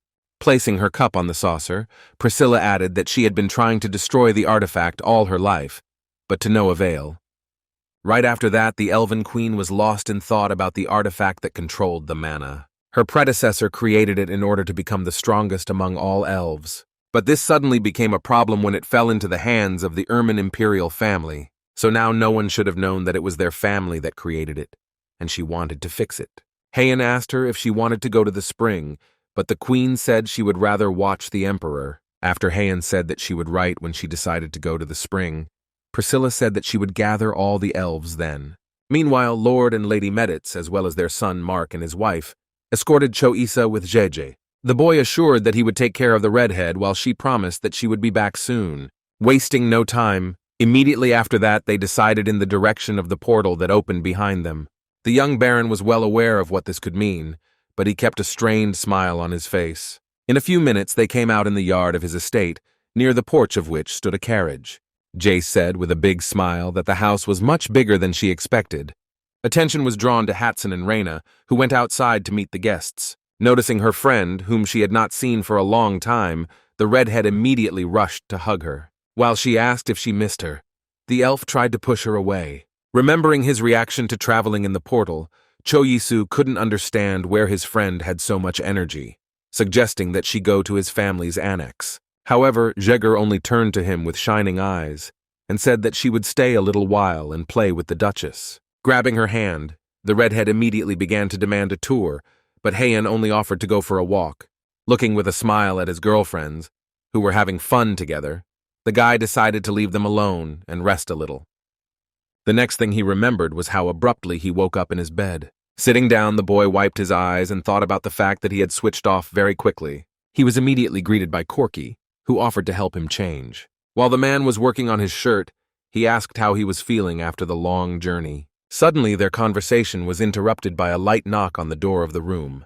Having received permission, Seth entered, who was puzzled by something. He approached the Baron and said that he had something to tell him. The cook was silent for a moment, trying to find the words that would best describe what he wanted to say. Cho Aisu, observing his behavior, asked why he was so nervous, and the thought appeared in his head that he was planning to resign. However, Seth said that wasn't the case, finally blurting out that he was going to get married. Not expecting such words at all, Cho Yisu looked at his cook in surprise. Assuming that he must be too busy or going on dates, the Baron asked him who exactly he was marrying.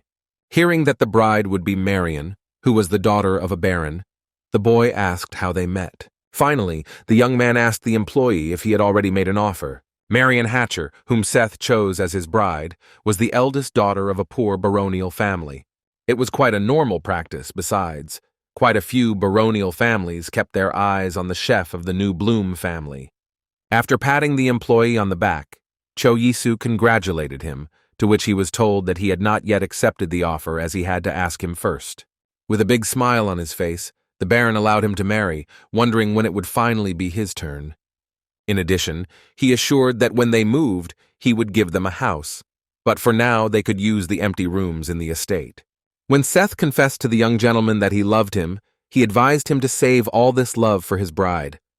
Immediately afterwards, Seth asked him if he could appoint his bride as maid of honor to the Duchess, to which he was told that he would have to ask the elves. Glancing at the butler, Cho Yisu ordered him to prepare well for the wedding. Suddenly the door opened and into the room, a red-haired woman accompanied by Heian flew into the room screaming loudly. Glancing at his friends, the young man asked her what had happened. Jace immediately replied that she wanted to call him to go shopping with them. Looking at him with big eyes, the redhead asked if he would like to spend some time with them, reminding her of the road she had traveled. At that moment, Heian intervened in the conversation, who also called him with them, saying that she had something for him. These words aroused the Baron's curiosity, so he clarified what exactly she had for him. When they got out of the carriage, the young Baron looked in surprise at the building near which they stopped. He and the girl stood outside a large, luxurious mansion with dark tiles and light walls. When Heian confirmed that this was where her stepmother lived, the boy asked why she had brought him here. However, when the elf said that it was a gift for him, Cho Yisu looked at her friend in surprise. Answering his surprised question, whether she would give him this house, the girl said that she owed him a lot. But the Baron said that he would already have a house, so it would be better to use the building for other purposes. He thought that it would be possible to open a jewelry store or a snack bar here, and maybe even a department store.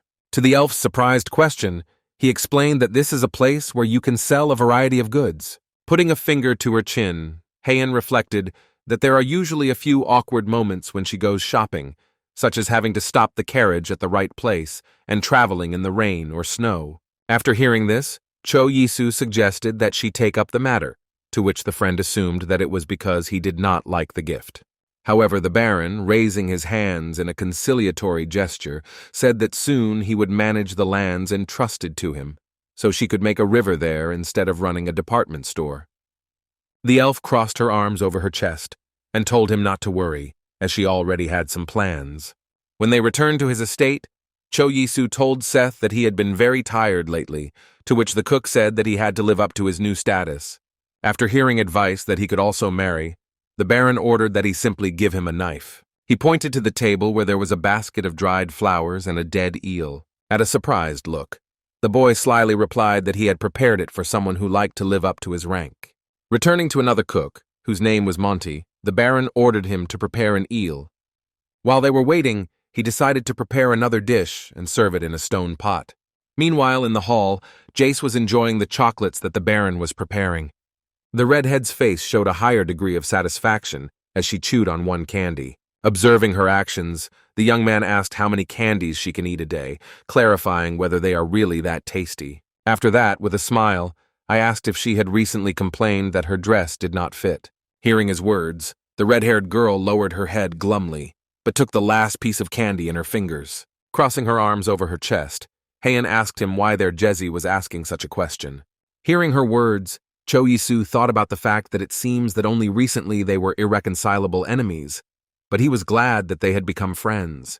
At that moment, Seth and another servant entered the hall and announced that the food was ready. On the waiter's side tables, they brought out rice mixed with spices and cooked eel. The Baron wanted to warn the redhead that the stone pot would be hot, but he didn't have time to do it, and in a moment she started screaming that she had burned her hand. Showing her injured hand, she lunged at Seth, blaming him for serving such hot dishes. But the young Baron did not insult his chef, saying that he ordered it and the dishes should be like that. When he asked how her hand was, Miss Meredith showed him her middle finger and told him the hand was out of order, offering to blow on it. Not at all expecting such a gesture from a girl of a noble family, Cho Yisu said that it would be best to first take wild onions and soy sauce and mix them together. After that, he spooned a decent amount of bitter rice mixed with spices, and then, with a big smile on his face, he thanked the cooks for the food. Jace followed suit and grabbed the spoon as well, saying she wanted to try it. As she chewed the spiced porridge, her face showed a wide smile of satisfaction. Covering her mouth with delight, the girl exhaled and asked what the sauce was called. Now she wonders why they don't grow vegetables like that, because the texture of the bean sprouts and the pork went so well together. Noticing that Heian took the bread and dipped it in soy sauce, the young man watched her reaction intently. Meanwhile, the elf calmly shoved the bun into her mouth, biting off a piece. A moment later, with a big smile, she said that it tasted even better with bread than with rice. When JJ said that the sauce went well even with eel, the boy assured her that he would give her the seeds when she went home. To his question about when she plans to return, the girl replied that she plans to do it in November. When the Baron asked if things were going well, the girl raised her hand and showed him 5 fingers. And with a broad smile, she explained that they need as many as 5 more stores. Afterwards, Cho Isu turned to Heian, asking how she was doing and why she wasn't offering her ideas. To which the elf calmly reminded him that she had given him the building for his department store. The Baron turned to the red-haired woman again, saying that she had arrived on time, as she would have time to go to the night festival before leaving. She smiled slyly and said that this is exactly what she was waiting for. Meanwhile, in the imperial palace, Priscilla was again sitting with the emperor at the table, talking about the arrival of Duchess Adelia. The man confirmed this with a smile, as he called her because he wanted to talk to her about something. The elf queen reminded him of the great merchant Seolan of the Ming Empire, saying that he had broken the silk supply contract with the Pet family. She added that she did not know the exact reason why, but now all silk was supplied to the Kayan family. To this, the ruler of the empire suggested that perhaps the Meditz family had paved the way for this year. But Priscilla assured her that Pat's family was rumored to be very rude to Seolan, although she didn't mention that she was the one who started the rumor. Pat's family was really interesting because they started with a small salt production and became aristocrats. Now they behaved very haughtily, rejecting other families. Judging by what the 5 great families have been doing lately, they were definitely crossing the line because they forgot that only the imperial family had true aristocratic blood. The ruler laughed and said that it was because of this that he called Adelia to him. Suddenly, his attention was drawn by a knock on the door, which sounded, and the butler's voice announced the arrival of Duchess Adelia. Immediately after that, a young woman with blonde hair and a white dress entered the room. Embracing his sister, the emperor noticed that she had come a long way, to which the woman replied that they had not seen each other for a long time. Turning her eyes to her brother, Adelia asked him why he had summoned her. The ruler smiled and replied that they should discuss something with her. After that, he continued that he would like to auction a small area located in the south. At first, the woman was surprised by the offer to give away part of her land, but when they sat down to discuss it, she clarified whether he wanted to add strength to the side of the Meditz family. The emperor said she was absolutely right, adding that the southern lands had been ruled by the central government for generations.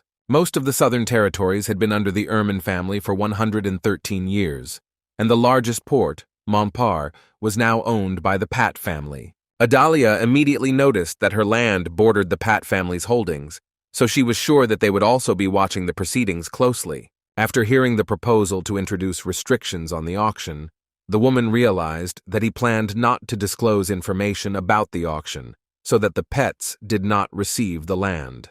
The emperor's sister added that even if the lands were transferred to the Meditz family, it would not mean that the imperial power would simply cede to them. In addition, the man added that the southern lands of the empire are a symbolic place for aristocrats, and only their possession could fundamentally change the status of the Meditz family. So he asked if she would mind if he put a small area up for sale. The woman agreed, adding that it was still not easy to manage the land that bordered the Pat family's property.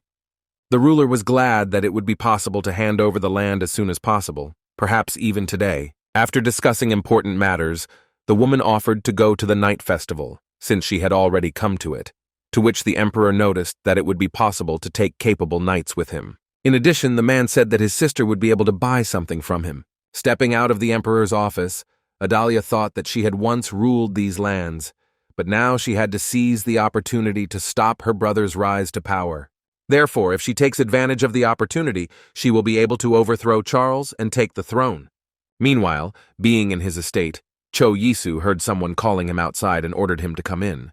Immediately after his permission, a dazed Reina flew into the room, calling him loudly. Not expecting such a reaction, the Baron smiled and asked what was happening so urgently. He ordered her to sit down and told Lucas to bring 2 coffees, then asked the girl what had happened. She wanted to say something else, but she fell silent for a moment, looking intently in front of her with a surprised look. Her eyes darted over the Baron's face and body as the informant tried to gather her thoughts. Hearing him start calling her again, the girl looked in front of her in a daze and answered. Her thoughts were only occupied by how nice the Baron smelled, but pulling herself together, she said she had good news for him. Reina said that earlier he was looking for land for a farm, and now the lands in the south are being put up for auction. The informant asked how it is that his wish always comes true without any problems. After that, she added that it was the first time she heard about the southern lands being put up for sale. Looking at the cup of hot drink in front of her, the girl said that the emperor's sister herself was putting them out, thinking that the only known reason was to get money. Putting his finger to his mouth, Cho Yisu thought that the Baron could own 100,000 acres of land, meaning he could claim 70,000. However, the south seemed to belong to the central government, so he was sure that Count Meditz would also be in the bargain. He was unsure about the relationship between the imperial family and the 5 main families, so he asked Reina what their relationship was. The informant replied that there were no problems on the surface, but the imperial family would not be happy if the 5 main families began to increase their power, since until the 4th century, the empire was ruled by the Anagale dynasty. Now the Big 5 were called the 4, because the Meditz and Kruno families were in a political alliance, and instead of including the Meditz from the 5 big families, they simply excluded the Kruno family. Cho Yisu wondered if he could take the opportunity and get the title of Earl, when he heard that the auction would last for 2 months, so he had time to think. Just as Reina was about to leave, Miss Jace burst into the room looking for her friend.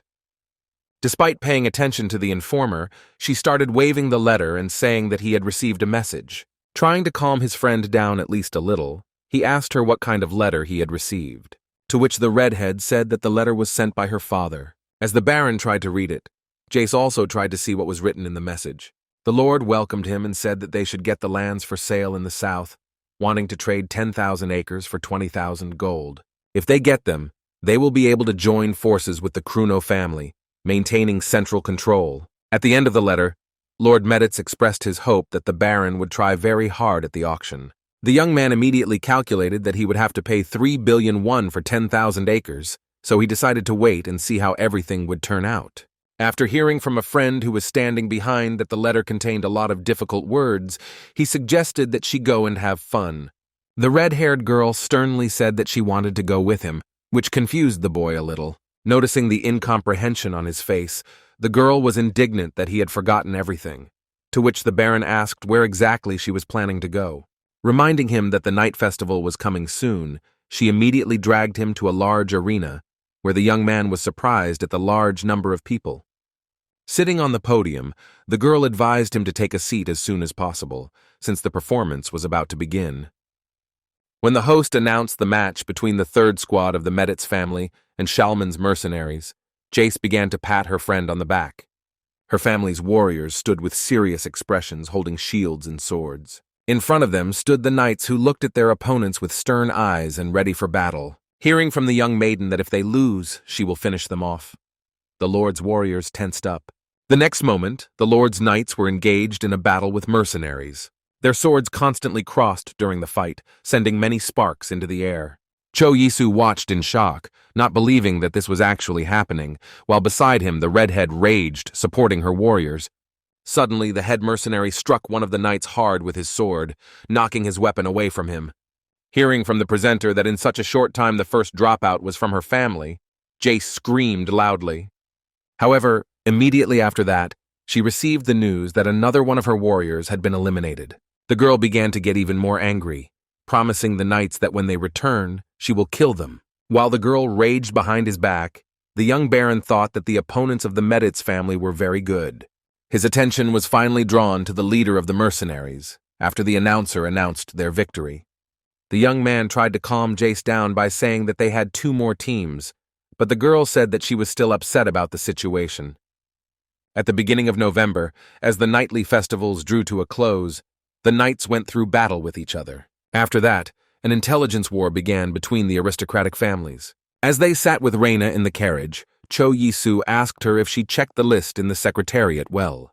When asked if any of the mercenaries caught her attention, the girl replied that she noticed someone. She added that this mercenary group that took 7th place in the 5x5 battles, namely the Serb mercenary group. Suddenly, the Baron's attention was drawn to a noise in the street, and he asked if something had happened there. Looking out the window, the informant assumed that somewhere there had been a fight between the mercenaries. One of the men came close to the carriage and started cursing, swinging his sword around. Kin was startled by the sharp noises and scrambled and started hopping on the spot, no matter how hard Lucas tried to hold him back. The Baron sat in the carriage and looked at Reina, unable to understand what was happening. The girl carefully looked out the window of the carriage, trying to see all the participants of the event. However, she was surprised to notice that Lucas was no longer at the coachman's place. To the frightened question of the Baron, she answered that he simply disappeared and ordered the gentleman to sit in the carriage. Immediately after that, the girl jumped into the driver's place and took the bridle in her hands, trying to lead the carriage to a safe place. Finally, after a few minutes, they stopped on one of the big streets. Cho Yisu wanted to know what happened at that moment, to which Reina said that people suddenly appeared and drew their swords, and the mare got scared. In addition, she assumed that Lucas simply fell out of the carriage in a panic. The Baron asked how she could go with them if she knew he was missing, but the guards replied that his safety was their priority. In desperation, slapping his forehead with the palm of his hand, the Baron ordered them to go immediately and look for him. Reina offered to take him home and go to the secretariat another time, which Cho Yisu agreed to. Clenching his teeth, the boy asked her if she could also go look for Lucas, to which the girl said they still had people. Arriving at his estate, the young man stood in front of the window and awaited the results of the search operation. He thought about the fact that the sun had already set over the horizon, and Reina and the guards and Lucas still hadn't returned. Thinking and putting a finger to his chin, he tried to understand where his valet had gone. Corky said he understood his concerns, but rest was also necessary. Trying to keep his voice confident, the man said that Lucas would be fine, and they would let them know as soon as he got back. Hans was not left out either, assuring him that he would keep watch at the main entrance. Looking at the devotees, Cho Yisu said that he would go to sleep, but he would wait a little longer. The next morning, a loud voice woke him up in his office behind his desk. The young man immediately jumped up and began to ask the butler de Lucas. He did not know what to answer, but he said that he did return. Descending into the living room, Cho Yisu found a picture of Hans with tears in his eyes hugging Lucas, who was trying to call him. Not believing that his valet had returned home, the young man froze in place and looked at the boy in bewilderment. Lucas, meanwhile, tried to ask him to pull him out of Hans's arms. Approaching his friend, Cho Yisu patted him on the shoulders and asked him to calm down while the big man wiped away his tears. Looking carefully at his valet, he asked him if it was really all right. When the boy noticed a bandage on his arm, he asked what happened to the arm, to which Lucas said it was just a scratch. Putting an end to any questioning that might have taken place, the valet gestured to one of the mercenaries standing at the entrance. He calmly replied that it was the person who saved his life. The unknown mercenary greeted and introduced himself as Shalman, who was the leader of the mercenary group. Upon hearing his name, Cho Yisu realized that he had definitely seen them at the night festival. He invited everyone to the table, and when everyone sat down, he asked what happened then. The valet with a smile said that he fell from the carriage like a fool, and then got into the middle of a fight, where he was wounded and lost consciousness. From all his history, the young baron only gleaned for himself the words that he was wounded. However, after that, he turned his attention to Shalman again, and asked if he had taken care of him. Hearing an affirmative answer, he thanked and assured that he would pay him for rescuing his valet. However, when he replied that no reward was needed, the young man only looked at him in surprise. Looking at his puzzled face, the leader of the mercenary group explained that he had actually come to apologize. Cho Yisu was very surprised by these words, so he asked the man if he had heard him correctly. Scratching his head, the mercenary leader said that the fight was actually his fault. And while he was choosing the words, Lucas challenged himself to explain everything to the Baron himself. He said that a group of mercenaries led by Knight Shalman had come to the 5x5 battle stage, and they were able to win it at the stage when it was 3 against 3. It was Shalman who raised his sword in victory, sitting on his horse after the battle. The man remembered that the opponent who lost in the tournament could not accept his defeat and decided to continue it on the street. From these words, Cho Yisu concluded that Shalman and his men were not responsible for the fight. The valet added that his mercenaries actually helped the citizens get to safety away from the battle. Suddenly, the young baron realized that Shalman was the one who defeated the third team of the Meditz family.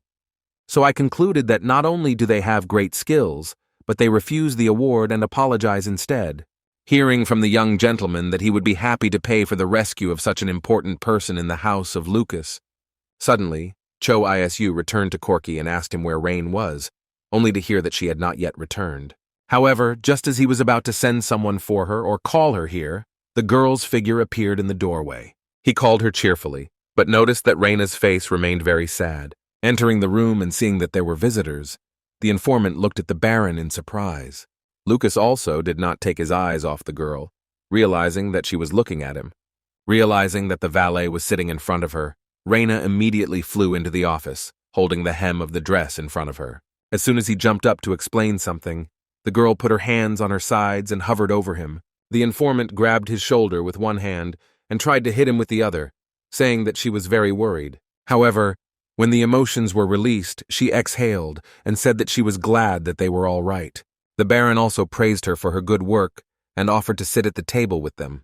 Suddenly, Shalman looked at her carefully and quietly repeated her name, causing the informant to freeze. In the next moment, a familiar voice was heard, and she turned to the knight who had saved Lucas and looked at him in surprise. He said that he wasn't sure when he heard her name, but now I see that it really is Water.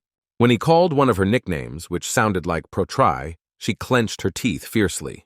To the Baron's surprised question if they knew each other, the girl answered that they once trained together. However, when the young gentleman was interested in her nickname, the girl hit her forehead with her fist, exhaling noisily and trying to find words to explain.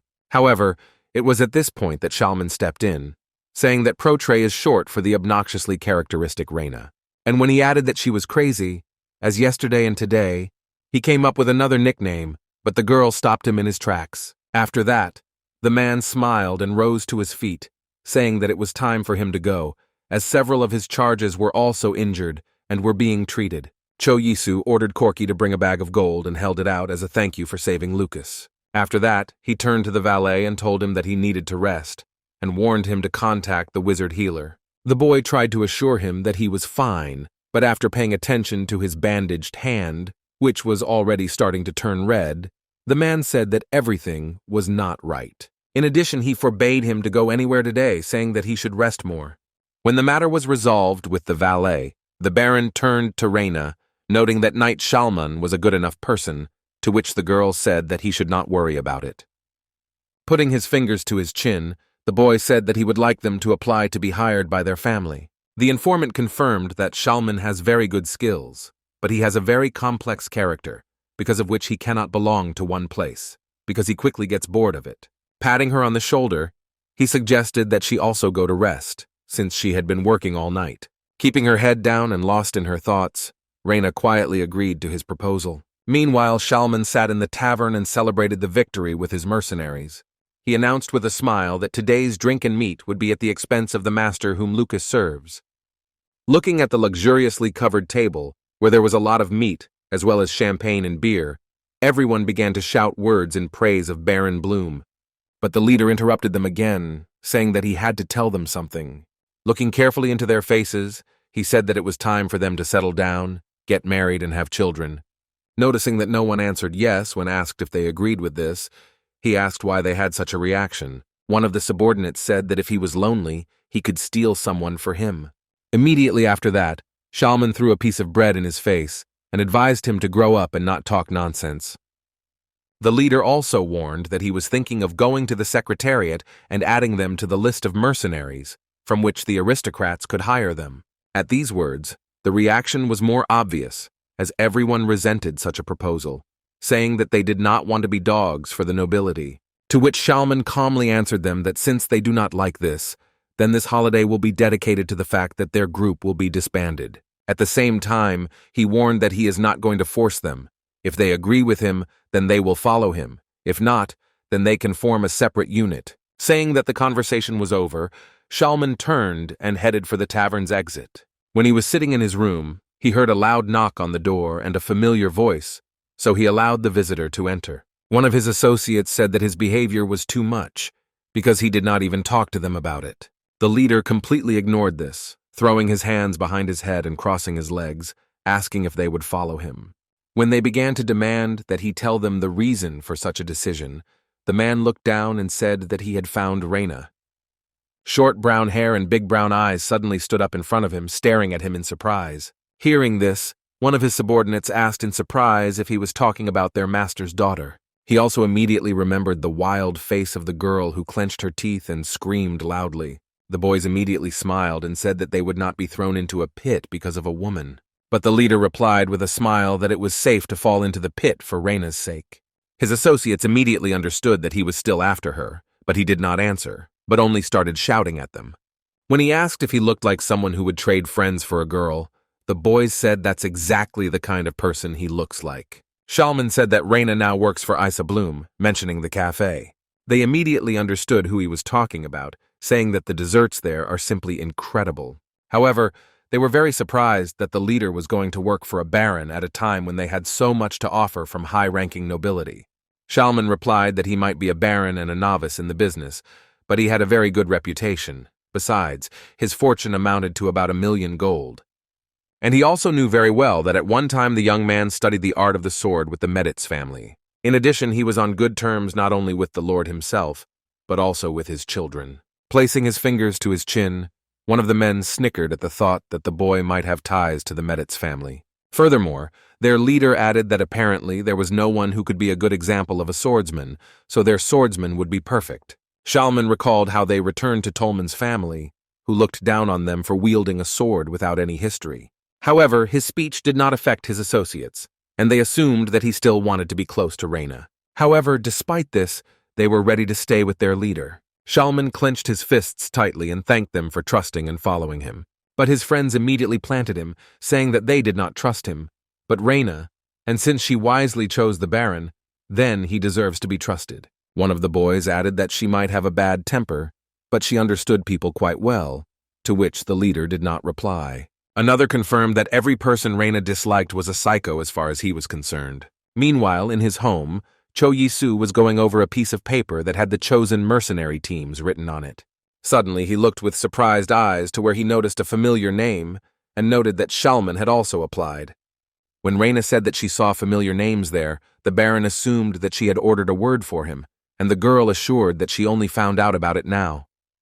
Tapping the mercenary leader's name with his finger, the boy said that partly because they had saved Lucas, he would prefer to hire them. Returning to the informant, he asked what skills they had. Reina tried to find words, but the fact that Shalman was approaching her every time he got a chance was still running through her mind. After some time, the leader of the mercenaries, together with his subordinates, stood in the large office of Baron Bloom. Putting his hand to his chest, he introduced himself and greeted the audience.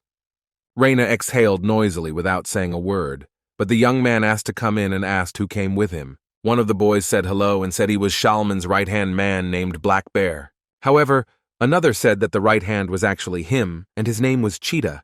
And while his subordinates were figuring out their relationship and their status in their team, the leader himself asked not to pay attention to them. Cho Isu smiled and offered to proceed with the case in such a case, asking about the conditions they have. Shalman said that experienced knights are paid 600 gold a year, 300 are paid to knights of average experience, 70 gold to the armor bearer, and 5 gold to the page. Their team consisted of 3 experienced knights, 17 of medium experience, 7 squires, and 15 pages. Having heard that the annual salary of their squad would be about 7,500 gold, the Baron was surprised that they agreed to the usual payment. Shalman said that they agreed on one condition, adding that the stated amount does not include housing costs. When Cho Yisu agreed, he raised his finger and told him to pay them 15,000 gold. That way they would have enough for everything. When asked by the Baron if this would really be enough, the leader of the mercenaries said that there is no war now, so to demand 3 or 4 times more would be simply not fair. Extending his hand to the man to shake, the Baron thought that he had suitable skills and a clear conscience. When he began to demand someone who would manage their accounting, his interlocutor warned that the contract was for at least 2 years. After that, he held out a letter written in small letters, which he called a contract. When the mercenaries left his office, Cho Isu turned to Corky, asking him to send someone for Hyan. Alone, the boy exhaled noisily, thinking that he had finally completed this great task. But suddenly it occurred to him that he still had one important problem. Hearing that a favor was required of her, the elf was very surprised. The Baron said that his request would apply to Lucas, who, in his opinion, should have been treated well. To her words that he should just call the wizard healer, the boy said that he would have to wait as long as 2 months. Hyan huffed as she said she was a bit worried as she smelled a strange smell from the valet's wound. Cho Yisu remembered that he had heard that he could receive immediate treatment if a doctor was summoned by a wizard. The elf thought and promised to try to do something about it. Putting his hands on his sides, the young man said that it was their Hyan, which again satisfied his friend. However, he immediately began to worry about the question of whether everything would be fine with her in the secretariat, remembering her words that she did not like to stand out. But Hyan, with wide eyes, assured him that she had a better idea than going to the secretariat. Cho Yisu was very surprised when her friend said that she had a healer she knew. Priscilla, who deftly changed her disguises for disguise, immediately appeared in my memory. The elf did not want to reveal all the cards, so she simply said that she met her by chance. But the young Baron was more worried about the question of how they determine what each other's abilities are. Hyan explained that according to rumors, an elf is born with the ability that best suits them, to which the boy noticed that she would be more suited to fire. After some time, the Baron knocked on the door of the room where his valet lived. Hearing the young gentleman's voice, Lucas asked him to wait a moment. Opening the door, he asked him what had happened, not expecting such a visit. Cho Yisu frowned as he carefully studied the boy's appearance and smelled something strange. All attention was focused on the wrapped hand of the valet, suspecting that the smell was coming from her. He tried to say, or he was going back to bed, but Lucas assured him that he was fine. When after some effort the boy's face contorted in pain, the young man assumed that he might have torn the ligaments. He suggested that he wait a little longer and advised him not to overexert himself, despite his convictions. And suddenly Cho Isu ordered him to stop lying to him about his well-being, warning that he might die. He perfectly understood that death due to sepsis due to neglect of a large wound is common even in the modern world, and while Lucas was afraid of such a prospect for himself, the young man thought that the conditions of the Ermin Empire were much stricter. He began, convinced that he said this because this could happen if they were suddenly unlucky. Corky suddenly entered the room and told Lucas that it was time to change the bandage on his arm. Hearing the surprise in his butler's voice, Cho ISU told him to take good care of Lucas as soon as possible. Without wasting time, the man began to carry out the order and untie the valet's wrapped hand. The young baron stared intently at how the hand had turned blue where the wound had been. Stepping out into the corridor, he thought about the fact that it would be good to bring a doctor here from Korea. However, they were lucky because Haeun knew the healer personally, so he mentally advised Lucas to hold on a little longer. After that, he met Reina, who with a smile announced that the results of the auction had arrived. Looking at the document brought by the informant, the young baron realized that he would pay 24 billion for the total cost of 70,000 acres. Looking up at Reina, he asked what would happen to the rest of the lands, but there was no information about it. After these words, he decided that he would wait until the Lord contacted him himself. There was a loud knock at the door, and Corky's voice was heard behind it. The butler went inside and calmly informed the young gentleman that a guest was waiting for him downstairs.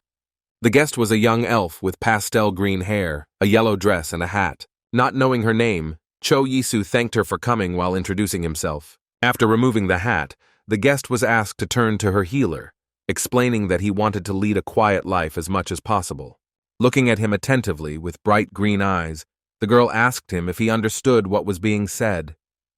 Opening his arms, Cho Yisu replied that he understood everything, offering her tea, but she refused, arguing that she would drink tea after work.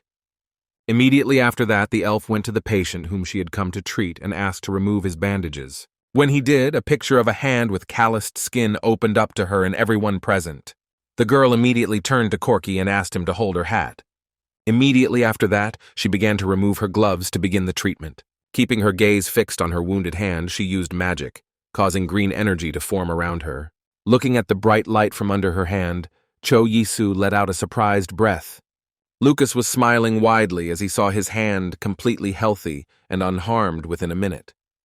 Bowing, he thanked for the treatment and heard a warning not to get injured again. Wasting no time, Hans hugged him tightly again. Watching him beg to be let go, Cho Yisu thought with a smile that both of them were very energetic. After that, he turned to the healer with a big smile, saying that he had prepared snacks, so he offered to sit at the table. There was already a kettle with tea on the table and fresh chocolates on a saucer. The green-haired elf silently enjoyed a hot drink mixed with dessert. Stretching his lips in a sincere, wide smile, the young baron assumed that she liked him. She also smiled and agreed, saying that she especially likes chocolate. Watching as she reached for another candy, the boy said that he was very glad to know that she liked it.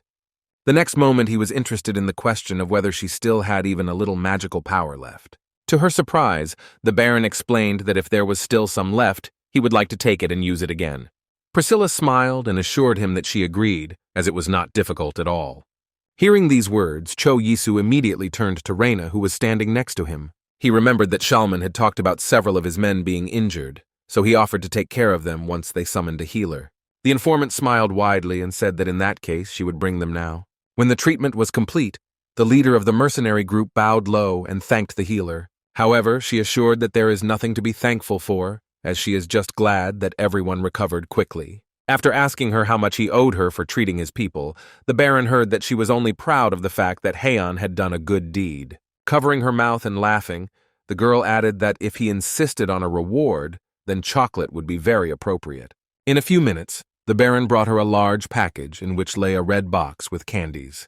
Taking the gift, the girl thanked her, to which she heard that the baron was also grateful for everything she had done today. The healer said that she would meet them again someday, adding to the Duchess that she knew too. She only smiled and wished her a safe journey home. Watching the white carriage with the elf drive away, the girl thought that one more problem had been solved. Hearing his friend's voice calling him, the young man turned his head in surprise and looked at her. The leader of the mercenaries bowed once more to the baron, thanking him for his concern for them, to which he replied that they are now also part of the family. So this is a normal thing. As the girls left for the estate, the young man asked him how he decided who to name captain, as he had heard that they had been close friends since they were young. The bear replied that the title of captain was quite burdensome, so they pushed him on Shalman. After hearing that he was much better than him in terms of skills, the leader only replied that he only knows how to clean cones. Hearing such an allegory for the first time, Cho Yisu smiled tightly and asked what it meant.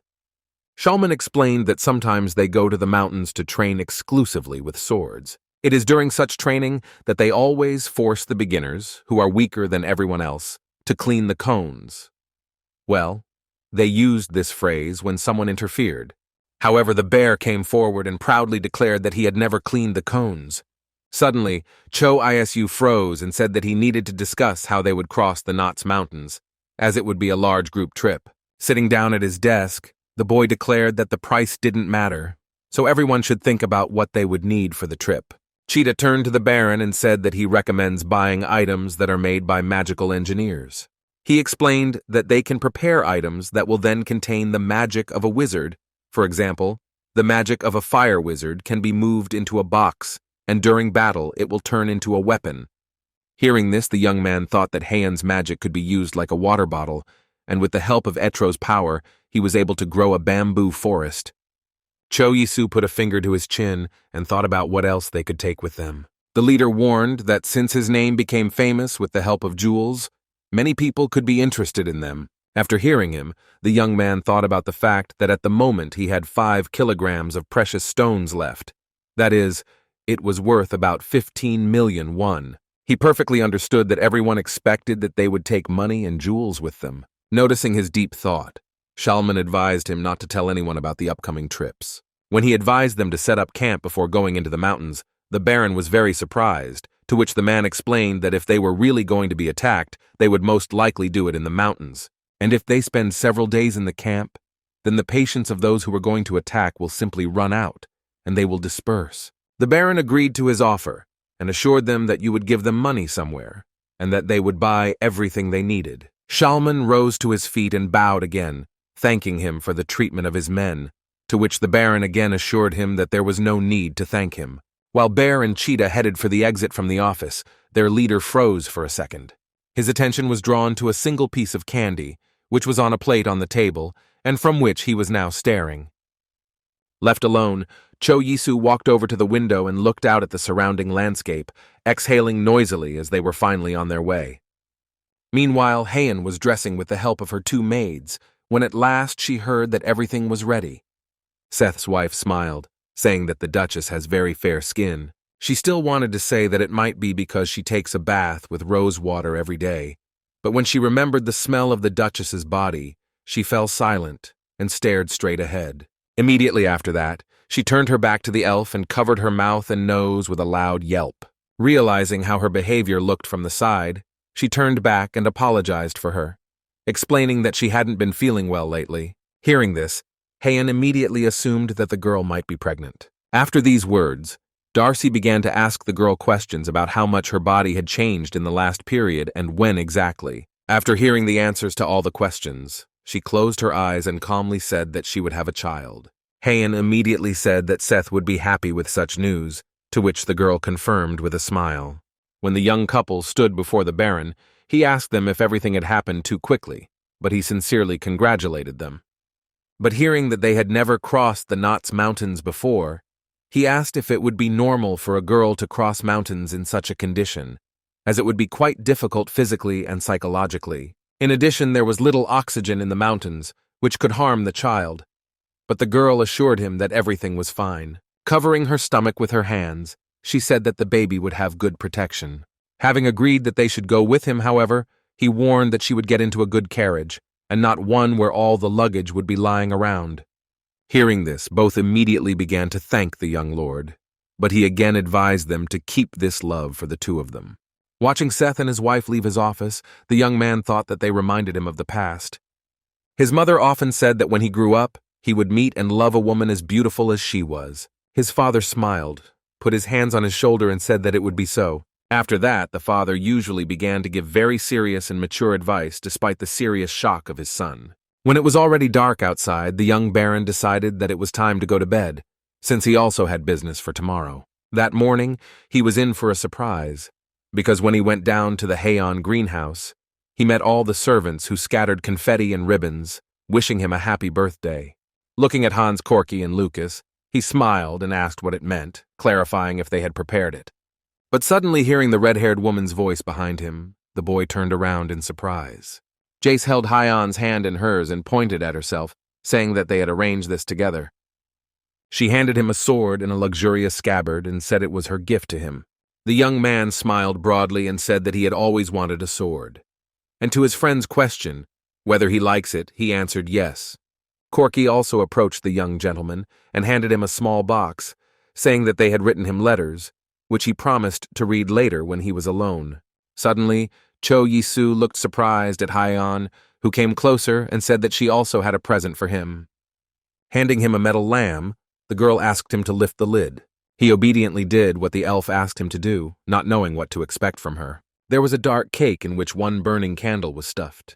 Looking surprised at the elf's gift, Cho Isu asked if it was the same pound cake he made her. The elf explained that it was the same dish, but with soy sauce, adding that she had cooked it herself. Cho Isu struggled to find the words to describe your friend's culinary masterpiece. Rodovolosa suddenly remembered that in the north, people blow out a candle on a birthday, asking if they celebrate it in the same way in their homeland. When she heard an affirmative answer, she forced him to do the same, which Cho Yisu agreed to, mentally telling Hyeon not to make pound cake with soy sauce again. When the candle was extinguished, everyone around started clapping and wishing him a happy birthday. After cutting him a piece, Haein and the others began to persuade him to try it as soon as possible. Jace said that she had never tasted stock pie and soy sauce, asking if she could have a taste. Hearing from the elf that she prepared a stock pie especially for him, and there is a vegetable pie for them, the redhead was upset, but agreed. When Haein told the Baron to eat his cake, he only winked and parted his lips in a smile as he agreed. Haein looked very pleased that she was able to give her friend such a gift with her own hands. While everyone was happily celebrating his birthday, Cho Yisu stood with a piece of soy cake and looked at him sullenly. He frowned, and a big drop of sweat rolled down his face because the boy could not force himself to eat this piece. It seemed to him that a piece of pie was also looking at him, while smiling, understanding what awaits him in the future. Exhaling, the Baron still stuffed a piece of cake into his mouth, deciding that what will be, will be. But he did not feel any incredible taste, because everything just resembled bread with the taste of soy sauce. He turned and looked around for Lucas, then called him over. Pointing to the cake the elf had prepared, he asked him to try some, saying there was too much for him. Lucas began to refuse, reminding the Duchess of what she had prepared especially for the Baron, but he insisted on his point. The young man watched intently as the valet carefully chewed a piece of soy cake.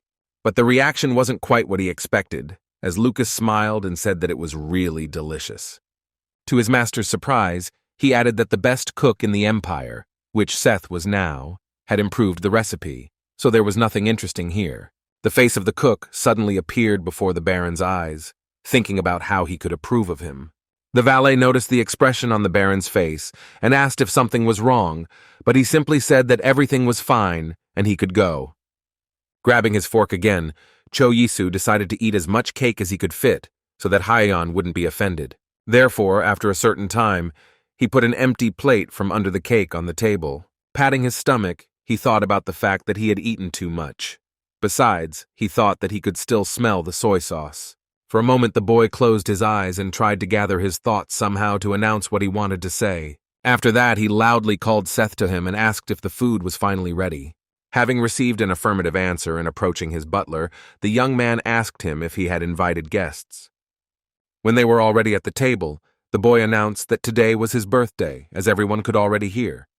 Therefore, he said that starting from today on this date, a festival will be held for their family. He would like them to eat delicious food and become closer to each other on it, adding that he has prepared many dishes.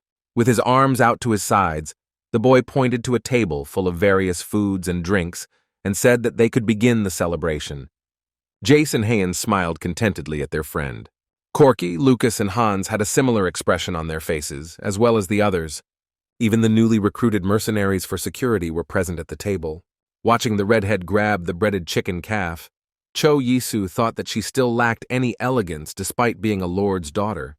After biting into a decent piece of chicken, the girl froze for a moment, staring in front of her in surprise. She swallowed the meat, and the maid came to her, asking if something was wrong and suspecting that she did not like it. But the Baron smiled slyly, and pointing at his friend with his finger, asked if she was going to ask why her cook couldn't cook the chicken like that. JJ was surprised at how he guessed, but then she was interested in the question of why she did not know that fried chicken could be so tasty. Biting into a new piece, the girl even thought that the recipe looked quite simple, so she couldn't understand why their cook wasn't trying at all. The taste of the chicken fried in breading and a lot of oil was wonderful, and the aroma was absolutely incredible. Glancing at the rest of his servants, Cho Yisu heard them tell him that they would work for him until they died. The mercenaries promised to work for him not as contract workers, but as regular official employees, and were going to make a toast in his honor. Shalman, who was sitting at the table next to Reyna, noticed that they could also eat at the same table with the Baron. Glancing at the table where the maids and servants sat, he wondered if there was any sense in the fact that even the servants ate meat. Reyna smiled with satisfaction at this, and noticed that all the servants in their family ate meat almost every day. Weed asked if the Baron was so rich, to which the girl said that not all rich people are so concerned about their subordinates. Looking at the smiling boy, the informant said that the Baron was a really good person, so Shalman should also try. When she warned ominously that she would be watching him, the man smiled and said she could watch his room tonight. On the day they were all due to leave, there were 4 horse-drawn carriages parked outside Baron Bloom's estate. With his hands at his sides, the Baron looked at it and thought that they were ready to go. A butler accompanied by several other men approached him and said that they had finished packing their luggage, so it was time for them to leave. Those who remained asked if he would come often, assuring them that they would miss him. They also advised to be careful on the road. Looking at the new butler, the Baron advised him to contact him if anything was needed, to which he assured that he would do his best. Looking at the man he was leaving his estate to, Cho Isu thought that Corky had introduced him, so the man was trustworthy. Suddenly his attention was drawn to Jace, who was rushing into the carriage with Heian and saying that they would go first. Lucas reported that Mino and Yorka had left as well, while the Baron had meanwhile called Reyna to go with him. When they got into the carriage, he stretched tiredly and said he would get some sleep, advising the informant to rest as well. With these words, he handed her a blanket folded several times. Reyna accepted it and thanked her, looking at her Baron in surprise. A minute later, the girl froze, continuing to stare at the young gentleman with a dazed look in her brown eyes. He turned off almost immediately, resting his head on the window jamb and crossing his arms over his chest. The girl thought about finally seeing what the Baron looked like when he slept, thinking about how good it felt to be his wife. When they stopped, the Baron awoke and looked out the window, where one of the servants came and warned them that they would not be here long. Jace, having put on a warm cape, also went outside and said that compared to the city, the air here is incredible, but Heian did not want to go out. Turning around, the redhead said she was a bit worried, asking if they would be able to make it to the city alive. The young man himself thought about it for a long time, but tried to calm his girlfriend down.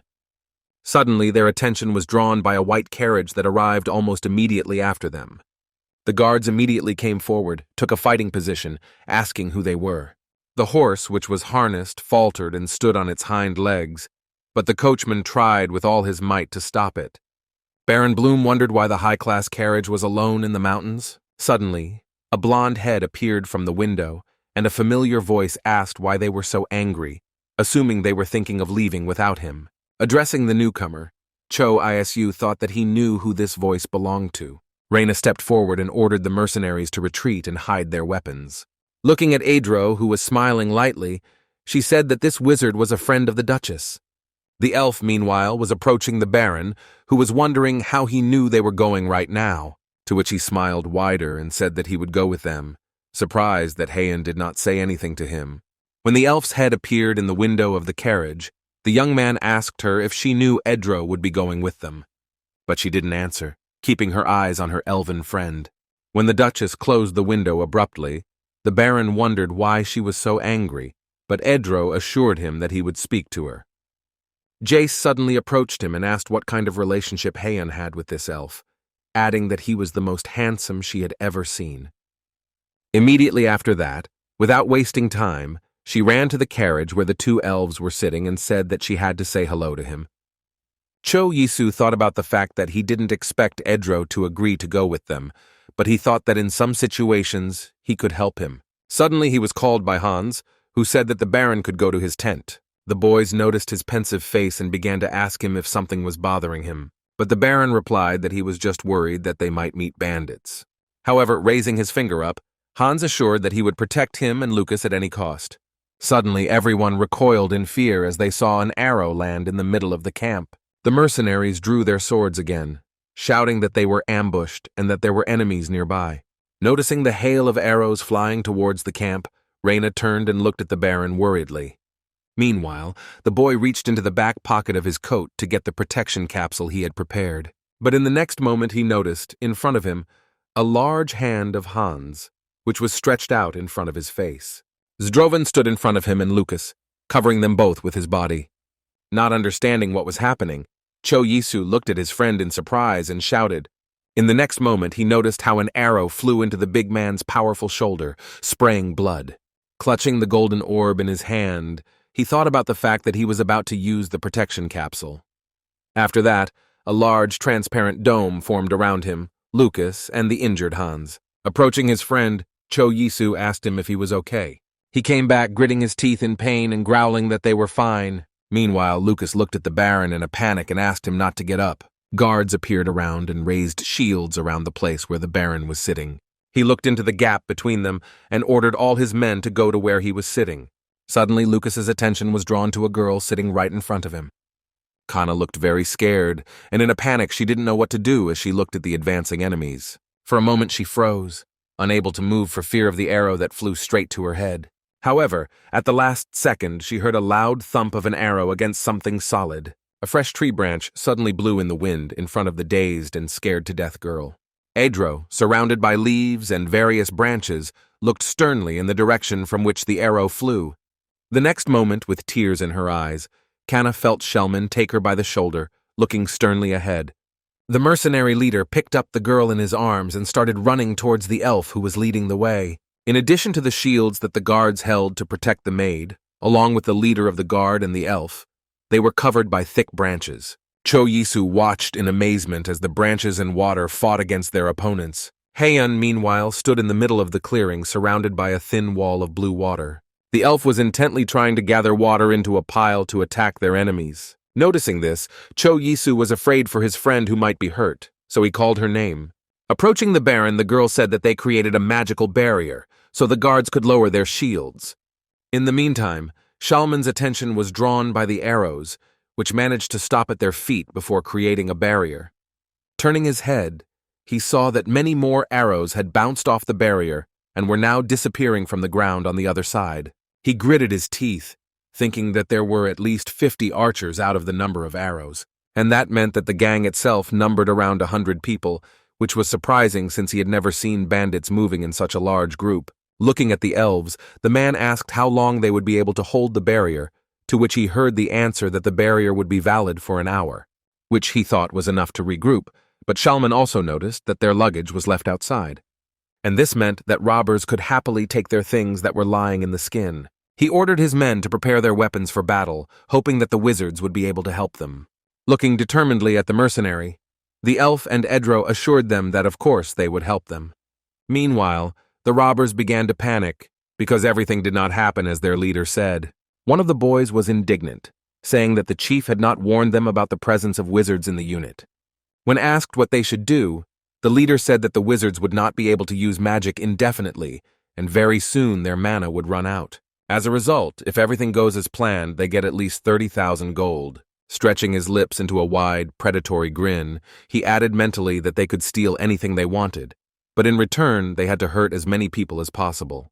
Rumors reached him that the Baron has a fortune of about 1,000,000 gold and runs a jewelry business.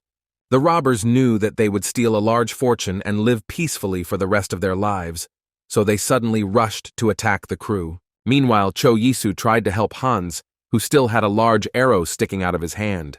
The Baron wondered if his friend was all right, but asked him why he did it. He smiled tightly and said that since they were both fine, then everything was fine. Concerned for his friend, the young Baron ordered Reina to examine him. Having broken a part of the arrow sticking out of his shoulder, the girl ordered not to pull out the rest, as the wound would bleed even more. Meanwhile, the mercenaries led by Shalman raised their swords and charged at the brigands who attacked them. Looking at the way they met on the hurts, Reina said that the battle was almost over, and although there were many bandits, they were outnumbered in strength. After stopping to use her magic and wearily wiping her forehead, Heian thought about getting some rest first. She wanted to ask Edro how he was feeling, but turning her head towards him, she saw that he was lying on the ground and pretending that he could not get up. The elf asked if he had no pride at all, to which she heard from him that he was really very tired. Cho Yisu tried to calm everyone down and said that it was almost over. But he was interrupted by Shalman, who said that they had taken several robbers captive, while in his hand he had a rope with which several men were tied. The Baron looked at them sternly and asked in a cold tone who had given them the order to attack. However, the leader of the robbers said that he did not understand what he was talking about, since they had just heard that he was rich, so they tried to rob the crew. The rest of the captives immediately began to blame their leader, saying that he had promised them something of value and hired them, and they simply followed him. Frowning and looking at the men, Shalman advised them to think well, and thereby win their opportunity for mercy. But the robbers began to say that he had once gone to the village and returned with a large pile of money, but he had not told them about it. Crossing his arms over his chest, Cho Jesus said that since he came back with a lot of money, it could only mean that someone had hired them. He didn't say it out loud, but it was running through his mind that only one person could do it. The young man returned to Reina and asked what she thought about this and what they should do. The informant suggested that they first leave this place and then find those who are behind it. Hearing Shalman's words that they would take care of them, the robbers became indignant, reminding them of his promise to spare them. After some time, the leader of the mercenaries came and said that he knew the house and the street where the robbers were supposed to go if something happened. When asked by the Baron how he learned this information, the man said that he was told when he politely asked. Shalman added that he would take 10 men and send them there. Besides, they had to find a mare that had run away in that direction. Trying to bring order to the camp, Cho Isu returned to his subordinates and asked how many were wounded, saying that it was necessary to regroup.